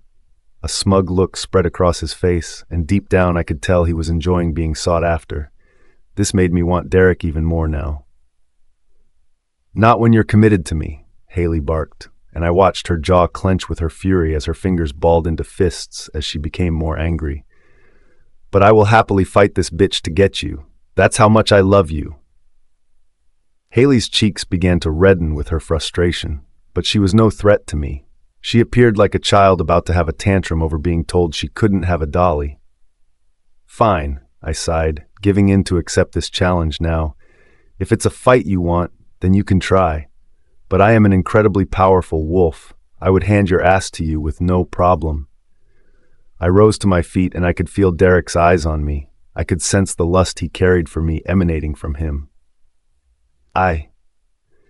Haley paused as she took a step back, appearing threatened all of a sudden. She stood far shorter than myself, and from her expression she realized she may have bitten off more than she could chew. "Derek, do something! Get rid of her! This is our home!" Derek stood to his feet to join me by my side, as though he wanted to defend me. "In this moment, I choose harmony," he said, clenching my jaw at the pathetic women before him, and I couldn't help but release a chuckle. "We have business to attend to, and you're not needed," Derek said coldly. This was so much easier than I thought. Derek was putty in the palm of my hand, and I could tell he craved me enough to be manipulated. Haley gasped, and her eyes welled with tears. "Not needed?" she asked, her voice cracking as she begged to her lover. "Derek, you make me sound like I'm a member of staff or something. I'm not so low for you to treat me like this." "Please leave," Derek said with force to his voice. "Harmony and I have important things to discuss, and we don't need any distractions." I could tell Haley was about to open her mouth again to argue with Derek, but he stopped her words before she could. "There's the door." I paused, gesturing to the front door. "I'll call you tomorrow. Good night." The way Derek was taking command really stirred something within me. His pure alpha attitude was oozing sex appeal for me, and I found myself craving him now.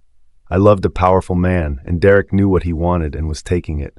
Much like myself. "Derek," Haley asked, "what's gotten into you? I thought we were happy. I thought you loved me." "We are," Derek said in response. "And I do love you, but right now I need to focus on separating Alyssa and Travis." Derek paused and his eyes shifted to me, his voice becoming more gentle as he spoke. "But you're in the way. Now go." Haley eventually took the hint, and she stormed out of the room and slammed the front door behind her. "I'll call you," Derek said with a cruel laugh after she left. "Thank God she is finally out of the way. She's become so clingy lately. I can't deal with it." "I had the impression Haley was irritating you," I said with a purr as I sat back down on the sofa. I tapped the spot next to me again and waited for Derek to join me by my side. "You're quite the dominating alpha, aren't you?" A smirk formed on my lips as I watched Derek's eyes sparkle with excitement. "Do you like that? A man who knows what he wants." Derek asked softly, his hand shifted to my thigh as he stroked up before he reached the hem of my skirt. "I get what I want." "I do like that," I said, leaning into Derek. "And if this all works out, perhaps I will thank you in some special way." Derek didn't reply. Instead, he exhaled heavily with excitement. "But first, we have to focus on what to do between those meddling idiots," I said, pushing Derek's hand away from me now. I closed my legs, crossing one over the other to ensure he couldn't get any further. "I've seen firsthand how in love Travis and Alyssa are. It will be difficult for them to want to be apart from each other." Derek managed to compose himself, his cheeks flushing with pink as he sat himself upright again. "Well, instead of trying to get between them, I've had another idea to suggest." "I'm listening," I said with a smirk.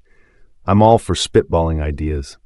"A proposal," Derek said, "between the two of us." "Already?" I asked with shock in my voice. "This seems a bit sudden, and I'm not sure I'm ready for that sort of commitment, Derek." Derek laughed, echoing around the room from the force.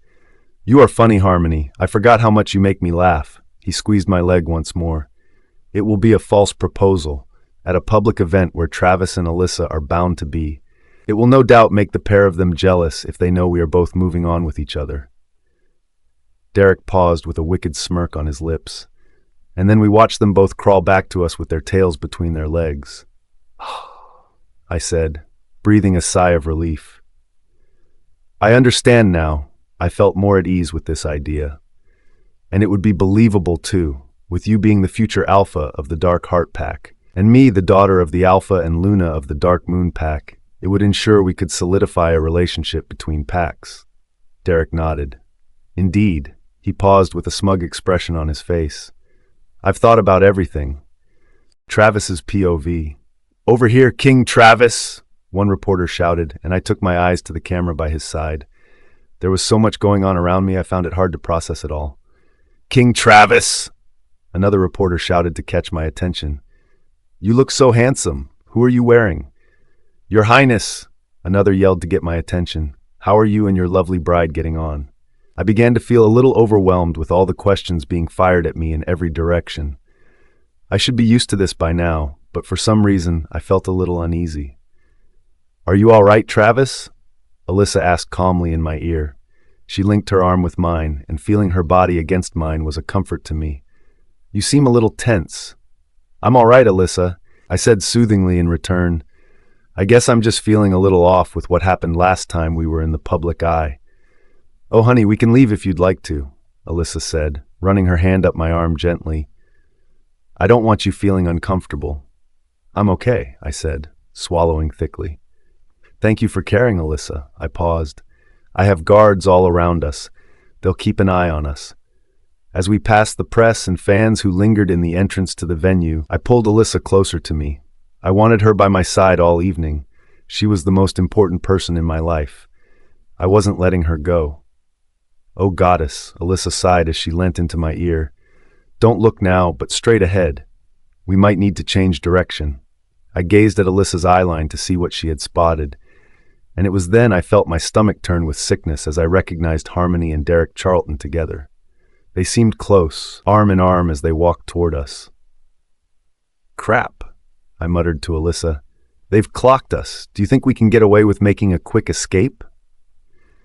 I think we're going to have to suffer with these insufferable people now, Alyssa said, managing to speak through the fixed smile on her face. My gaze shifted to my guards who lingered around the room. They had been dotted about to make sure I was out of harm's way after the last time I couldn't take any risks. I gave one of my guards a swift nod, indicating I was okay currently, but I knew all of their eyes would still be on me. Travis, Derek said as he greeted me. Alyssa, his eyes shifting to my beautiful mate.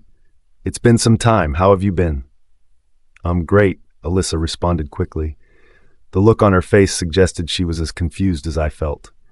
Couldn't be happier, I chimed in, wondering why Derek was being so polite toward us. I imagined the next time we encountered him, it would be incredibly messy. I don't care, Harmony said with an exasperated sigh. Tell them our news, Decky Poo. She leaned in and kissed him on the cheek before flashing her left hand dramatically toward us. We're engaged, Derek said with a smug grin. It turns out we are meant to be, and we are destined to be together.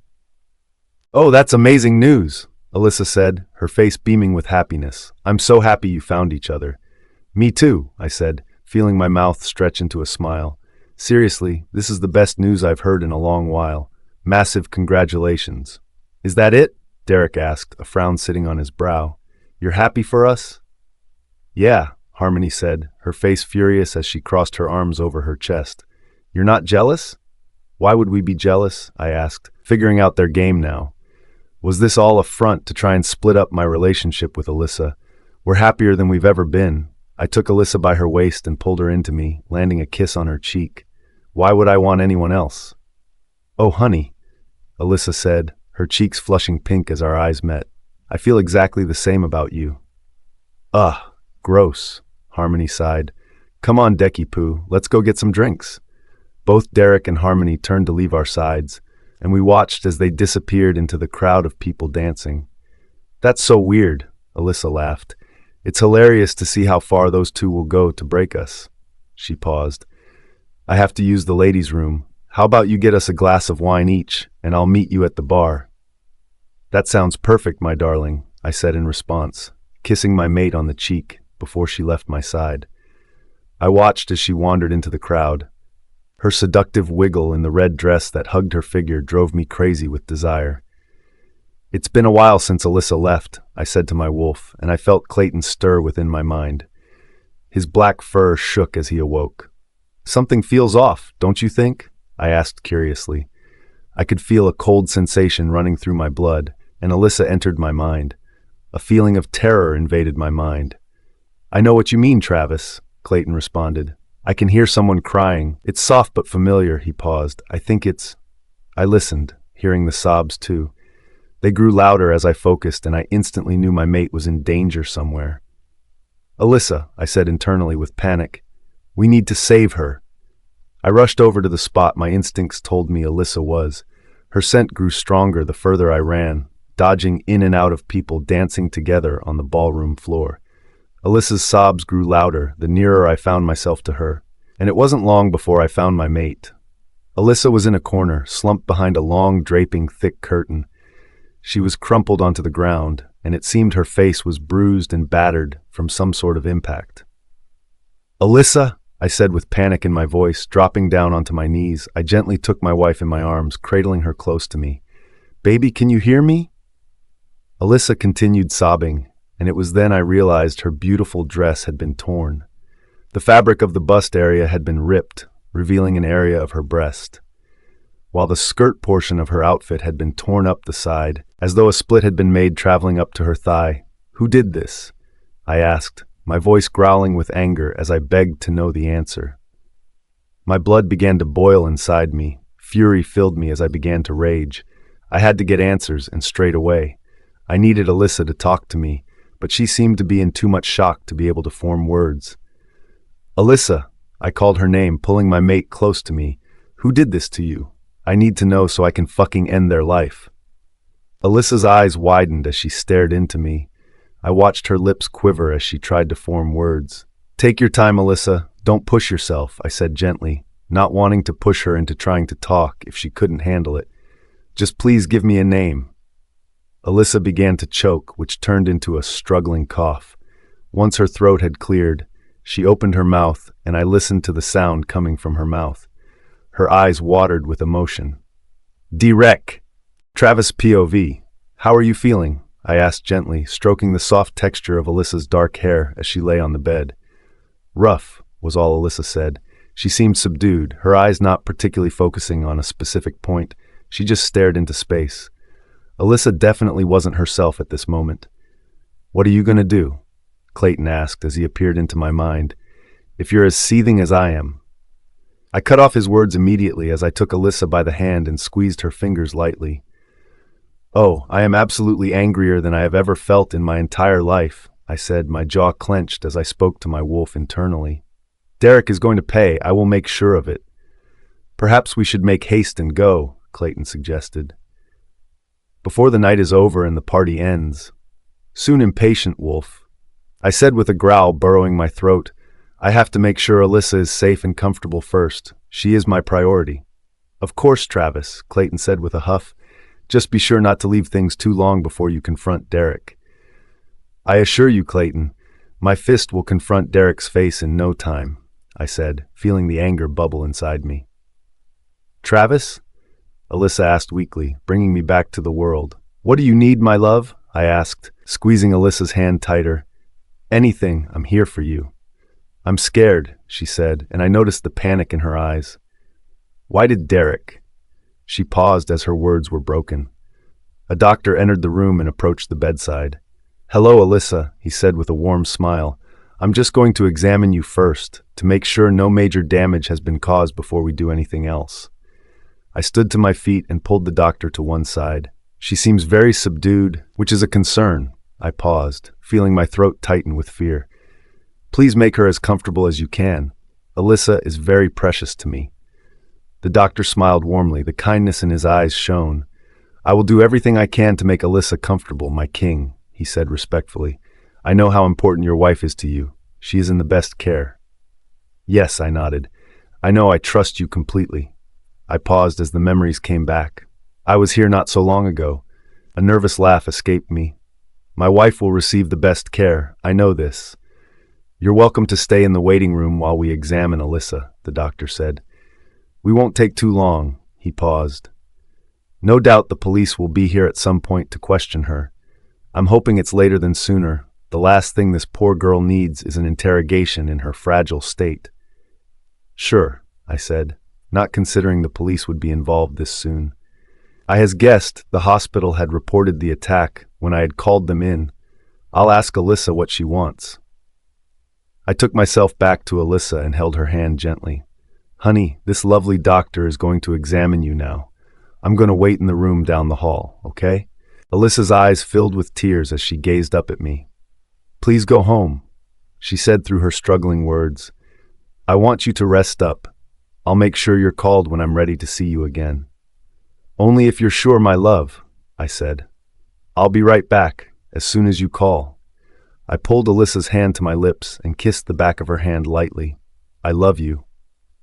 The words were said for the benefit of another person being present, and even though I wasn't originally intending to mean them, I did. Leaving the hospital, I felt Clayton stir within me. Now we go find that bastard, he growled. A low bassy sound echoed around my mind. I want to rip his fucking throat out. I know you do, I said, taking my pace faster as I left the hospital. I rushed to my car and got straight in, and it wasn't long before I was speeding down the main road through the city. I'm heading straight back to the venue now. I want to confront Derek right now. Perhaps you shouldn't be so hasty, Clayton said gruffly in my mind. Let's think about this before we go diving headfirst. Squeezing my fingers tightly onto the steering wheel, I felt confused by my wolf and his intentions. You're sending me mixed signals, brother, I said to Clayton. Not long ago you were telling me to go find Derek so you could remove his throat, and now I'm being too hasty? Clayton sighed. Of course I want to bring pain to Derek. He paused as he breathed heavily. Another growl simmered in the back of my mind. What I'm saying is that we need to think of not making a scene and devise a plan. I see, I said, my eyes fixed on the road ahead. Well, we're nearly at the venue, so if you haven't any suggestions, then I advise you make them now. Clayton cleared his throat before speaking. Whatever we do, we need to catch Derek away from the people's eye. The last thing we need is the public seeing you attack what appears to be an innocent man in their eyes. Innocent, I growled. It burned in my throat, and the anger boiled harder within me. That fucker is no innocent. I hadn't really considered the idea of getting Derek alone, but Clayton was right. I didn't want there to be an opportunity for the press to have the footage of me laying into another man for no reason. I had to confront him in private. Perhaps we follow him home, Clayton said with a suggestion to his voice. Parking up outside the venue, I watched as people began to leave. I glanced at the clock on the display dash of my car, and it was about time for the evening to end. As the doors opened, a flood of people began to leave. My eyes on them, watching the doorway like a hawk until I recognized Derek and Harmony leave the venue. Look at how happy they are, I said, disgust in my tone as I spoke to my wolf. For what? Possibly raping and near killing my wife? I could feel the fury unleash inside me now. I wanted nothing more than to leave this car and launch myself onto Derek, ravage his body with my wolf's sharp murderous teeth until there was nothing left but a blood pile of pulp. Restrain those thoughts, Clayton said. Follow them home. That's our safest bet now. Travis's POV. Pulling my car to the curb of the sidewalk, I made sure to keep a fair distance from Derek and Harmony's car to prevent any suspicion. I eased my way forward, not parking directly in front of the Darkheart Pack's house front gate to be sure. My eyes were firmly fixed on the pair, watching eagle-eyed as they left their car and entered into the home. Both were laughing, seemingly merry on either too much wine or the twisted joys of Derek's foul play. My chest felt tight as I realized I was drawing in heavy breaths. As my anger increased, my blood boiled in my veins and my grasp tightened on the leather steering wheel. What now? Clayton asked, and I could tell by his words he was feeling the same fury burn inside him as I had. Please say I get to rip his throat out. In time, I said, internally battling myself between how I would confront Derek Charlton. Would I go in all guns blazing, or try to have a calm talk about his bad choices at the ball? Clayton chuckled in my mind. I admire that you're making a feeble attempt to try and make this confrontation calm. He paused. But we both know blood will be drawn, and it won't be ours. Heh, I said in response. I like to think I can try. But when it comes to Alyssa, I will tear the world apart to see her safe, and scum like Derek get what they deserve.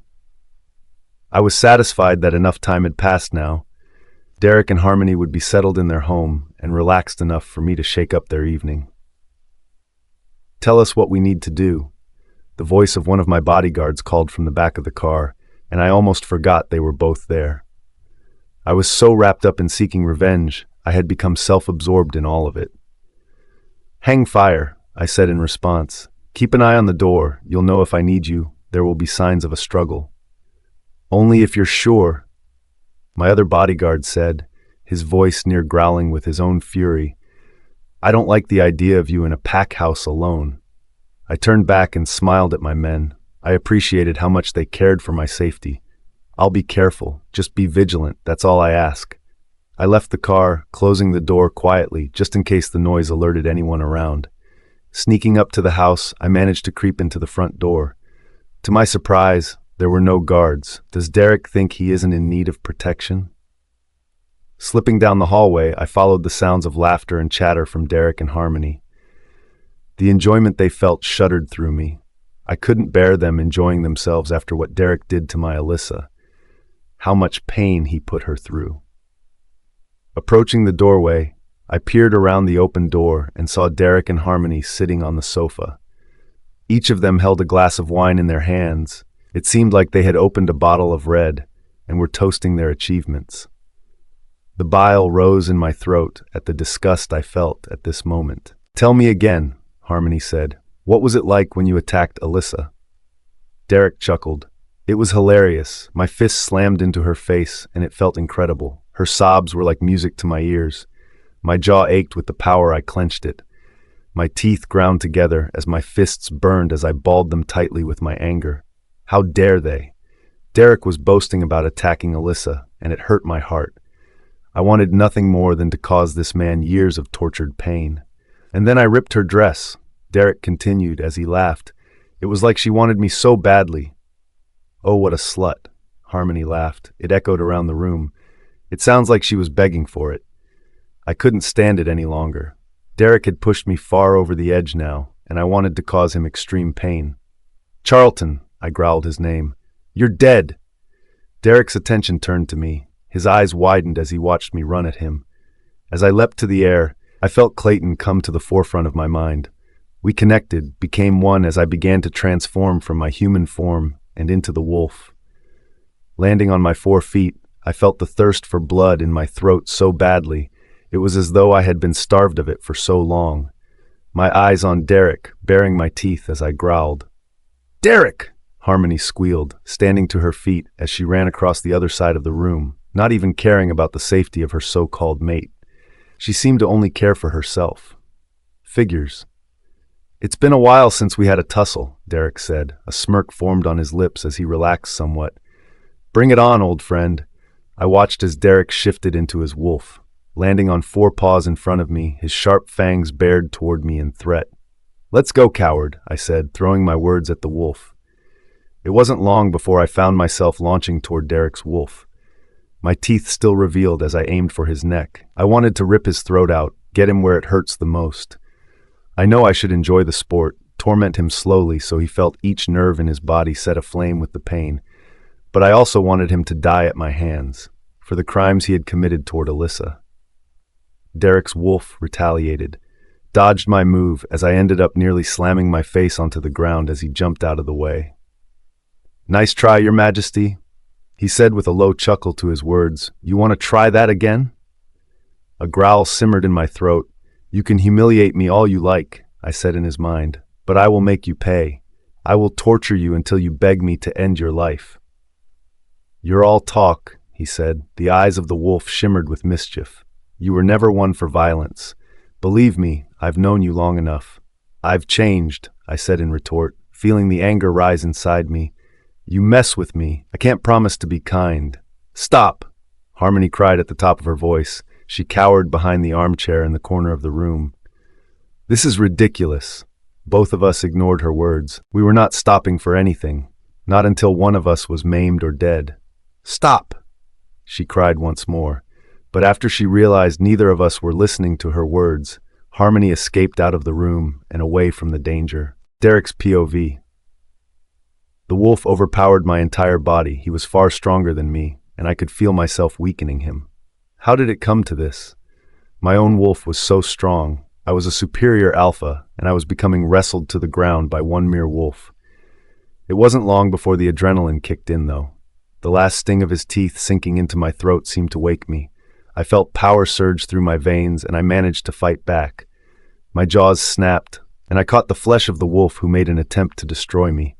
My sharp claws ripped into his chest, before I leapt and snapped at his neck. My sharp teeth slipped into his skin like warm butter. The wolf yelped in pain and stumbled backwards, and all of a sudden the form of the wolf was replaced by that of the human form. Travis Darlington.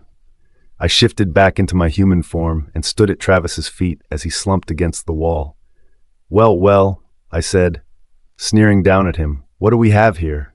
A weakling ready for his demise. You dare! Travis wheezed as he clutched his chest. Claw gashes tore through his flesh across his body, which oozed with fresh blood. If you kill me, you will wish you were never born. I laughed coldly. I feel like this kingdom would do better without you in its rule, I said, the scent of Travis's blood stinging my nostrils as it hit my senses. The scent allured me. I felt pangs of hunger in my stomach from the fresh meat displayed before me like a buffet, fresh and inviting. Stand up and face me to tell me that again, I said with a sneer. Wait, you can't even get on your feet because you're weak. I noticed Travis's eyes shift toward the window. Panic set in his gaze, and his face fell pale with fear. I couldn't read his mind, but I immediately knew what he was thinking.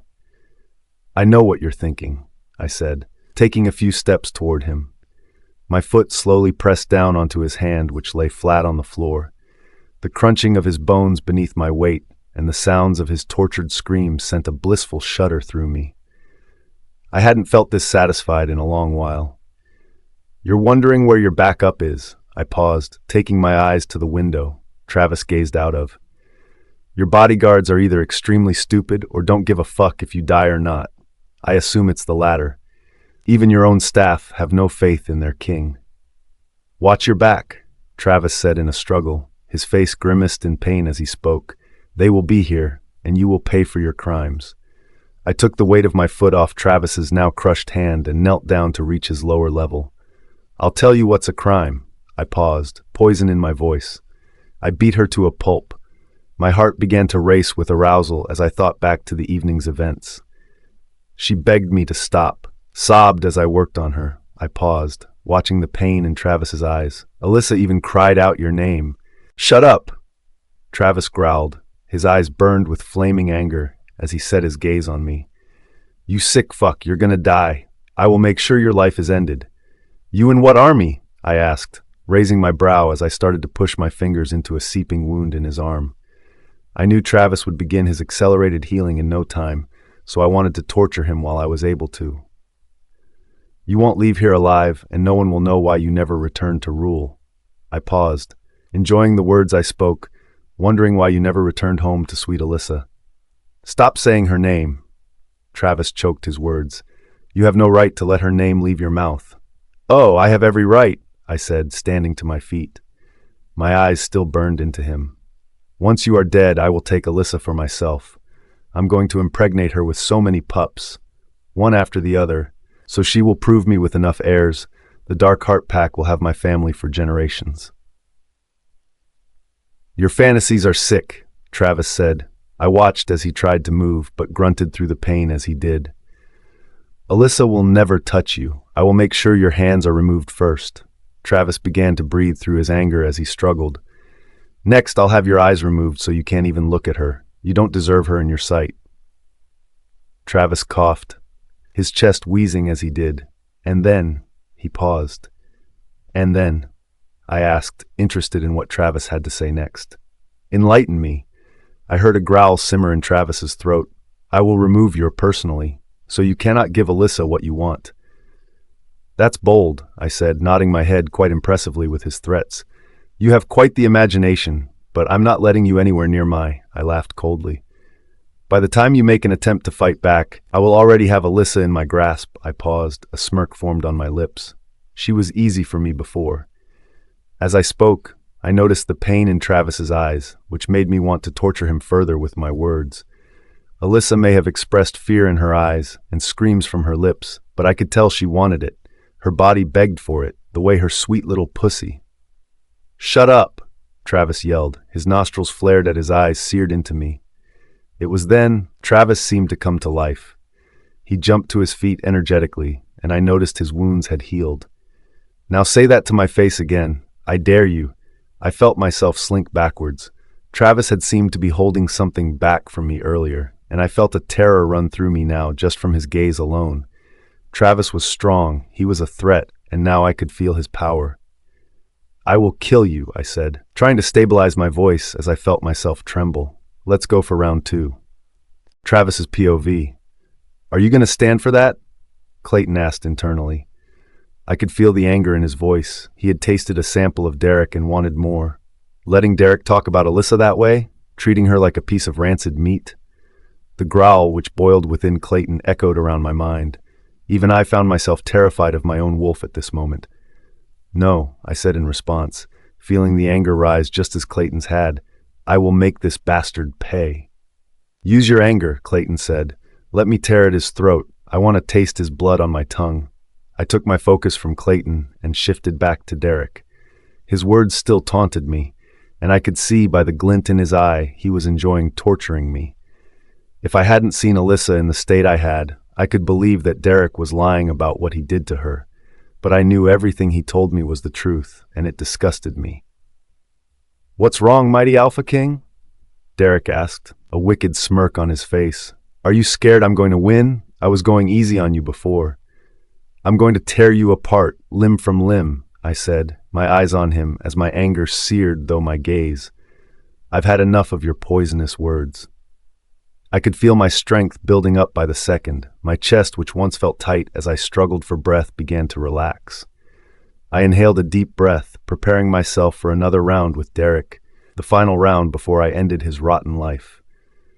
It was then, as soon as I lunged for Derek, Clayton awakened in my mind. I felt the wolf push to the forefront of my thoughts, ready to strike and tear into the alpha, ready to spill his blood. King Travis! A voice called behind me. It was then I felt the pull of my arm. Someone had grappled me, their hands on my wrists as they pulled me back. Leave this to us. We don't want you harmed. Get out of here. I noticed someone else passed me, my bodyguards. A little too late, I growled at the man who had me in his grip. You were lucky I wasn't killed before. Sorry, Your Majesty, he said, his voice filled with shame. We weren't thinking. It was hard to judge when you needed help. I watched as the second bodyguard transformed into his wolf and pinned Derek to the ground. His teeth tore into his chest, and I couldn't take my eyes away. That should have been me? Clayton barked in my mind. It should be me who is tearing the flesh from his bones. I could hear the emotion in Clayton's voice, and I felt the frustration as he wanted to be the one who gave Derek what he deserved. His demise. Why isn't that me? I'm sorry, Clayton, I said in response, feeling the disappointment myself. I made another attempt to struggle to free myself from the grip of my bodyguard. Maybe this is for the best, I said, reassuring my wolf. If Derek died by our hands, then we would be marked as murderers of our own kind. He deserves it, Clayton husked. At least we can be present to witness it. You need to leave, the man who restrained me said, his voice stern. I beg of you to leave. You need to get yourself to safety. I want to watch, I said lowly. A growl simmered in my throat. Witness his gruesome end.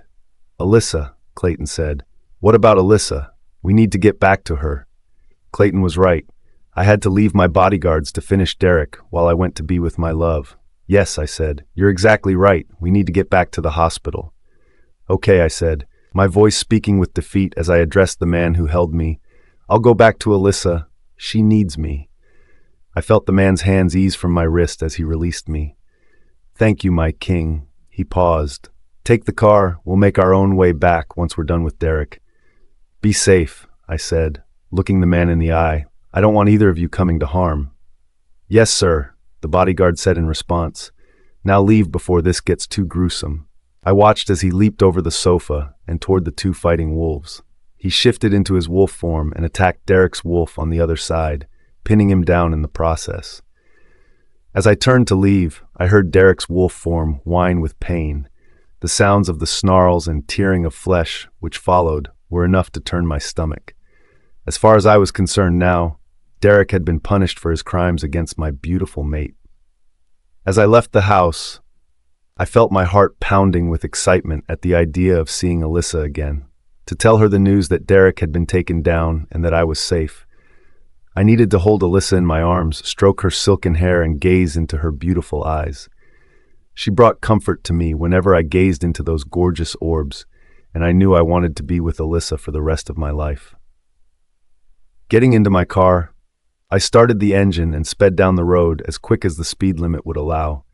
The more I thought about Alyssa, the more I ached to be by her side. I can feel your heart. You really love Alyssa, don't you, Travis? Clayton asked, his demeanor feeling somewhat more calming now we had left the Dark Heart Pack's home. When are you going to tell her? Tell her what? I asked, acting coy even though I knew what Clayton intended on saying. My eyes focused on the road as I traveled down the long stretch ahead. Clayton sighed, and I could sense his frustration toward me. That you love her. You need to tell Alyssa how you feel about her. I can't, I said, lying to my wolf. I wanted to. I would love nothing more than to tell Alyssa how I truly felt. But it would mess up everything we have planned, and I can't hold back Alyssa like that. Her heart is set on leaving and returning to the human world. I know that, Clayton said. But if you don't tell Alyssa how you feel now, you may regret it late, he paused. Just think about it. You may change your mind when we get to the hospital. Perhaps, I said to keep my wolf quiet.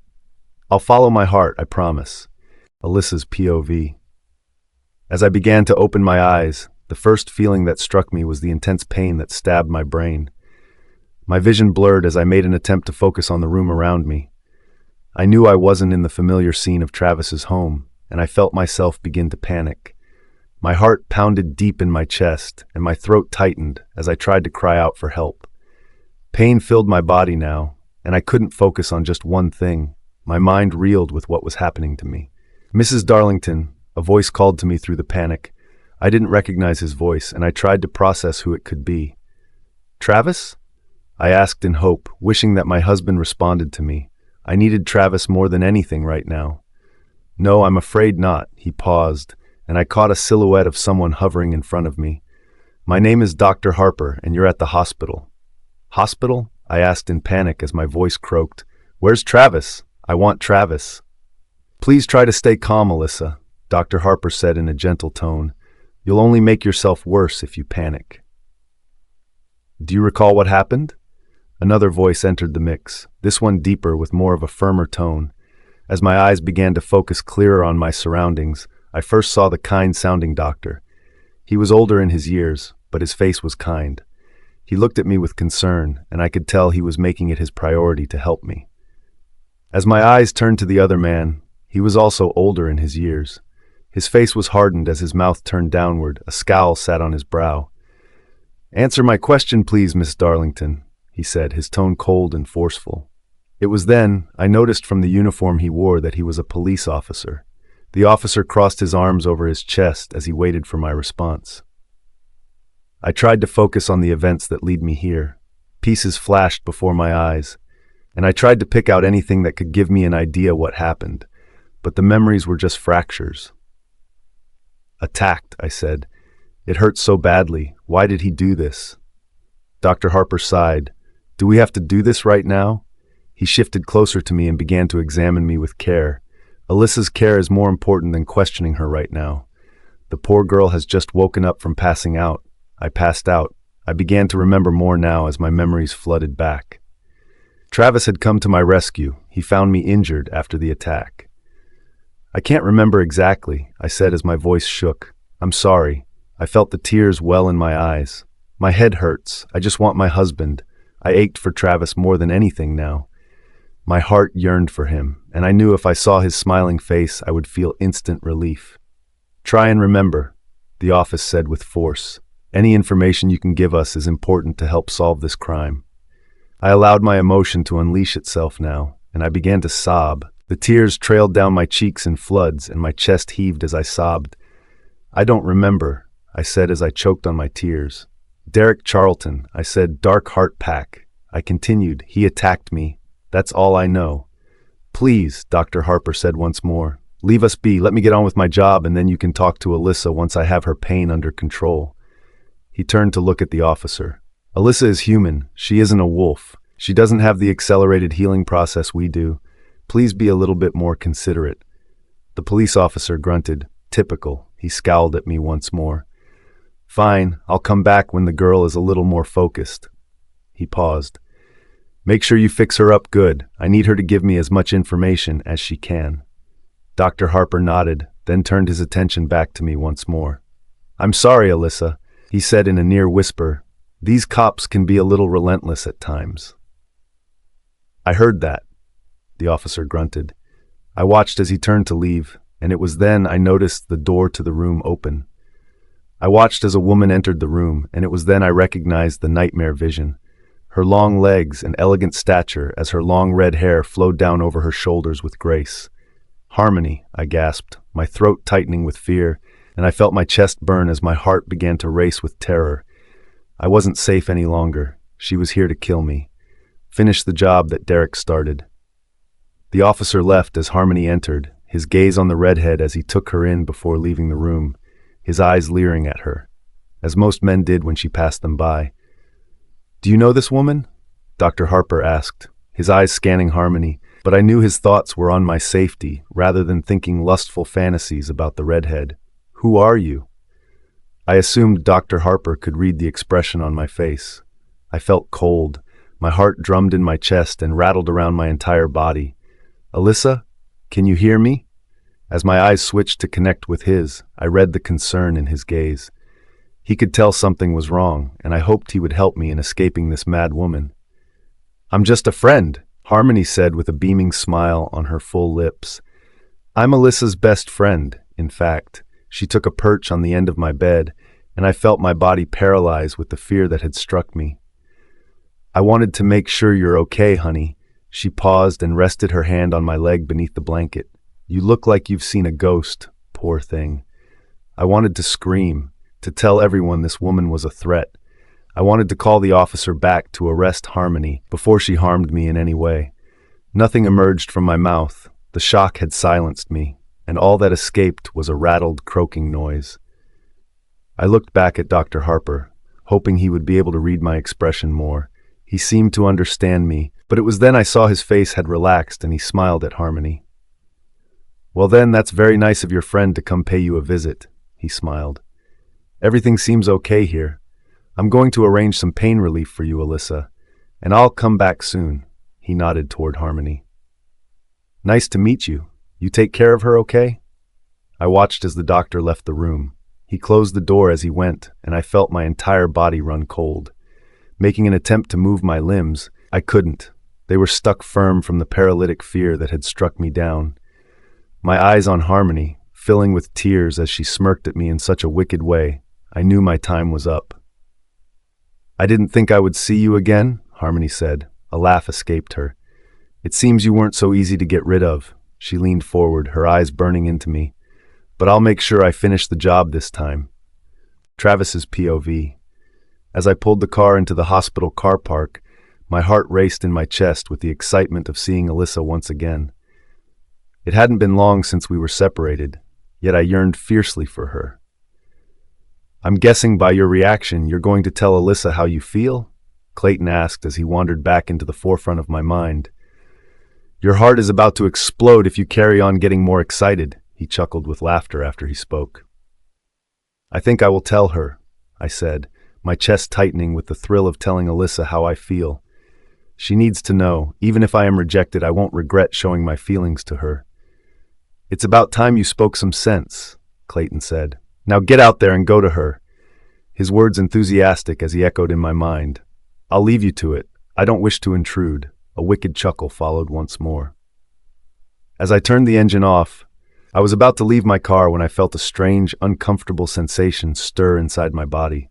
I couldn't quite place the feeling, but terror filled me out of nowhere. "Do you feel that?" I asked my wolf. "I feel terrified. My stomach is churning, and I can see." I paused as Alyssa entered my mind. She appeared scared, her face pale, as I watched her scream with terror. "Alyssa!" I spoke her name to my wolf. "She's in danger." "Go to her!" Clayton growled. "As quick as you can." I left my car, rushing toward the front entrance of the hospital, and I barged through the doorway. Skirting around people inside, I dodged doctors and patients as I made my way to Alyssa, memorizing where she was being kept. "I'm coming, Alyssa," I said in my mind. I know with her being human, I couldn't form the link with her. I wish I could as my mate, but I tried anyway. "Be strong, my love. Hold on until I'm there." I sped down the last corridor, my eyes on Alyssa's door, and without hesitation I pushed my way through into where I knew Alyssa was resting. As soon as I entered the room, I spotted Harmony sitting on Alyssa's bed, her head turned to me, a wicked smirk on her lips as her eyes seared into me. "Well, hello, darling," Harmony said as her eyes wandered up and down my body, studying me carefully. I found myself ignoring her and turned my attention directly to my mate, Alyssa. "Are you okay, my love?" I asked, pining for her now. Seeing her especially in this condition, frightened and in potential danger, I noticed her lip tremble as she saw me. "I'm scared," she said meekly. "Travis, get her away from me." "You heard Alyssa," I said, my voice booming with command. "Get away from her now. Leave this room. You aren't welcome here." Harmony stood up from the bed and sauntered her way over to me. Her eyes studied me once more, looking at me as though she was ready to devour me. "I hear your idle threats, Travis." She paused. "But know this, Derek will be behind you every step of the way. He will be watching you, ready to strike when you least expect it." "You're a liar," I said, spitting my words at Harmony. Seeing her now, in this room, disgusted me. I wanted to hurt her, but refrained from releasing my anger onto her at this moment. I didn't want to shake up Alyssa further, not after what she had been through. "Derek cannot touch me. Now get out. I don't want to see your face again." "Perhaps not," Harmony said. "Perhaps there is a way I could ensure your safety from Derek." She paused. "I want you to think long and hard about this, Travis Darlington, because I am only going to offer it to you once more." I knew from the glint in her eye she had planned something. There was definitely the turning of cogs inside her mind. I was eager to know what she thought she could convince me with. So I waited. "Be with me. Be mine," Harmony said, trailing her fingers up my chest. I felt myself shudder from her cold touch. "Derek will leave you alone, I can promise. You will have a life of peace with me as your wife. We can rule the kingdom together." "Never," I barked my response to Harmony, shirking away from her advances. "Get out of my face. If you don't leave this instance, you will have to answer to me personally." Harmony laughed cruelly. "Very well. I gave you one chance. I will see that Derek makes your life hell before he ends it." She paused and took one look back at Alyssa. "Enjoy your husband while you can, because there won't be many pieces left of him after Derek has had his fun." I found myself laughing, which made Harmony turn to me. She tilted her head with slight confusion in her gaze. "What's so funny?" she asked, eager for an answer. "It's amusing me how you think that Derek will become such a threat to me," I said. "Especially considering he is dead." I paused to watch the shock on Harmony's face. I watched him die, torn apart by my wolves. Harmony's eyes widened, and her face fell pale, paler than usual. "You're lying," she said, panic in her voice. "I don't believe you." "You had better believe me, Harmony," I said with a smile, "or it will make finding Derek dead and torn to pieces a lot harder for you to deal with. He threatened me, and I did what I had to do." I paused, reliving those moments in my mind. "My men came to my aid and made sure Derek didn't live to harm anyone again. You're better off without him." Resting my hand gently on Harmony's shoulder, I felt some sympathy for her. "You know, you can be much better than Derek," I said, my words reassuring as I spoke to Harmony in a soft tone. "Derek did not define you. You're free to make good in your life now he's gone." I paused, trying not to press too hard with my words. "You've never been happy, I know this. Perhaps use this moment as an opportunity to focus on yourself and work on your flaws. How dare you? Harmony snapped, pulling herself away from my hand. I have no flaws, I am perfection, she growled, a simmer bubbling in her throat as she bared her now growing canines at me. Derek knew what he wanted, and it was the right choice. Both you and your shitty human are toxic and pathetic. She took an intake of breath. I don't believe for a second that Derek is dead, but if he is, then I will take on his role on how he wanted to better the pack, how he saw a vision of making the Darkheart Kingdom a better place to live. She turned harshly, her eyes burning into Alyssa. First off, I will make sure the kingdom is rid of the vermin, the humans like you. You don't belong here. Harmony turned to me once more, her eyes burning with the fire of her fury. I will make you suffer, Travis Darlington, just as you have made me suffer. King or not, I will have the last stand. Harmony turned and left for the door. She stormed out, slamming it behind her, and I could still hear her thundering footsteps down the hall. I think she took that well, Alyssa said weakly, and I turned to face her. I saw a timid smile on her lips. Hey, Travis, she said warmly. I missed you. Alyssa's POV. As I witnessed the terrifying display from both Harmony and Travis, my heart felt as though it had leapt into my throat. I struggled for breath through my panic. I knew Travis was being protective, and rightly so, but his feral animal side was beginning to emerge. Harmony was the nightmare, though. I had never been more afraid of anyone than I was of the she-wolf right now. I had the feeling this was the end. Perhaps Harmony would have the strength to rip Travis to shreds before ending my life, and I knew she would get pleasure from ending us both. It was then I came back to reality and noticed through my panic that Travis had put terror into Harmony. Her eyes wide with panic, while her face fell white and she darted out of the room. She slammed the door behind her. It shook the walls with the force, and her footsteps stampeded down the hallway, which echoed as she traveled. I think she took that well, I said to Travis, giving him a faint smile. I wanted to make an attempt to lighten the mood somewhat. We both were shaken up from the encounter with Harmony. Hey, Travis, I said, greeting him at last. I missed you. As I said these words, and seeing the warm smile on Travis's face, I began to relax quickly. I felt comfort in Travis Darlington. His aura showed strength and kindness, and felt a great comfort to me. Hey, darling, Travis said as he made his way over to my bedside. How are you feeling? He laughed softly. That's a dumb question, isn't it? I laughed, tapping the bedside to gesture I wanted him close to me. I watched as Travis lowered himself onto the bed, his eyes not breaking our gaze. Seriously though, are you okay? Did Harmony hurt you? I shook my head gently.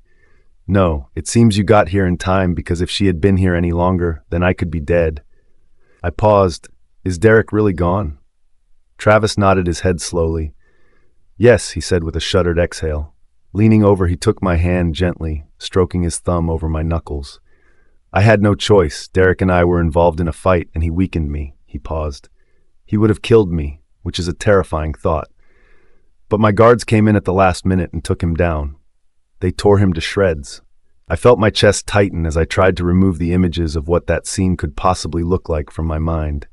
My fingertips ran cold, and a shiver traveled up my spine.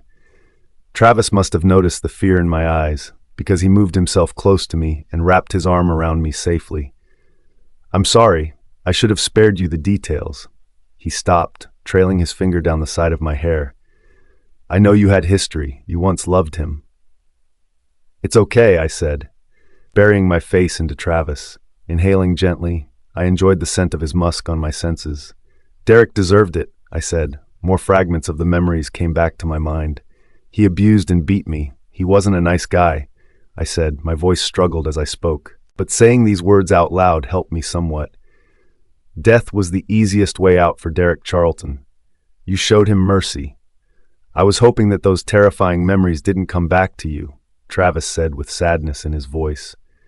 I hoped you wouldn't have to relive those ever.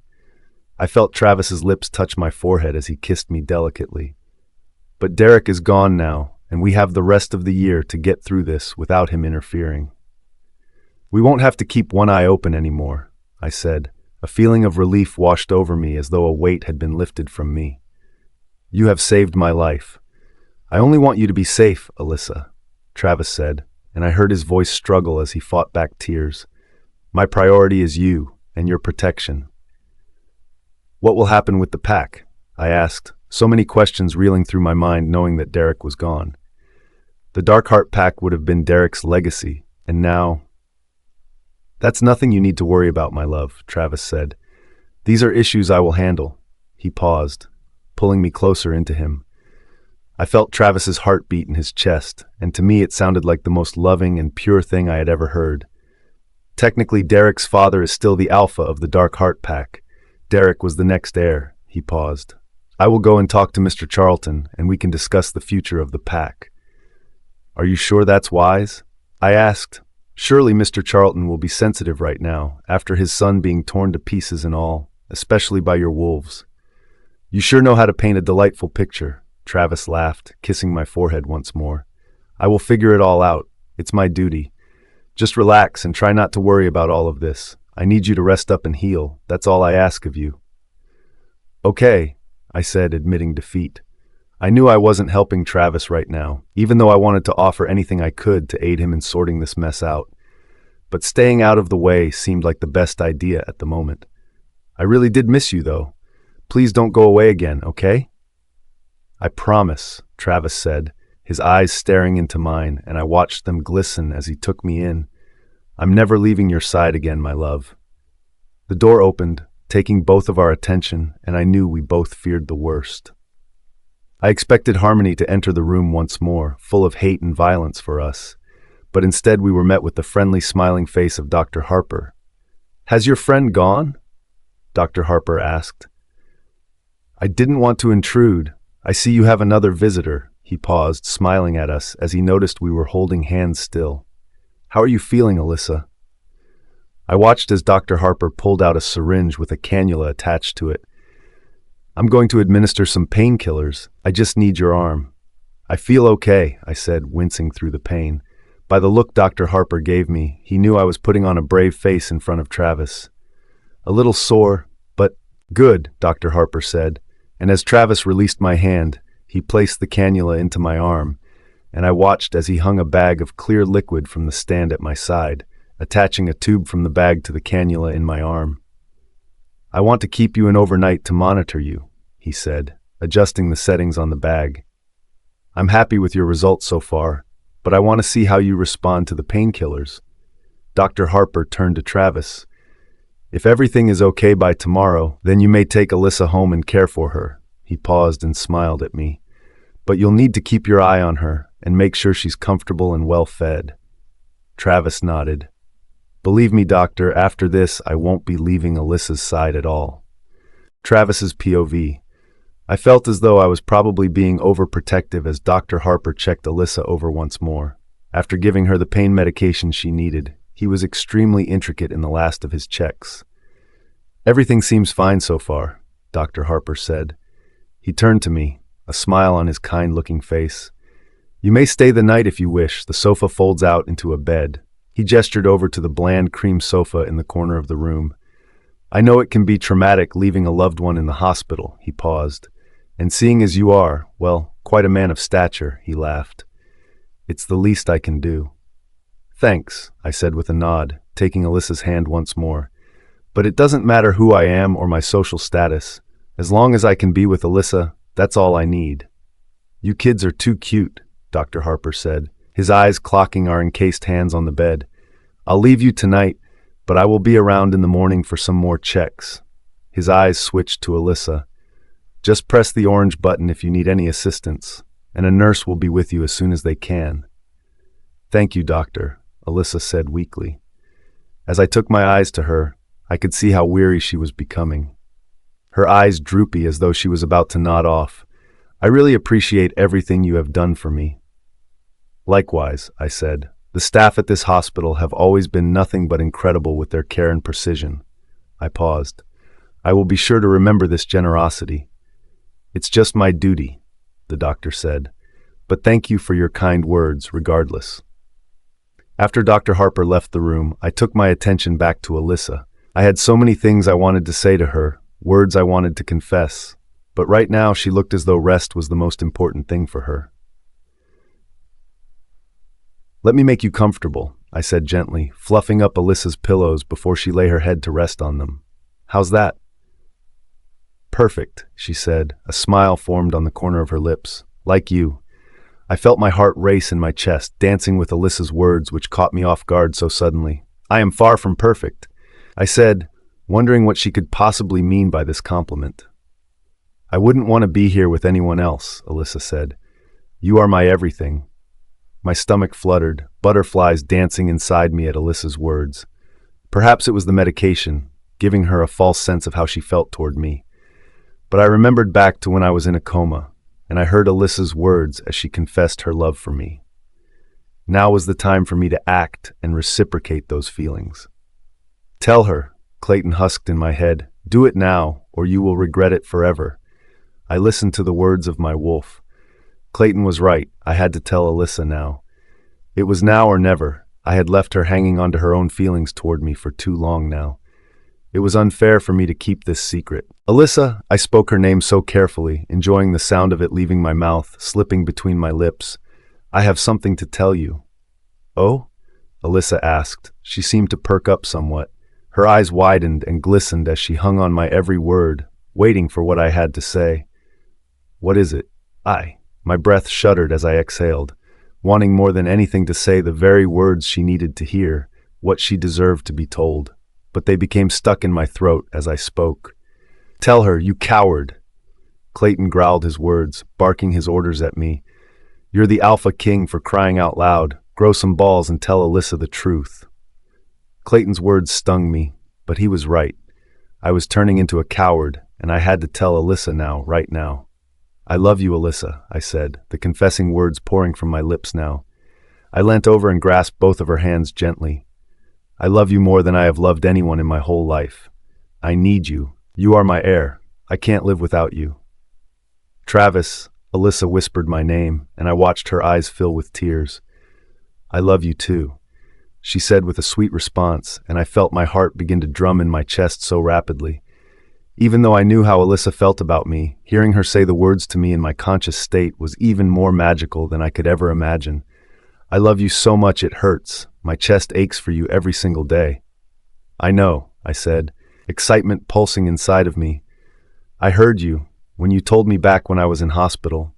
I heard your confessions. I paused, unsure of how Alyssa would react to me admitting to this. But I was scared of confessing my love for you. Scared of what danger I could get you into. I paused, my heart aching at the thought of losing Alyssa now. Please don't be mad that I didn't say anything about it. I just needed some time and I knew I was losing you after our contract is up. I'm not mad, Alyssa said, her face beaming as she smiled.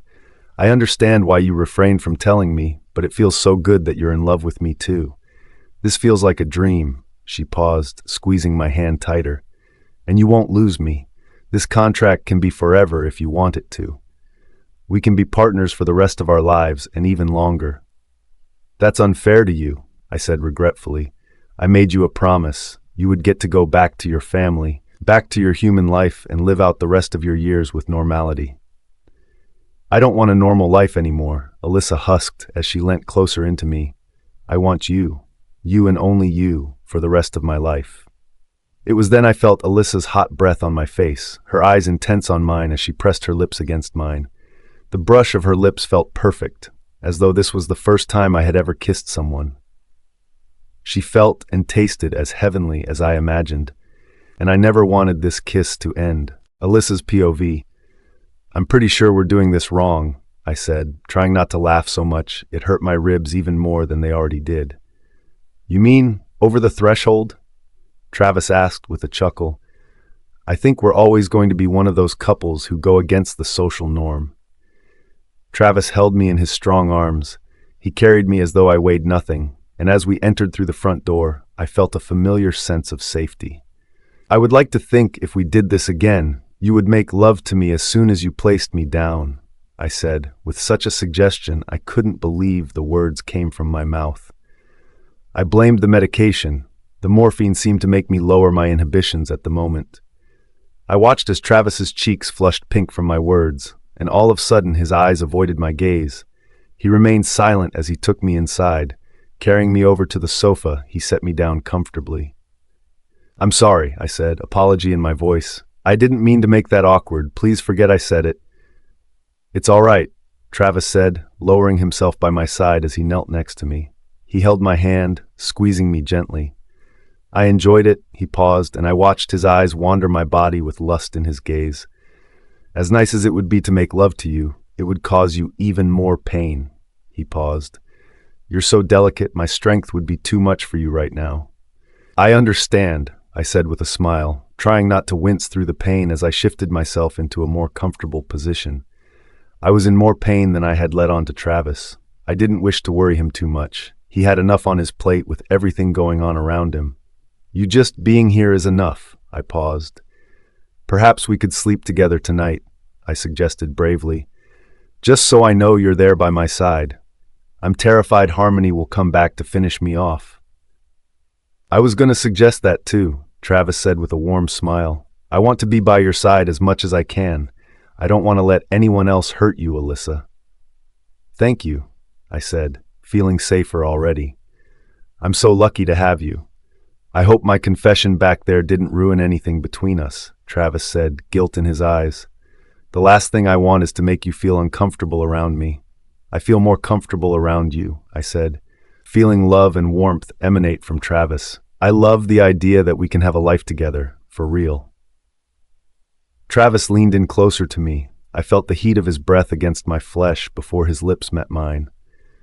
The kiss started as gentle as the one we shared earlier, but now it grew more passionate. Travis placed his fingers on my face and caressed me. He raked his fingers through my hair. I could feel how much the Alpha King wanted me, because I wanted him just as much. Travis broke away from the kiss and gazed intently into my eyes. "I want to take you away from here," he said in a whisper, his fingers still stroking my skin. "You need to recover, but somewhere where we can relax away from it all." "Oh," I said with surprise. "That's unexpected, but I would love to be anywhere with you, no matter where it is." Travis placed his forehead against mine gently. "Let's do it," he said with mischief in his voice. "Let's go somewhere hot, where we can lay on the beach and enjoy each other." "You just want to see me in a bikini," I said with a smirk as I poked Travis. "Well, yeah," Travis said, pulling himself away from him, and I saw the impish smile on his lips. There are methods to my madness at times. I couldn't help but giggle like a teenager with a crush. The way Travis looked at me, his eyes shimmering as his lust grew stronger, it made me weak. I could feel my heart racing in my chest, pounding so hard it could easily burst through my rib cage. "This is exciting," I said cheerily. "Where do you think we will go?" I asked, ideas running through my mind at the many places Travis could choose for us to go. "Spain? The Caribbean?" I asked out loud, hearing the excitement in my voice. "Ah, well, that's a surprise," Travis replied with a grin. "I have something in mind, but I want to keep it a secret for now." "Ooh, a secret," I said, the excitement rising inside me. "I don't do well with surprises," I said in revelation. "Oh, is that so?" Travis asked, a twinkle in his eye. "What do I have to expect from this?" "I like to know things," I said in response. "I'm terrible with surprises, and I will hound you until the day of our trip arrives." "Well, that certainly sounds exciting," Travis said. "You can hound me all you like, my love," I laughed. "Okay, this is getting a little weird now." I paused. "Now I have to think about what to pack. I'll need some new clothes. You'll have to take me shopping." I felt myself becoming so excited by this trip, it started to take away the sensation of the physical pain I felt from the attack. "First off, you need rest," Travis said, standing to his feet. "I'll get you some more pillows and a blanket. All this excitement is going to do more damage, Alyssa." "You're right," I said with defeat. "I'll let you get on with sorting out our surprise." I pause. "Shall I cover my ears?" Travis laughed. "I do need to make some calls," he said, rubbing his chin as he spoke in thought. "But I'll do it upstairs, where you can't hear me." "Very well," I said with a sigh. "Just fetch me some snacks, and I'll be satisfied." I grinned at the Alpha King. I could tell by the smile on his face he was happy that my mood had lightened. "Our honeymoon," he said, his tone serious. "This is it. We're planning our honeymoon." He gasped lightly as he took a short intake of breath. "I guess it is our honeymoon," I said as I beamed up at him. or at least, I think so. I don't even know where we're going. Alyssa's POV. Are you sure you're okay to push me? Am I not too heavy? I asked, Travis at my back while he pushed the wheelchair which he insisted I took on this trip. Of course I'm okay with it, Travis laughed in response. I suggested the wheelchair as you're still in pain and recovering. He paused as he steered nimbly around an elderly couple in our path. And no, you're not heavy. You're as light as air for me. I nodded, deciding to not make any more fuss than I already had been. Sometimes I would forget that Travis had all these extra enhancements to his strength and abilities, more so than I did. So a lot of tasks that could be more difficult to me were easy as pie for Travis Darlington. My eyes fixed straight ahead, taking in my surroundings as Travis pushed me down the length of the airport. I people-watched, studying the different faces of strangers as we passed. I felt a sudden rush of excitement as I spotted the planes. Some came into land, while others sat and waited as the passengers loaded on board. Which gate are we? I asked up at Travis, hoping to catch a glimpse of the gate number and destination. I still didn't know where we were headed, and it was eating away at me, even though the surprise was extremely exciting. None of these gates, Alyssa, Travis replied, a sly smirk on his lips as his eyes still remained focused on the path ahead. But you know when we'll get there, he paused with a laugh. You know it's like taking a kid on holiday with you. Do you want me to tell you? It's just around this next corner? I pouted, leaning back into the chair as I allowed Travis to take me where we needed to be. He was being incredibly patient with me, so I decided to stop acting up and let myself feel the excitement of the trip ahead. Here we are, Travis said, eventually as we arrived at our gate. As I inspected the gate, I noticed it was different in appearance to the gates we had already passed. It seemed smaller in its general size, there was no queue system, and only one door leading out to the exterior of the airport. Where are we? I asked, Travis pushing me to the desk. An attractive woman stood behind the desk, a smile on her face as she greeted us. She wore a smart red uniform, and her hair and makeup were pristine. As I peered down at the comfortable joggers I wore, I felt somewhat underdressed. Welcome, Your Majesty, the lady beamed, her smile widening as she looked down at me. And you must be Alyssa. It's an absolute honor to meet you. It is?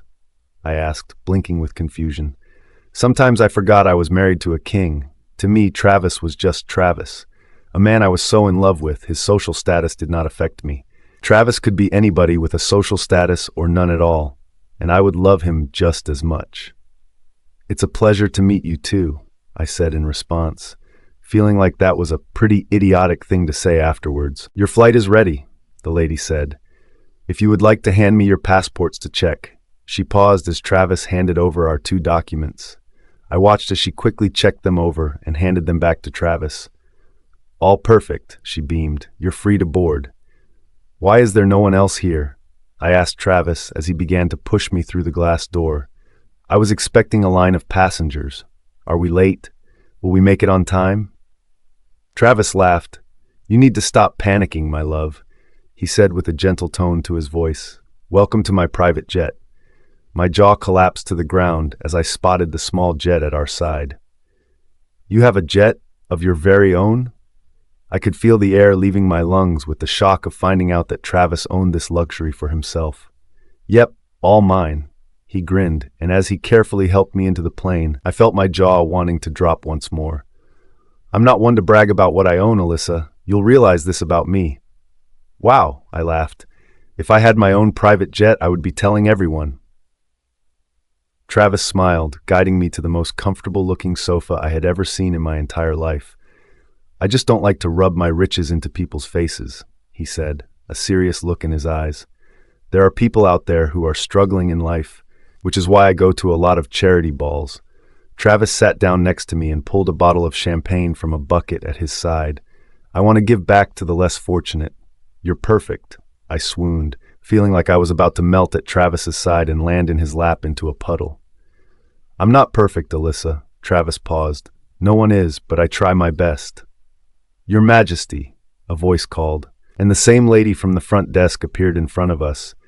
Our flight will be leaving momentarily. Is there anything we can get for you before we take off?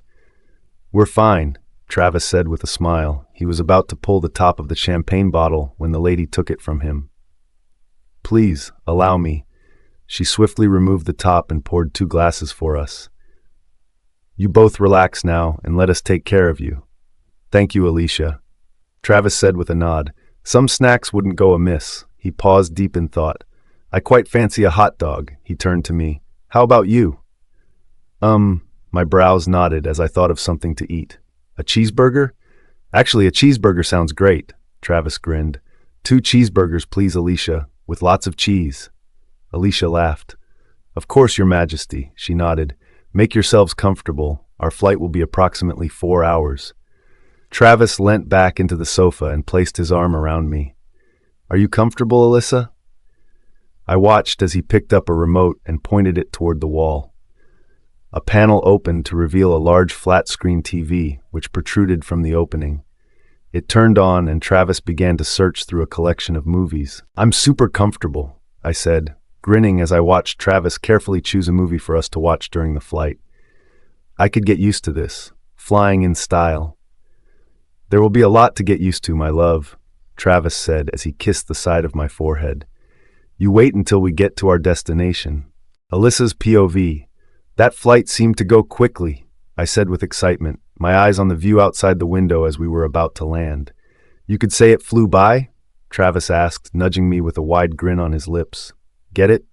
Sure, I get it, I responded with a laugh, still taking in the exotic views of the crystal blue ocean as we approached land. Where are we? Welcome to the Caribbean, my love, Travis said, wrapping his arm around me as he joined me in enjoying the view outside. What do you think? The Caribbean? I gasped. Are you serious? It looks beautiful. Not as beautiful as my view, Travis said, his exhale staggered, and it was then I realized his eyes were on the window any longer. Oh, I said, feeling my cheeks flush pink from his compliments. I can't wait to get off the plane and explore. I felt the excitement grow within me. Are we staying in a hotel or a holiday home? It looks hot out there. What's the temperature? Do I need sunscreen? So many questions whirled around my mind. I wanted to know everything there was to know about this trip. Travis laughed. I adore how excited you get by things, he said, running his fingers gently down my hair. We still have a bit to travel before we get to our destination, but it will be worth it, darling. The plane landed so gently. I barely felt it touch the ground, and as we approached the airport, I felt the excitement build even more inside me. I was feeling like I could explode. Welcome to our destination, Alicia said as she arrived at our side. Your car is waiting at your usual pickup point, Your Majesty. She paused and switched her gaze to me. I hope you have the most amazing time, and I'll see you both again on your return flight. Your car? I asked, raising a brow to Travis. Your usual pickup point? Do you bring all your dates here, Travis Darlington? Travis laughed. You're the first one. He grinned. I usually come here solo. I like to spend some time alone to relax. I can see why, I said, taking in the breathtaking scenery from the window as we came to a halt.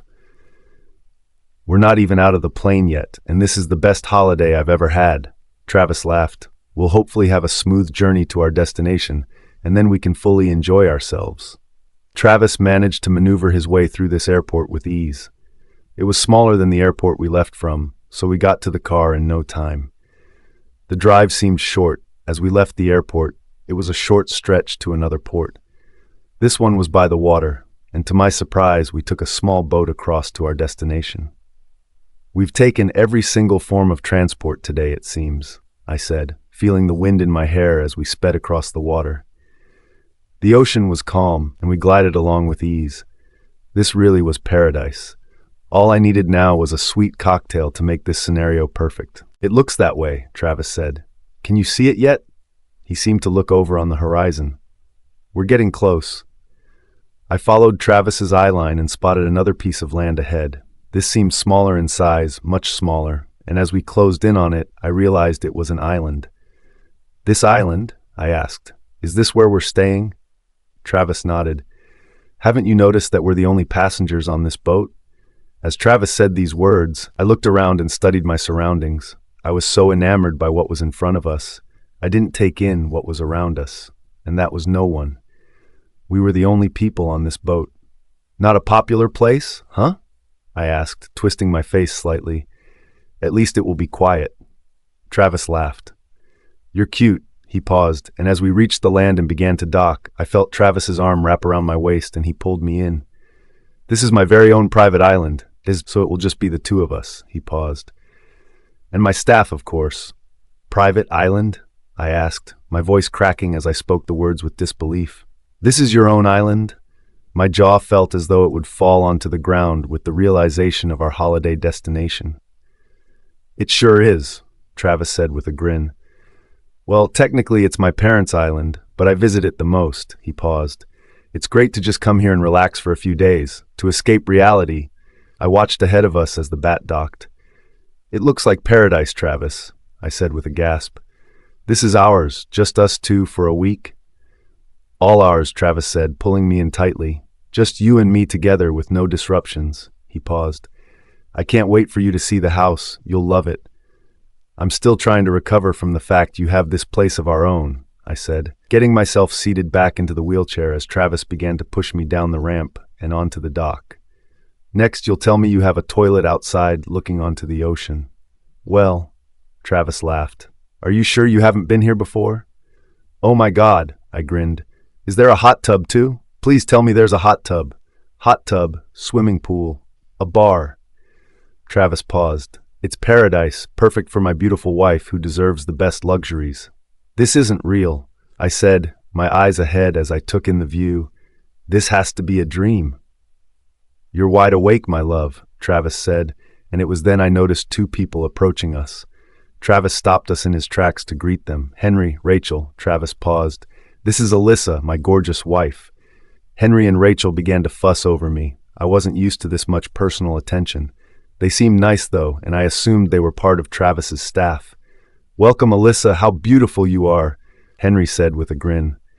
It's a pleasure to meet you. Travis has told us all about you. We've taken your luggage to the house, Rachel said. Just take some time to relax and we'll send the chef to prepare your evening meal. Chef? I asked with a squeak to my voice. It's nice to meet you both, too, I said with excitement. I just knew I was about to have the honeymoon of a lifetime. Travis's POV. Oh my goddess! Alyssa beamed as we entered the house. This is a dream. I watched as her eyes studied my summer home. The vast space of the minimalist interior was stunning at first glance. Seeing Alyssa this happy really made me feel my heart warm with the love I felt for her. I'm so happy you're here, Alyssa, I said, steadying the wheelchair as I helped Alyssa out of the chair. I'll give you a full tour, but I want you to relax first. We've had a busy day. Alyssa nodded as she smiled at me. What do you propose we do to relax? Her voice turned silken as she slid her hand down my chest, teetering on my hips as she stroked my belt. Well, I said, clearing my throat through my nerves, how about we climb into the hot tub? I'll have Rachel fetch us some drinks while we soak and watch the sunset. He paused with a smirk playing on his lips. You haven't seen a sunset like this. It's stunning. If I can keep my eyes off another stunning vision tonight, Alyssa said, a glint in her eye, and I could feel my stomach tumble with excitement. Leading Alyssa outside to the patio at the back of the house, the sun was already low in the sky. It felt warm on my skin, and the reflection of the low sun sparkled on the surface of the ocean. Why don't you get your swimwear on, and we can relax, I said, my eyes studying Alyssa's body as I imagined what her stunning body would look like in her swimwear. I'll call Rachel to organize the drinks. Alyssa smirked. Do we have to wear clothes in the tub? Another cheeky glint in her eye. If it's just the two of us on this island, there's no need to hide ourselves. My throat tightened and I felt my pulse race as I watched Alyssa remove her clothing. She slipped off her trousers, stepping out of them. Following closely by pulling her shirt over her head, Alyssa tossed that to the ground with the rest of her clothing. Removing her underwear carefully, I felt my face become hot from arousal as she stood there naked before me. Her body was so beautiful, her curves begged for my fingers to caress them. Alyssa appeared like a goddess before me, and I felt like the luckiest man on earth that she was my wife. Are you still with me, Travis? Alyssa asked with a giggle. You seem distracted. You're just so stunning, I husked, a lump forming in my throat. I loved this woman so much and wanted nothing more than my body to be close to hers, to feel the heat of our skin together as we made love. It was then Alyssa moved over toward the hot tub, her hips wiggling seductively as I watched her perfectly curved backside taunt me with her sexiness. Alyssa climbed into the hot tub, and I watched as the water cascaded over her naked flesh. "Are you coming in?" Alyssa asked, taunting me with her finger as she gestured to me to come join her. "You bet I am," I said eagerly. I pulled my clothes off clumsily, not as sexy as Alyssa had removed hers. I was so desperate to join my wife, be close to her in the hot tub, and enjoy her body if she so wished. I made my way over to the hot tub, my eyes connected with Alyssa with every step I took. As I climbed in, my eyes were still on Alyssa's body, which now teased me, being covered in the warm, bubbling water. "Well, you're not so bad yourself," Alyssa said, biting her lip gently as she studied my body. "It appears someone is rather excited," Alyssa said. I noticed her cheeks blushing pink, and she tried to keep from watching my excitement build further. "Can you blame me?" I asked, sinking into the water as I joined Alyssa. "I'm married to the woman of my dreams, and you're so beautiful, I can't stand it." I paused, pushing myself closer to Alyssa. "I want you to feel your body on mine," I husked as I spoke my words. "I want to make you feel more amazing than you've ever felt before." "I want that too, Travis." Alyssa said in return, "I've wanted you for so long, you have no idea." Her cheeks burned now, turning pink as I felt her desperation for me through her expression. "But we should wait." "Why?" I asked, disappointment in my voice. "I mean, I don't want to rush you, of course. Whenever you're ready. Sorry, that was too forceful of me." Alyssa giggled as she drew closer to me. Our lips met, and the kiss she gave me was so gentle, I could taste and enjoy the sweetness of her lips. "I don't feel pressured, my love," Alyssa said, pulling away from the kiss. "I just kind of figured if Rachel was turning up to make our drinks, the last thing she wants to see is our love-making," she giggled, pressing her lips against me once more. "You've got a point," I said, feeling happier than Alyssa wasn't repulsed by my nakedness, and changed her mind. "I don't want to scare my staff off." "I would hardly say you would scare her off," Alyssa said, running her hands through my hair as she planted another kiss on my lips. "I just don't want anyone else wanting you. You're mine." A feral look shimmered in her eyes, and I could tell in this moment how much Alyssa wanted me. "I'm yours, and only yours," I said, running my hands across the curves of Alyssa's body beneath the water. "No one else can have me. I belong to you. And I belong to you, my love." Alyssa said in return, "We are fated to be, you and I." She caressed my face delicately as her eyes focused on my intently destiny. I could feel my heart now pounding in my chest. I wanted Alyssa so badly, but I knew we had to wait until Rachel and been and gone. I also had to tell myself to be gentle with Alyssa. She was already more delicate with her being a human, but she was injured too. Alyssa's POV. "Your Majesty?" A voice called from inside the house, startling the both of us as we snapped out of our daze of becoming lost inside one another. "Are you around?" All of a sudden, Rachel appeared through the large glass double doors and stepped out onto the patio. In her hand balanced a tray with 2 cocktails on the top. It didn't take her long to realize what she had walked into, and her face changed expression quickly. Rachel's skin fell pale with embarrassment. "Oh crap!" she exclaimed. "Did I interrupt something?" Her eyes widened as she seemed mortified. "I can come back." Travis laughed, his hands now beneath the water as he grabbed my hips, stopping the motion as I made love to him. "We're just cuddling," he said, a playful smirk on his lips. "That's all." I felt my cheeks redden with embarrassment, but I enjoyed the sensation of being caught doing something so devious, yet acting like we were just embracing one another. "Very well," Rachel smiled as she seemed to relax. "I'm glad I didn't catch you up to anything. That would have been awkward, right?" She set the drinks down on the shelf at the side of the hot tub. "I've made you 2 strawberry daiquiris," she said. "Just shout me when you need more. I'll just be inside." "Thanks, Rach," Travis said.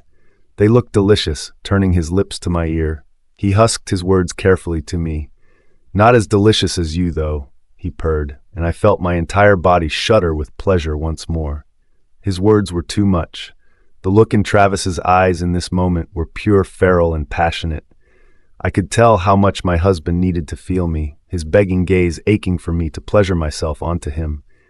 It was then I couldn't stand it any longer. I felt myself releasing, unable to control it any longer. I knew I was going to scream, but I couldn't alert Rachel. I didn't wish to embarrass myself or Travis's POV. The next morning arrived, and as I opened my eyes, I had the sensation of not realizing where I was at first. I imagined I would wake in my own bedroom at home, but a wave of satisfaction washed over me when I remembered I was on my own private island, waking up next to the love of my life. This was the life I wanted, the life I had dreamt about. It was finally coming true, and I couldn't help but daydream about the future for Alyssa and I. We had so many adventures to look forward to, but at the moment we had to live in the now. Rolling over, I wrapped my arm around Alyssa and pulled her body into me. Her backside fit neatly into the nook of my hips, and I could feel her warmth. Nuzzling Alyssa's hair, I inhaled her scent gently. This was the first time we had woken up together, and I felt happier than ever at this moment. It was perfect. "How happy are you right now?" Clayton asked, heading into the forefront of my mind. "On a scale of 1 to 10, he chuckled. 100, I said with a deep sigh as I nuzzled into Alyssa some more. "This feels like a dream, as though I'm going to wake up any moment alone. I have finally found the love of my life, and I'm never letting her go." "This is no dream, Travis," Clayton said. "This is reality. Enjoy it while you can." "While I can?" I asked with interest. "What do you mean by that? What's with all the doom and gloom all of a sudden, Clayton?" Clayton paused before releasing a sigh, and I watched him pace around my mind in frustration. "I have a feeling that Derek is still alive, a funny sensation niggling my mind." "Don't be stupid, Wolf," I spat my words. "Derek is dead. I saw him being ripped to shreds before my eyes. There is no way he could survive the strength of my guards." I paused. "You need to forget about him." "But," Clayton husked with frustration, "Travis, I just have this feeling." I knew I had to cut my wolf off now, as rude as that seemed. I couldn't have him overthinking something ridiculous and spoiling my time with Alyssa. "Clayton, Derek is gone. He isn't returning." I paused. "Stop worrying, I beg of you. I just want to enjoy my honeymoon with my wife. We both deserve it." "Very well," Clayton responded, surrendering his silly ideas, and I watched him disappear toward the back of my mind once more. "Sorry to bother you, Travis. I shall remain silent while you're on your honeymoon." He paused before releasing a heavy sigh. "Just promise me you will watch both of your backs." "I promise," I said without commitment, as I knew that I had no reason to look out for anyone now.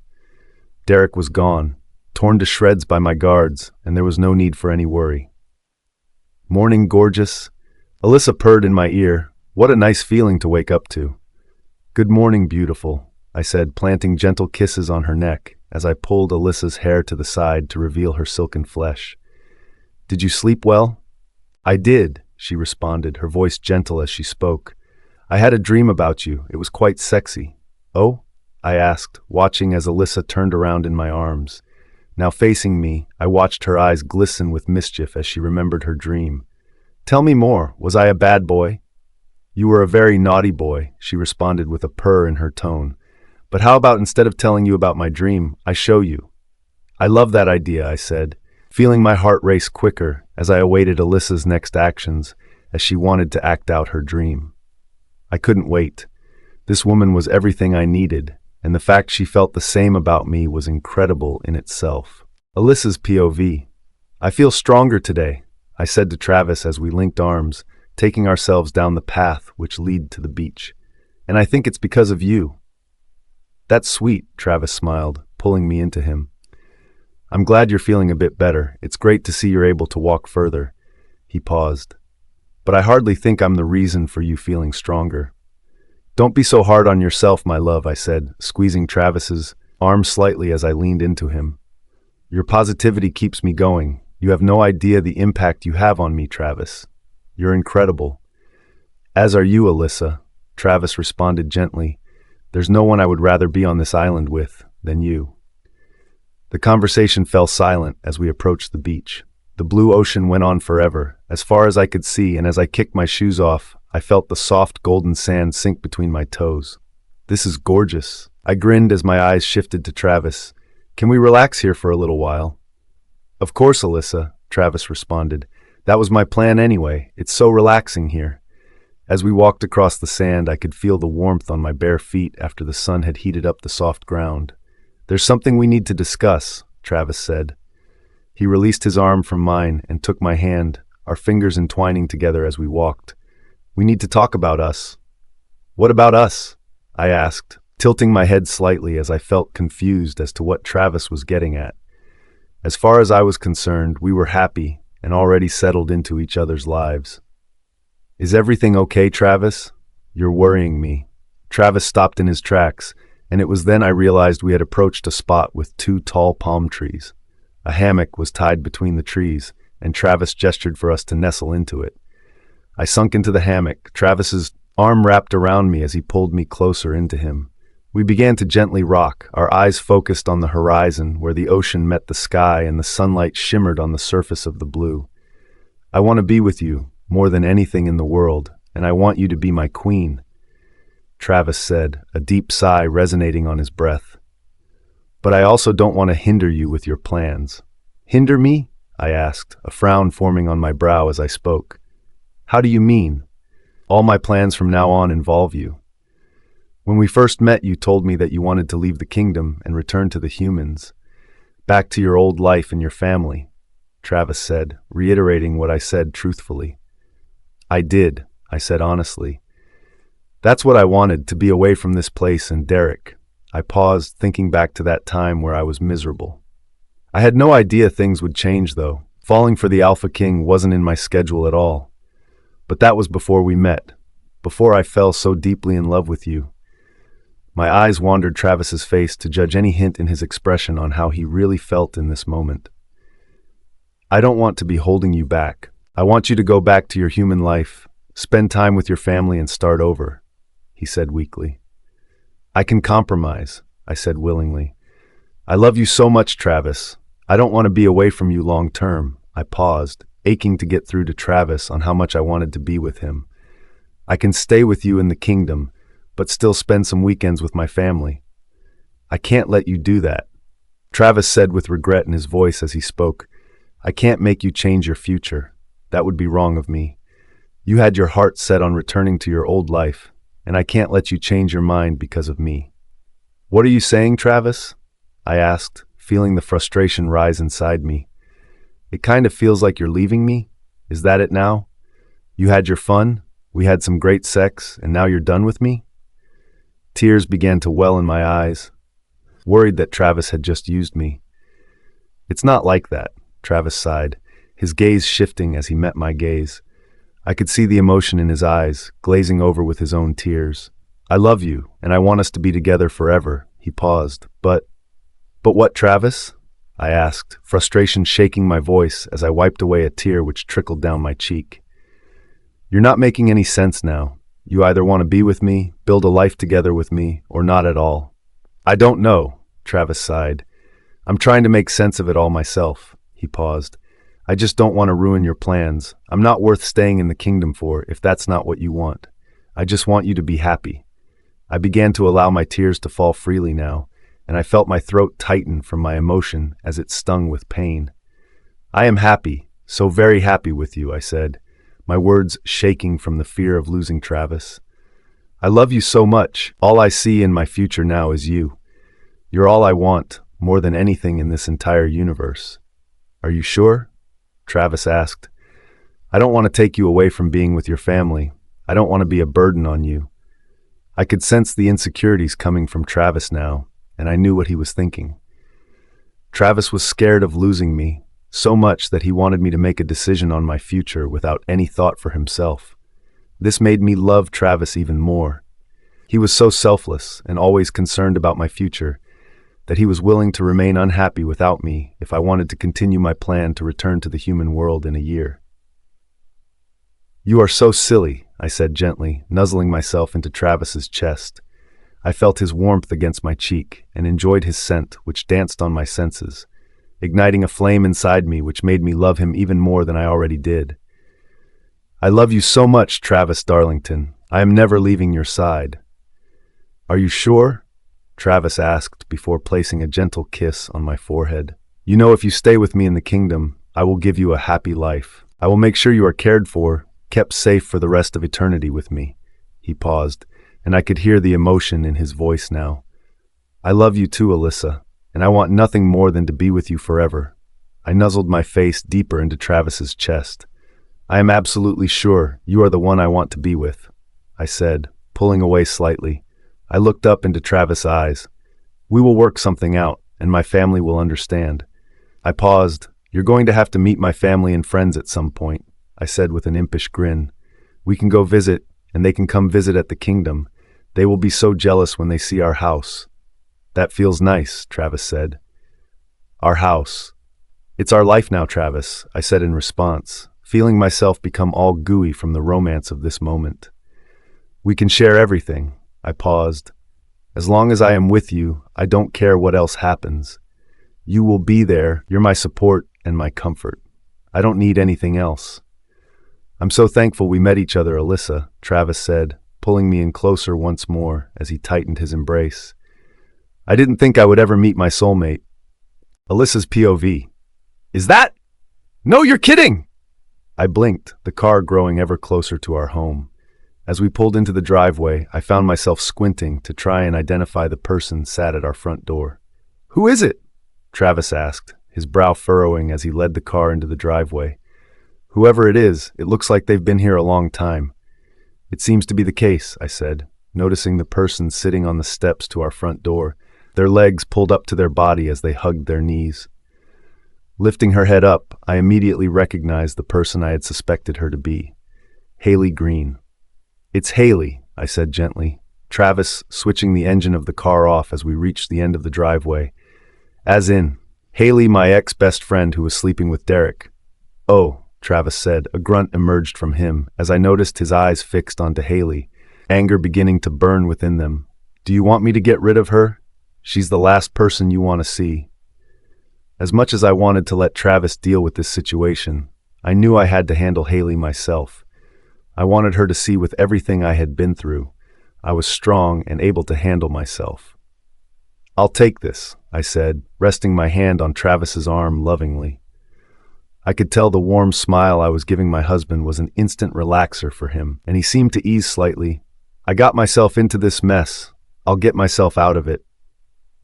You didn't get yourself into anything, Lise, Travis said, returning the warm smile to me.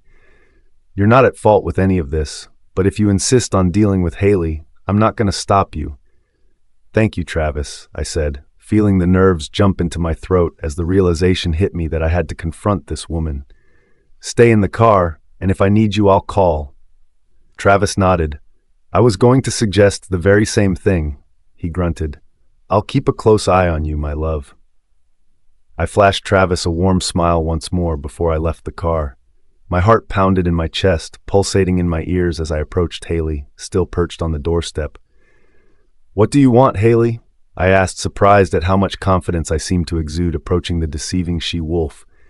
You're not welcome here. Haley peered up at me, her eyes red raw where she had been crying. Her makeup slid down her cheeks from her sadness, and I felt a pang of guilt toward her, especially because there was a chance she didn't know about Derek yet. Or perhaps she did. I just wanted to talk to you, Alyssa, Haley said, sniffling. I want to apologize. It will take more than a sorry for you to worm your way back into my life again, Haley, I said, my gaze burning into her. You ruined my life. You wrecked my marriage. I paused. At least you did me some kind of favor in the long run, but I still can never trust you. You're my best friend, Haley said, choking back her tears. I watched as she stood to her feet and grabbed my hands, her eyes gazing intently into mine in desperation, and I felt her squeeze my fingers. I wanted to tell you that I've left Derek for good. I chose him over you. I would rather be your friend than his lover. Oh, brilliant, I said with sarcasm as I rolled my eyes. That's just what I wanted to hear, that you came to that decision after you decided to sleep with my husband multiple times. I paused, pulling my hands away from Haley's grip. If only you had thought about that before you decided to fuck Derek the first time, then I may have some respect for you. Tears began to well in Haley's eyes once more, cascading down her cheek, causing her already smeared makeup to run further. Alyssa, Haley paused, her voice staggered as she spoke. I don't expect us to be as close as we once were, but I want to be in your life just a little, if that's all you could allow. She paused once more to gather her words. It's only now I have realized that Derek is evil. He had all this big plans for us for the future. They were all lies. It was Derek and Harmony all along. That asshole deceived me as well. You made your bed. You lay in it, Haley, I said, anger in my voice as I felt my blood boil with fury. It was then it occurred to me that Haley had no idea that Derek was dead. I knew I didn't want to be the one to bring such bad news, but who else was going to tell her? I don't want anything to do with Derek, Haley said, choking through her tears once more. I noticed she began to shiver, and her face fell pale with her sadness. I made a mistake, a big mistake, she said with a begging tone to her cracked voice. Just let me apologize properly. It's the least I can do. Oh, I get it, I said, placing my hands firmly on my hips. You're doing this to make yourself feel better, to clear your conscience. I felt the fury build inside me further now. Haley was trying to make a mockery of me, play the victim and make me feel sorry for her. Well, I can see right through you now, Haley. You need to leave. And go where? Haley asked. Back to Derek? Where I'm unwanted? The pack will toss me out as well, no doubt. I let out a long exhale. I had to tell Haley the truth. It was the right thing to do. Haley, I said, softening my tone, there's something you need to know. I prepared myself for revealing the news to Haley, as much as I didn't want to be the one to tell her. Derek is. I paused, feeling Travis appear at my side as he disrupted my words. Lise, I think we need to invite Haley inside before we go any further, Travis said, his voice kind as he spoke. His eyes were warm and genuine, and it was times like these I respected Travis so much. He sympathizes with people he didn't have to, even ones he shouldn't. The mark of a kind leader. If that's okay with you? He asked, his warm gaze shifting to me. I looked at Haley. She appeared lost. Her once shining eyes had dimmed their sparkle. She was gray all over, no cheery smile on her face like I once remembered, and I began to feel the same way as Travis. Haley, please come inside. You look freezing, I said kindly. How long have you been sitting here? I don't know, Haley responded. About 5 hours, I would guess. She took her gaze to Travis and nodded toward him, and then shifted her eyes back to me. Thank you. Your kindness will not go unrecognized. Haley's POV. I had so many emotions wrenching in my heart at this moment. Derek was dead. I tried to not believe this news, but then why would Alyssa lie to me? I tried to hold back the tears, not wanting to cause any distress for Alyssa. She had been through enough. Sit down, please, Travis said, gesturing to a comfortable-looking sofa at my side. Would you like a drink?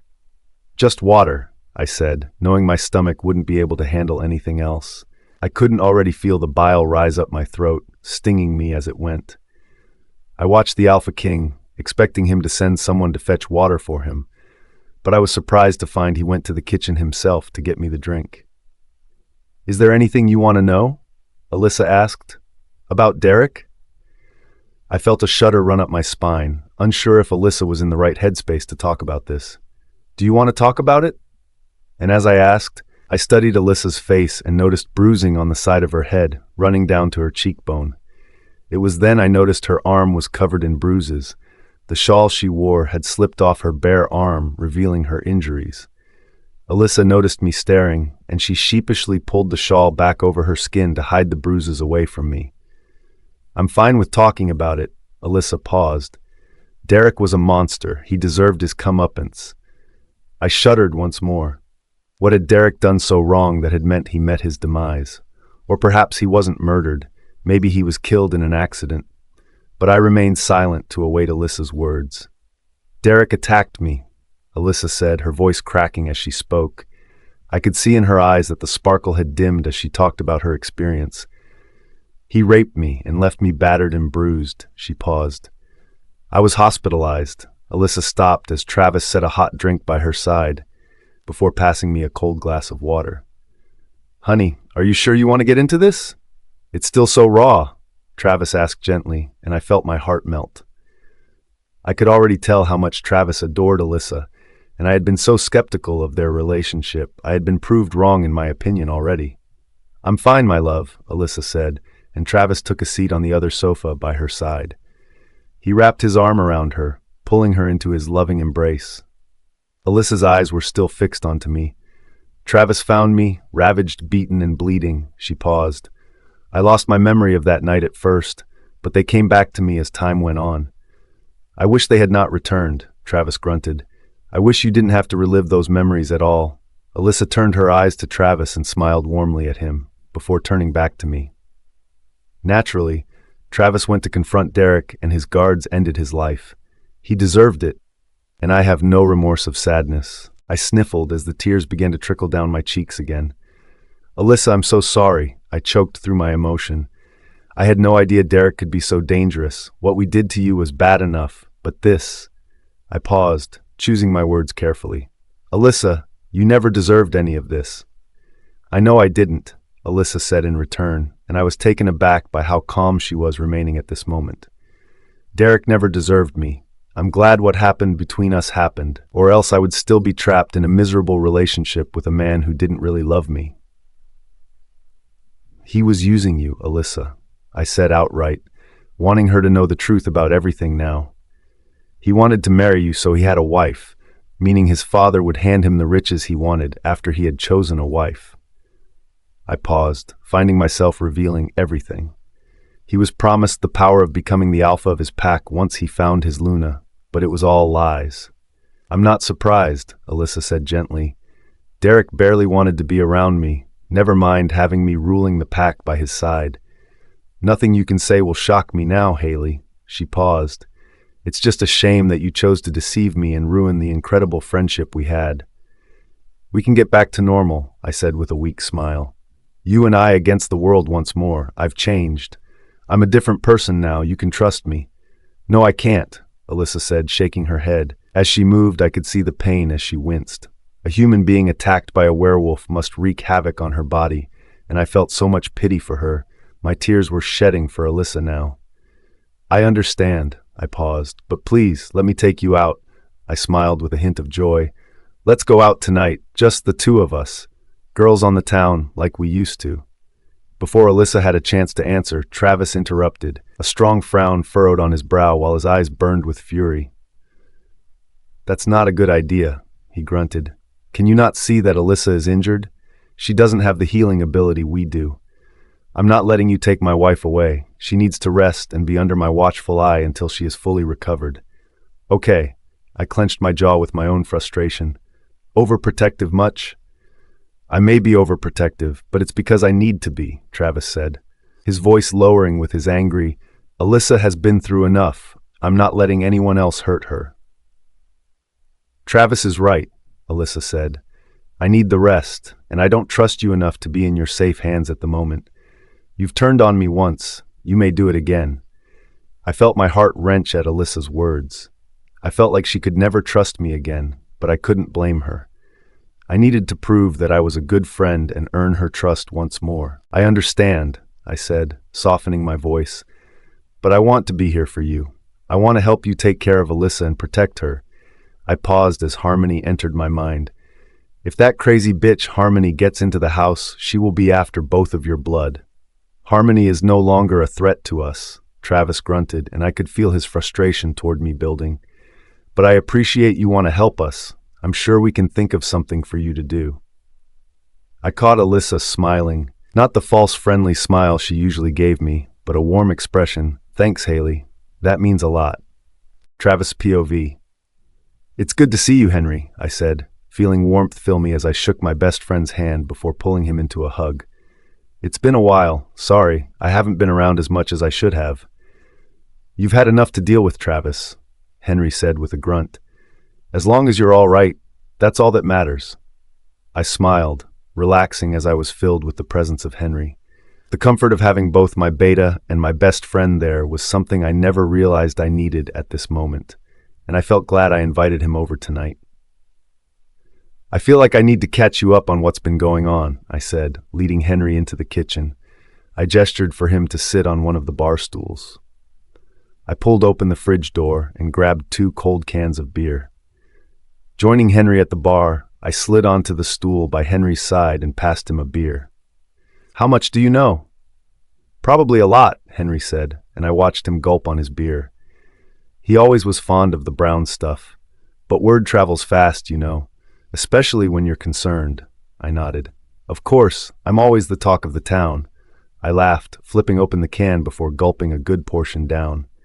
The chilled beer slid down my throat, refreshing me instantly. "Then let me tell you the full story, just in case you missed out on any important details." As I talked, retelling Henry the story of how Alyssa suffered from the hands of Derek and his poisonous sidekick, Harmony. How I had been involved in a scuffle with Derek before my men had stepped in to finish him off, and how Alyssa had been hospitalized. I could see the color leave Henry's face. His brow furrowed harder with fury. The more I spoke, and I watched his fists clench into tight balls. "Why didn't you summon me through any of this, Travis?" Henry asked angrily, muttering through his clenched teeth. "I could have helped you, been there for you when you needed it. I didn't want to put you through any danger. I knew I could handle myself, and my guards were watching me the entire time," I said, hoping my words would ease Henry, but from his expression they did the very opposite. "It is my duty as your beta and best friend to watch your back." Henry husked his words. "I would have enjoyed being present when Derek suffered his terrible death. He deserved it. The bastard." "I wish you were there, fighting at my side," I said, now realizing that nothing I could say would ease Henry's frustration. "But I didn't want you involved. You're so dear to me that having Alyssa in harm's way was already too much." I paused with a gentle exhale. "Having you in danger too would have wrecked me even more." Henry huffed, and I noticed his eyes flash yellow as his wolf made an attempt to escape, but he seemed to keep it under control. "Very well," he paused. "It can't be changed now. The damage is done." Henry seemed to relax now, his posture becoming more casual as he leaned back into the stool. "But I want to point out, I never saw Derek's body. Not here in the house, and I've been coming and going to keep everything in check." "It was dealt with quickly and efficiently," I said, trying to ease Henry further. "My guards disposed of Derek's body. I ordered them to take him deep into the woods and bury his remains far into the ground where no one would find him." Henry nodded. "Very well," he said, "and a wise idea to make sure Derek is well hidden." He paused. "But I have this nagging feeling in my stomach, Travis, that Derek isn't where he's supposed to be." "What do you mean?" I asked curiously. "Are you saying Derek is no longer buried?" "Yes," Henry said before finishing the last dregs of his beer. He crushed the can between his fingers before placing it onto the table. "It's as though I can sense something isn't quite right in all this. What if Derek is—" "Derek is gone," I said, interrupting Henry's words. "He may be my best friend, but his overthinking was going to stress him out eventually. He's worm food, I assure you." I paused. "Anyway, let's get back to why else I called you here." "Humph," Henry huffed. If you say so. I could tell by his tone he still didn't believe me, but I wanted to shift from the conversation regarding Derek now. "I need you to be around the house more," I said, placing my hand on Henry's shoulder. "You're the person I trust the most. I trust you with my own life." A smile played on my lips. "I can't be around here all the time, and I need you to keep an eye on Alyssa when I'm gone." Silence fell between us, and we heard the soft giggles coming from the living room from Alyssa and Haley. "The situation is a little complicated at the moment." I paused, trying to figure out the best way to say this. "But Alyssa's friend Haley has offered to help care for my wife while she recovers from her injuries, but I don't trust her." "I can understand why," Henry grunted, his jaw clenching once more. "She has deceived Alyssa once. She will do it again. I assure you, no matter how much she builds your trust again." I nodded, knowing Henry's wise words were correct. "Exactly, but just keep an eye out for me, okay?" Henry nodded. "Sure, I'd do anything for you, Travis." His eyes moved to the fridge. "Got any more beer in there, pal?" I laughed. "Help yourself, bud." I paused, watching Henry approach the fridge. "Pass me one too. Let's have a little celebration drink between friends." I couldn't help thinking about what Henry said. He had hesitations about Derek actually being dead, and even though I knew the idea of Derek surviving was ridiculous, I couldn't help but wonder myself. The more I thought about it, the more I wanted to check for myself. Fancy a trip to the woods? I asked Clayton, stirring him within my mind. We should visit Derek's grave and pay our respects. Clayton chuckled deep in my mind as he moved to the forefront. Sure, why not? He responded. Even though Derek doesn't deserve any respect, I'll still piss on his grave. Heh, I chuckled back to my wolf. Feel free, I paused. Let's leave tonight. Henry can watch Alyssa while we investigate. I need the proof for myself that Derek is dead and buried where no one can find him. Alyssa's POV. Sitting with Haley at this moment, the TV on, and I had put on our favorite series. It felt like the old times, how we used to laugh at silly jokes as we spent hours together watching and enjoying our favorite media, talking about boys and enjoying our favorite snacks.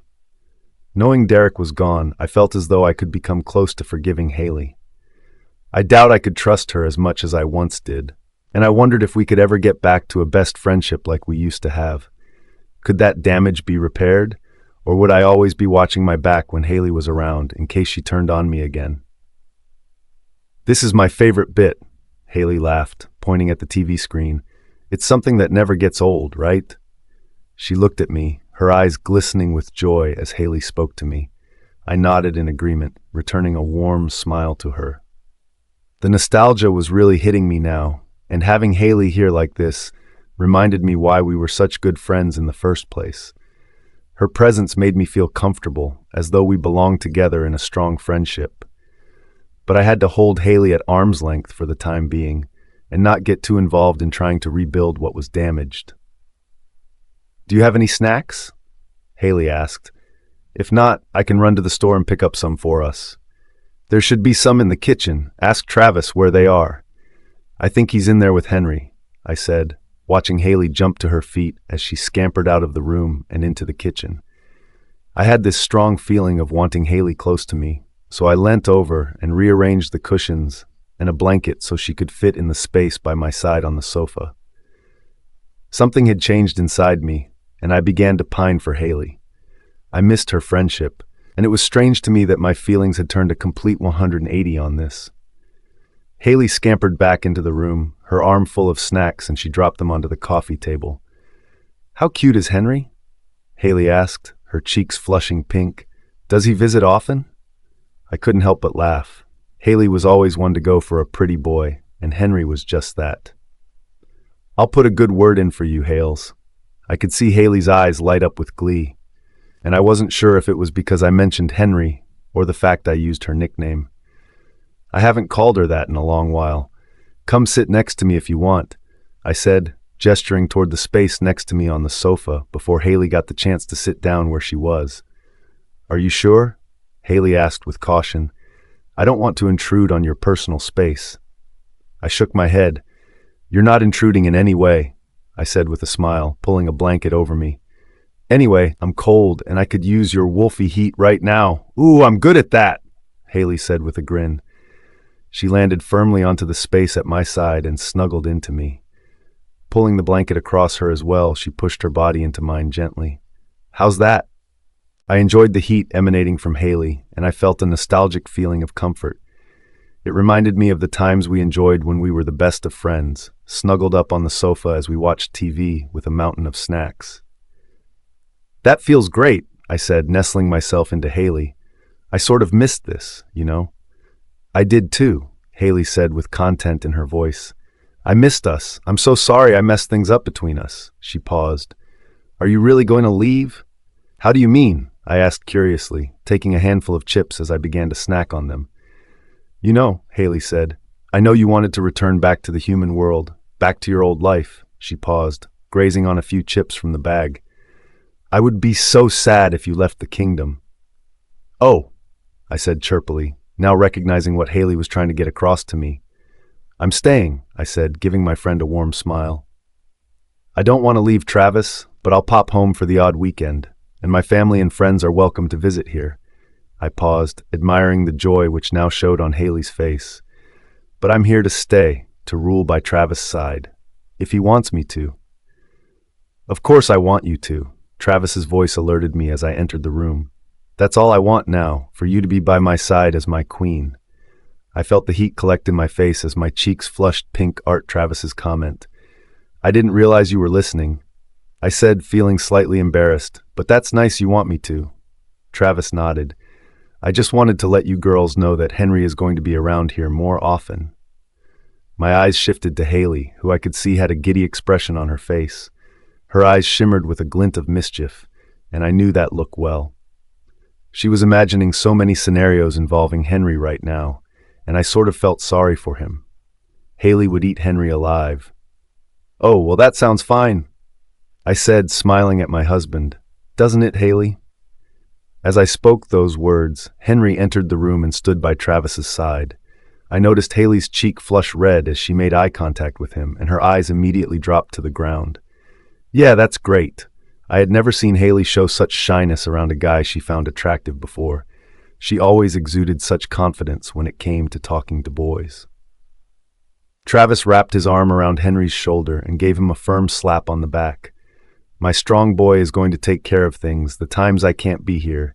I want him to make sure you're safe, Alyssa. I smiled. Well, that sounds perfect, I giggled, covering my mouth slightly. I have my own team of protectors now. Travis, Haley, and Henry. I paused. I guess Henry and Haley will have to spend some time getting to know each other sometime. Shut up, Haley responded with a grunt, her eyeline not leaving the floor. I couldn't help but laugh. Thanks, Travis. I appreciate you looking out for me. Anytime, Alyssa, he smiled in response.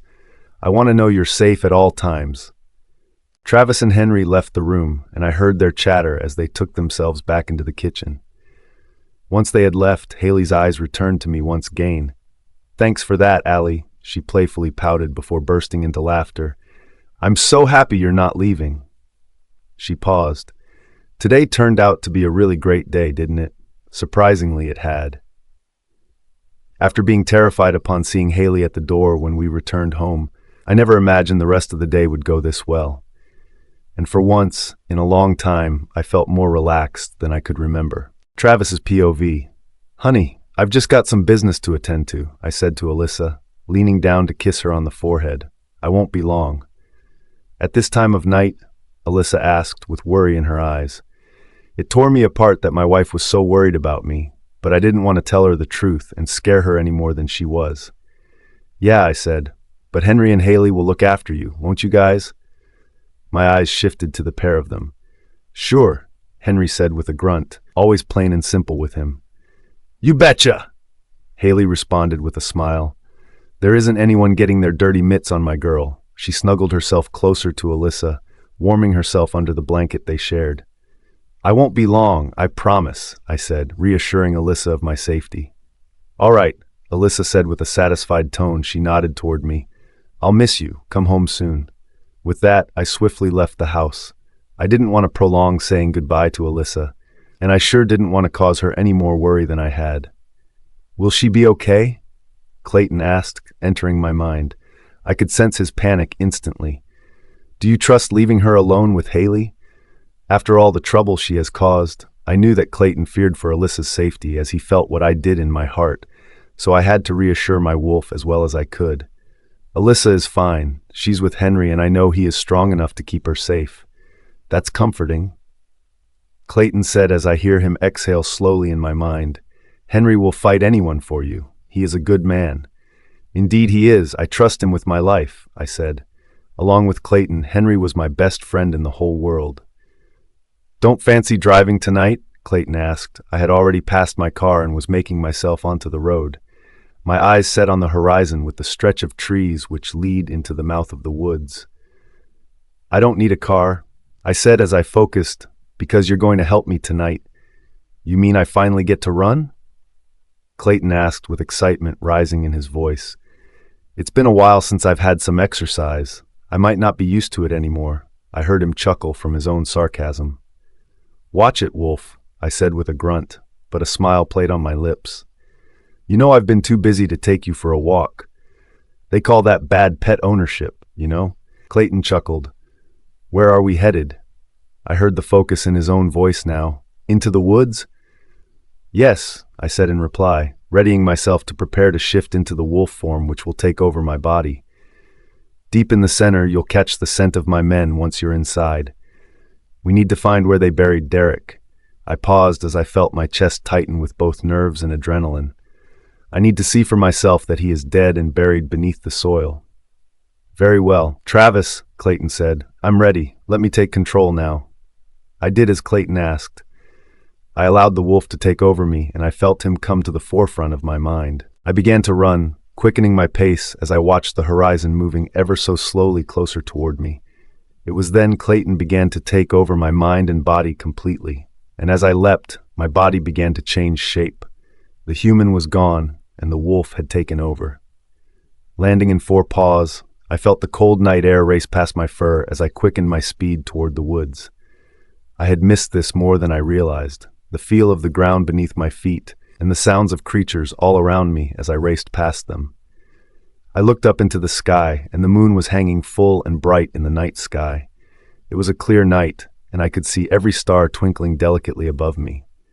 I feel so free, I husked in my mind. Thank you, Travis, for giving me this opportunity. I won't let you down. I know you won't, Clayton, Travis said in return as he spoke to me, hanging in the forefront of my mind. Just stay straight and head toward the entrance of the woods, and then we should catch the scent we need. I quickened my pace, my paws thudding against the grass as I headed in the direction Travis told me to go. Eventually, I entered the woods. The trees began to cover the moonlight, blocking it from me as everything grew darker. It somehow felt much colder here, and the sound of creatures dimmed, but I could still hear the snaps of twigs beneath me as I walked. Can you smell it yet? Travis asked, disrupting my calming thoughts.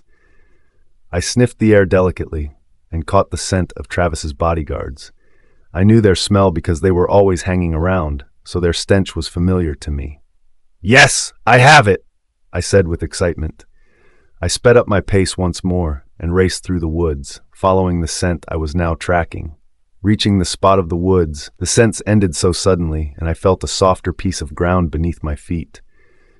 It has to be here, I spoke to Travis. This feels like turned soil that's looser than the rest of the ground. It was then I felt Travis come further into the front of my mind. My turn, he said, and it was then I felt myself shift. My wolf form was morphing back into the once human shape of Travis Darlington. It has to be here, I spoke to Clayton before dropping to my knees.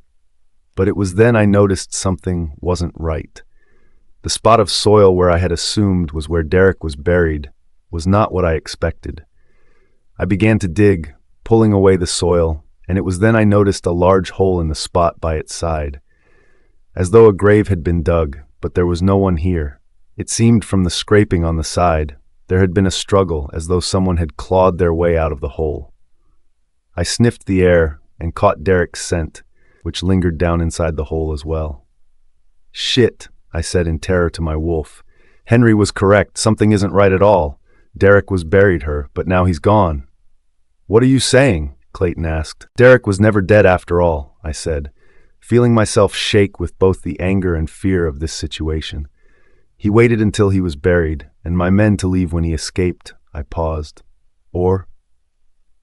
I felt a shiver run down my spine as a terrible thought entered my mind.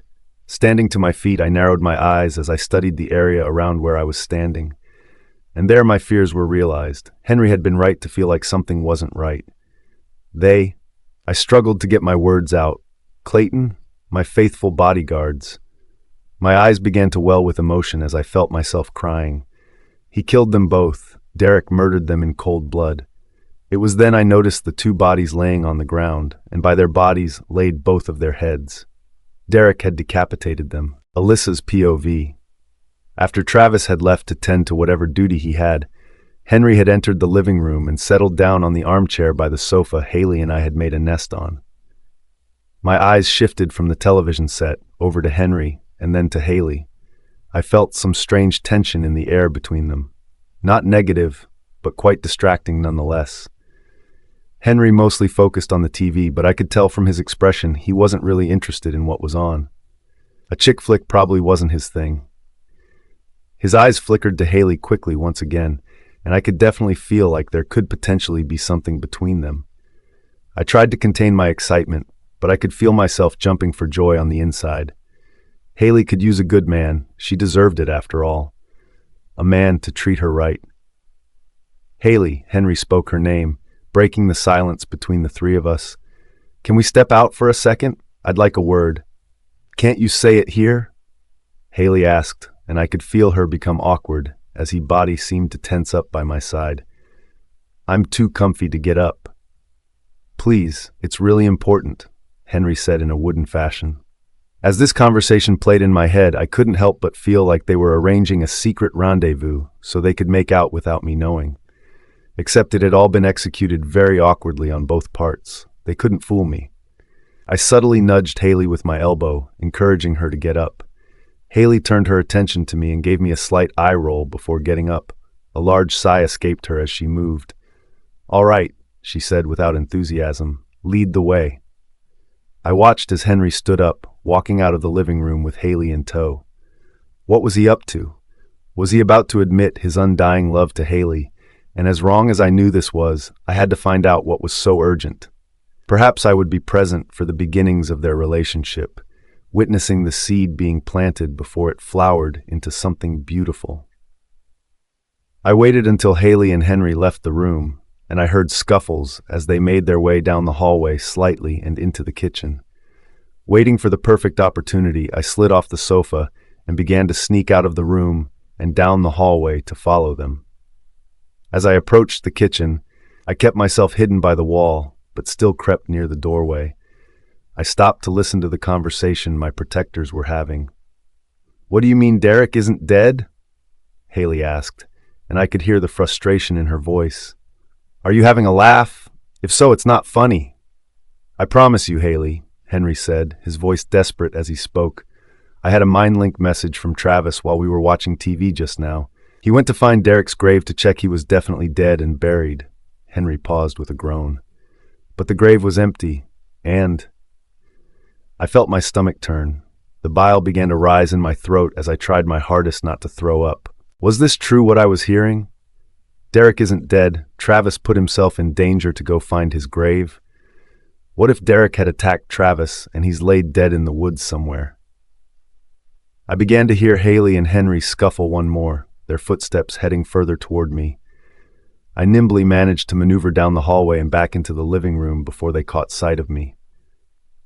I settled down onto the sofa once more, pulling the blanket over me.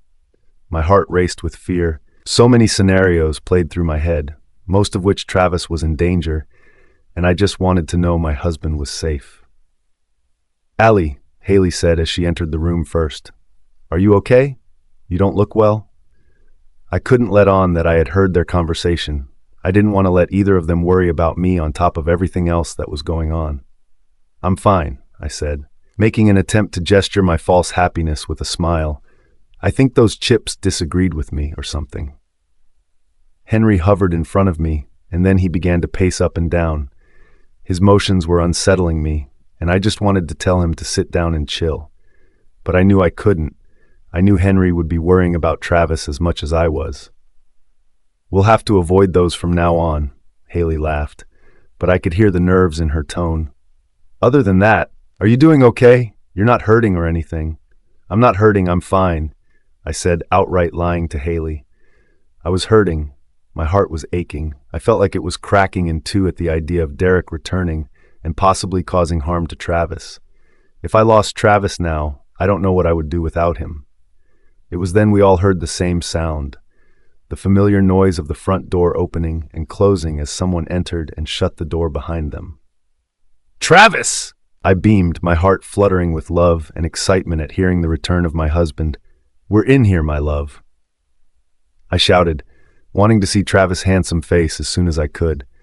There was no voice in return, no response, but we could hear the slow footsteps of someone walking down the hallway.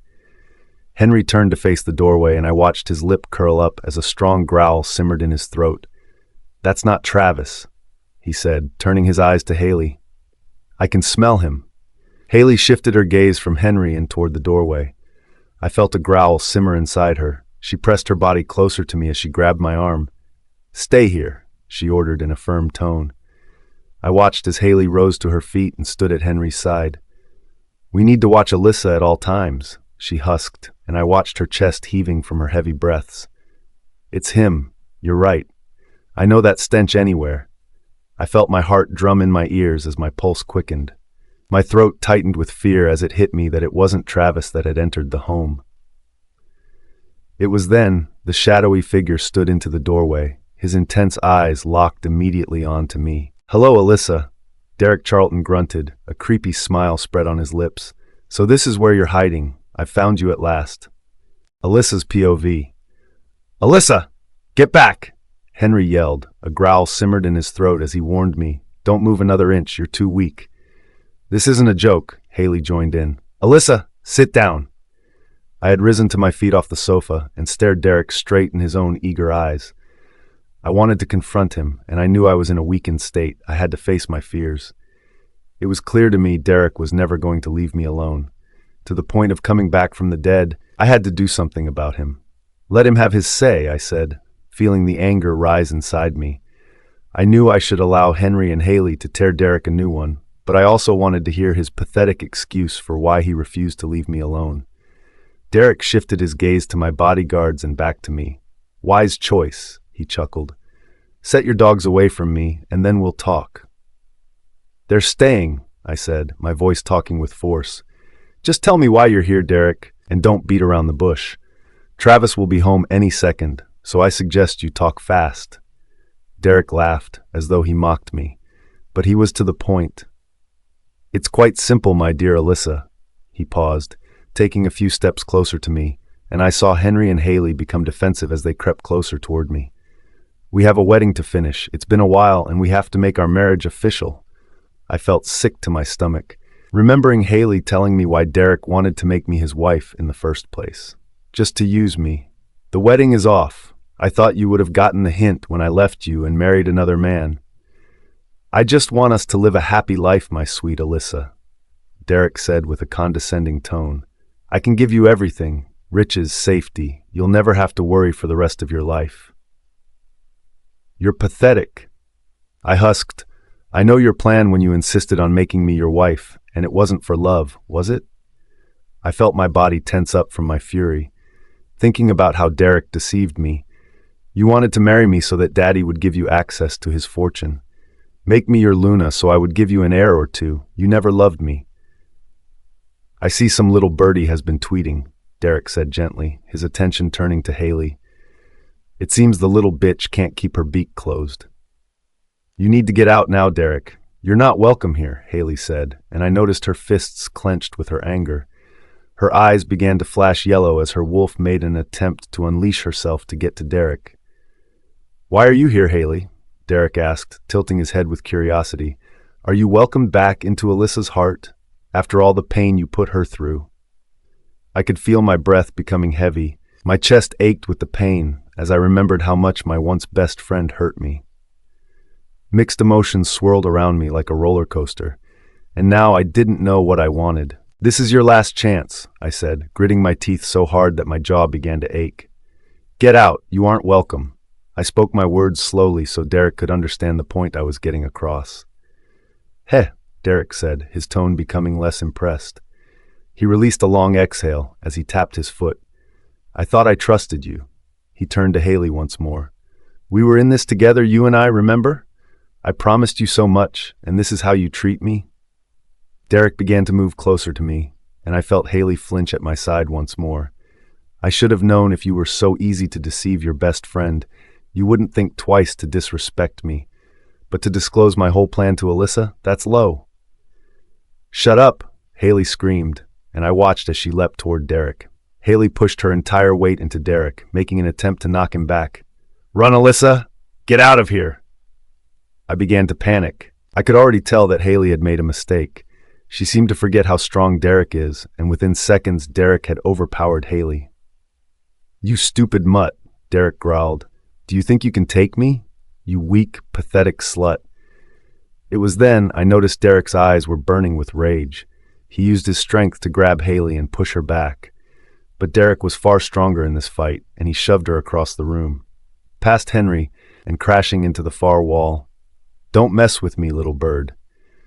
Derek took his eyes to me. "Now will you come with me? Or do I have to break your bones and take you away myself? I felt sick to my stomach.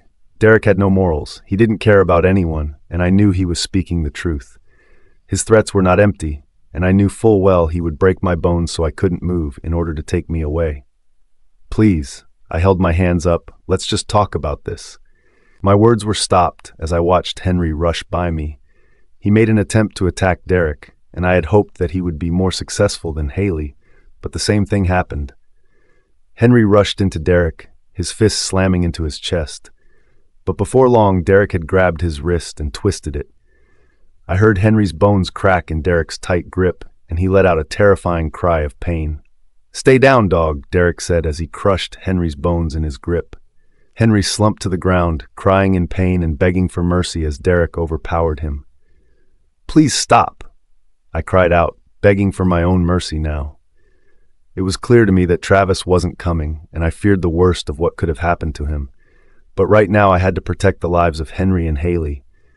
"I'll go with you. Please don't hurt them." It was then, after the smug expression on Derek's face, I saw a whirl of a dark shape shoot past me. Haley had transformed into her wolf form and had leapt onto Derek. She pushed him to the ground. The terrifying sound of her snarls and snap of her deadly teeth rung in my ears as she made an attempt to tear at his flesh. Travis's POV. After returning from the woods, using my wolf form to carry me speedily out into the open once more, I shifted back to my human shape. I was eager to get back to Alyssa now, to hold her in my arms and take good care of her. Who knew where Derek was hiding? Night had fallen completely now, and I began to take my footsteps quickly toward my home once more.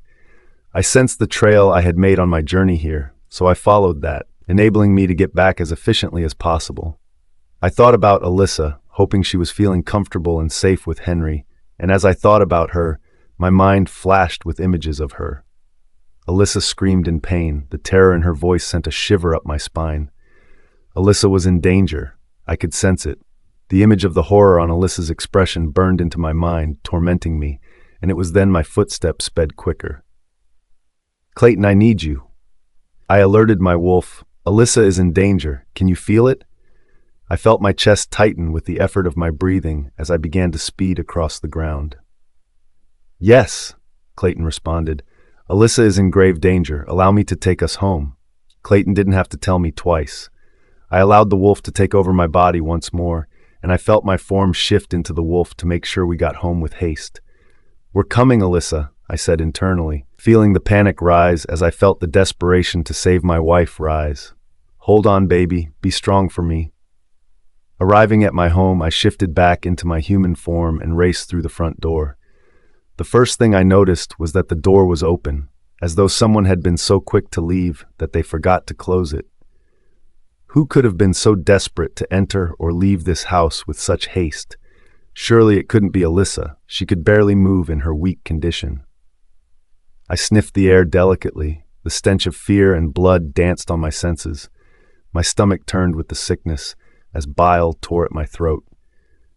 "Something isn't right here," I spoke to Clayton. "Stay alert. We may need to fight." "I'm here, Travis. I've got your back. Let's be cautious as we go," Clayton responded. He was so close, I felt the comfort of my wolf being there for me at this moment.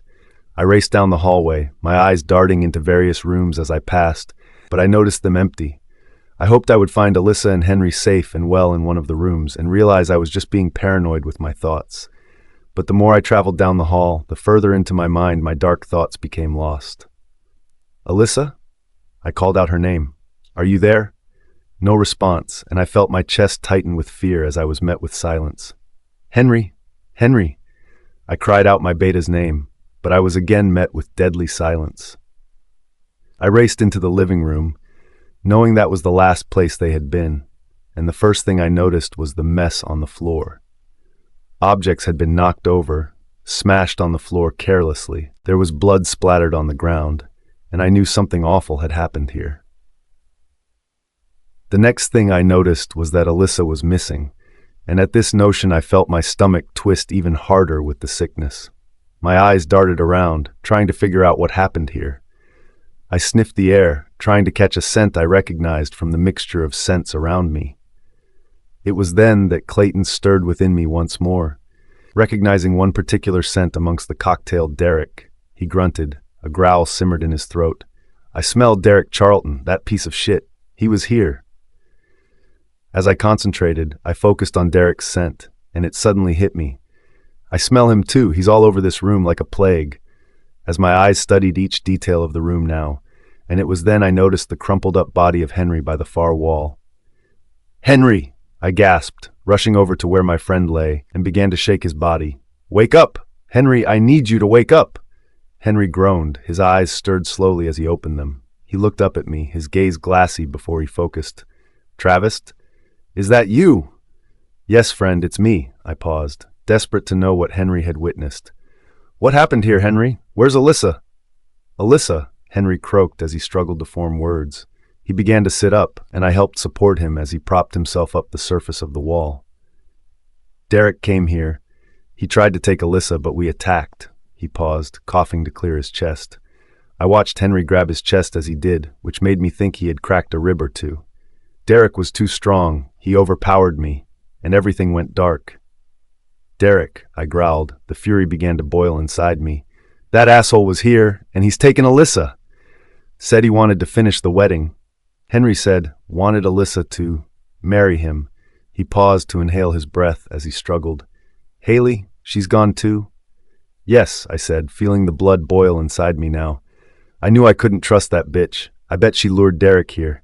She lied to us about becoming a better person. I was beginning to boil over with my fury now. I wanted to rip Derek limb from limb, fearing what he had done with my Alyssa and how Haley had double-crossed us. I tried to make a connection with Alyssa, forming a mind link to find out where she could be, but I failed. No matter how hard I concentrated, I just couldn't focus on her or connect to her mind. Something was blocking me out of finding out where she was. "You need to pull yourself together, Henry," I said coldly to my friend, as the alpha leader in me was beginning to emerge. "We have to find Alyssa before Derek does anything to harm her. We need to end his life once and for all." "Give me time," Henry said with a cough. "Need to heal." "We don't have time," I said, raising my voice in command. "You will heal on the way. I need you right now, Henry. I need you to be strong for me." I paused as tears began to fill my eyes, cascading down my cheeks as I began to sob. "Alyssa," I paused. "I'm scared."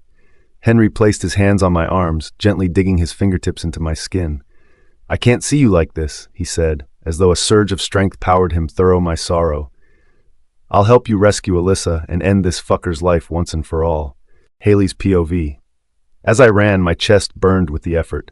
I could feel my legs tighten. It had been a while since I had powered my body like this, but I could feel my wolf Silk stir within me. "Let me take over, Haley," Silk's gentle voice purred in my mind. "You can't handle this. I need to get them before Derek hurts Alyssa," I said, my chest burning harder now. "I can smell him. I know he's come this far at least." Everything went black. "What happened?" Silk asked, concern in her voice. "I was trying to save Alyssa from Derek. He wanted her, and I couldn't allow it. I felt my throat burning now as a stabbing pain formed in my side. But I was determined to power on through the woods. It was dark, but my eyes had adjusted quickly to the lack of light around me. "We fought as best as we could," I said, reassuring my wolf. "But it was too late. Derek overpowered us, and everything went dark. I woke up and Alyssa had gone. Derek had taken her." I paused. Henry was overpowered too. I think he was dead, but I had no time to check. I had to make sure Alyssa was okay. I had to save my best friend. "Let me take over," Silk said, her voice begging now. "You are becoming weak, please." It was then I felt myself weaken even further. Silk was wise. I knew if I let the wolf form take over, she could run faster and easier than I could through this forest. "I accept your help, Silk," I said at last, succumbing to my wolf. "Please be careful and find Derek." I paused. "But let me kill him. I want the satisfaction for myself." I felt the wolf creep closer to the forefront of my mind, and I allowed her to take over me. Our bodies merged as my human form shifted into that of the wolf. Her paws landed onto the damp, cold ground, and instantly she ran. Speeding up, I could feel the strength in her legs as she zipped through the woods, dodging trees and obstacles in our way. "I have his scent," Silk whispered to me in my mind. You relax, take a breather and leave this to me. I will find Derek, and when I do, you may have him for yourself. I must have fallen asleep, safe and comfortable in the mind of my wolf, because all of a sudden I began to stir, as though I had been woken in a panic by someone shaking me furiously. "We're here," Silk said, invading my mind with her determined voice. I don't know where we are, but Derek's scent is stronger than ever inside this place. Without hesitation, I pushed myself forward inside Silk's mind and took control. Our bodies shifted once again, and the wolf changed back into my human body. Landing on my feet, I studied the building I had been presented in front of. It was like nothing I had ever seen in these woods before, and I had been through this area many times. A derelict cabin, nestled beneath the overgrowing plant life which had started to encase it. Vines creeping up the side, some of the windows were smashed. Very little care was taken to this home, and I wondered who it belonged to and how long it had been unoccupied for it to get into this state. "I'm here if you need me," Silk said inside my mind. "Be cautious, Haley." I entered the house. The front door hung off its hinges, which made it easier for me to get inside. The rooms inside were dark and filthy. This place must have been emptied decades ago. The floorboards creaked as I treaded lightly across the floor, keeping alert at the surroundings around me, aware of any movement. The scent of Derek stung my nose the more I traveled deeper into the house. He was definitely in here. I just had to make sure I found him before he found me.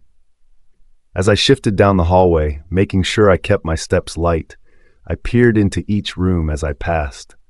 Luckily, this home was small and had only one floor, so there weren't too many rooms to explore.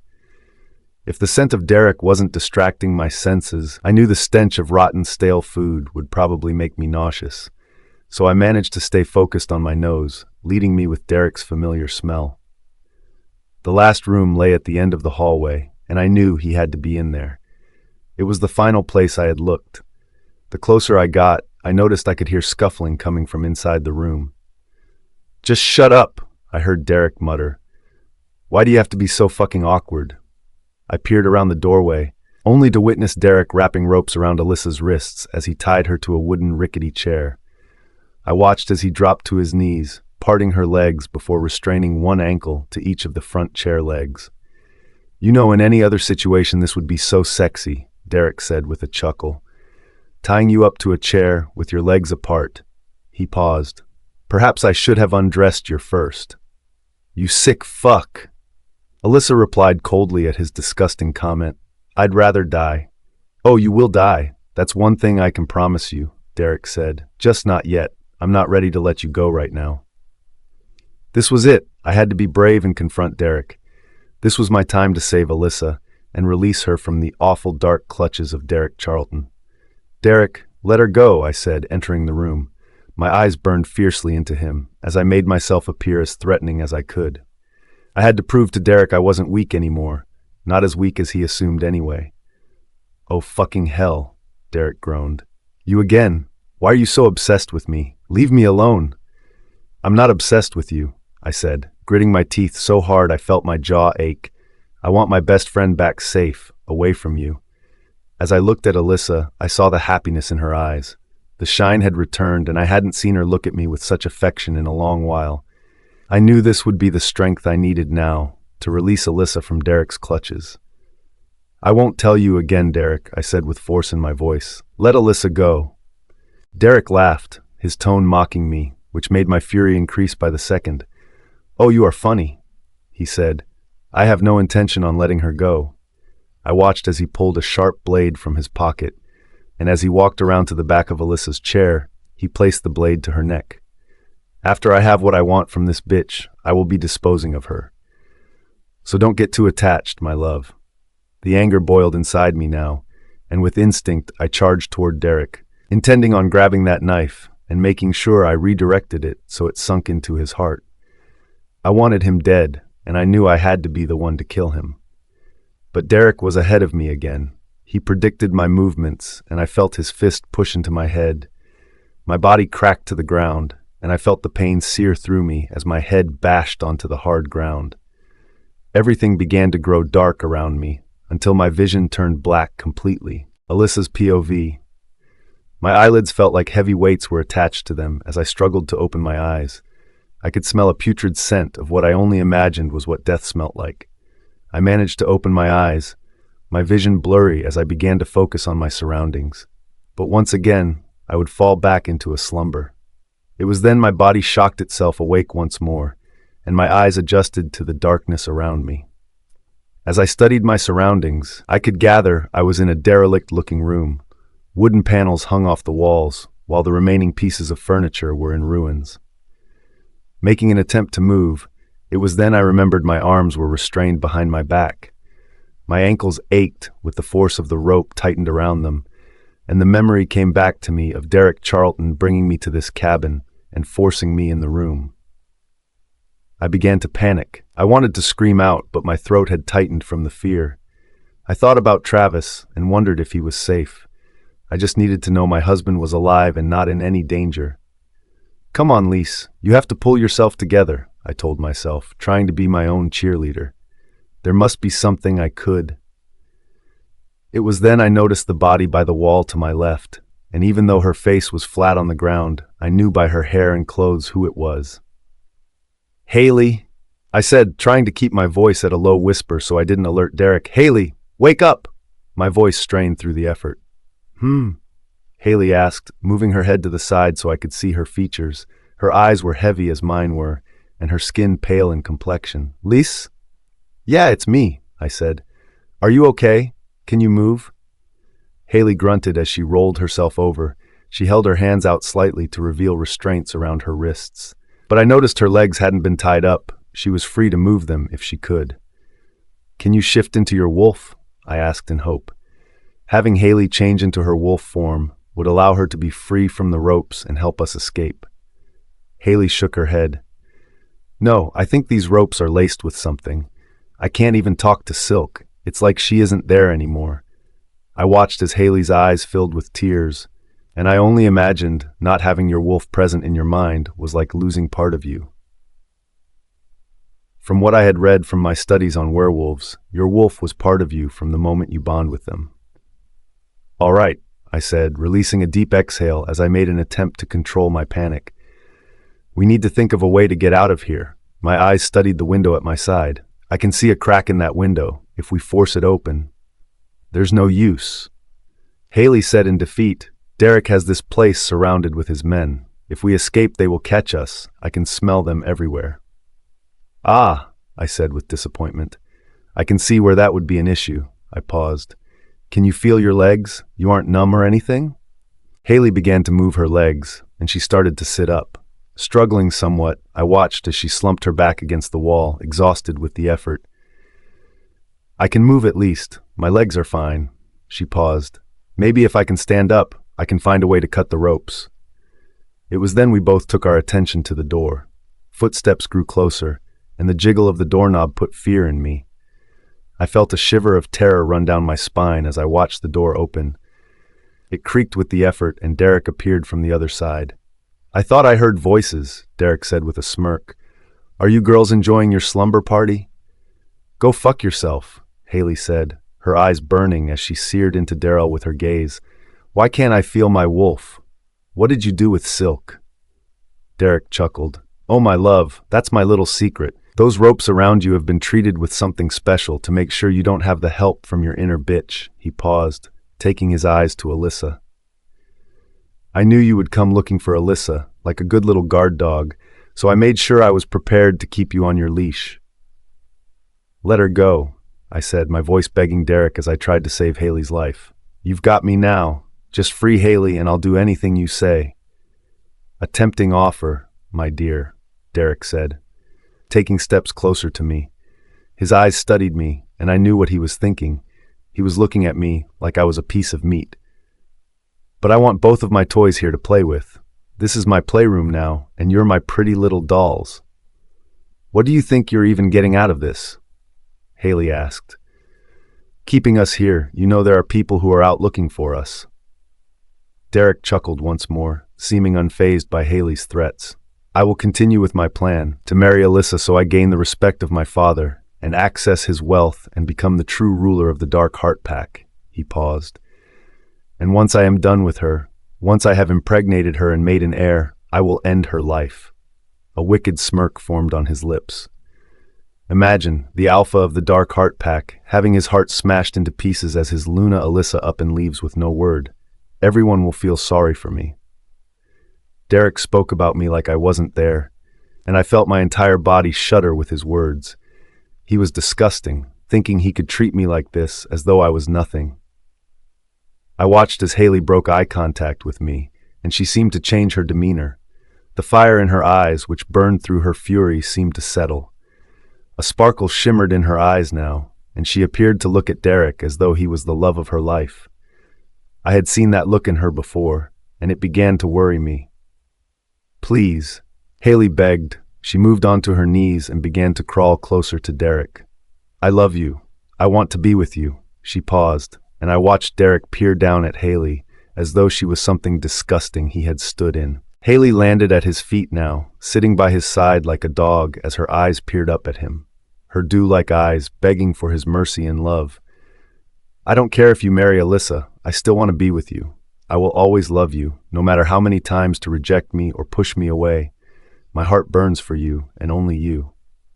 I was left with a feeling of immense confusion, feeling unsure if Haley was bluffing to distract Derek, or she had changed her mind again and wanted to be by his side. I had hoped she was bluffing, but it was hard to tell. My stomach twisted with sickness. I was led to believe I could have my friend return to me, but she was falling for Derek Charlton all over again. Derek's POV. "I love you," Haley begged once more. "You loved me once, I know you did." I scoffed at Haley's comment. This bitch was frustrating the hell out of me now. She begged like a cheap dog, at my knees like a weak heap of nothing. "Kill her," Nova husked in my mind as he appeared from the shadows. "Look at her, she's pathetic." "Tempting," I said in return. "She is rather embarrassing me right now in front of my future wife." I paused. "If I kill Haley, she will be out of my way for good," Nova chuckled. "Then there's a perfectly good reason to end her miserable life. So you and Alyssa won't have to worry about her meddling ways any longer." "But I still want to play with her," I said, my eyes dropping to Haley's breasts.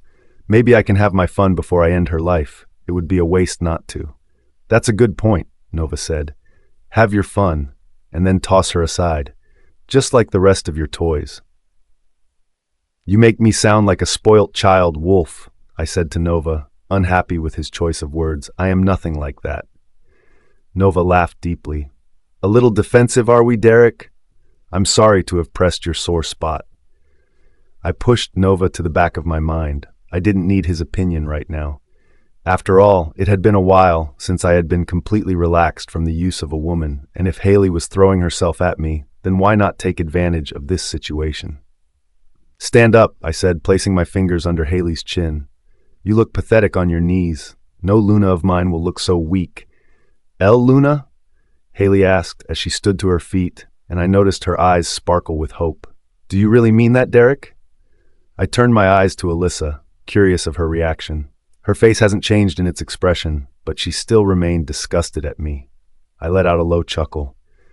"What do you think, my love? Are you feeling a bit of competition if I promised Haley the role of my pack's Luna as well?" "No," Alyssa said sharply. "You're both welcome to each other. The idea of being married to you makes me vomit in my mouth." "Why not be honest about it?" I said, mocking Alyssa.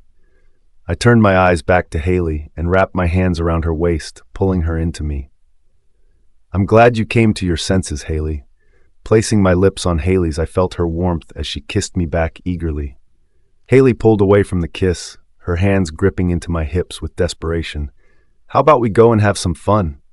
Her eyes suggested how much she wanted me now. "It's been a while since we've been together, hasn't it?" "It has," I said in response. "What if we had sex here and let Alyssa watch?" I paused as my eyes shifted behind Haley and over to Alyssa. "You'd like that, wouldn't you, Alyssa? To watch me fuck Haley. It would make you miss me." "I don't think I would want to see anything less, thank you," Alyssa responded with disgust, and I watched her face grow paler at the very idea. "If you're going to mess around, do it as far away as you can."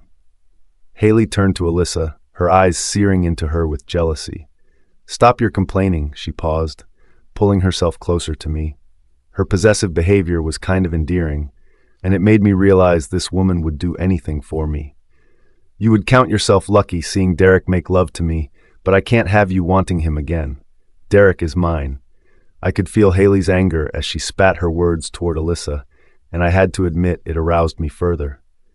Are you sure, Alyssa? I asked. You don't want to watch me pleasure your best friend? She isn't my best friend. Alyssa responded through gritted teeth, and I could hear the anger in her voice. Haley is dead to me. I don't care what either of you do as long as it's leaving me and Travis alone. Travis is dead, Haley said coldly. You'll never be happy with him again. You've got no one now. I chuckled, enjoying how cruel Haley was acting toward Alyssa now. This was the evil streak to Haley I missed. Her hatred for Alyssa was showing once again, and I knew this was a trait that would make her strong once more. Perhaps I could take Haley as my Luna after all. Maybe I had judged her far too harshly. Very well, I shrugged. You had your chance, but don't come begging when you realize you want me again. I paused as my eyes wandered Alyssa's body. You've had your chance. Let's forget about the trash for now, Haley said in a cruel tone. A wicked chuckle escaped her lips. I want to give you the treatment you deserve, Derek. I want to make you feel good. Haley took my hand and wrapped her fingers around me tightly. She began to walk toward the door, her footsteps eager as she trod quickly across the squeaky floorboards. I took one last look at Alyssa and gave her a smug smirk. See you soon. Haley led me out of the room, and I closed the door behind me. I could be kind enough to keep some heat in the room for her, and try to dampen the sounds of the pleasure I would be gifting Haley with any moment now. Let's go in here, Haley said, leading me through the door of the room directly next to where Alyssa was. I can't wait to get my paws on you, gorgeous. In here? I asked, closing the door behind me as we entered the room. Won't Alyssa hear us? You know how I make you scream. Haley smirked, an impish, filthy expression on her lips as she started to pull her top over her head. I want her to hear, she husked. I want Alyssa to know what I have, and she doesn't. Haley's POV. I forgot how good you feel, Derek grunted, his eyes set on me. Don't I know it, I said with a sly smirk. He's distracted, Silk said in my mind. Don't get too carried away now. I know it feels incredible, but we can't get distracted. I know, Silk, I said in response to my wolf. I know, Silk said with a sigh, but think of Alyssa. We need to save her. Remember the trust you're trying to gain in your friendship once more. I knew Silk was right. She always was. Derek was distracted. His vision blackened as his face was still buried in my chest, and I made sure I held him tightly against me. I freed my other hand and fumbled around my jeans, feeling for the dagger I had picked up from the ground without Derek realizing. Quick thinking on taking the knife, Silk said with pride in her voice. Now stab him. I need to be subtle, I said to Silk. I can't let Derek see I have his knife. Be patient. It was then I realized I hadn't made much sound in a while, and I didn't want Derek to question why I wasn't enjoying myself, so I let out a pleasured moan. Derek, I gasped. As I spoke, I carefully pulled the knife to Derek's side and leant over slightly to choose a spot to stab him. Should I go for the heart? I asked Silk in a panic. Now I was ready to make my move. I had to be quick to choose the move while I had the chance. Straight into his cold, cruel heart. I tried to figure out how I would gain access to his chest with Derek pulled so close to me. Not the heart, Silk said quickly. Slip it in his lower side. The blade will sink in easier and less obvious. She paused. By the time Derek realizes he will be already bleeding to death. Right? Got it, I said, nodding to myself. I pressed the knife carefully into Derek's side. Here? I asked Silk, hoping she would reply as soon as possible. Derek was beginning to pull away. I could feel him forcing his head against my hand, which pushed his face into me. Yes, there! You got it! Silk said with unusual excitement in her voice. Okay, ready to go? I said to my wolf, and as I was about to push the knife into Derek's side, he pulled himself away from me. Derek's eyes burned into me, and I wondered if he had suspected something. My turn on top, Derek husked sexily, and just in time I managed to pull the knife behind my back and out of his sight. Derek grabbed my waist and twisted me around so I landed suddenly on my back. I cried out as the pain of landing on my arm seared through me, but Derek ignored my cries of pain. Whatever Derek thought I cried for, I could tell by the look in his eyes he enjoyed it. I tried to think quickly, and I managed to free my arm and pull my hand to his back, my fingers tight around the knife. I could feel the pain of the numbness as I laid my weight on my arm, but I powered through and slid the tip of the knife to Derek's side once more. "You have him," Silk husked. "Now take the plunge." It was then I was about to push the blade into Derek's side. I fantasized about how easily the knife would slip into his flesh, and I ached to hear him scream in pain, beg for his life while I twisted the knife deeper inside him, and I found myself getting a little exhilarated at the thought of giving this man what he deserved. "What are you doing?" Silk asked in panic. "Hurry up, stab him." Derek used his strength to pull his head away from my grip, his eyes searing into mine. "You're a little slut, aren't you?" I felt myself succumbing to Derek once more. "Does that feel good?" he asked. "Is my little slut satisfied?" "Yes," I gasped. "Harder, I want to feel you." The sensation of Derek's entire body against mine, enough to drive me wild with passion and want. "Haley, you need to focus," Silk said. "Snap yourself out of this. You're becoming weak." It was then I caught the glint of the blade in the corner of my eye and was brought back to the real task in hand. I was about to sink the blade into Derek's side when I heard the slam of the door opening. Derek stopped and jumped off me with haste. It was then I looked toward the door and saw the familiar face of Travis Darlington standing watching us, a look of horror on his face as though he tried to register what he had walked into. "Haley," Travis grunted, "I knew I couldn't trust you." Travis's POV. "I knew it," I growled internally to my wolf. "My suspicions are proven correct right here, right now." "That two-faced little bitch," Clayton responded, anger in his tone. "Tear her to shreds before she gets to Alyssa." He paused. "Where is Alyssa?" My heart pounded in my chest, realizing I had found these two before finding out if Alyssa was safe and alive.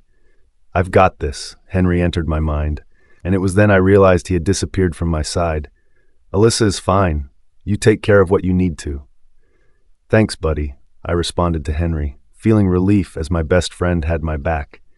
My attention turned back to Clayton. "Are you ready for a fight? Because I'm giving them one."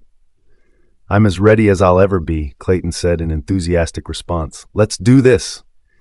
Within seconds, I was leaping toward the pair, ready to attack. I could feel Clayton in the forefront of my mind, ready for his turn to unleash and tear the pair to shreds.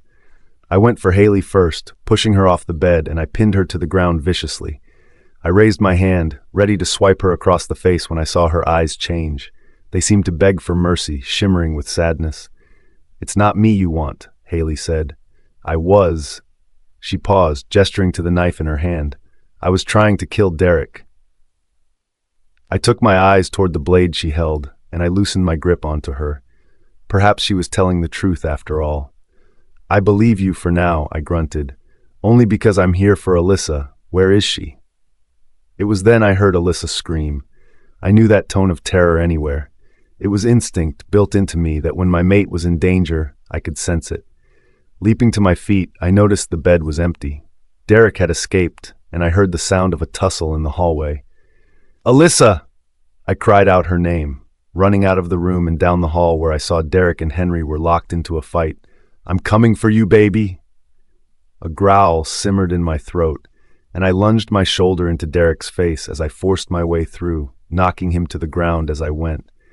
I felt Derek's face crack against my strength as I smashed into him. "Are you all right?" I asked Henry, placing my hands on his shoulders as I inspected the fresh injury across his eye. "Like a slash across his flesh. Can you see?" "I'm fine," Henry husked. "You need to get Alyssa out of here. I can handle Derek." "I'm not leaving you to take Derek on," I said with panic in my voice. I looked down at Derek, who was beginning to stir. "We need to get Alyssa and leave." I paused. "Get Hale and let's get out of here." Henry rushed past me, heading back into the room I had left to ensure Haley was safe. Happy knowing he was able to manage the task in hand, I continued on to the room Alyssa was in. As I passed Derek, I slammed my boot into his gut as hard as I could before taking another shot to his face. I want to leave him out cold, to allow us some time to get out of the house. Derek cried out in pain, grabbing his face before passing out once more. I didn't have a lot of time for his accelerated healing to kick in, so I had to be as fast as I could now. "Travis," Alyssa cried out as she saw me enter the room. I watched as tears flooded her eyes before she sobbed. "Honey, I thought you were dead." "Not yet," I said. Dropping to my knees, I began to untie the rope which restrained her wrists. "I'm here. You're safe." "Where's Derek?" Alyssa asked with panic in her voice. "Travis, I'm so scared of him." "He's having a nap right now," I said, removing the restraints from around her ankles. "This guy really knows how to tie a knot," I said through my struggles, but eventually managed to loosen the rope. "Can you stand?"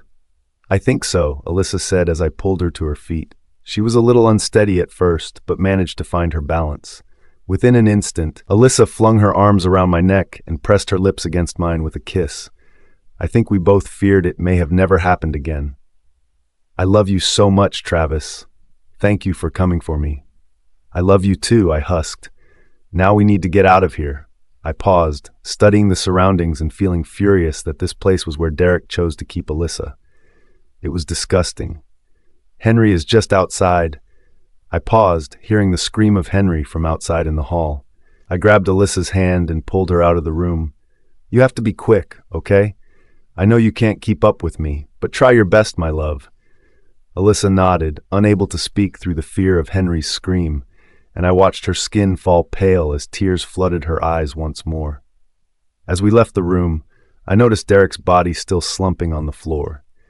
I shifted my gaze ahead of me, where I saw Henry was propped up against the doorway of the second room, holding his arm tightly. "What happened?" I asked Henry, seeing the bleeding wound in his arms. He held tightly onto it, making an attempt to stop the bleeding which soaked his clothing. "Haley," he grunted. "I was trying to help, and she stabbed me." Breathing through the pain, I watched Henry's eyes flicker. "She ran that way," he pointed toward the front door. "We need to stop her. She's dangerous." I felt the fury build inside me now, and I gripped onto Alyssa's hand tighter than ever now. "We need to get out of here," I said with determination. "Leave Derek, forget about Haley for now. I need Alyssa safe at home." "Understood," Henry nodded. "You run as fast as you can, I'll be following. Until I heal more, I can't run too far." "I'm not leaving your side, Henry," I said, refusing to let anyone leave my sight now. "I'll get you both home safe, we just been to be cautious." "Travis," Alyssa said in a shrill tone, "where's Derek?" I turned my eyes to where Alyssa was looking, and I felt a shiver run up my spine. The spot where Derek had once laid was now empty. He had gone, but where? The only exit is in front of us. "We didn't see him leave," I said. "There must be another exit, a secret one." "At the back of the house," Henry grunted. "There must be a way out." "That's not our problem right now," I said, a low growl simmering in my throat. "We have to go. I have to get you both home to safety." I paused. "Be vigilant. Keep your eyes peeled for anything out there. The forest is dangerous." As we left the cabin, I focused on connecting to my warriors. I needed some of them to come to our aid, to help us home. I needed all the help I could get, already fearing myself that we would be hunted and torn to pieces by Derek and Haley in the woods. "Help. I need assistance," I said, reaching out to my pack. "Henry is down. Alyssa is injured and scared. I can't do this on my own." I wasn't willing to admit defeat so easily, but it's something I would eventually come to if I had to do this alone. Travis's POV. "Your Highness, we found you." A gruff yet familiar voice spoke through the darkness.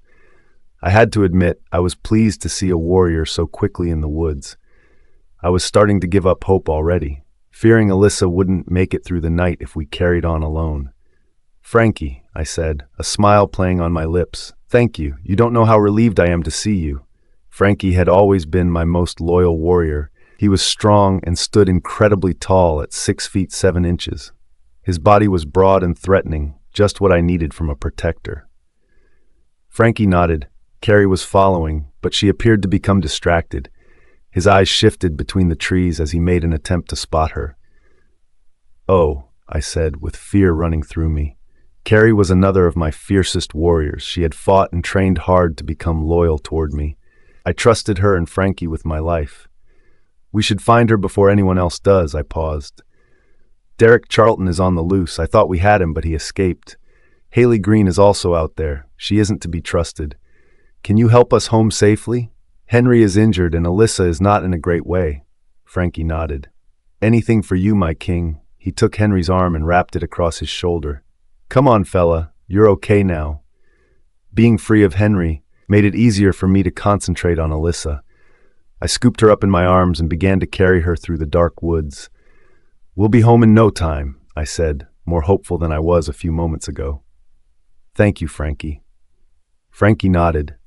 I'm just doing my duty for my king. His face lay expressionless as he focused on the woods ahead. As we trudged through the wet, soiled ground of the woods, avoiding sharp branches as we went, I couldn't help but become alarmed by a shrill scream in the distance. It was then I heard fast footsteps coming closer toward us, and as I squinted at the shapes ahead between the trees, I recognized the two figures who appeared to be locked into a tussle. Your Majesty! A voice called, Stay where you are! Carrie! Frankie said with alert. Carrie, are you all right? We took our speed faster, arriving before the two shapes who now showed themselves to be Carrie and Haley. Carrie had captured Haley into a vicious arm lock, twisting it behind her as she crashed to her knees. That hurts, you bitch! Haley growled, trying her best to fight her way from Carrie's grip, but she failed from the warrior's strength. You need to talk, I said, threat in my voice. Before I rip your throat out, I set Alyssa carefully onto the ground, who was led to safety by Frankie. Please, Haley begged. You have to believe me. I'm with you. I want Derek dead. If that's so, then why did you attack my beta? My best friend, I asked, my jaws clenching through my gritted teeth. If you're an ally, why are you acting so hostile? I was frightened, Haley said, her eyes shifting to Henry as I caught her noticing his injury. I didn't mean to attack Henry. I thought he was Derek, and I... Save your pathetic excuses for when they're really important, I said, interrupting Haley's words. I turned to Carrie. Are you able to keep her restrained while we get her home? I definitely can, Your Majesty, Carrie said with determination. For a she-wolf, Haley is weak, she paused, a smirk forming on her lips. This should be easy peasy. I nodded, taking my eyes to Frankie. We need to get home as quickly as possible now. I want Haley sent to the elders before Derek is given a chance to interfere. I paused, my eyes shifting between Carrie and Derek now. Haley will be locked up as soon as we arrive home. I will then decide what to do with her. Please, Haley begged once more. I was trying to save Alyssa. You have to believe me. I'm not working with Derek any longer. You need to keep your trap shut before I decide to end you right here in these woods. I paused, feeling my blood boil through my anger.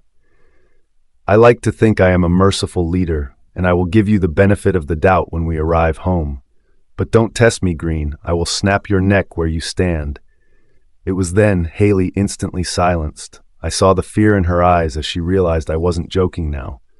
I gestured for Frankie to give Alyssa back to me, and I took her swiftly back into my arms. I watched Alyssa drift in and out of a slumber. She was becoming weak, and my priority now was to get her home to bed where I could nurse her better. How are you feeling? I asked Henry, who seemed somewhat perkier than before. Can you stand on your own? Henry nodded. I feel right as rain now, Travis. He paused, ready to kick some more ass. I chuckled. Good, that's what I want to hear. I paused, taking my eyes between Henry and Frankie. I need one of you to run back to the house and alert more warriors. I need a sweep of this woods to cover every single inch to catch Derek Charlton. I don't want him anywhere near my house and loved ones. Frankie stepped forward. I'll go, Your Highness. He paused. I can run swiftly in my wolf form. I'll gather a search party of your most skilled hunters and we will find Derek before he causes any more damage. Thanks, Frankie, I said with a smile. You go now. The sooner you're back, the better. I paused in thought. Ensure some of my staff are ready and waiting for us. I need Alyssa's care prepared. A bath run, food cooked, and her bed made.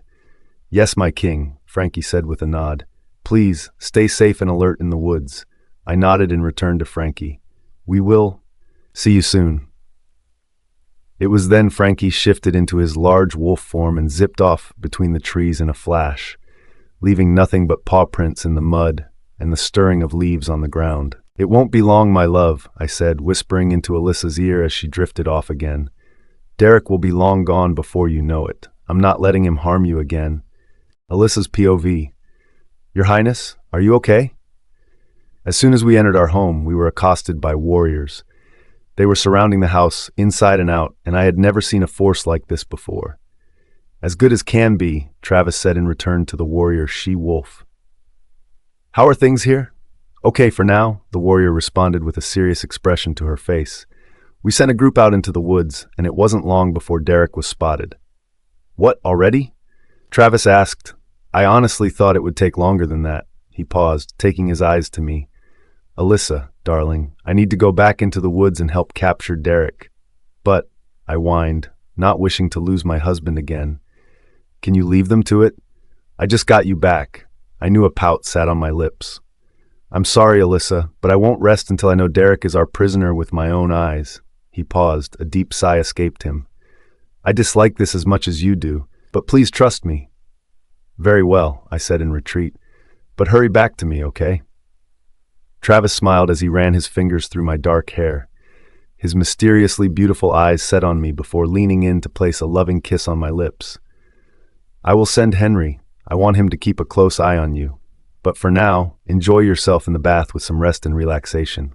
I will make sure my staff take good care of you. I had to admit, I didn't really care for having people around me tending to my every need. I just wanted some time alone, to relax myself without having a constant eye on me. Sure, I said, not wanting to cause any further trouble. I love you. Take care of yourself. I love you too, Alyssa, Travis said before placing a second kiss on my lips. It was then he turned on his feet and left the house with haste, and I knew he would be heading straight back into the woods. I started to make my way up the stairs. My only want right now was to get into a steaming hot bath, and then get into my own bed. As I climbed the stairs, there were guards, not only standing at the bottom of the staircase, but two were on guard at the top as well. I made awkward eye contact with them, and even though I gave them a faint smile, they didn't reciprocate my gesture.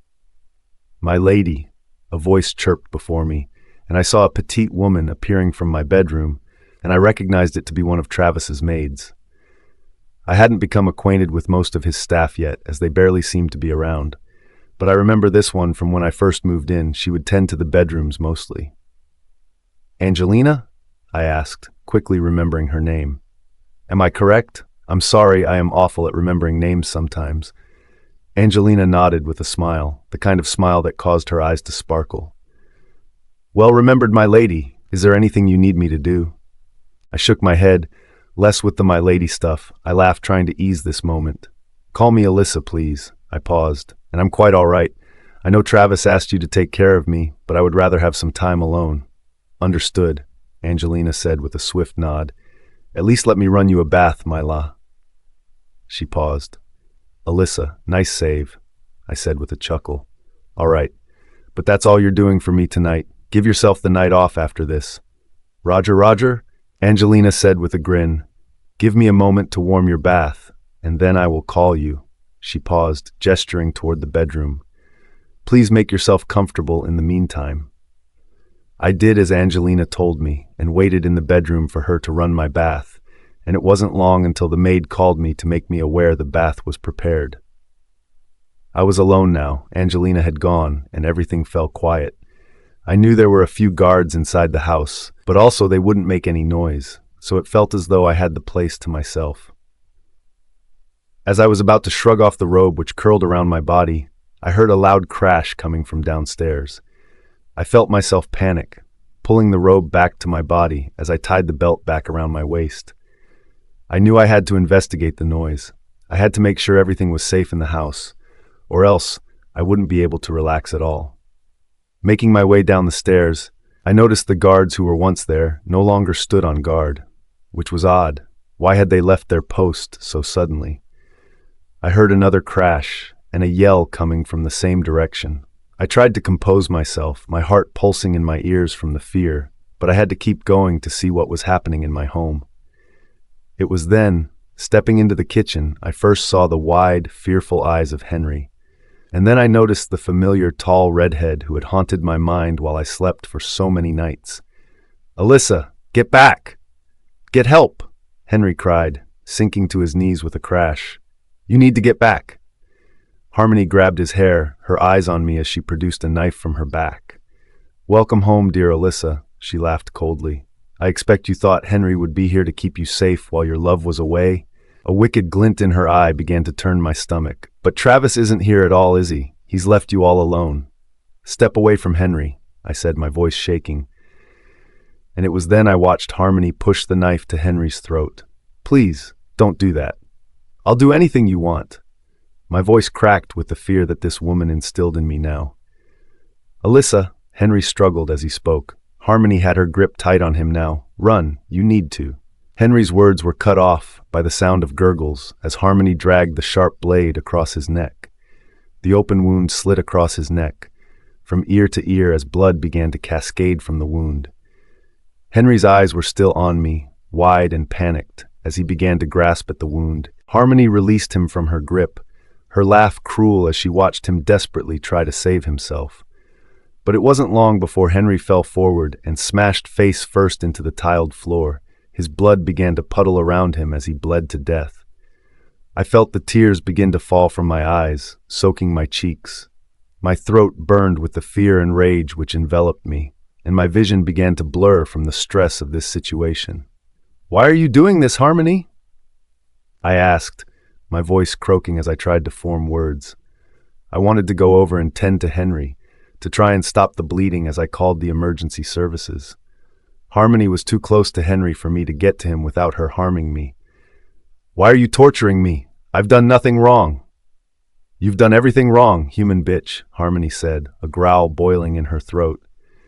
"Travis and I were meant to be together, to live a happy life, and you had to come in and ruin it." She paused as her chest heaved. "And now I'm going to ruin your life before I end it once and for all," she paused. "I will end the life of everyone Travis loves until he only has me left." She chuckled, bringing her tongue to the blade coated in Henry's blood. She slid her tongue along its surface, lapping up the red liquid with pleasure. "And then Travis will have no choice but to be with me." This woman was sick, beyond words. This was it. My life was over. This is how I would die. Travis POV. I left the house within seconds of saying goodbye to Alyssa, safe in the knowledge she was under protection from my loyal guards. Entering the mouth of the woods, I shifted back into my human form after allowing Clayton to take us there, his running pace a lot quicker than mine. I was determined now. I just wanted Derek dead and gone for good. "Travis," Clayton husked in my mind, my eyes studying the forest around us. I had a bad feeling back at home. "What do you mean?" I asked, feeling a shudder crawl up my spine. "Alyssa is safe. I'm not sure, I just felt a presence. An unwelcome one." Clayton paused. "I can't really explain it." I let out a deep sigh. "Now you tell me, Wolf." I paused with a grunt. "Now that we are far away from home. But Alyssa is safe with the guards. They will do everything to ensure Alyssa's safety." "You're right, Travis," Clayton said. "I'm sorry to spook you. I just wanted to make you aware of what I was sensing." "I understand," I said gently. "Let's just get this done as quickly as we can, and then we can get back to Alyssa and make sure she is under our watchful eyes." "Yes," Clayton said. "Can you see anything?" he asked, a growl simmering in her throat. "I can't smell anyone. I can't even feel their presence." "It's strange, isn't it?" I said in return, the worry rising inside me. "I thought I would have felt my guards by now, but I can't sense anyone." I paused, stopping in my tracks to take in the sounds and smells around me. "Stay cautious, Clayton. I'm going deeper into the forest." Clayton fell silent after that, and I took my steps carefully deeper between the trees, my feet light on the ground as I trod over the damp soil and snapping twigs every so often. It was then, walking ahead further, I caught a slumped shape on the pathway before me. I took my pace quicker and knelt down to the side of the lifeless figure. My stomach turned as I realized the bloody face of the man before me. "James," I said out loud, "I'm so sorry." I felt tears well in my eyes as I grieved for the loss of one of my guards. "What happened?" Clayton asked in my mind. "His wounds, they weren't made by any human." "Derek," I growled, feeling my throat burning with my anger. "James was attacked by a wolf." Standing to my feet, I began to walk carefully through the woods. It wasn't long until I approached another slumped, lifeless body on the ground at my feet. I recognized the face once more. "Serena," I said, recognizing the she-wolf who had served me a long time in my guards. My stomach tumbled once more, and the bile which crept up my throat burned my gullet. I will end this fucker's life. The anger began to boil inside me. How dare Derek Charlton leave so much death in his wake as he passed through the woods? I'm sorry, Travis, Clayton said with remorse in his voice. Serena was a good friend. He paused. Ahead, can you see? I wiped my eyes, clearing my vision from my tears, and it was then I saw another body, and not far from them, another body. As I walked further, I realized that Derek was leaving a trail of dead bodies, my guards and loyal friends, as though their lives meant nothing. These people, my protectors and friends, were nothing to Derek. He was using their life as a means for me to find where Derek was, leaving a bloody mess of breadcrumbs through the woods. I will fucking end your life, you piece of shit, I muttered to myself, stepping around the dead bodies as I passed them. Sending my condolences as I passed by, I made sure to say their names out of respect as I did. It was then I heard a wicked chuckle come from the darkness, which startled me. The laugh echoed around me, sending a shiver through me. Where are you? I asked out loud. Show yourself, coward. It amuses me how you think you could end my life, Your Highness, Derek said, his voice echoing around me. You already tried that once, you and your weak warriors, and look what happened there. He paused, and I was startled by the sound of snapping twigs surrounding me. They fell so easily, Derek laughed. You clearly need stronger guards to survive me. Another pause. The one you call Serena begged for her life, she whimpered. It was pretty sexy. You suck fuck, I said, a growl burning my throat now. Show yourself so I can rip your throat out. I studied my surroundings, narrowing my eyes to tighten my vision, but I couldn't quite see Derek from any direction. He was hiding from me, like the chicken shit he is. I have Haley, I said, returning the threat. After I have interrogated her, I will make sure she is executed. There is no way you can save her. Derek chuckled, echoing around me once more. I don't care about that little slut. He paused. She is nothing to me. Harmony is my girl now. She is loyal, strong, and fierce, and will do anything I say with a promise of us being together forever. How fickle women are. Once they fall in love, they fail to see past anything but the one they love and will do anything. What do you mean? I asked, fear in my voice as my words shuddered as I spoke. Where is Harmony now? She should be at your home, introducing herself to Henry, Derek said lowly. Henry, I said in a whisper. It was then Henry's face entered my mind. He screamed in pain, and I could feel his torment in my mind.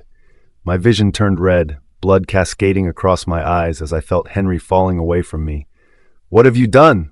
I screamed. What have you done to my best friend? Derek laughed cruelly. Harmony is a good girl and followed her orders. He paused. With Henry out of the way, there's one less of your puny guards to protect Alyssa. That is unless Harmony has already torn through them and left Henry until last. In that case, Alyssa has little time left. No, I screamed. The idea of losing Alyssa again struck fear inside me. You leave Alyssa alone. You call Harmony off her. I will burn you both. It was then Derek didn't respond. The air fell silent around me and chilled my flesh. All I knew now was that my best friend had been murdered in cold blood, and I had to get home before Alyssa was harmed. Travis's POV. My lungs burned as I ran, but I wanted to make this journey in my human form. I wanted every inch of my body to feel the pain I had with the desperation of getting back to Alyssa, and I ached to hold her in my arms once again. You're growing tired, Clayton said in my mind as he came into the forefront of my thoughts. Allow me to take over, please. You're growing weak. No, I don't need your help, I said as my lungs seared with the pain of the effort of my stride. The now cold air I inhaled ripped through my chest like an ice dagger tearing into me. I'm nearly there. I can smell home. I can taste Alyssa on the tip of the tongue. She lingers in the air. Just let me be. I want to be home. Very well, Clayton said, realizing I was serious in my words. But I will stay here right with you, just in case you change your mind. He spoke generously. What will you do? When you return home, I need to protect Alyssa. I have to take her away from all of this. Somewhere Derek and Harmony won't find her, I said in response to my wolf, determined of my plan. But they will, Clayton said. No matter where you take Alyssa, they will always find her again. He paused. And what of Haley? I care little about Haley, I said, realizing I had completely forgotten about that treacherous roach. She can rot in that room for all I care. I see, Clayton said. You're weakening again. I can feel it. Mind your own business, Wolf, I returned with a harsh tone to my thoughts. Clayton fell silent for a second or two, until I heard him speaking in my mind again once more. The safe house in the mountains.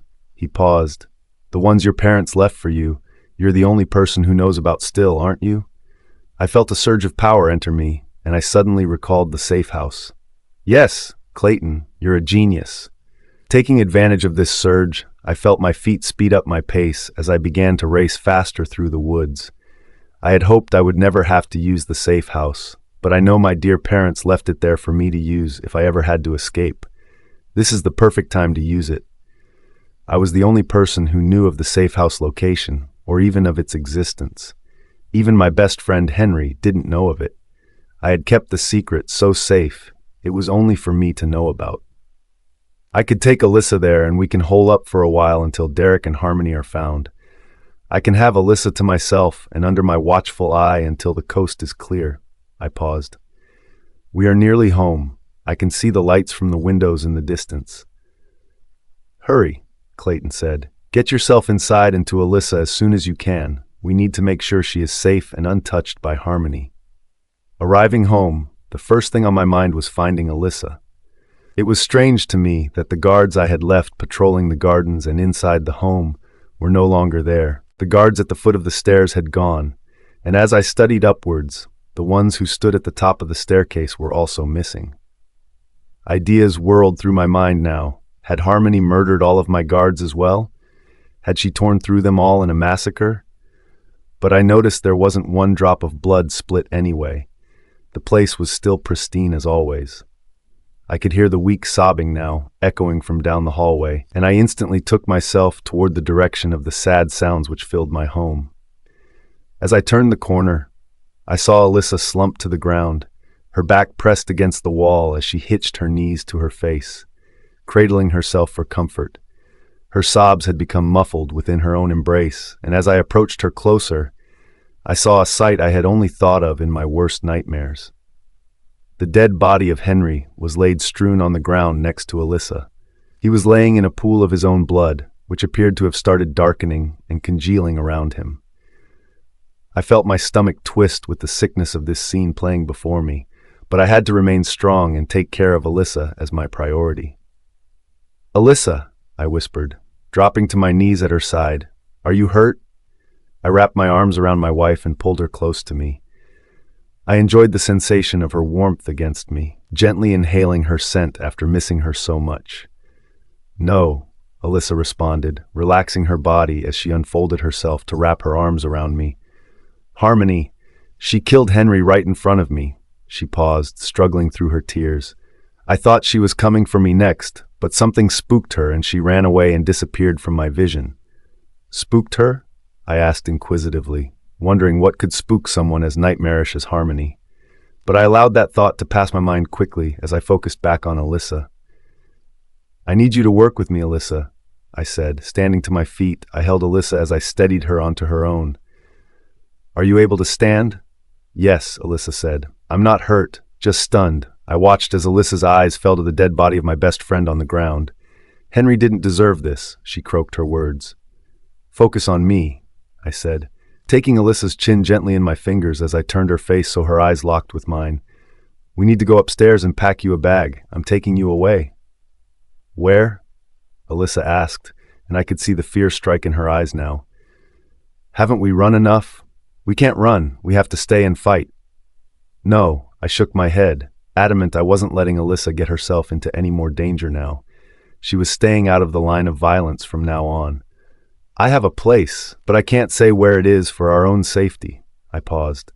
"But please trust me. I'm taking you there to keep you out of harm's way. We will stay there for as long as we need until this mess is all sorted, until Derek and Harmony are gone for good." "I trust you, Travis," Alyssa said, a weak smile shaped on her lips. "I trust you with all my heart, and I know you will keep me safe and protected." She paused. "But I really can't know where it is." I shook my head. "I'm sorry. You can't. Not at the moment, at least.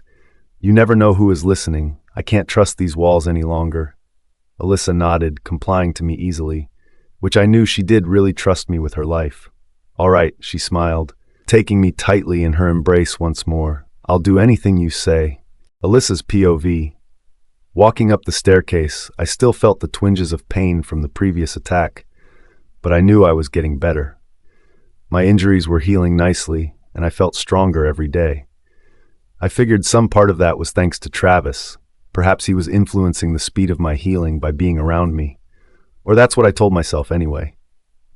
I'm right behind you, Travis said as we landed at the top of the staircase and making our way toward the bedroom. I felt his hand touch mine before he entwined his fingers between my own. I'm never letting you out of my sight. I appreciated Travis was so dedicated to me, and I felt thankful he was there for me. I admitted I never wanted to be left alone, not until this whole fiasco with Derek and Harmony was over. Inside our bedroom, I went to reach beneath the bed for my luggage bag, but Travis was in there before I could take it. He pulled it from beneath and placed it on top of the bed, unzipping it to lay the top open. I don't want you overdoing it, he said with a smile. Allow me to help. I nodded, returning the sweet smile, and I began to pull clothes from the wardrobe and drawers. Comfortable ones I assumed we wouldn't be away for leisure. No fancy meals or nights out, just plain old hiding away clothes, but I was happy with that. As long as I was with Travis, I didn't care. What happened in the woods, Travis? I asked as I placed some clothes on the bed. I watched Travis take each garment carefully, folding them neatly before placing them into the bag. Did you find Derek? Travis remained silent, a pained expression on his face as he seemed hesitant to answer. I watched him focus on folding my clothes before his lips began to move to form his words. We need to hurry and pack your bag, Travis said. Avoiding the question, I want you out of this house as soon as I can get you away. I did as Travis told me, knowing that he would reveal the answers to my questions when he was less stressed out. So I began to take some of my clothes, folding them and placing them into the bag along with Travis. What about Haley? I asked, suddenly remembering my friend who had caused so much confusion between us. Is she okay? Travis knotted his brows in frustration. I had honestly forgotten about her, he fessed up. With all that's going on, he paused. Haley was caught in the woods by my guards, and they brought her back here for questioning. Questioning? I asked, feeling as though I was missing something. So Haley was working with Derek after all. I let out a deep exhale. I had hoped Haley had come to her senses. We won't worry about that now, Travis said, running his finger across my cheek before placing his lips on mine gently. I just need to make sure you're safe. That's my priority. I smiled at Travis's comforting words and gestures, but I couldn't remove Haley from my mind. What did Travis have planned for her? I hope his intentions weren't violent. I know Haley had done wrong, but did she deserve torture or even death? Right, we're all packed, I said, pulling the zip closed on the luggage. Now what? Are we leaving straight away? Yes, we are, Travis said in return. I just need to check one more thing before we go. Leaving the bedroom, we made our way down the stairs. I followed Travis down the hallway, his hand still holding onto mine, the bag in his other hand, and he placed it down carefully before approaching a nearby room. This house was so huge, I don't think I still knew what was in each room, or even visited every room in here. Carrie, Travis said as a female guard left the room we had gone toward, can you watch Alyssa for a second? Sure, Carrie nodded, her blue eyes focused on me. Carrie was attractive, her dark brown hair pulled back into a ponytail, while her cheekbones were structured and gave her a striking look. Travis, wait, she said, alerting him before he disappeared into the room. I'm feeling a bit concerned as to why a bunch of the guards have disappeared without a trace. No one has reported to me since it happened. Travis smiled warmly, resting his hand on Carrie's arm. Don't worry, I have it all under control. Just focus on the job at hand. What about Harmony? I asked, raising my voice. Where did she disappear to? Perhaps she has something to do with the missing guards. Travis shifted his gaze to me, as though he was asking me to not ask so many questions and worry Carrie. I understood he didn't want to raise any more questions, but we needed to be prepared for anything that came at us. Before Travis had the opportunity to answer, a second guard appeared at my side. His breath was heavy with panic, and I assumed his quickened pace to get to us. "Your Majesty," he said, managing to control his breathing once more. "Harmony has been spotted in the woods. She's running east." I heard a growl simmer inside Travis's throat. He took my hand, his fingers tightening around mine with protection. "Track her down," he said with order. "Take as many guards as you need. Just stop her. Kill her if you have to." "Of course, sire," the guard said with a nod, before turning swiftly on his feet. I watched him disappear as quickly as he had arrived. Hearing the scuffle of guards leave the house, I felt my skin stand on end, a sudden realization of how dangerous Harmony actually is now. "Travis, I'm scared," I said, and as Travis wrapped his arm tightly around me, I began to tremble beneath him. "Try not to worry, my love," Travis said calmingly, and I felt his lips press against my forehead as he pulled me in for a tight embrace. "We are leaving, and you will be safe, I promise." Travis took his eyes to Carrie. "I will just be a second. I need to speak to Haley." Haley? Was Haley in that room? Did Travis have some sort of plan to torture her before we left? I felt my stomach tie in knots with worry at what plans Travis had. Travis released me from the embrace and turned to enter the room. I watched him walk inside, closing the door behind him. "What is he going to do?" I asked Carrie, feeling myself tremble once more. "Anything he needs to," Carrie said with a grunt. "Haley is bad news, but she's the only lead we have to get to Derek." Travis's POV. "This is your last chance to tell me what's going on before I leave you here to rot, she bitch," I said with threat, a growl simmering in my throat. "You really know how to make a girl feel good," Haley said, as I saw a slight smirk shape on her lips, a contrast to the fear in her eyes. "I can't tell you anything, because there's nothing to tell." I grunted. She was beginning to frustrate me now. "What do you think, Clay?" I asked my wolf as I reached out for him internally. "Is she telling the truth?" "I think she is," Clayton said confidently as he stirred. "Give her a chance. She may be a great asset to us." "Ugh," I said in a juvenile tone. "I was afraid you would say that. I don't want to trust her." "Then don't," Clayton said. "Not until she has earned your trust, but also don't give up on Haley prematurely. I have a feeling we need to keep her around." "I hate that you're right," I said with defeat before ending the conversation with my wolf.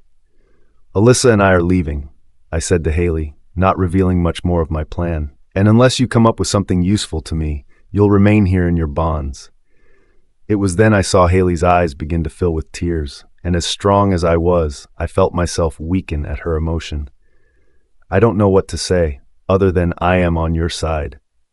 I love Alyssa, and I want to make amends for all the heartache I have caused. "Travis?" The meek voice of my love called behind me. Alyssa had someone been allowed to enter the room. Carrie had gone against my order, and I felt my frustration rise further. "Alyssa, you need to get out of here," I said, another growl sitting at the base of my throat. "This isn't for you to see." "Haley?" Alyssa asked, ignoring my words. She came to my side, and I saw her eyes fixed onto Haley, who had been forced onto a chair, chained in bonds. "What are you doing to her?" Alyssa's voice cracked through her emotion. "Alyssa," I spoke through gritted teeth. "Honey, I won't tell you again. Please leave us be and wait outside." "No, I won't," Alyssa said with force. Her eyes switched to me, and I could feel her angered gaze burning into me. "Haley has done nothing wrong. You release her right this moment." "Liz," Haley croaked. "It's okay. I've got this." "Clearly," Alyssa said, rolling her eyes in despair. She turned to me once again. "Haley is good. She is repenting. Let her come with us." "There is no way I'm allowing that to happen, Alyssa," I said with force. "I'm taking you away from danger, and we can't trust her." "Yes, we can," Alyssa said. "I won't ask again, Travis. Let Haley go." "Where are we going?" Haley asked. "Are you leading me to my death? What if I can't trust you?" Her eyes shifted to Alyssa. "He wants me dead, Lise." "What do I do?" I asked, reaching out to Clayton once more. "Do I let her go now and hope Haley doesn't cause more threat? What if she leads Derek straight to us?" "You know what's right, Travis," Clayton responded quickly. "I've made it clear how I feel about this. You have to make your own decision." "Thanks for that cryptic, no good answer." I spoke with frustration in my thoughts. "What good are you?" I heard Clayton chuckle. Pull on your big boy pants and follow your instincts. I can't direct your every decision in life. I knew Clayton was right, but I made no apology and just cut the conversation, pushing my wolf to the back of my mind once again. Okay, I said with a sigh, hoping I wouldn't regret this decision. Haley, you're coming with us? Where? Haley asked with slight fear in her cracked voice. I need to know where you're taking me. Am I your prisoner? No, I shook my head. Not a prisoner, a protector for Alyssa. I wrapped my arm around my wife and pulled her into me. We need all eyes on Alyssa, no matter what. Alyssa grinned, and I watched her eyes sparkle with happiness. Where we're going is a secret, she paused, hiding the excitement in her voice as much as she could. Even I don't know where it is, but it's away from Derek and Harmony. Just the three of us. Fine, Haley said with defeat. I'd do anything to protect Alyssa and earn both of your trust. She paused. I'm in. I released my arm from Alyssa and took a few strides closer to Haley, my eyes searing as I focused on her. I warn you now, Haley, one wrong move and I won't hesitate to rip your throat out and end your life in a second. Got it? Understood, Haley said, and I was taken aback that my threat wasn't met with a witty remark. She must be serious. Good, I said. Leaning down, I began to remove the restraints from her body. I mean it, Haley. If any harm comes to Alyssa... I think she's got it, Alyssa said, interrupting my words. I trust Haley with my life. I blinked, taking my eyes to Alyssa, then back to Haley. I watched as Haley rose to her feet off the chair, her eyes focused on mine. I swear I will protect Alyssa with my life. If any harm comes to her, be it from me or anyone else, you have my permission to execute me. She paused. But I will be the best damn protector you have ever seen. I will use everything I have to keep Alyssa safe. I felt a smile shape on my lips, impressed by Haley's dedication. If she lived up to this, then I had no doubt Alyssa would be in the safest hands. Very well, I accept your vow, I said, placing my hand on Haley's shoulders. You are sworn in as Alyssa's official guard, her protector. I am honored, my king, Haley said, bowing her head respectfully. I won't let you down, either of you. I nodded. And after all this, who knows? You might become one of my warriors if you impress me. Alyssa chuckled. Yay, my best friend and my protector. This will be the best trip ever. She paused. I'm not meant to sound excited about this, but I can't help it. We'll get through it, I just know it. Turning to Alyssa, a smile crept on my lips. She kept me going through the darkest times. Her positivity was captivating, and I knew one day Alyssa would be an incredible queen to rule at my side. Alyssa's POV. I kind of feel like we're being kidnapped, Haley said, a cheeky glint to her eye. But our kidnapper is pretty hot, if you don't mind me saying. I felt immediately awkward. I did mind Haley saying, in fact, hearing her speak these words about my husband's appearance made all my insecurities flood back to me. I knew what Haley was referring to. The car we sat in the back of had windows that were blackened out so we couldn't see the outside world, keeping the location of where we were going completely safe to anyone but Travis, who was at the front in the driver's seat. There was a separator between the front and the back passenger area of the vehicle, completely isolating us from seeing Travis. I knew I had to be truthful with Haley now and let her know how her comment made me feel. I do mind you saying, I said meekly, my eyes avoiding Haley's nebs. It upsets me. Oh, Haley responded. I didn't mean to upset you. Alyssa, she paused, sitting next to me. It was easy for me to avoid her eye contact. May I ask why you're so sensitive to my comment? I would have expected you to maybe realize why, I returned with a firm tone. Perhaps you're not satisfied with stealing my first husband. You're not on the hunt to take my current one. You and Derek were never married, Haley said, her tone defensive. And as a matter of fact, you never intended on marrying him at all. There you go again, turning it around on me, I said, starting to feel my anger rise. I was beginning to regret fighting for Haley now. I wanted to open the door and push Haley out of the moving vehicle at once. Alyssa, Haley spoke with a heavy sigh. I'm so sorry, that was cold of me. I got a little defensive there. I'll say, I responded. Turning my head, my eyes met Haley's.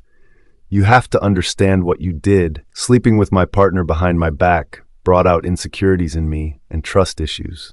I paused. You should consider that and think about your words before you say them. I'm an asshole, aren't I? Haley questioned, to which I gave no reply. I remained silent. I owe you the biggest apology, and I will do anything I can to try and make amends. I felt my stomach turn. I had thought about this moment for a long time now. The chance to find out why Haley, my supposed best friend, had deceived me in such a way that was impossible to reverse. But the nerves hit, causing my stomach to twist and turn with the idea of what question I would ask her first. Now I finally had the opportunity. I want to know something, I said eventually, breaking the silence between us. I could feel my fingers picking at a loose thread on the seat, frustration hitting me wildly as I did. I owe you that at least. Haley said, "Ask me anything you like." Her eyes focused on me. She seemed more relaxed than I was at this moment. Why? I asked outright. Why did you choose to ruin what we had? Years of friendship and trust thrown away because you became weak with your lust for Derek. It was more than lust, Haley said confidently. I was in love with Derek Charlton from the very first moment I set eyes on him. She paused. I had known Derek a long time, since we were children in fact, and I gradually fell in love with him. She paused. And then you came along, a human girl he was introducing as his soulmate, the love of his life, and that tore my heart into pieces. I won't apologize or feel any sorrow for that, I said. That wasn't my fault. I was someone who just fell in love. Even if it was with the wrong man, that wasn't my fault. I paused, my eyes firmly on Haley as I watched her expression. Is that the real reason you wanted to be friends? Why we became fast best friends so you could use me as an in to get to Derek? Haley twisted her lips with disgust. Of course not, Alyssa. Not even I would sink that low. I would never use someone for my own gain. Yet you deceived me for your own gain, I said, without allowing Haley to carry on her sentence. You broke my heart, Haley. That wasn't my intention, Liz, Haley said with a deep exhale. She reached across the space between us and took my hand, squeezing my fingers gently. I wanted to be friends with you because you are a good person. You weren't like any other human I had met. You didn't dismiss me for being a wolf. You were genuinely interested in me. I wanted to form a relationship with you because I could tell we would become the greatest friends, and we did. Haley squeezed my hand tighter. And I fucked it all up, she said, her words choking slightly as she spoke, and I watched her glistening eyes well with tears. I was such an awful friend, wasn't I? Yes, I said instantly. The worst. I paused, but in a way what you did was better for me. It was? Haley asked. How so? You got me away from Derek Charlton, I said, a small smile playing on my lips. I would have married that toxic man, but you made me realize what a parasite he was before I got that far. So in a way I have to thank you for your cruelty and deception. This is so confusing, Haley said, but all I want now is for us to try and repair the damage, she paused. I miss you so much, Lise. I want what we once had.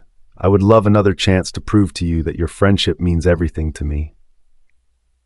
I tried to resist speaking so cruelly to Haley now.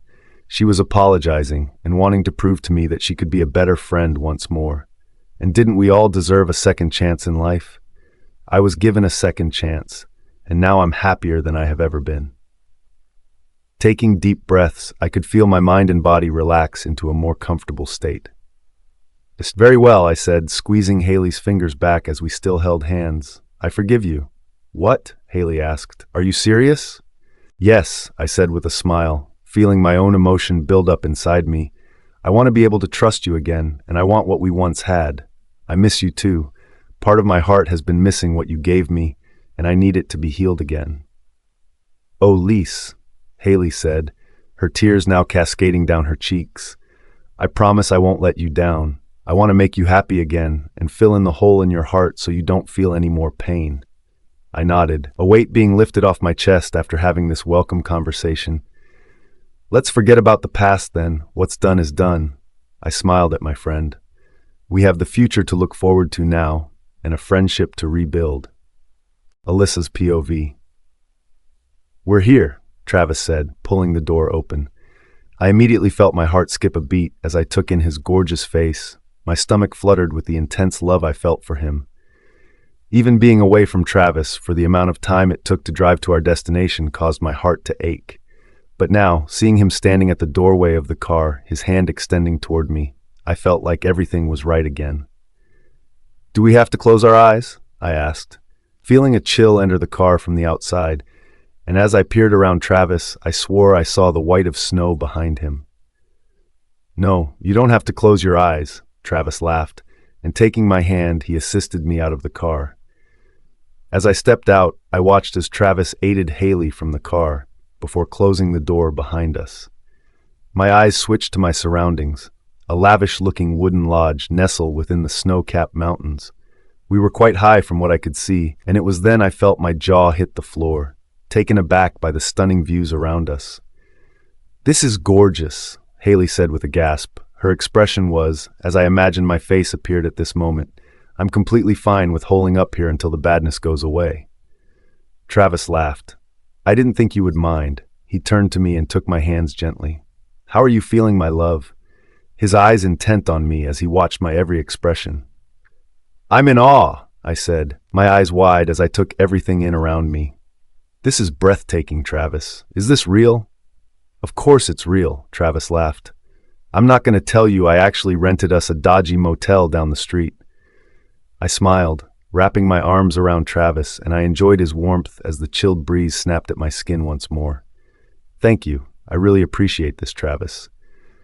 I felt his lips meet my forehead gently. The warmth of his kiss sent a comforting, tender feeling reeling around my body, and I knew instantly everything was going to be all right now. "Let's get inside before you freeze," Travis said.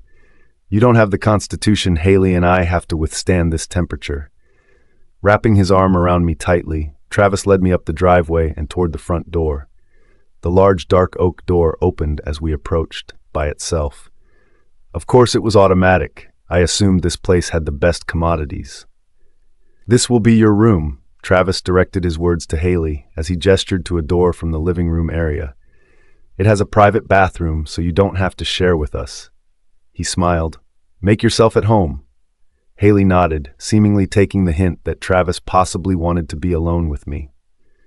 "Thanks, Travis," she said gratefully, heaving her luggage with ease across the living room and toward the room. "I will show you to our room," Travis said. A flicker of his eyes shimmered as he looked at me. I knew that look. He had given it to me many times before. Travis was feeling amorous, and to be fair, so was I. It had been a while since Travis and I had been alone to enjoy one another, so perhaps now we could make up for lost time. Travis led me into the bedroom. It was past the living room and down a narrow hallway.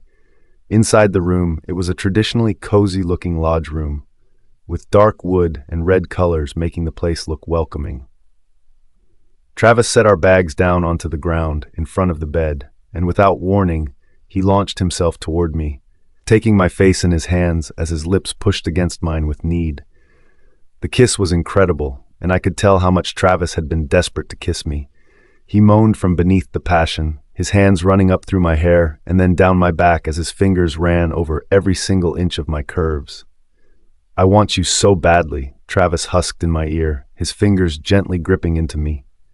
"I've ached for you, longed to feel you, Alyssa." "I want you too, Travis," I said, knowing we have had to be careful with my suffering injuries, but now I was healing well. I felt strong enough to enjoy Travis once more. My fingers began to play with the fastening of Travis's belt, releasing it from the buckle, and I became too eager. I had already started to unfasten the waist of his jeans and pushed my hand beneath. "I'm yours," I whispered into Travis's ear. "Forever." I scrambled at removing my trousers, and as I allowed them to fall to my ankles, Travis had already begun tugging at my panties. "I missed your warmth," Travis husked. "My beautiful wife, I missed you." "Show me," I said, my tone begging. "Show me how much you missed me." It was then I heard the feral growl simmer in Travis's throat. "That's a good girl," Travis husked. "Now it's my turn. Are you ready for me?" "Yes," I begged. "Give me it, everything you have. I want it." It was then Travis cried out with pleasure, Alyssa's POV. Laying in Travis's arms, I felt his heartbeat pulsing in his chest as I rested my head against him. This moment felt wonderful, as though we hadn't a care in the world, and that we could enjoy our life together without the threat of Derek Charlton looming over us. I knew this was a false sense of security, but I wanted to enjoy this feeling for a little while, regardless. Tell me what you're thinking, Alyssa, Travis said, his voice a blissful purr as he spoke. You mean you can't read my mind, Travis? I asked with a smile forming on my lips. Travis chuckled. You know I don't like to pry into your mind when you don't have the ability to return the favor. It's unfair. I felt grateful that Travis did not abuse his enhanced abilities when it came to delving into my mind. I appreciated his trust in me, which made me happy to be able to tell him my thoughts whenever I wished. I was thinking about the journey over here. I paused. The moment I had with Haley, it felt like we bonded and may be able to successfully repair our damaged friendship. Travis grunted, and I expected his criticism now. Possibly a lecture on trusting people so easily who are just out to hurt you. That's fantastic, Alyssa, he said with cheer in his voice. I'm really happy to hear you can begin trusting her again. You deserve to have a good, solid friendship back. It appeared he had a different outlook now. Thank you, Travis, I said genuinely. Wrapping my arm around his chest, I tightened my embrace around him. Your support means a lot. I know things have been rough between Haley and I, but I know we need all the allies we can get now. We need to look forward to our future now, Travis said, nestling his lips onto my forehead as he planted a gentle kiss. The kingdom, focus on making sure the packs are looked after and striving, especially the Dark Heart pack. Repair what has been broken, I said. If Haley and I can begin to repair what was damaged, then there's no doubt I have full confidence that you can bring the Dark Heart pack back to what it once was after Derek's influence. Thank you, Alyssa, Travis said with pride. It means a lot that you have so much faith in me. The future is exciting. I paused. I cannot wait to introduce you to my family once this is all over. And I can't wait to meet them. Travis said, Do you think they will like me? A nervous laugh escaped him. Oh, I can assure you they will, I said. Especially my mom, I chuckled. I may have to warn her not to be so handsy. Oh dear, one of those is she? Travis asked, joy in his voice. I could tell he was excited to get to know that side of my life, meet the people who have raised and influenced me. Silence fell between us, and I buried my face further into Travis, enjoying his warmth against me.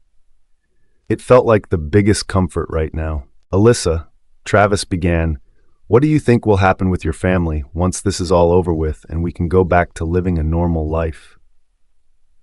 What do you mean? I asked, feeling confused by his question. Travis cleared his throat. I mean, do you think that you would ask your family to come and live with us in the kingdom? I never thought of that as an option, I said. I just assumed things would stay as normal. My family will stay where they are in the human world. I will visit them, and they can come visit us if they feel comfortable enough to walk amongst the wolves. That's my exact point, Travis said. I don't want your family to fear us. I spent all this time thinking that segregating humankind from the wolves was the best idea, but now I'm having second thoughts. How so? I asked, intrigued by what Travis was trying to get across. Are you suggesting integration? Yes, Travis said, pulling me closer to him with his tight embrace. After meeting you and falling so deeply in love, it has made me realize that we should all coexist for a better future. He paused. And what better way to start with you and your family? Think about it, Alyssa. You and your family could be the future of our kinds coexisting together in harmony, without prejudice or fear. I do kind of like that idea. I said, I have been treated pretty rotten by some wolves since living here, looked down upon and pushed aside. The very idea of beginning the process of the humans and werewolves living together was an idea that excited me. We could change history, Travis.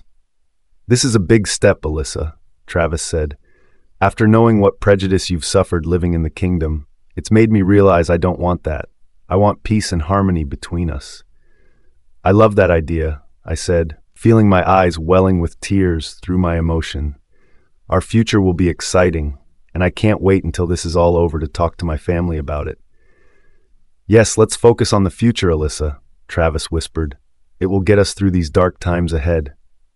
Silence fell between us, and we heard the sound of shifting outside. We knew Haley was out there, probably feeling lonesome on her own. I nuzzled my face into Travis once more, feeling his embrace tighten around me. I guess we should get up and make sure Haley is all right. I think so, Travis said. Perhaps we tell her our good news. I couldn't deny I wanted to lay into Travis's arms forever. I felt so safe and comfortable here, but I was also beginning to reel with excitement from the prospect of our conversation. Haley was my best friend in the werewolf world, and the idea of her coexisting with my best human friend was a big step. I imagined all the fun times we would have together, sharing experiences from our culture and enjoying the fruits of life from our two worlds. "You will make a beautifully perfect queen," Travis whispered in my ear before kissing my forehead once more. "A kind and tender ruler, and I can't wait for the rest of our lives together." It was at this moment I seemed to have forgotten about Derek and Harmony, and it was a world I wanted to live in, a world without threat, a world with happiness and love between humans and werewolves. Travis's POV. "Are you finding everything okay, Haley?" I asked the woman. She appeared shifty as she seemed to immediately hang up on the call she was in the middle of, startled by my approach. "I have to go," Haley said frantically, hanging up the call. She pushed the phone into her jeans pocket. "Who was that?"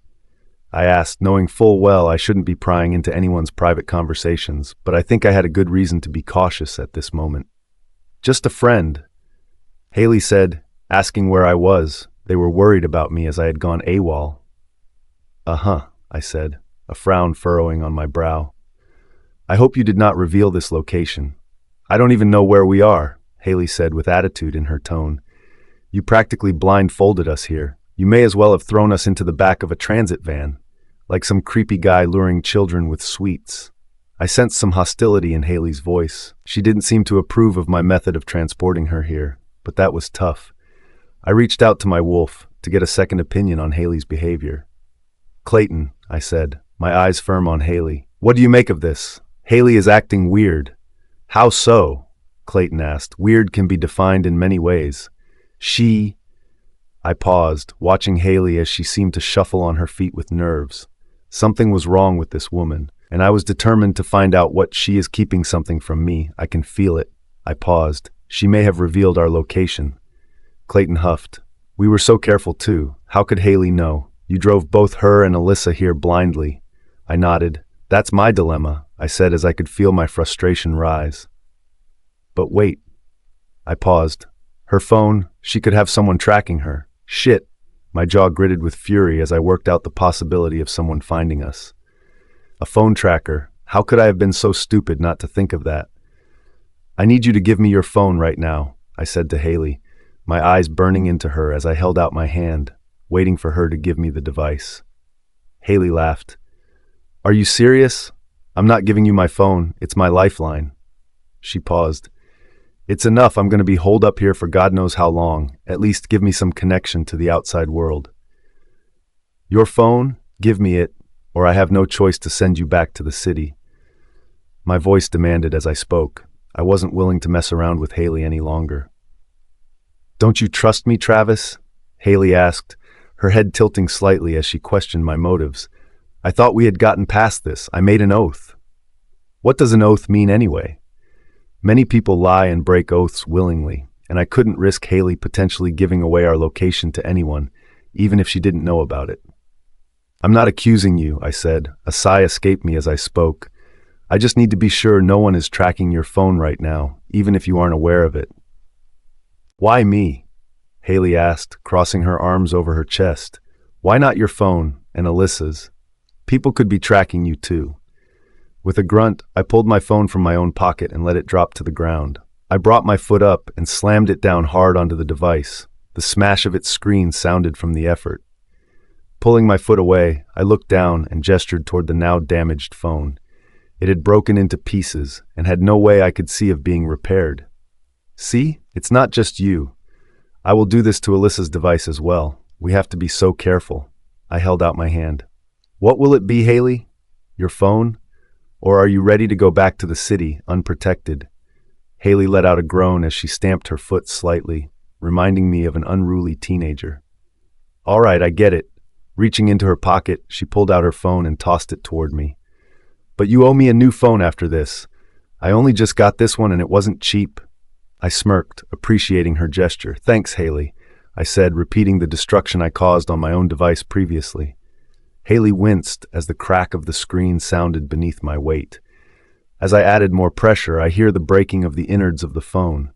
I'm devastated, she husked. You're a brutal monster, I chuckled.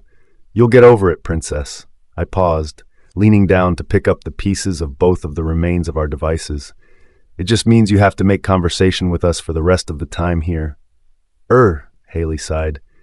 Do you at least have a TV? I do, I said with a smile, knowing it was going to be difficult to entertain Haley.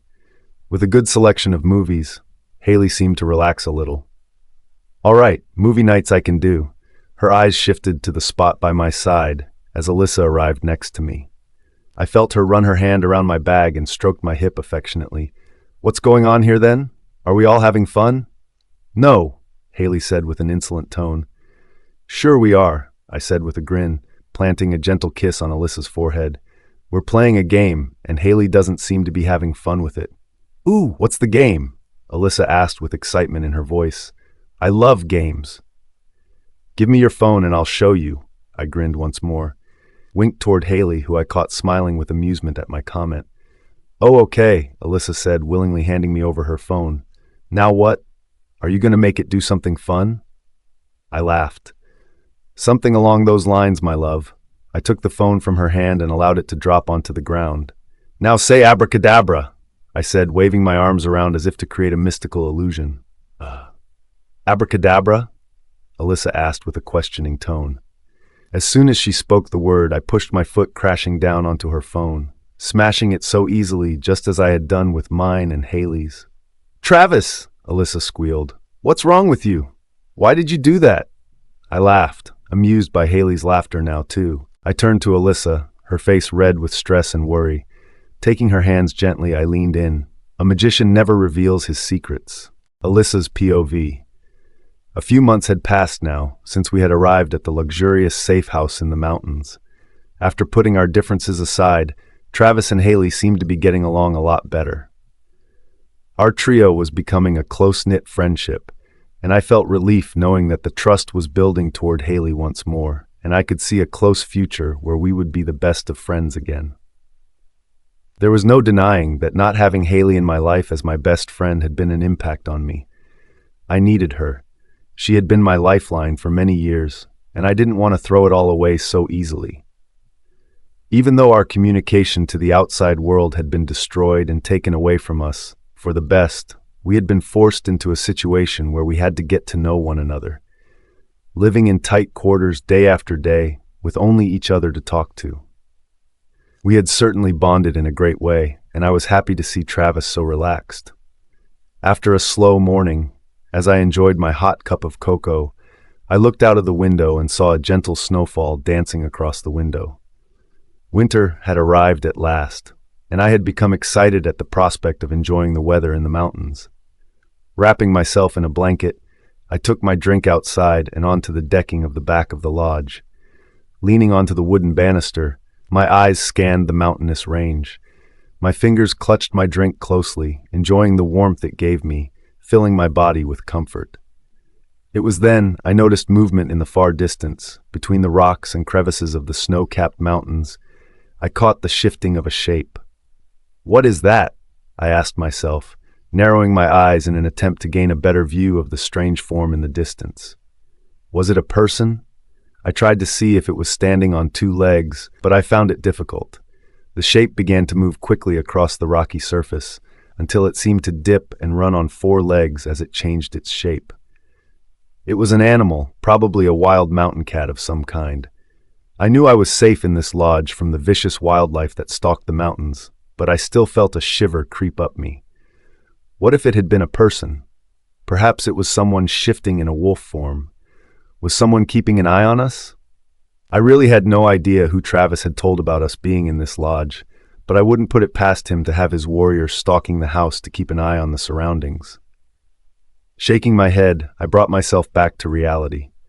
I took another sip of my comforting warm cocoa and began to lose myself in the view once more. The gentle snow tickled my skin as it landed on me delicately. I felt perfectly at peace at this moment. Lise, my concentration was broken by the sound of Haley behind me. I turned to look at her, and she was walking toward me, a thick, cozy dressing gown wrapper around her body. "Hey," I said with a smile. "Did you sleep okay?" I asked, feeling like that was the first question I asked her every morning lately. "I did," Haley replied with a warm smile. "Like a baby." She paused. "What are you doing out here? It's freezing." "I wanted to be in the snow," I said. "We don't get much of it down where we are, do we?" Haley shook her head. "I guess not." She paused again. "I'm sorry if I disturbed you. Do you want me to leave?" "Of course I don't," I said with a low chuckle to my voice. "I was just thinking about us, in fact." Haley seemed to perk up, and she joined my relaxed stance and leant over the banister as I did. "What about us?" "Just us," I said, recalling my thoughts. "About how we used to be, you know? How happy we were, the best of friends." "I remember," Haley said, a hint of disappointment in my voice. "And I had to go and ruin it, the best friendship I ever had. Just for some guy." I nodded. "Well, yeah." I playfully nudged Haley's shoulder before squeezing closer into her. I could feel her wolf warmth emanating from her, like my own personal heating buddy. But these past few months in this lodge has made me realize how much I missed us, and how excited I am for us to get back to how we were. I paused. "I miss us so much. I miss what we had. It's a friendship that can never be replicated." I watched as Haley's eyes shimmered with tears. Her emotion began to pour from her. "Do you mean that, Lise?" she asked, her voice cracked as she spoke. "Of course I do." I leant forward and took a corner of the blanket I had wrapped around myself, dabbing the tears which trickled down her cheeks. "I have come to terms with what happened, and I forgive you." I smiled, running my thumb over Haley's cheek. "I can't wait for us to be able to get back to our lives and enjoy our friendship." I paused, "And there's so much more to look forward to." Haley nodded. "I know, it's all very exciting." She sniffled. "Meeting your family and friends from your human life." She paused. "The union of the humans and werewolves is something that we all should be excited for. Once this is done with, and Derek is out of the way, the future for the kingdom is looking great." I smiled. "My family will love you." I laughed. "And you're going to get on so well with my closest friend from the human world. I know she will adore you." "I look forward to it," Haley said. "If all the humans in your family are like you, then they will be the most incredible and wholesome people. I count myself so lucky to have you in my life." "As do I," said, wrapping my arms around Haley as I pulled her in for a hug. I enjoyed the heat which came from her once more. Even though the snow began to fall heavier, I felt it touch my skin, but Haley's warmth seemed to melt the cold sensation instantly. A new kingdom, built on friendship and love. Haley seemed to stiffen somewhat, and her arms began loose in the hug. Something I had said had bothered her. I knew it was a lot to take in now, and I understood that. But I also wondered what I had said to cause this reaction in her. "Let's go inside, Lise," Haley said, as though she needed a subject change. "You're freezing out here, and I'm meant to be looking after you." She paused with a laugh as she looked me in the eyes. "The last thing I need is Travis on my back."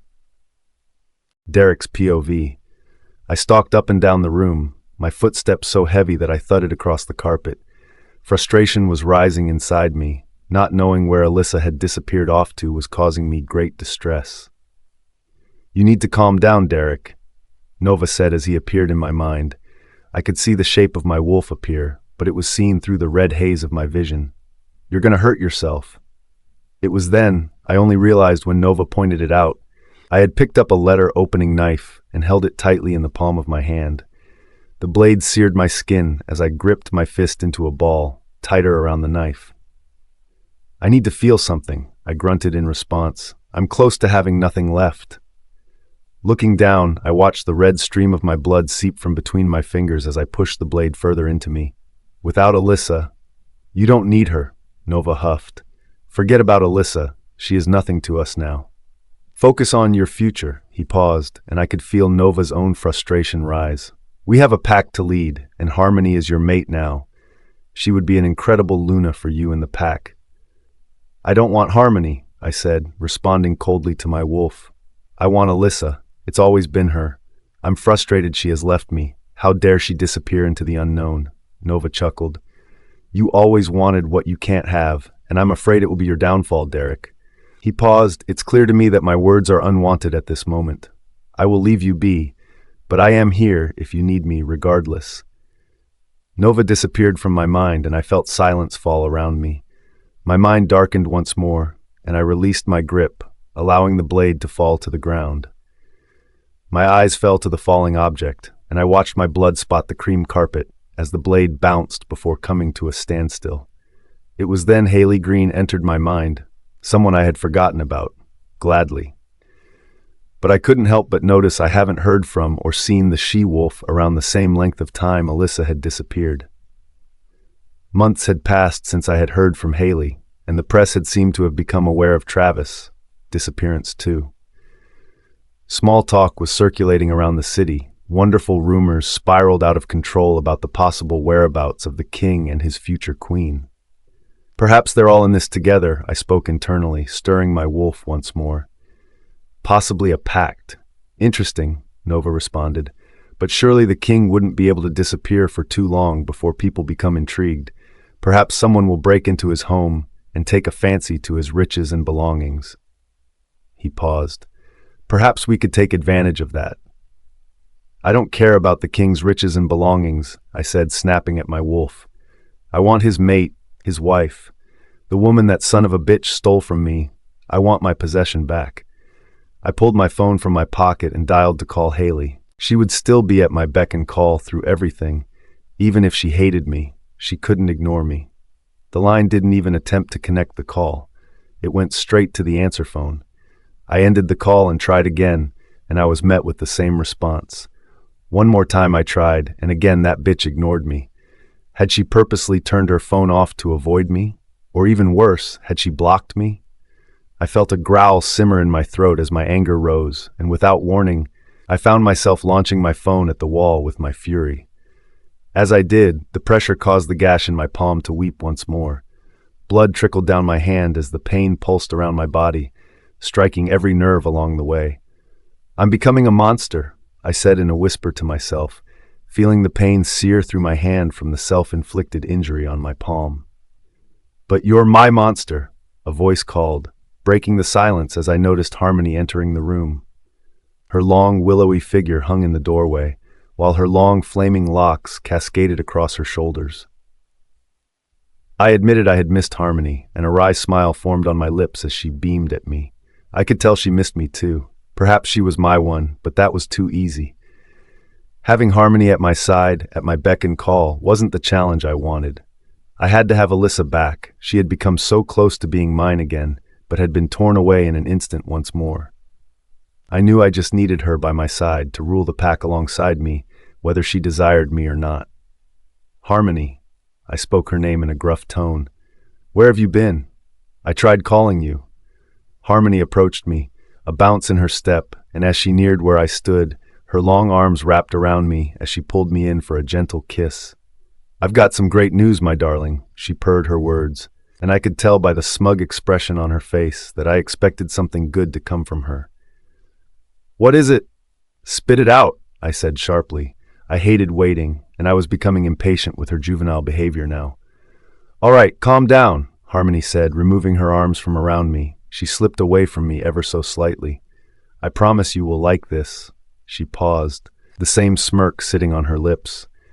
I know you've been stressing out about the disappearance of your precious Alyssa, and I came to realize something earlier today. This better be good, I grunted. I'm not standing for any of your pointless bullshit any longer. I was waiting in anticipation for what Harmony had to say, but my frustration was rising and the red haze fell across my vision once again. Charming, Harmony sighed as she twirled a piece of her red hair around her finger. When we were younger, I remember the Darlingtons would invite me to their lodge in the mountains, she paused. I recalled Travis telling me that not many people knew about this location, as it was their quiet vacation home, so they could get away without any hassle from the press. What's your point? I asked coldly, spitting out my words. Why are you recalling stories from your childhood? My point is, my love, Harmony said in a soothing voice, that perhaps we should try this lodge and see if the trio have run off into the mountains to hide from us. I felt my heart race with excitement at Harmony's words. She was right. This was an avenue we could try, and I didn't want to admit it, but I was quite impressed by her intelligence with this. "You've done good, Harmony," I said with pleas in my tone. "Tomorrow morning, you show me where this lodge is. Perhaps we can crash a small party." Alyssa's POV. I had found myself unable to sleep that night, tossing and turning in bed next to Travis. I just couldn't rest my mind. So many thoughts whirled through my head, and I thought about the snow outside. Getting myself out of bed, I quietly moved to the window, twitching the curtains ever so slightly to see if the snow had fallen. It had. My heart began to race with excitement. A white blanket of thick snow covered the ground outside, and the moon hanging gigantic and bright in the sky illuminated the scenery perfectly. Looking so picturesque, I felt the strong desire to go and walk in it. I had never experienced such thick snow in the city before, and it called to me. It was late, no one would be around, and as I took my eyes away from the beautiful white scenery, I looked back at Travis once more. "Please don't be mad," I whispered lowly. Knowing he was far into a deep sleep, my words would not wake him. "I'll be safe, I promise." I bunched my clothes into my arms as I left the bedroom and changed into the warm layers where no one could see. Pulling a thick coat around me, I zipped it up to my neck and enjoyed the warmth of the padding on me. Treading outside, my sturdy boots crunched into the snow beneath my feet. I wouldn't stray far, just take a few steps around the garden. As I did, the crunching of the snow appealed to me. It calmed me somewhat and took me back to my childhood days when small experiences would excite me. It was then my eyes focused on the scenery ahead of me. The snow glistened beneath the moonlight, and I noticed a trail up the mountains. It seemed easy to traverse, and the snow had appeared to have fallen lightly up that pathway. Perhaps I could walk a bit further and enjoy some of nature's offers along the way. "I'll be quick," I said to myself. "I won't go far. Travis and Haley won't even know I've been gone." I left the gardens of the lodge and took the pathway ahead. The hill wasn't as steep as I had imagined, and I found the walk easy on my inexperienced legs. The air began to chill colder than it was back in the garden, so I pulled my hood up on the padded jacket and wrapped myself inside cosily. Following the pathway, the snow lay around me, and the trees appeared to multiply the further I walked, until eventually I reached a thicket of trees around me. The snow here was bare, the ground protected by the trees, which caught the snow and saved it from falling. I decided to stop to catch my breath, taking my eyes back down to where I had come from. I couldn't barely see the lodge any longer, but I knew it was still there. I should turn back now. I told myself, I'm getting further away and I don't want to get lost. As I began to turn, I became distracted by the sounds of a snapping branch behind me, which seemed to echo around my surroundings. I jumped, a gasp emanating from me as I took my eyes backwards, expecting to see the sight of a small animal, perhaps a squirrel. But I was completely wrong. "Derek," I cried, my blood running cold as I met eyes with the terrifying person beside me. "What are you doing here? How did you—" "I knew I would find you eventually, Alyssa," Derek husked as he approached me. "I knew we couldn't be separated for long. We're meant to be together." "No," I said with terror, my voice cracking with my fear. "We came here to get away from you." I cried, "Go away!" I wanted to turn and run back to the lodge, back to the safety of Travis, but I couldn't move. I was so terrified that my body had frozen, and my legs refused to move as I had wished. "I know you like playing hard to get," Derek laughed, "but this is a little extreme, isn't it? Hiding out in the mountains." "I don't want you," I said, trying to stick up for myself and show Derek I wasn't scared of him. "Get the hint. I would rather hide away for months in the middle of nowhere than be with you." "A bit harsh," Derek said, tilting his head. "Come on, Alyssa, you know we're great together. Come home with me, and no one else will get hurt." "Oh, threats now?" I asked, feeling my skin shiver inside the warmth of my layers of clothing. "I thought you and Harmony were together now? You're perfect for each other, cruel and poisonous hearts together." "Derek," a second voice spoke in the air. "Listen to Alyssa, she's right. We are perfect together, let's just leave." Harmony stepped out of the shadows, her eyes shimmering with guilt as her gaze shifted from me and Derek. "You know where she is now. Let's leave them to it and begin our life together. No, Derek growled, his eyes burning with fury as he turned to Harmony. I don't want you. I never wanted you. Bringing his arm back, Derek thrust his fist into Harmony's face. Her cheekbone cracked with the force of his attack and she fell to the ground, landing with another crack of her bones. Derek! I screamed, what have you done? You're a monster. I'm not a monster, Derek yelled. I'm so in love with you, I will destroy anyone who gets between us. My eyes shifted back down to Harmony, and I watched as she gripped onto her face, her teeth gritting with the pain, but she still rose to her feet. Derek, Harmony croaked, no matter what you do, I will always love you, she said, releasing a sigh. You're my everything. Please let's just leave. Even after Derek had struck her, smashing her face until her bones cracked, she was still devoted to this monster. They were both as sick as each other, and I knew for definite now that they deserved one another.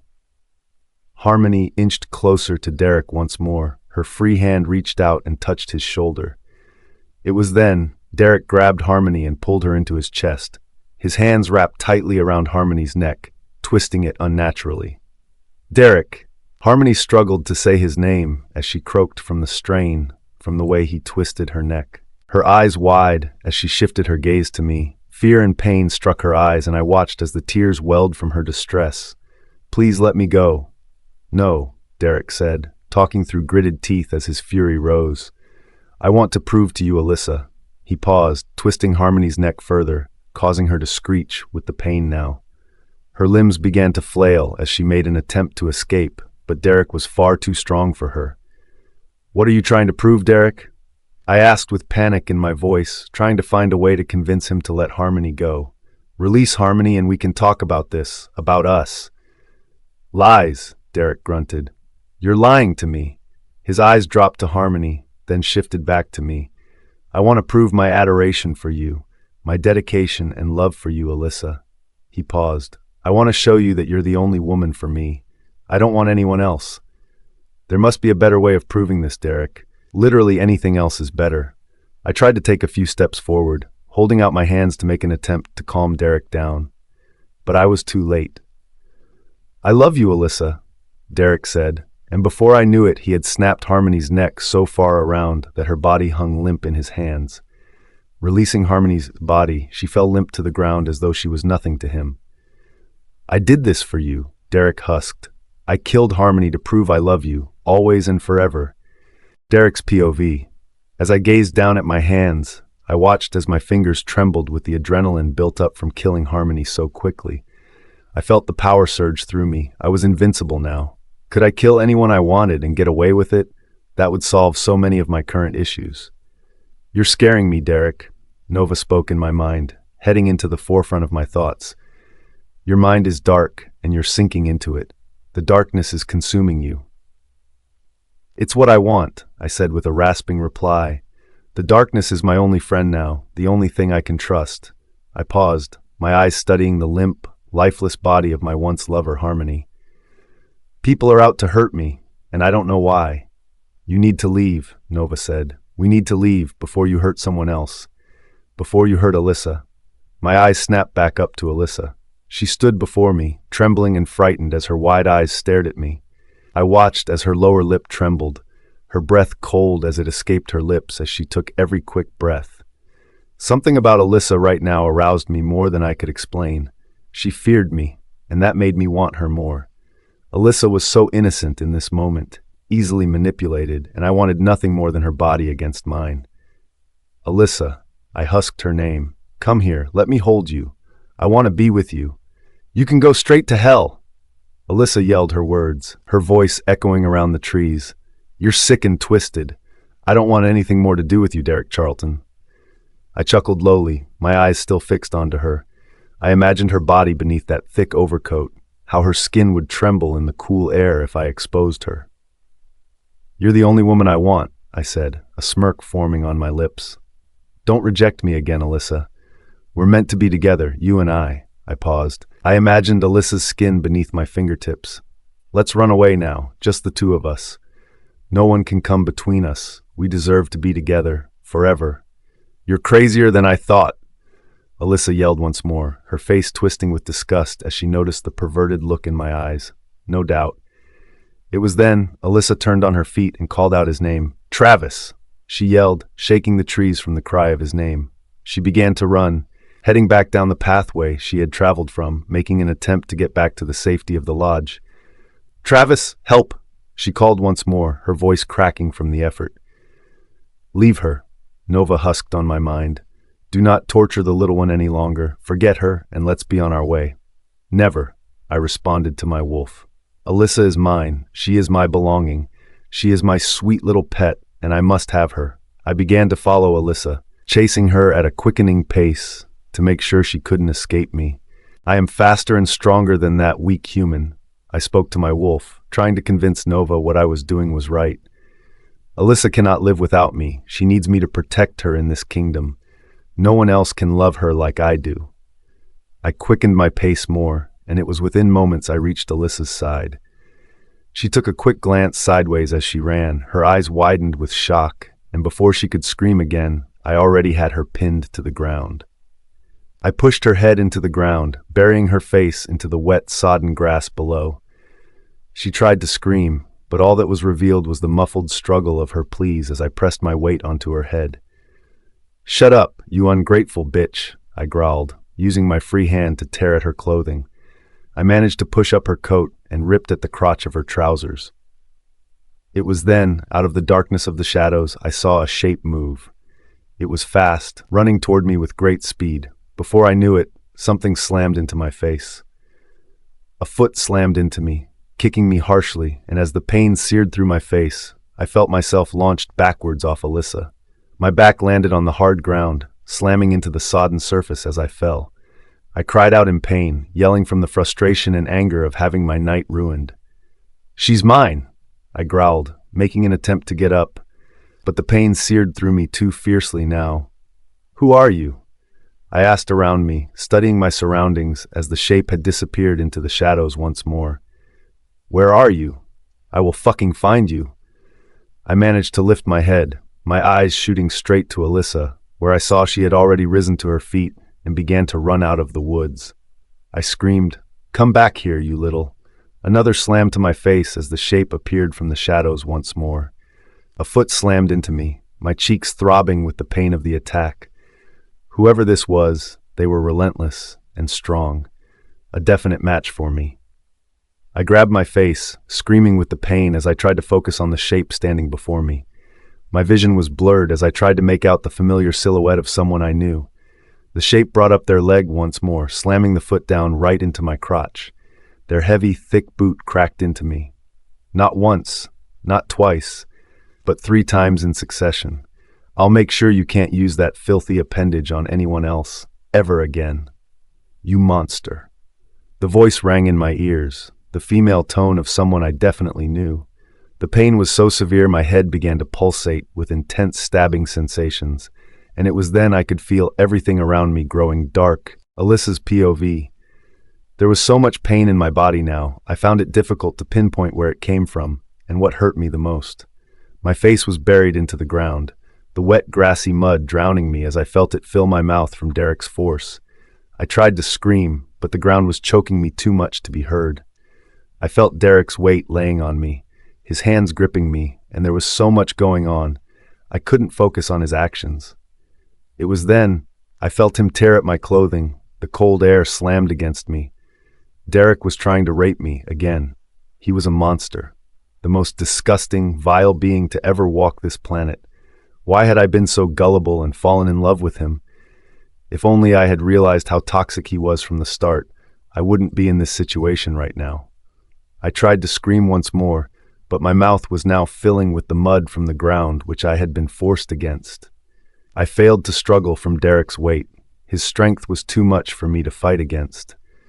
His rasping voice spoke to me, but I screamed so hard, the only sound I could hear was the ringing in my ear from the effort of my pleading. It was then, when I was about to give up hope of ever surviving this night, that I felt Derek's weight leave my body. I immediately rolled over, struggling as I managed to pull my face from the ground, and I spat out a mouthful of the disgusting mud which filled me. Laying on my back, I took steady breaths, trying to calm my panicked state as my heart nearly ripped through my chest with the rapid beating. My eyes became distracted by the shape of a stranger, seemingly someone who saved my life, beating the life out of Derek, who lay weak on the ground. I felt no sorrow for him now. Derek deserved this. He deserved death. It was coming to him, and I hoped the Grim Reaper would quickly show his face so he could take him away from this world and straight down to the depths of hell where he belonged. "Travis," I croaked, trying to cry out my husband's name, knowing I needed him right now. "Is that you?" I made an attempt to call to the dark silhouette of the person who was giving Derek his comeuppance. But my voice was too weak for them to hear above the sounds of their boot cracking into Derek's bones. It was then I realized the form of the stranger who rescued me was more delicate than Travis. Perhaps a female, maybe it was Haley, my protector who had come to rescue me just like she had promised back in the lodge. Travis, I husked his name once more, and I knew he was the only person I needed to be with now. So I made an attempt to bring myself to my feet. Slowly but surely I managed to pull myself up, seething through the intense pain as it struck what felt like every single nerve of my body. And I began to stumble down the path I had come from. My vision was still blurry as I took each step carefully. I could hear my savior's skull pummeling into Derek, each pound sounding slicker as I had guessed his blood seeped from the wounds. It felt like music to my ears, and I would be sure to celebrate Derek Charlton's very last breath in my own time. For now, I had to get back to the lodge. I thought about Travis and how ecstatic I would feel getting to him. Had he awoken in my state of fear? Perhaps with our connection and his woven senses, Travis had known I was in danger. But then, our connection maybe didn't work as well with being a human. We lacked that pure wolf connection that other mates had, and sometimes it worked well in our favor, and others it was a disadvantage, especially now. I picked up my pace, my vision focusing clearer now, as I could see the lodge coming closer into the distance. I didn't realize how far I had come. I had wandered much further than I had intended on doing. How stupid I had been.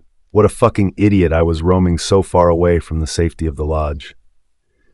"I'm coming, Travis," I spoke out loud, clearer now as my chest felt lighter after being able to breathe clearer. "If you can hear me, sense me, I'm okay. I'm on my way to you, my darling." I stopped to take another glance back at the scene playing in the background. Haley was still slamming her feet and fists into Derek. The slick sounds had now turned into squelches. I felt immense pride fill me. Haley had proved herself at last, proving that she was on our side and cared more for me than she did for Derek. I couldn't wait for Travis to find out what Haley had done, and I felt the adrenaline begin to build inside me, giving me more energy as I quickened my pace. "You will be so proud of Haley," I said out loud, muttering to myself. Travis, she was on our side after all. The lodge grew closer to me, my pace quickening as I walked. My tummy began to flutter with the excitement of seeing Travis again, telling him that Derek was dead, all because of Haley. My best friend, I was so proud of her. It was then I heard the distant sound of the pummeling stop, and silence fell around the woods once more. Has Haley done it? Was Derek finally dead? I hoped so. The world was a better place without him. Now Derek and Harmony could enjoy each other in the depths of hell. They were out of our way now and couldn't hurt us. Suddenly, I heard a howl, the distant sound of a wolf singing to the moon in celebration. I knew it was Haley, and I imagined she had shifted in her wolf form to take a well-deserved celebratory run amongst the trees, letting her howl loose to the moon for everyone to hear and share in her victory. I was so proud. Haley was our savior. As I made my way out of the woods, my pace quickened still as the adrenaline was joined by the happiness that built inside me. The sound of Haley's wolf howling joyously was music to my ears, and I know I will remember this moment for the rest of my life. Travis's POV. I woke up with a sudden jolt. All of my senses felt as though they were on fire, and the face of my mate etched into my mind. I ached for her, like a sensation I hadn't seen Alyssa for such a long time, and my heart ached and pined both at the same time. "Alyssa," I said out loud with a gasp as I sat up in bed. My hands patted the bed by my side where Alyssa had fallen asleep, but that side of the bed remained empty, far different from when I had fallen asleep. Alyssa! I called her name again, this tone raising my tone, hoping to hear her response. Perhaps she had gone to the bathroom, and I was overreacting. But I knew Alyssa was in danger. I could sense it. Taking my eyes to the bathroom door, even though closed, I could see there was no light shining through the cracks of the door. Sniffing the air, I caught the faint scent of Alyssa, but it wasn't strong enough for her to have been around here for long. She had disappeared. My heart began to race in my chest, thumping around my ribcage as the panic rose inside me. Alyssa! I screamed now, my throat scratching with the effort, and I jumped out of bed. I scrambled for my clothes, pulling on a pair of jeans and my shoes as quickly as I could. My torso remained naked, but I didn't care. As long as I was decent enough to head outside and find my love, that's all that mattered. Travis, Clayton called with a husk, and I could feel his panic stricken him too. Alyssa, where is she? I don't know, I said with panic, leaving the bedroom in haste. I flew through the lodge and out of the front door, only to realize it was still unlocked. She's gone, and my heart hurts. It feels like grief, as though I have lost her forever. I feel it, Clayton said. I can feel our pain. We need to find her before it's too late. The very ideas of what had happened to Alyssa conjured in my mind, and as hard as I tried to shake the thoughts, they wouldn't budge. I tried to ignore the imagery which popped up in my mind, but I feared one of them could be true. My worst nightmare is coming to life. Derek, Clayton said as I heard him become breathless through his panic. Haley, he added a name that I feared also, Harmony. Stop, I called to my wolf. I get it, okay? I don't need reminding of what or who has Alyssa in their grasp. I paused. Just let's find her, before it's too late. Right. Sorry, Clayton said. I'll be quiet, but I'm here if you need my senses. I sped out of the lodge, across the garden, and my eyes fixated on the mouth of the woods ahead. Alyssa's scent grew stronger the further I ran, and I knew she had made her way up this very path. She's in the woods, I can smell her, I alerted Clayton. Stupid girl, Clayton growled with coldness to his voice. Why on earth is she straying so far away from us? Does she have a death wish?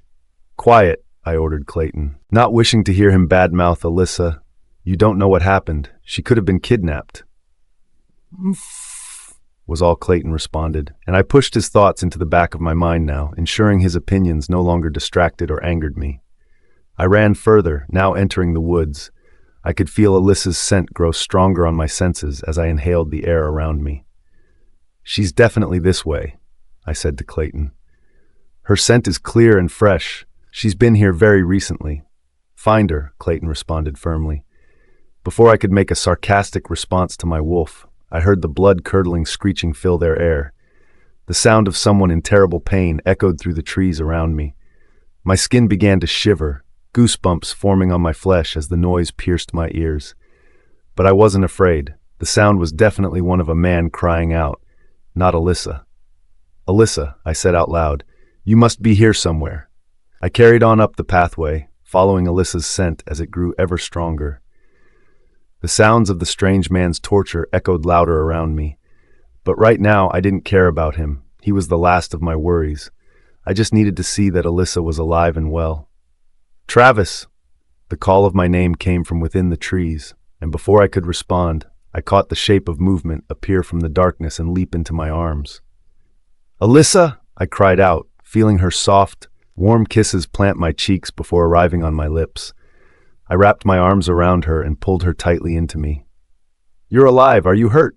Not majorly, Alyssa said as she buried her face into my chest, her hands gripping me tightly in her own embrace. A little scratched here and there, but I'm okay. As we let go of each other, Alyssa took a few steps backwards.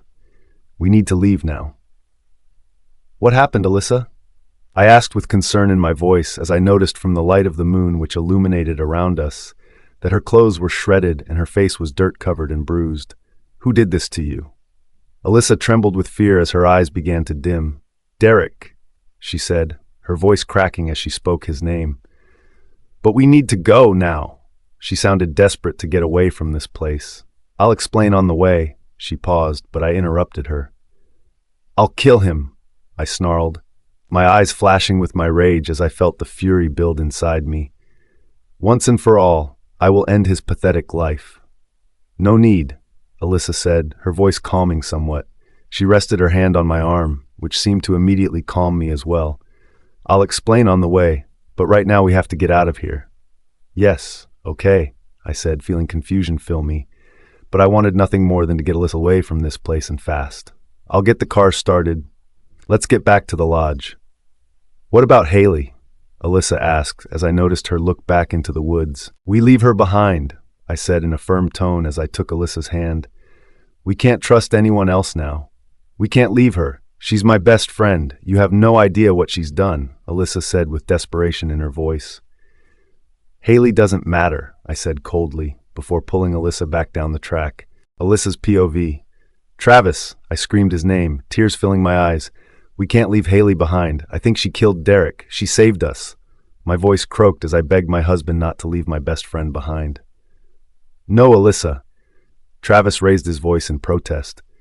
It's too risky. We can't trust anyone now. He paused. Besides, how do we know it isn't a setup? I think you're being a bit overdramatic, I said, crossing my arms over my chest as I stood firm, refusing to move. I'm not leaving until Haley is safe with us. I refuse. Then if you won't move, Travis growled, and I watched his eyes shimmer gold with his fury and frustration toward me. Then I will force you to move. You can't force me to do anything, I said, not breaking to his threats. You can't scare me, Travis. Travis sighed a deep and regretful sound. I'm not trying to scare you, Alyssa. I just want you safe. He paused, and I watched his jaw clench tightly as his eyes focused away from me, as though he was reading the thoughts in his mind. And I'll do whatever I need to make sure you are safe. It was then, within seconds, that Travis pulled me into his arms, his strength binding me as he dragged me toward the car. I screamed, my eyes filling with tears as I thought about Haley lost and alone in the woods. Haley, I cried out, come back, please. Travis was quick. Within moments, he had bundled me into the back of the car. I tried to make an attempt to push myself out of the door, but I failed. Travis had gotten into the driver's seat and was already turning the key to start the engine. He had activated the child locks on the back doors, preventing me from leaving. Please, Travis, I begged, my voice softening as my tears began to dry. You need to let me find Haley. Once we have her, we can go home, I promise. Travis did not respond. He was already pulling the car out of the lodge driveway and was taking us down the road as we descended the mountain. His eyes firmly fixed onto the road ahead. I could see the pain in his eyes as I gazed at him in the rear-view mirror. Tears began to well in his eyes, and I knew he hated what he had to do. Travis never wanted to hurt me. He just wanted what was best for me. Travis, please don't ignore me. I deserve better, I said quietly. What about our things? Are we just going to leave them there? I heard Travis's grip tighten around the steering wheel as the leather squeaked beneath his fingers. Yes, those things aren't important. You are. His words choked slightly from his emotion. You're the most important thing in my life. Belongings are replaceable. You are not. I felt my heart begin to race in my chest. Travis really cared about me, and I knew by the tone of his words that he wanted nothing more than my safety. Even if it meant losing others. Haley will be fine, Travis said gently. She is a wolf. She is stronger than anyone I know, believe me. He paused. It takes someone special to defeat an alpha as strong as Derek Charlton. Then you believe Haley has killed Derek? I asked, a lump forming in my throat. Was this really the end? Did Derek finally meet his demise he deserved? My mind began to wander as I gazed out of the window, watching the scenery roll past, the trees in the darkness, the tops illuminated by the bright moonlight.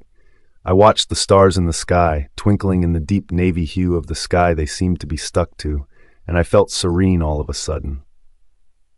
I think so, Travis husked, but I didn't want to stick around long enough to find out and possibly risk him not being quite dead. He paused.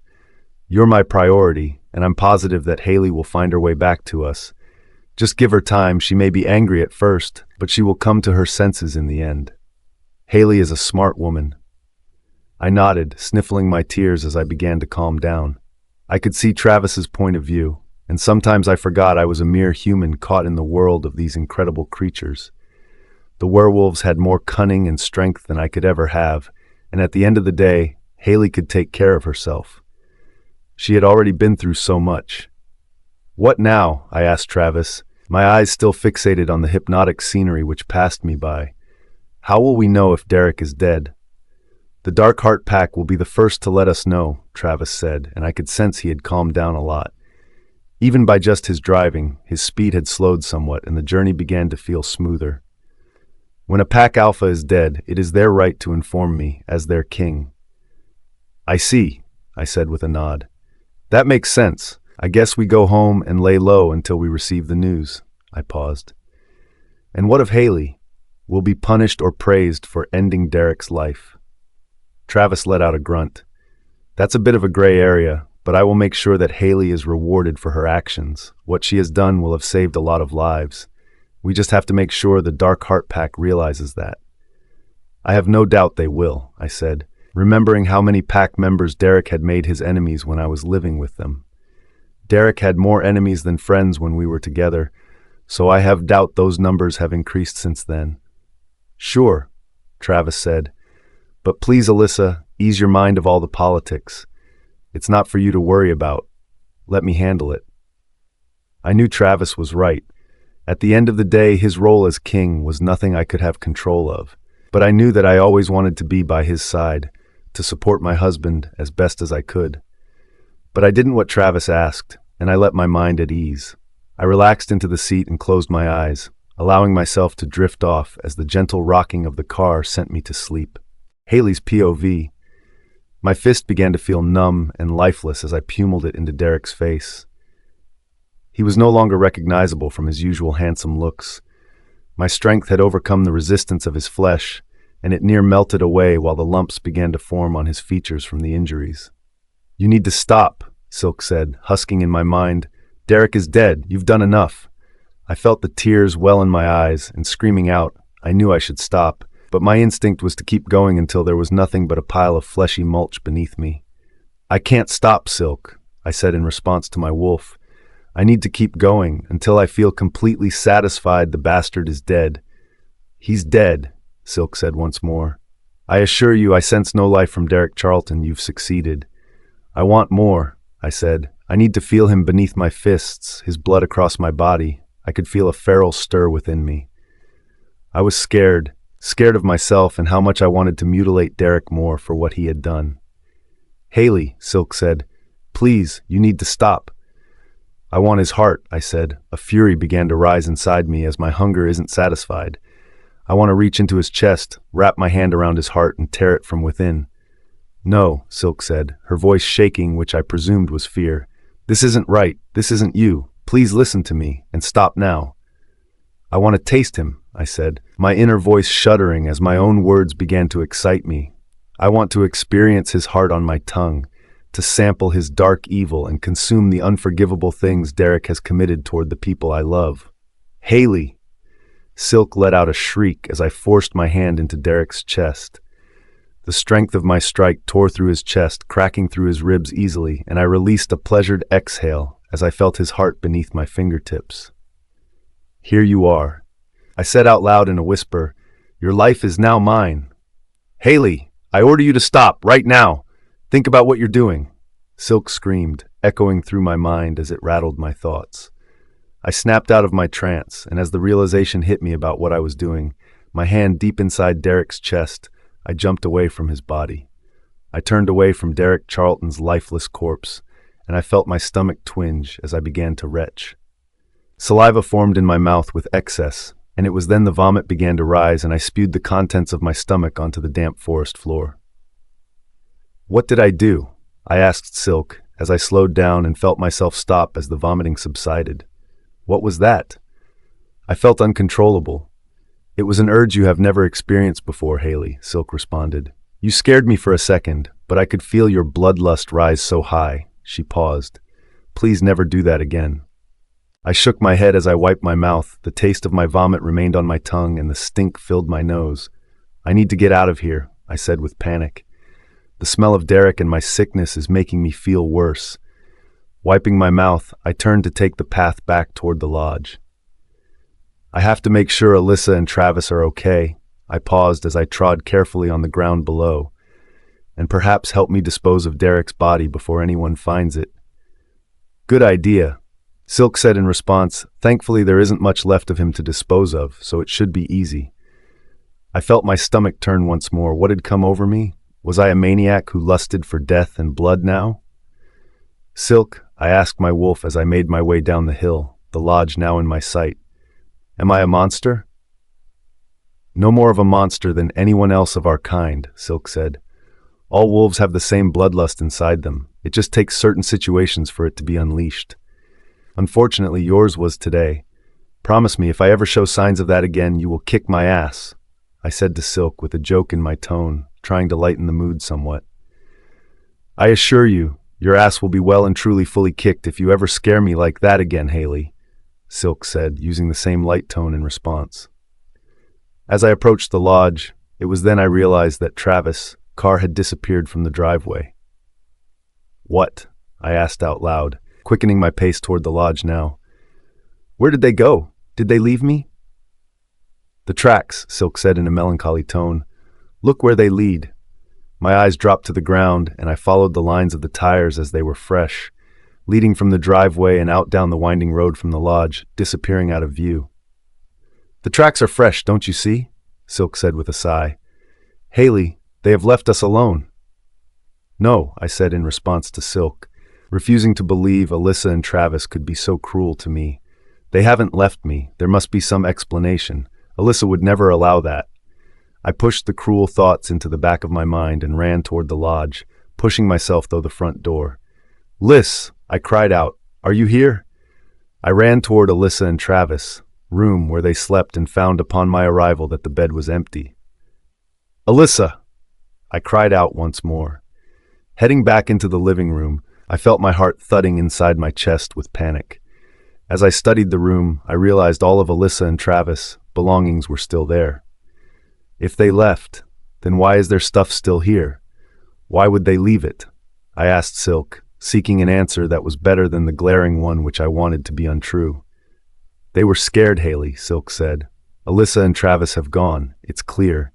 They didn't want to let you know, maybe out of panic or fear, I don't know. She paused and her voice softened. I know it's hard to hear, but they didn't care enough about us to ensure our safety. We need to make our own way back home now. I felt the fury rise inside me. My jaw gritted tightly as I felt my fingers clenching into fists at my sides. That's it, I said to Silk, a growl simmering in my throat. Now I know what I mean to Alyssa and Travis. I need to make them pay. I could feel the bloodlust rising, the same as when I was wreaking havoc in Derek Charlton, and it was then I realized I enjoyed it. Alyssa's POV. Mom, Dad? I cried out in surprise to see my parents standing in our home. What are you? When did you? How? The smiling faces of my parents were enough to send me over the edge with emotion, and the floodgates opened. Tears cascaded from my eyes and poured down my cheeks. Running toward them, I wrapped my arms around both of them as we held an embrace. I imagine this is a lot. My mother said as she whispered into my ear, but you have someone special to thank for this meeting. I knew for a fact who she meant. Travis had organized this, and at this moment, neither of them knew who Travis Darlington was. Releasing myself from the embrace of my parents, I took them both in, my eyes switching from one to the other. I can't believe it, I gasped, my heart pounding in my chest. It's been so long, I worried I would have forgotten what you both have looked like. You silly nugget, my father chuckled. It hasn't been so long that you would forget us so easily now, would it? Of course not, I said with a smile. Are you planning on staying? Do you have luggage? My mother nodded. Your sister is just fetching the luggage from the car, she smiled warmly, and her blue eyes glistened with such affection for me. Ah, Caroline is here, I said, feeling a grimace form on my mouth. How exciting. I know you've never seen eye to eye, Father began, but Caroline is keen on seeing you, despite her past antics. I felt a slight shudder through my body. My older sister Caroline had been jealous of me since I had moved to the Dark Kingdom. She had hated that I met Derek and had moved away. It had been Caroline's dream to travel, but she had never had the courage to leave our small town. So, her knowing I was living in the Wolf Kingdom, in a relationship, and due to wed an alpha, was a life she had wanted, and blamed me for not having. Alyssa, Travis spoke my name so carefully. How are you feeling? I turned my head and watched my husband enter our home. He walked toward me, slipping his hand around my waist and pulling me closer to him. We haven't been introduced, Travis said with a charming smile. He extended his free hand toward my parents. Travis Darlington, your son-in-law. Oh, I felt my cheeks flush, not telling my parents what had happened between Derek and I. They would have presumed we were still together, but this wasn't the man they were expecting me to be with. Travis, these are my parents. I paused, worrying through the panic of this situation that I may forget their names. Mary and George. Lovely to meet you, Travis, Mary said, extending her hand. I could tell by the smile curved on her lips and the way she eyed Travis that she was impressed. She managed to hide her obvious confusion. Travis, George said, hesitant to reach out his hand for a shake, but he did so anyway. I thought you were with a chap called Derek. He paused. I was hoping we would meet him today. I felt the ground begin to swallow me up. I was so embarrassed, and I should have known that my father would be less subtle about this situation. My cheeks began to redden with embarrassment, and I wished the ground would take me as soon as possible. So I didn't have to deal with this at the moment. Derek is not around any longer, Travis said with a smile. We will catch you on what you have missed, but for now let's get you settled in. Mary nodded.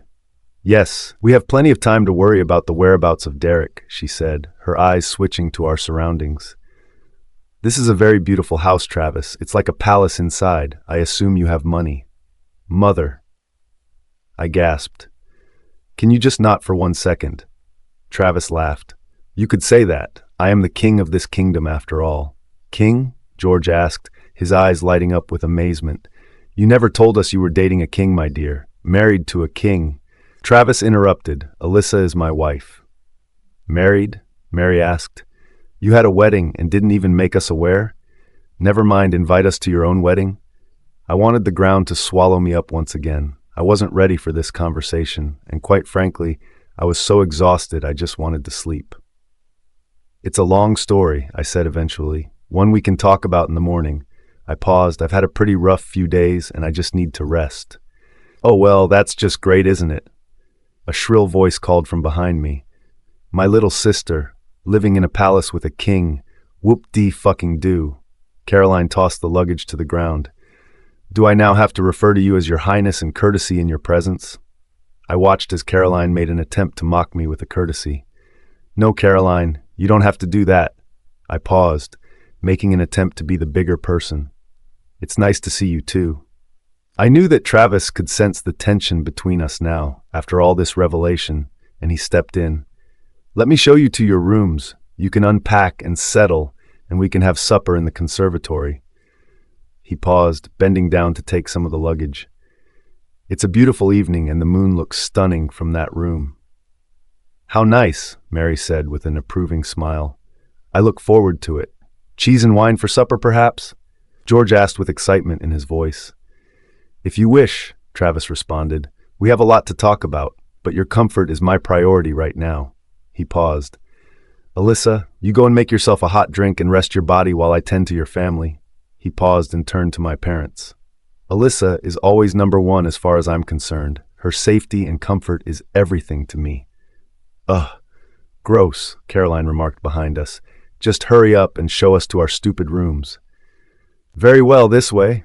Follow me, Travis said, and I watched him lead my family up the staircase toward the guest rooms. Haley's POV. I stood at the front door of Travis's lavish mansion. My eyes studied the ornate shapes carved into the heavy wooden door in front of me, and I felt sickness fill my stomach.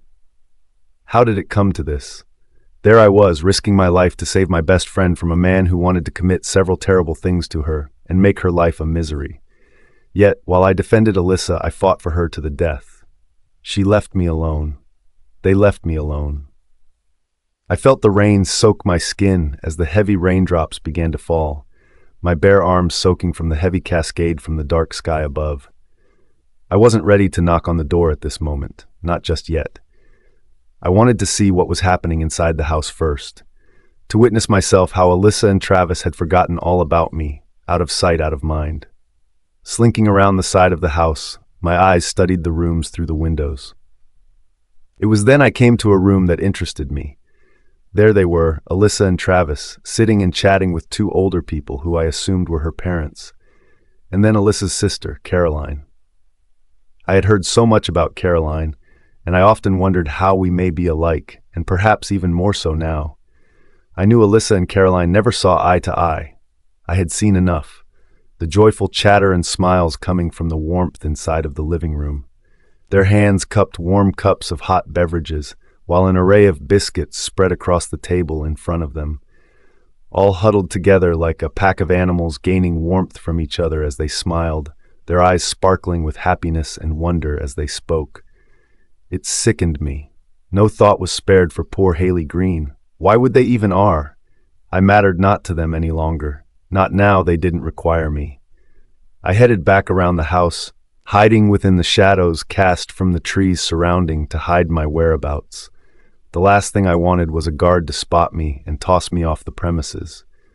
I wasn't done here yet. Getting back to the front door, I gazed upon its patterns once more, and I decided to take the plunge. My knuckles rattled against the hard wooden surface as I knocked on the door, my heart racing as I decided what I was to say to whoever answered the door and met me face to face. I managed to calm my breathing as I noticed the shape of someone moving through the misty glass window pane by the side of the door. Travis met me, his face a beaming smile as he recognized me, and I felt like his happiness toward me was incredibly false. "Haley," Travis said in a cheerful tone, "what are you doing here? I thought you had died?" I asked, not returning Travis's joy as I interrupted his words. "You left me for dead." "That's not true." Travis paused as his expression fell into something a lot different from before, as though he felt sorry for me. "We didn't leave you to die. I knew you could fend for yourself. I just had to get Alyssa to safety." "Lies, all of it," I said, spitting my words as my voice rose. I felt my anger bubble within me as my wolf began to skulk into the forefront of my mind, sensing my anger and ready to defend me. "You didn't spare one thought for me. You've never liked me, Travis. Your selfish behavior will be your undoing." "Is that some kind of threat?" Travis asked, his brows furrowing with his own anger at my attitude. I could tell I was getting to him now, and I liked it. "Perhaps," I said. A smirk formed on my lips. "Let me in. I want to talk to my best friend." I paused. "Or is she too cozy with her family to talk to me?"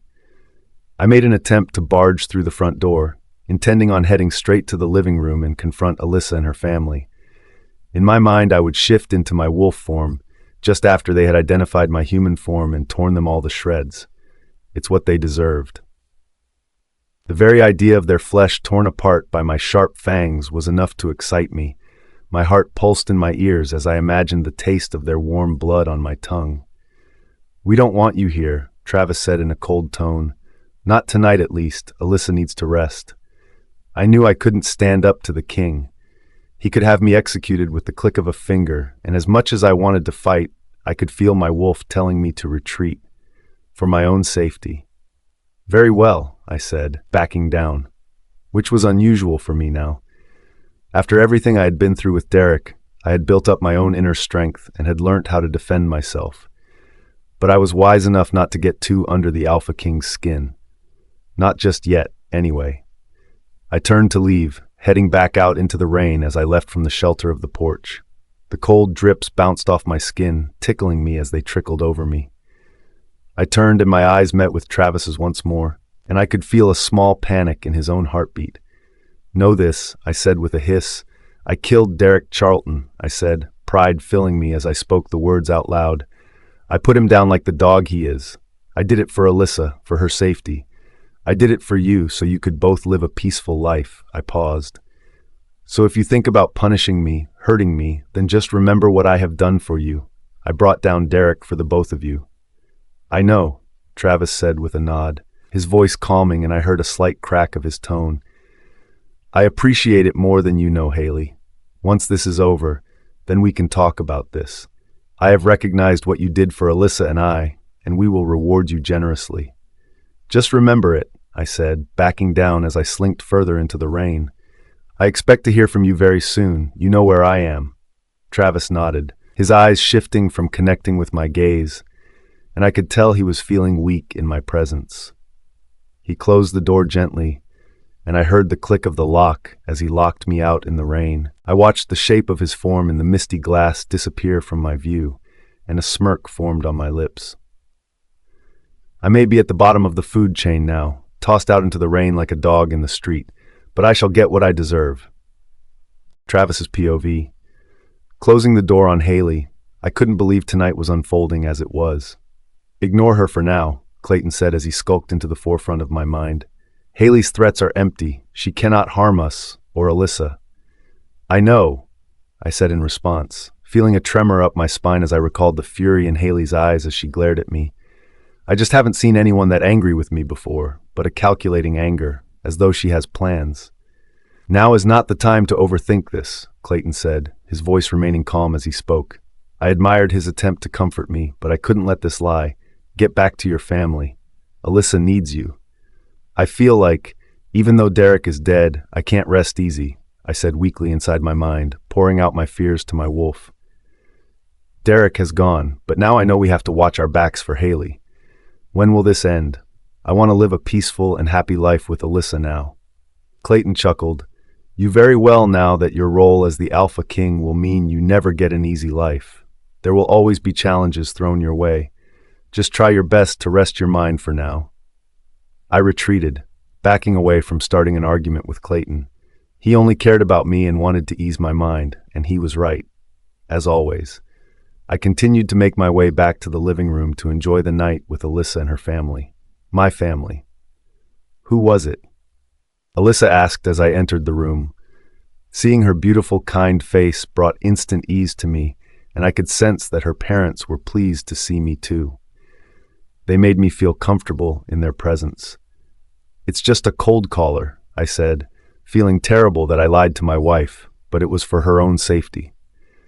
I didn't wish for Alyssa to know how Haley had appeared before me and how much hate she had inside for the both of us. It took forever to get them to leave. Some people can't just take no for an answer. I sat down on the sofa next to Alyssa and placed my hand on her thigh. The way Alyssa looked at me, she kept so much love in her heart for me. I could see it in her gaze. My heart felt like it was close to bursting at the sensation, because I loved her just as much in return, more than anything. I was just about to tell Mum and Dad about Derek and what happened, Alyssa said with nerves in her voice. I nodded. It's okay, my love. Go ahead. My eyes shot to George and Mary as I warned them. Some of this may be upsetting for Lise, so bear with her. Of course, Mary said with a swift nod as her eyes began to well with tears. We're here for you, no matter what, my darling. Yes, absolutely, Poppet, George said as he spoke. I could hear the protective tone in his voice. I liked that. A father should be protective of his little girl. You can tell us anything. We will not judge your choices. Pfft, Caroline scoffed. Oh, please, this is ridiculous. What a starved and sad life you lead, sister, having two alphas fight over you. It's not like that, Caroline, Alyssa said. You don't know what I've been through, so keep your jealous opinions to yourself. Like I'm jealous of you, Caroline said in a petulant tone. I'm not staying to listen to this garbage. I'm going for a walk. Caroline stood to her, and my eyes followed her as she left the room. Please be careful, Caroline, I warned. There may be danger if you head outside. Stay to the house grounds. You can't tell me what to do, Caroline said as her eyes grew with fury. You can't control me, like you control her. She left the room swiftly, leaving a bad taste in my mouth. Don't mind her, Travis, Mary said calmly in apology. But it seemed almost like she was used to Caroline behaving like that. Please, Alyssa, carry on. Alyssa took in a deep breath and started from the beginning. I listened intently, and I took her hand, reassuring Alyssa that I was here for her, always. I listened to the part of her life I wasn't part of, and I knew hearing how Derek had been to her from the very beginning would boil my blood. But I knew I had to be there to know how badly she was treated. And that brings us to where we are today, Alyssa said. I could tell the smile on her lips wasn't true, and she was putting on a brave face for her parents. I squeezed Alyssa's hand, letting her know I was proud of her, without saying it. This time was for Alyssa and her parents. Oh, honey, Mary said, wiping a tear from her eye. "Why didn't you tell us what you were going through? Why did you make us believe everything was okay here?" "I didn't want to scare you," Alyssa said, her voice cracking through her sadness. "I didn't want to bring you here when such awful things were happening. I didn't want you getting involved with Derek and his vile acts." George nodded, placing his hand on Mary's leg. "It's upsetting, dear," he said to his wife, "but I understand why Alyssa didn't want us involved." His eyes turned to Alyssa. "I'm so proud of you for staying strong and getting through it without anyone's help." Alyssa squeezed my hand, and I felt my heart dance in my chest. I had the only help I needed. She paused to look at me, the same intense love in her eyes as she did. "Travis helped me escape Derek. If it weren't for him, I would probably be dead now." I said nothing. I leant into Alyssa and placed a gentle kiss upon her soft, warm lips. My stomach tumbled with excitement as I did. "How lovely," Mary said with a beaming smile on her face. "And what now? What are the plans for the future?" I cleared my throat as I knew from the look Alyssa gave me she wanted me to take over. "Well, we have discussed this in great length, and we have come to a decision that we want to integrate the humans and werewolves into society." "Oh," George said in shock. "Would that work? Two species living together in harmony?" I nodded. "I am confident it will." I paused, taking my eyes to Alyssa. "We wanted to start by asking you to come live with us. You'll be the first humans to be invited to live in the Dark Kingdom since this decision was made." "Oh, George!" Mary's eyes lit up with excitement. "How exciting! A new life for us!" I grinned, feeling Alyssa squeeze my fingers. I could tell she was delighted. "But first, before we pursue any of that," I paused, clearing my throat once more. "I want to marry Alyssa again, properly this time." I took my eyes to her and watched as the emotion welled in her beautiful eyes. "A big event, a perfectly stunning royal wedding where I can show off my stunning bride." Mary gasped. "I need to buy a hat." Alyssa's POV, a royal wedding. Not in my lifetime, or even in my imagination, would I ever think I would attend a royal wedding, never mind be part of one. But now, today, as I stood at the top of the aisle, I was not only part of a royal wedding, I was the bride. The future queen of the Dark Kingdom. Me, Alyssa Richardson. A normal human being who had emerged from the human world, moved to the Dark Kingdom, escaped a toxic relationship from an alpha I was committed to marry, and had nearly died at his hands. And now I stood, minutes away from marrying Travis Darlington for a second time. An official ceremony this time, the love of my life. I had never wrapped my head around that someone as normal as me had come to this. I was marrying a king, not just any king, the Alpha King of the Dark Kingdom. Shaking my head slightly, I emerged from my distracted daydreams and focused on what was in front of me. Travis Darlington, my perfectly beautiful husband who was steps away from me now. I began to walk down the aisle as the music started. My dress cascaded down my legs and trailed on the floor, trailing behind me as I walked. All eyes on me as I made my way down the aisle. Gasps of joy and the happy gaze of family, friends, and loved ones admired me as I floated past them. Reaching the top row of the seats, as I got closer to Travis, I noticed my parents sitting on the front row. My mother, Mary, wiped tears from her eyes, sniffling as she watched me pass. My father, George, had a big grin on his face and his cheeks rosy with happiness. I knew this was all they wanted for me, to be happy and safe in my life. My eyes quickly studied the surrounding seats by my parents. Caroline was nowhere to be seen.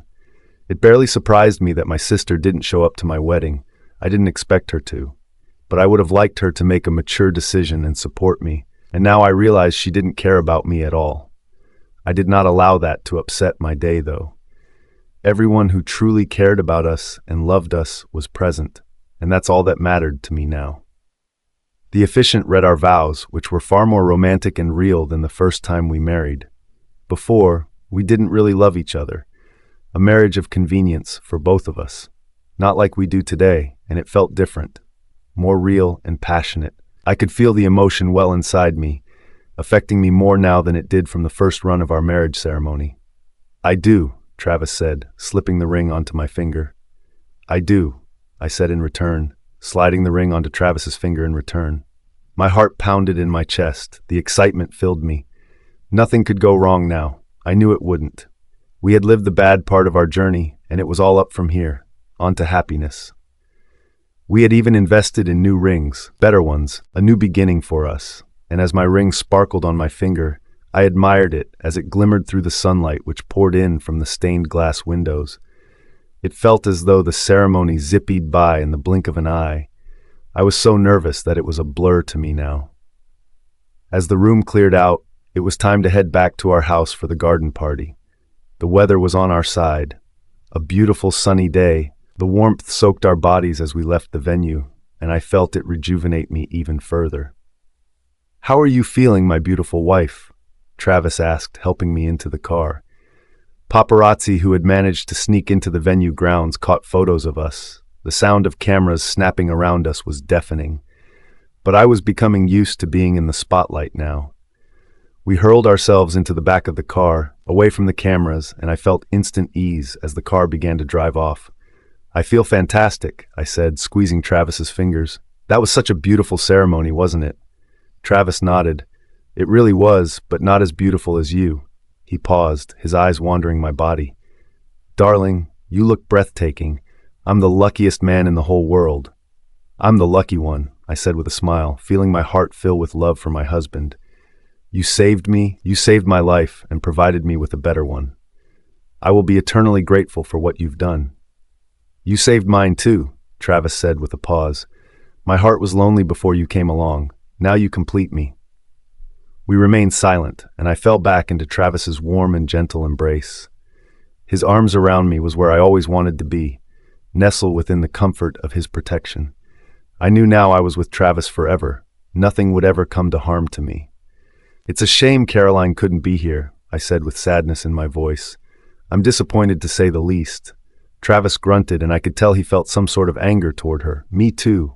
He paused with a huff. "She is insolent and has made her own bed. She can lie in it." I nodded. "I agree."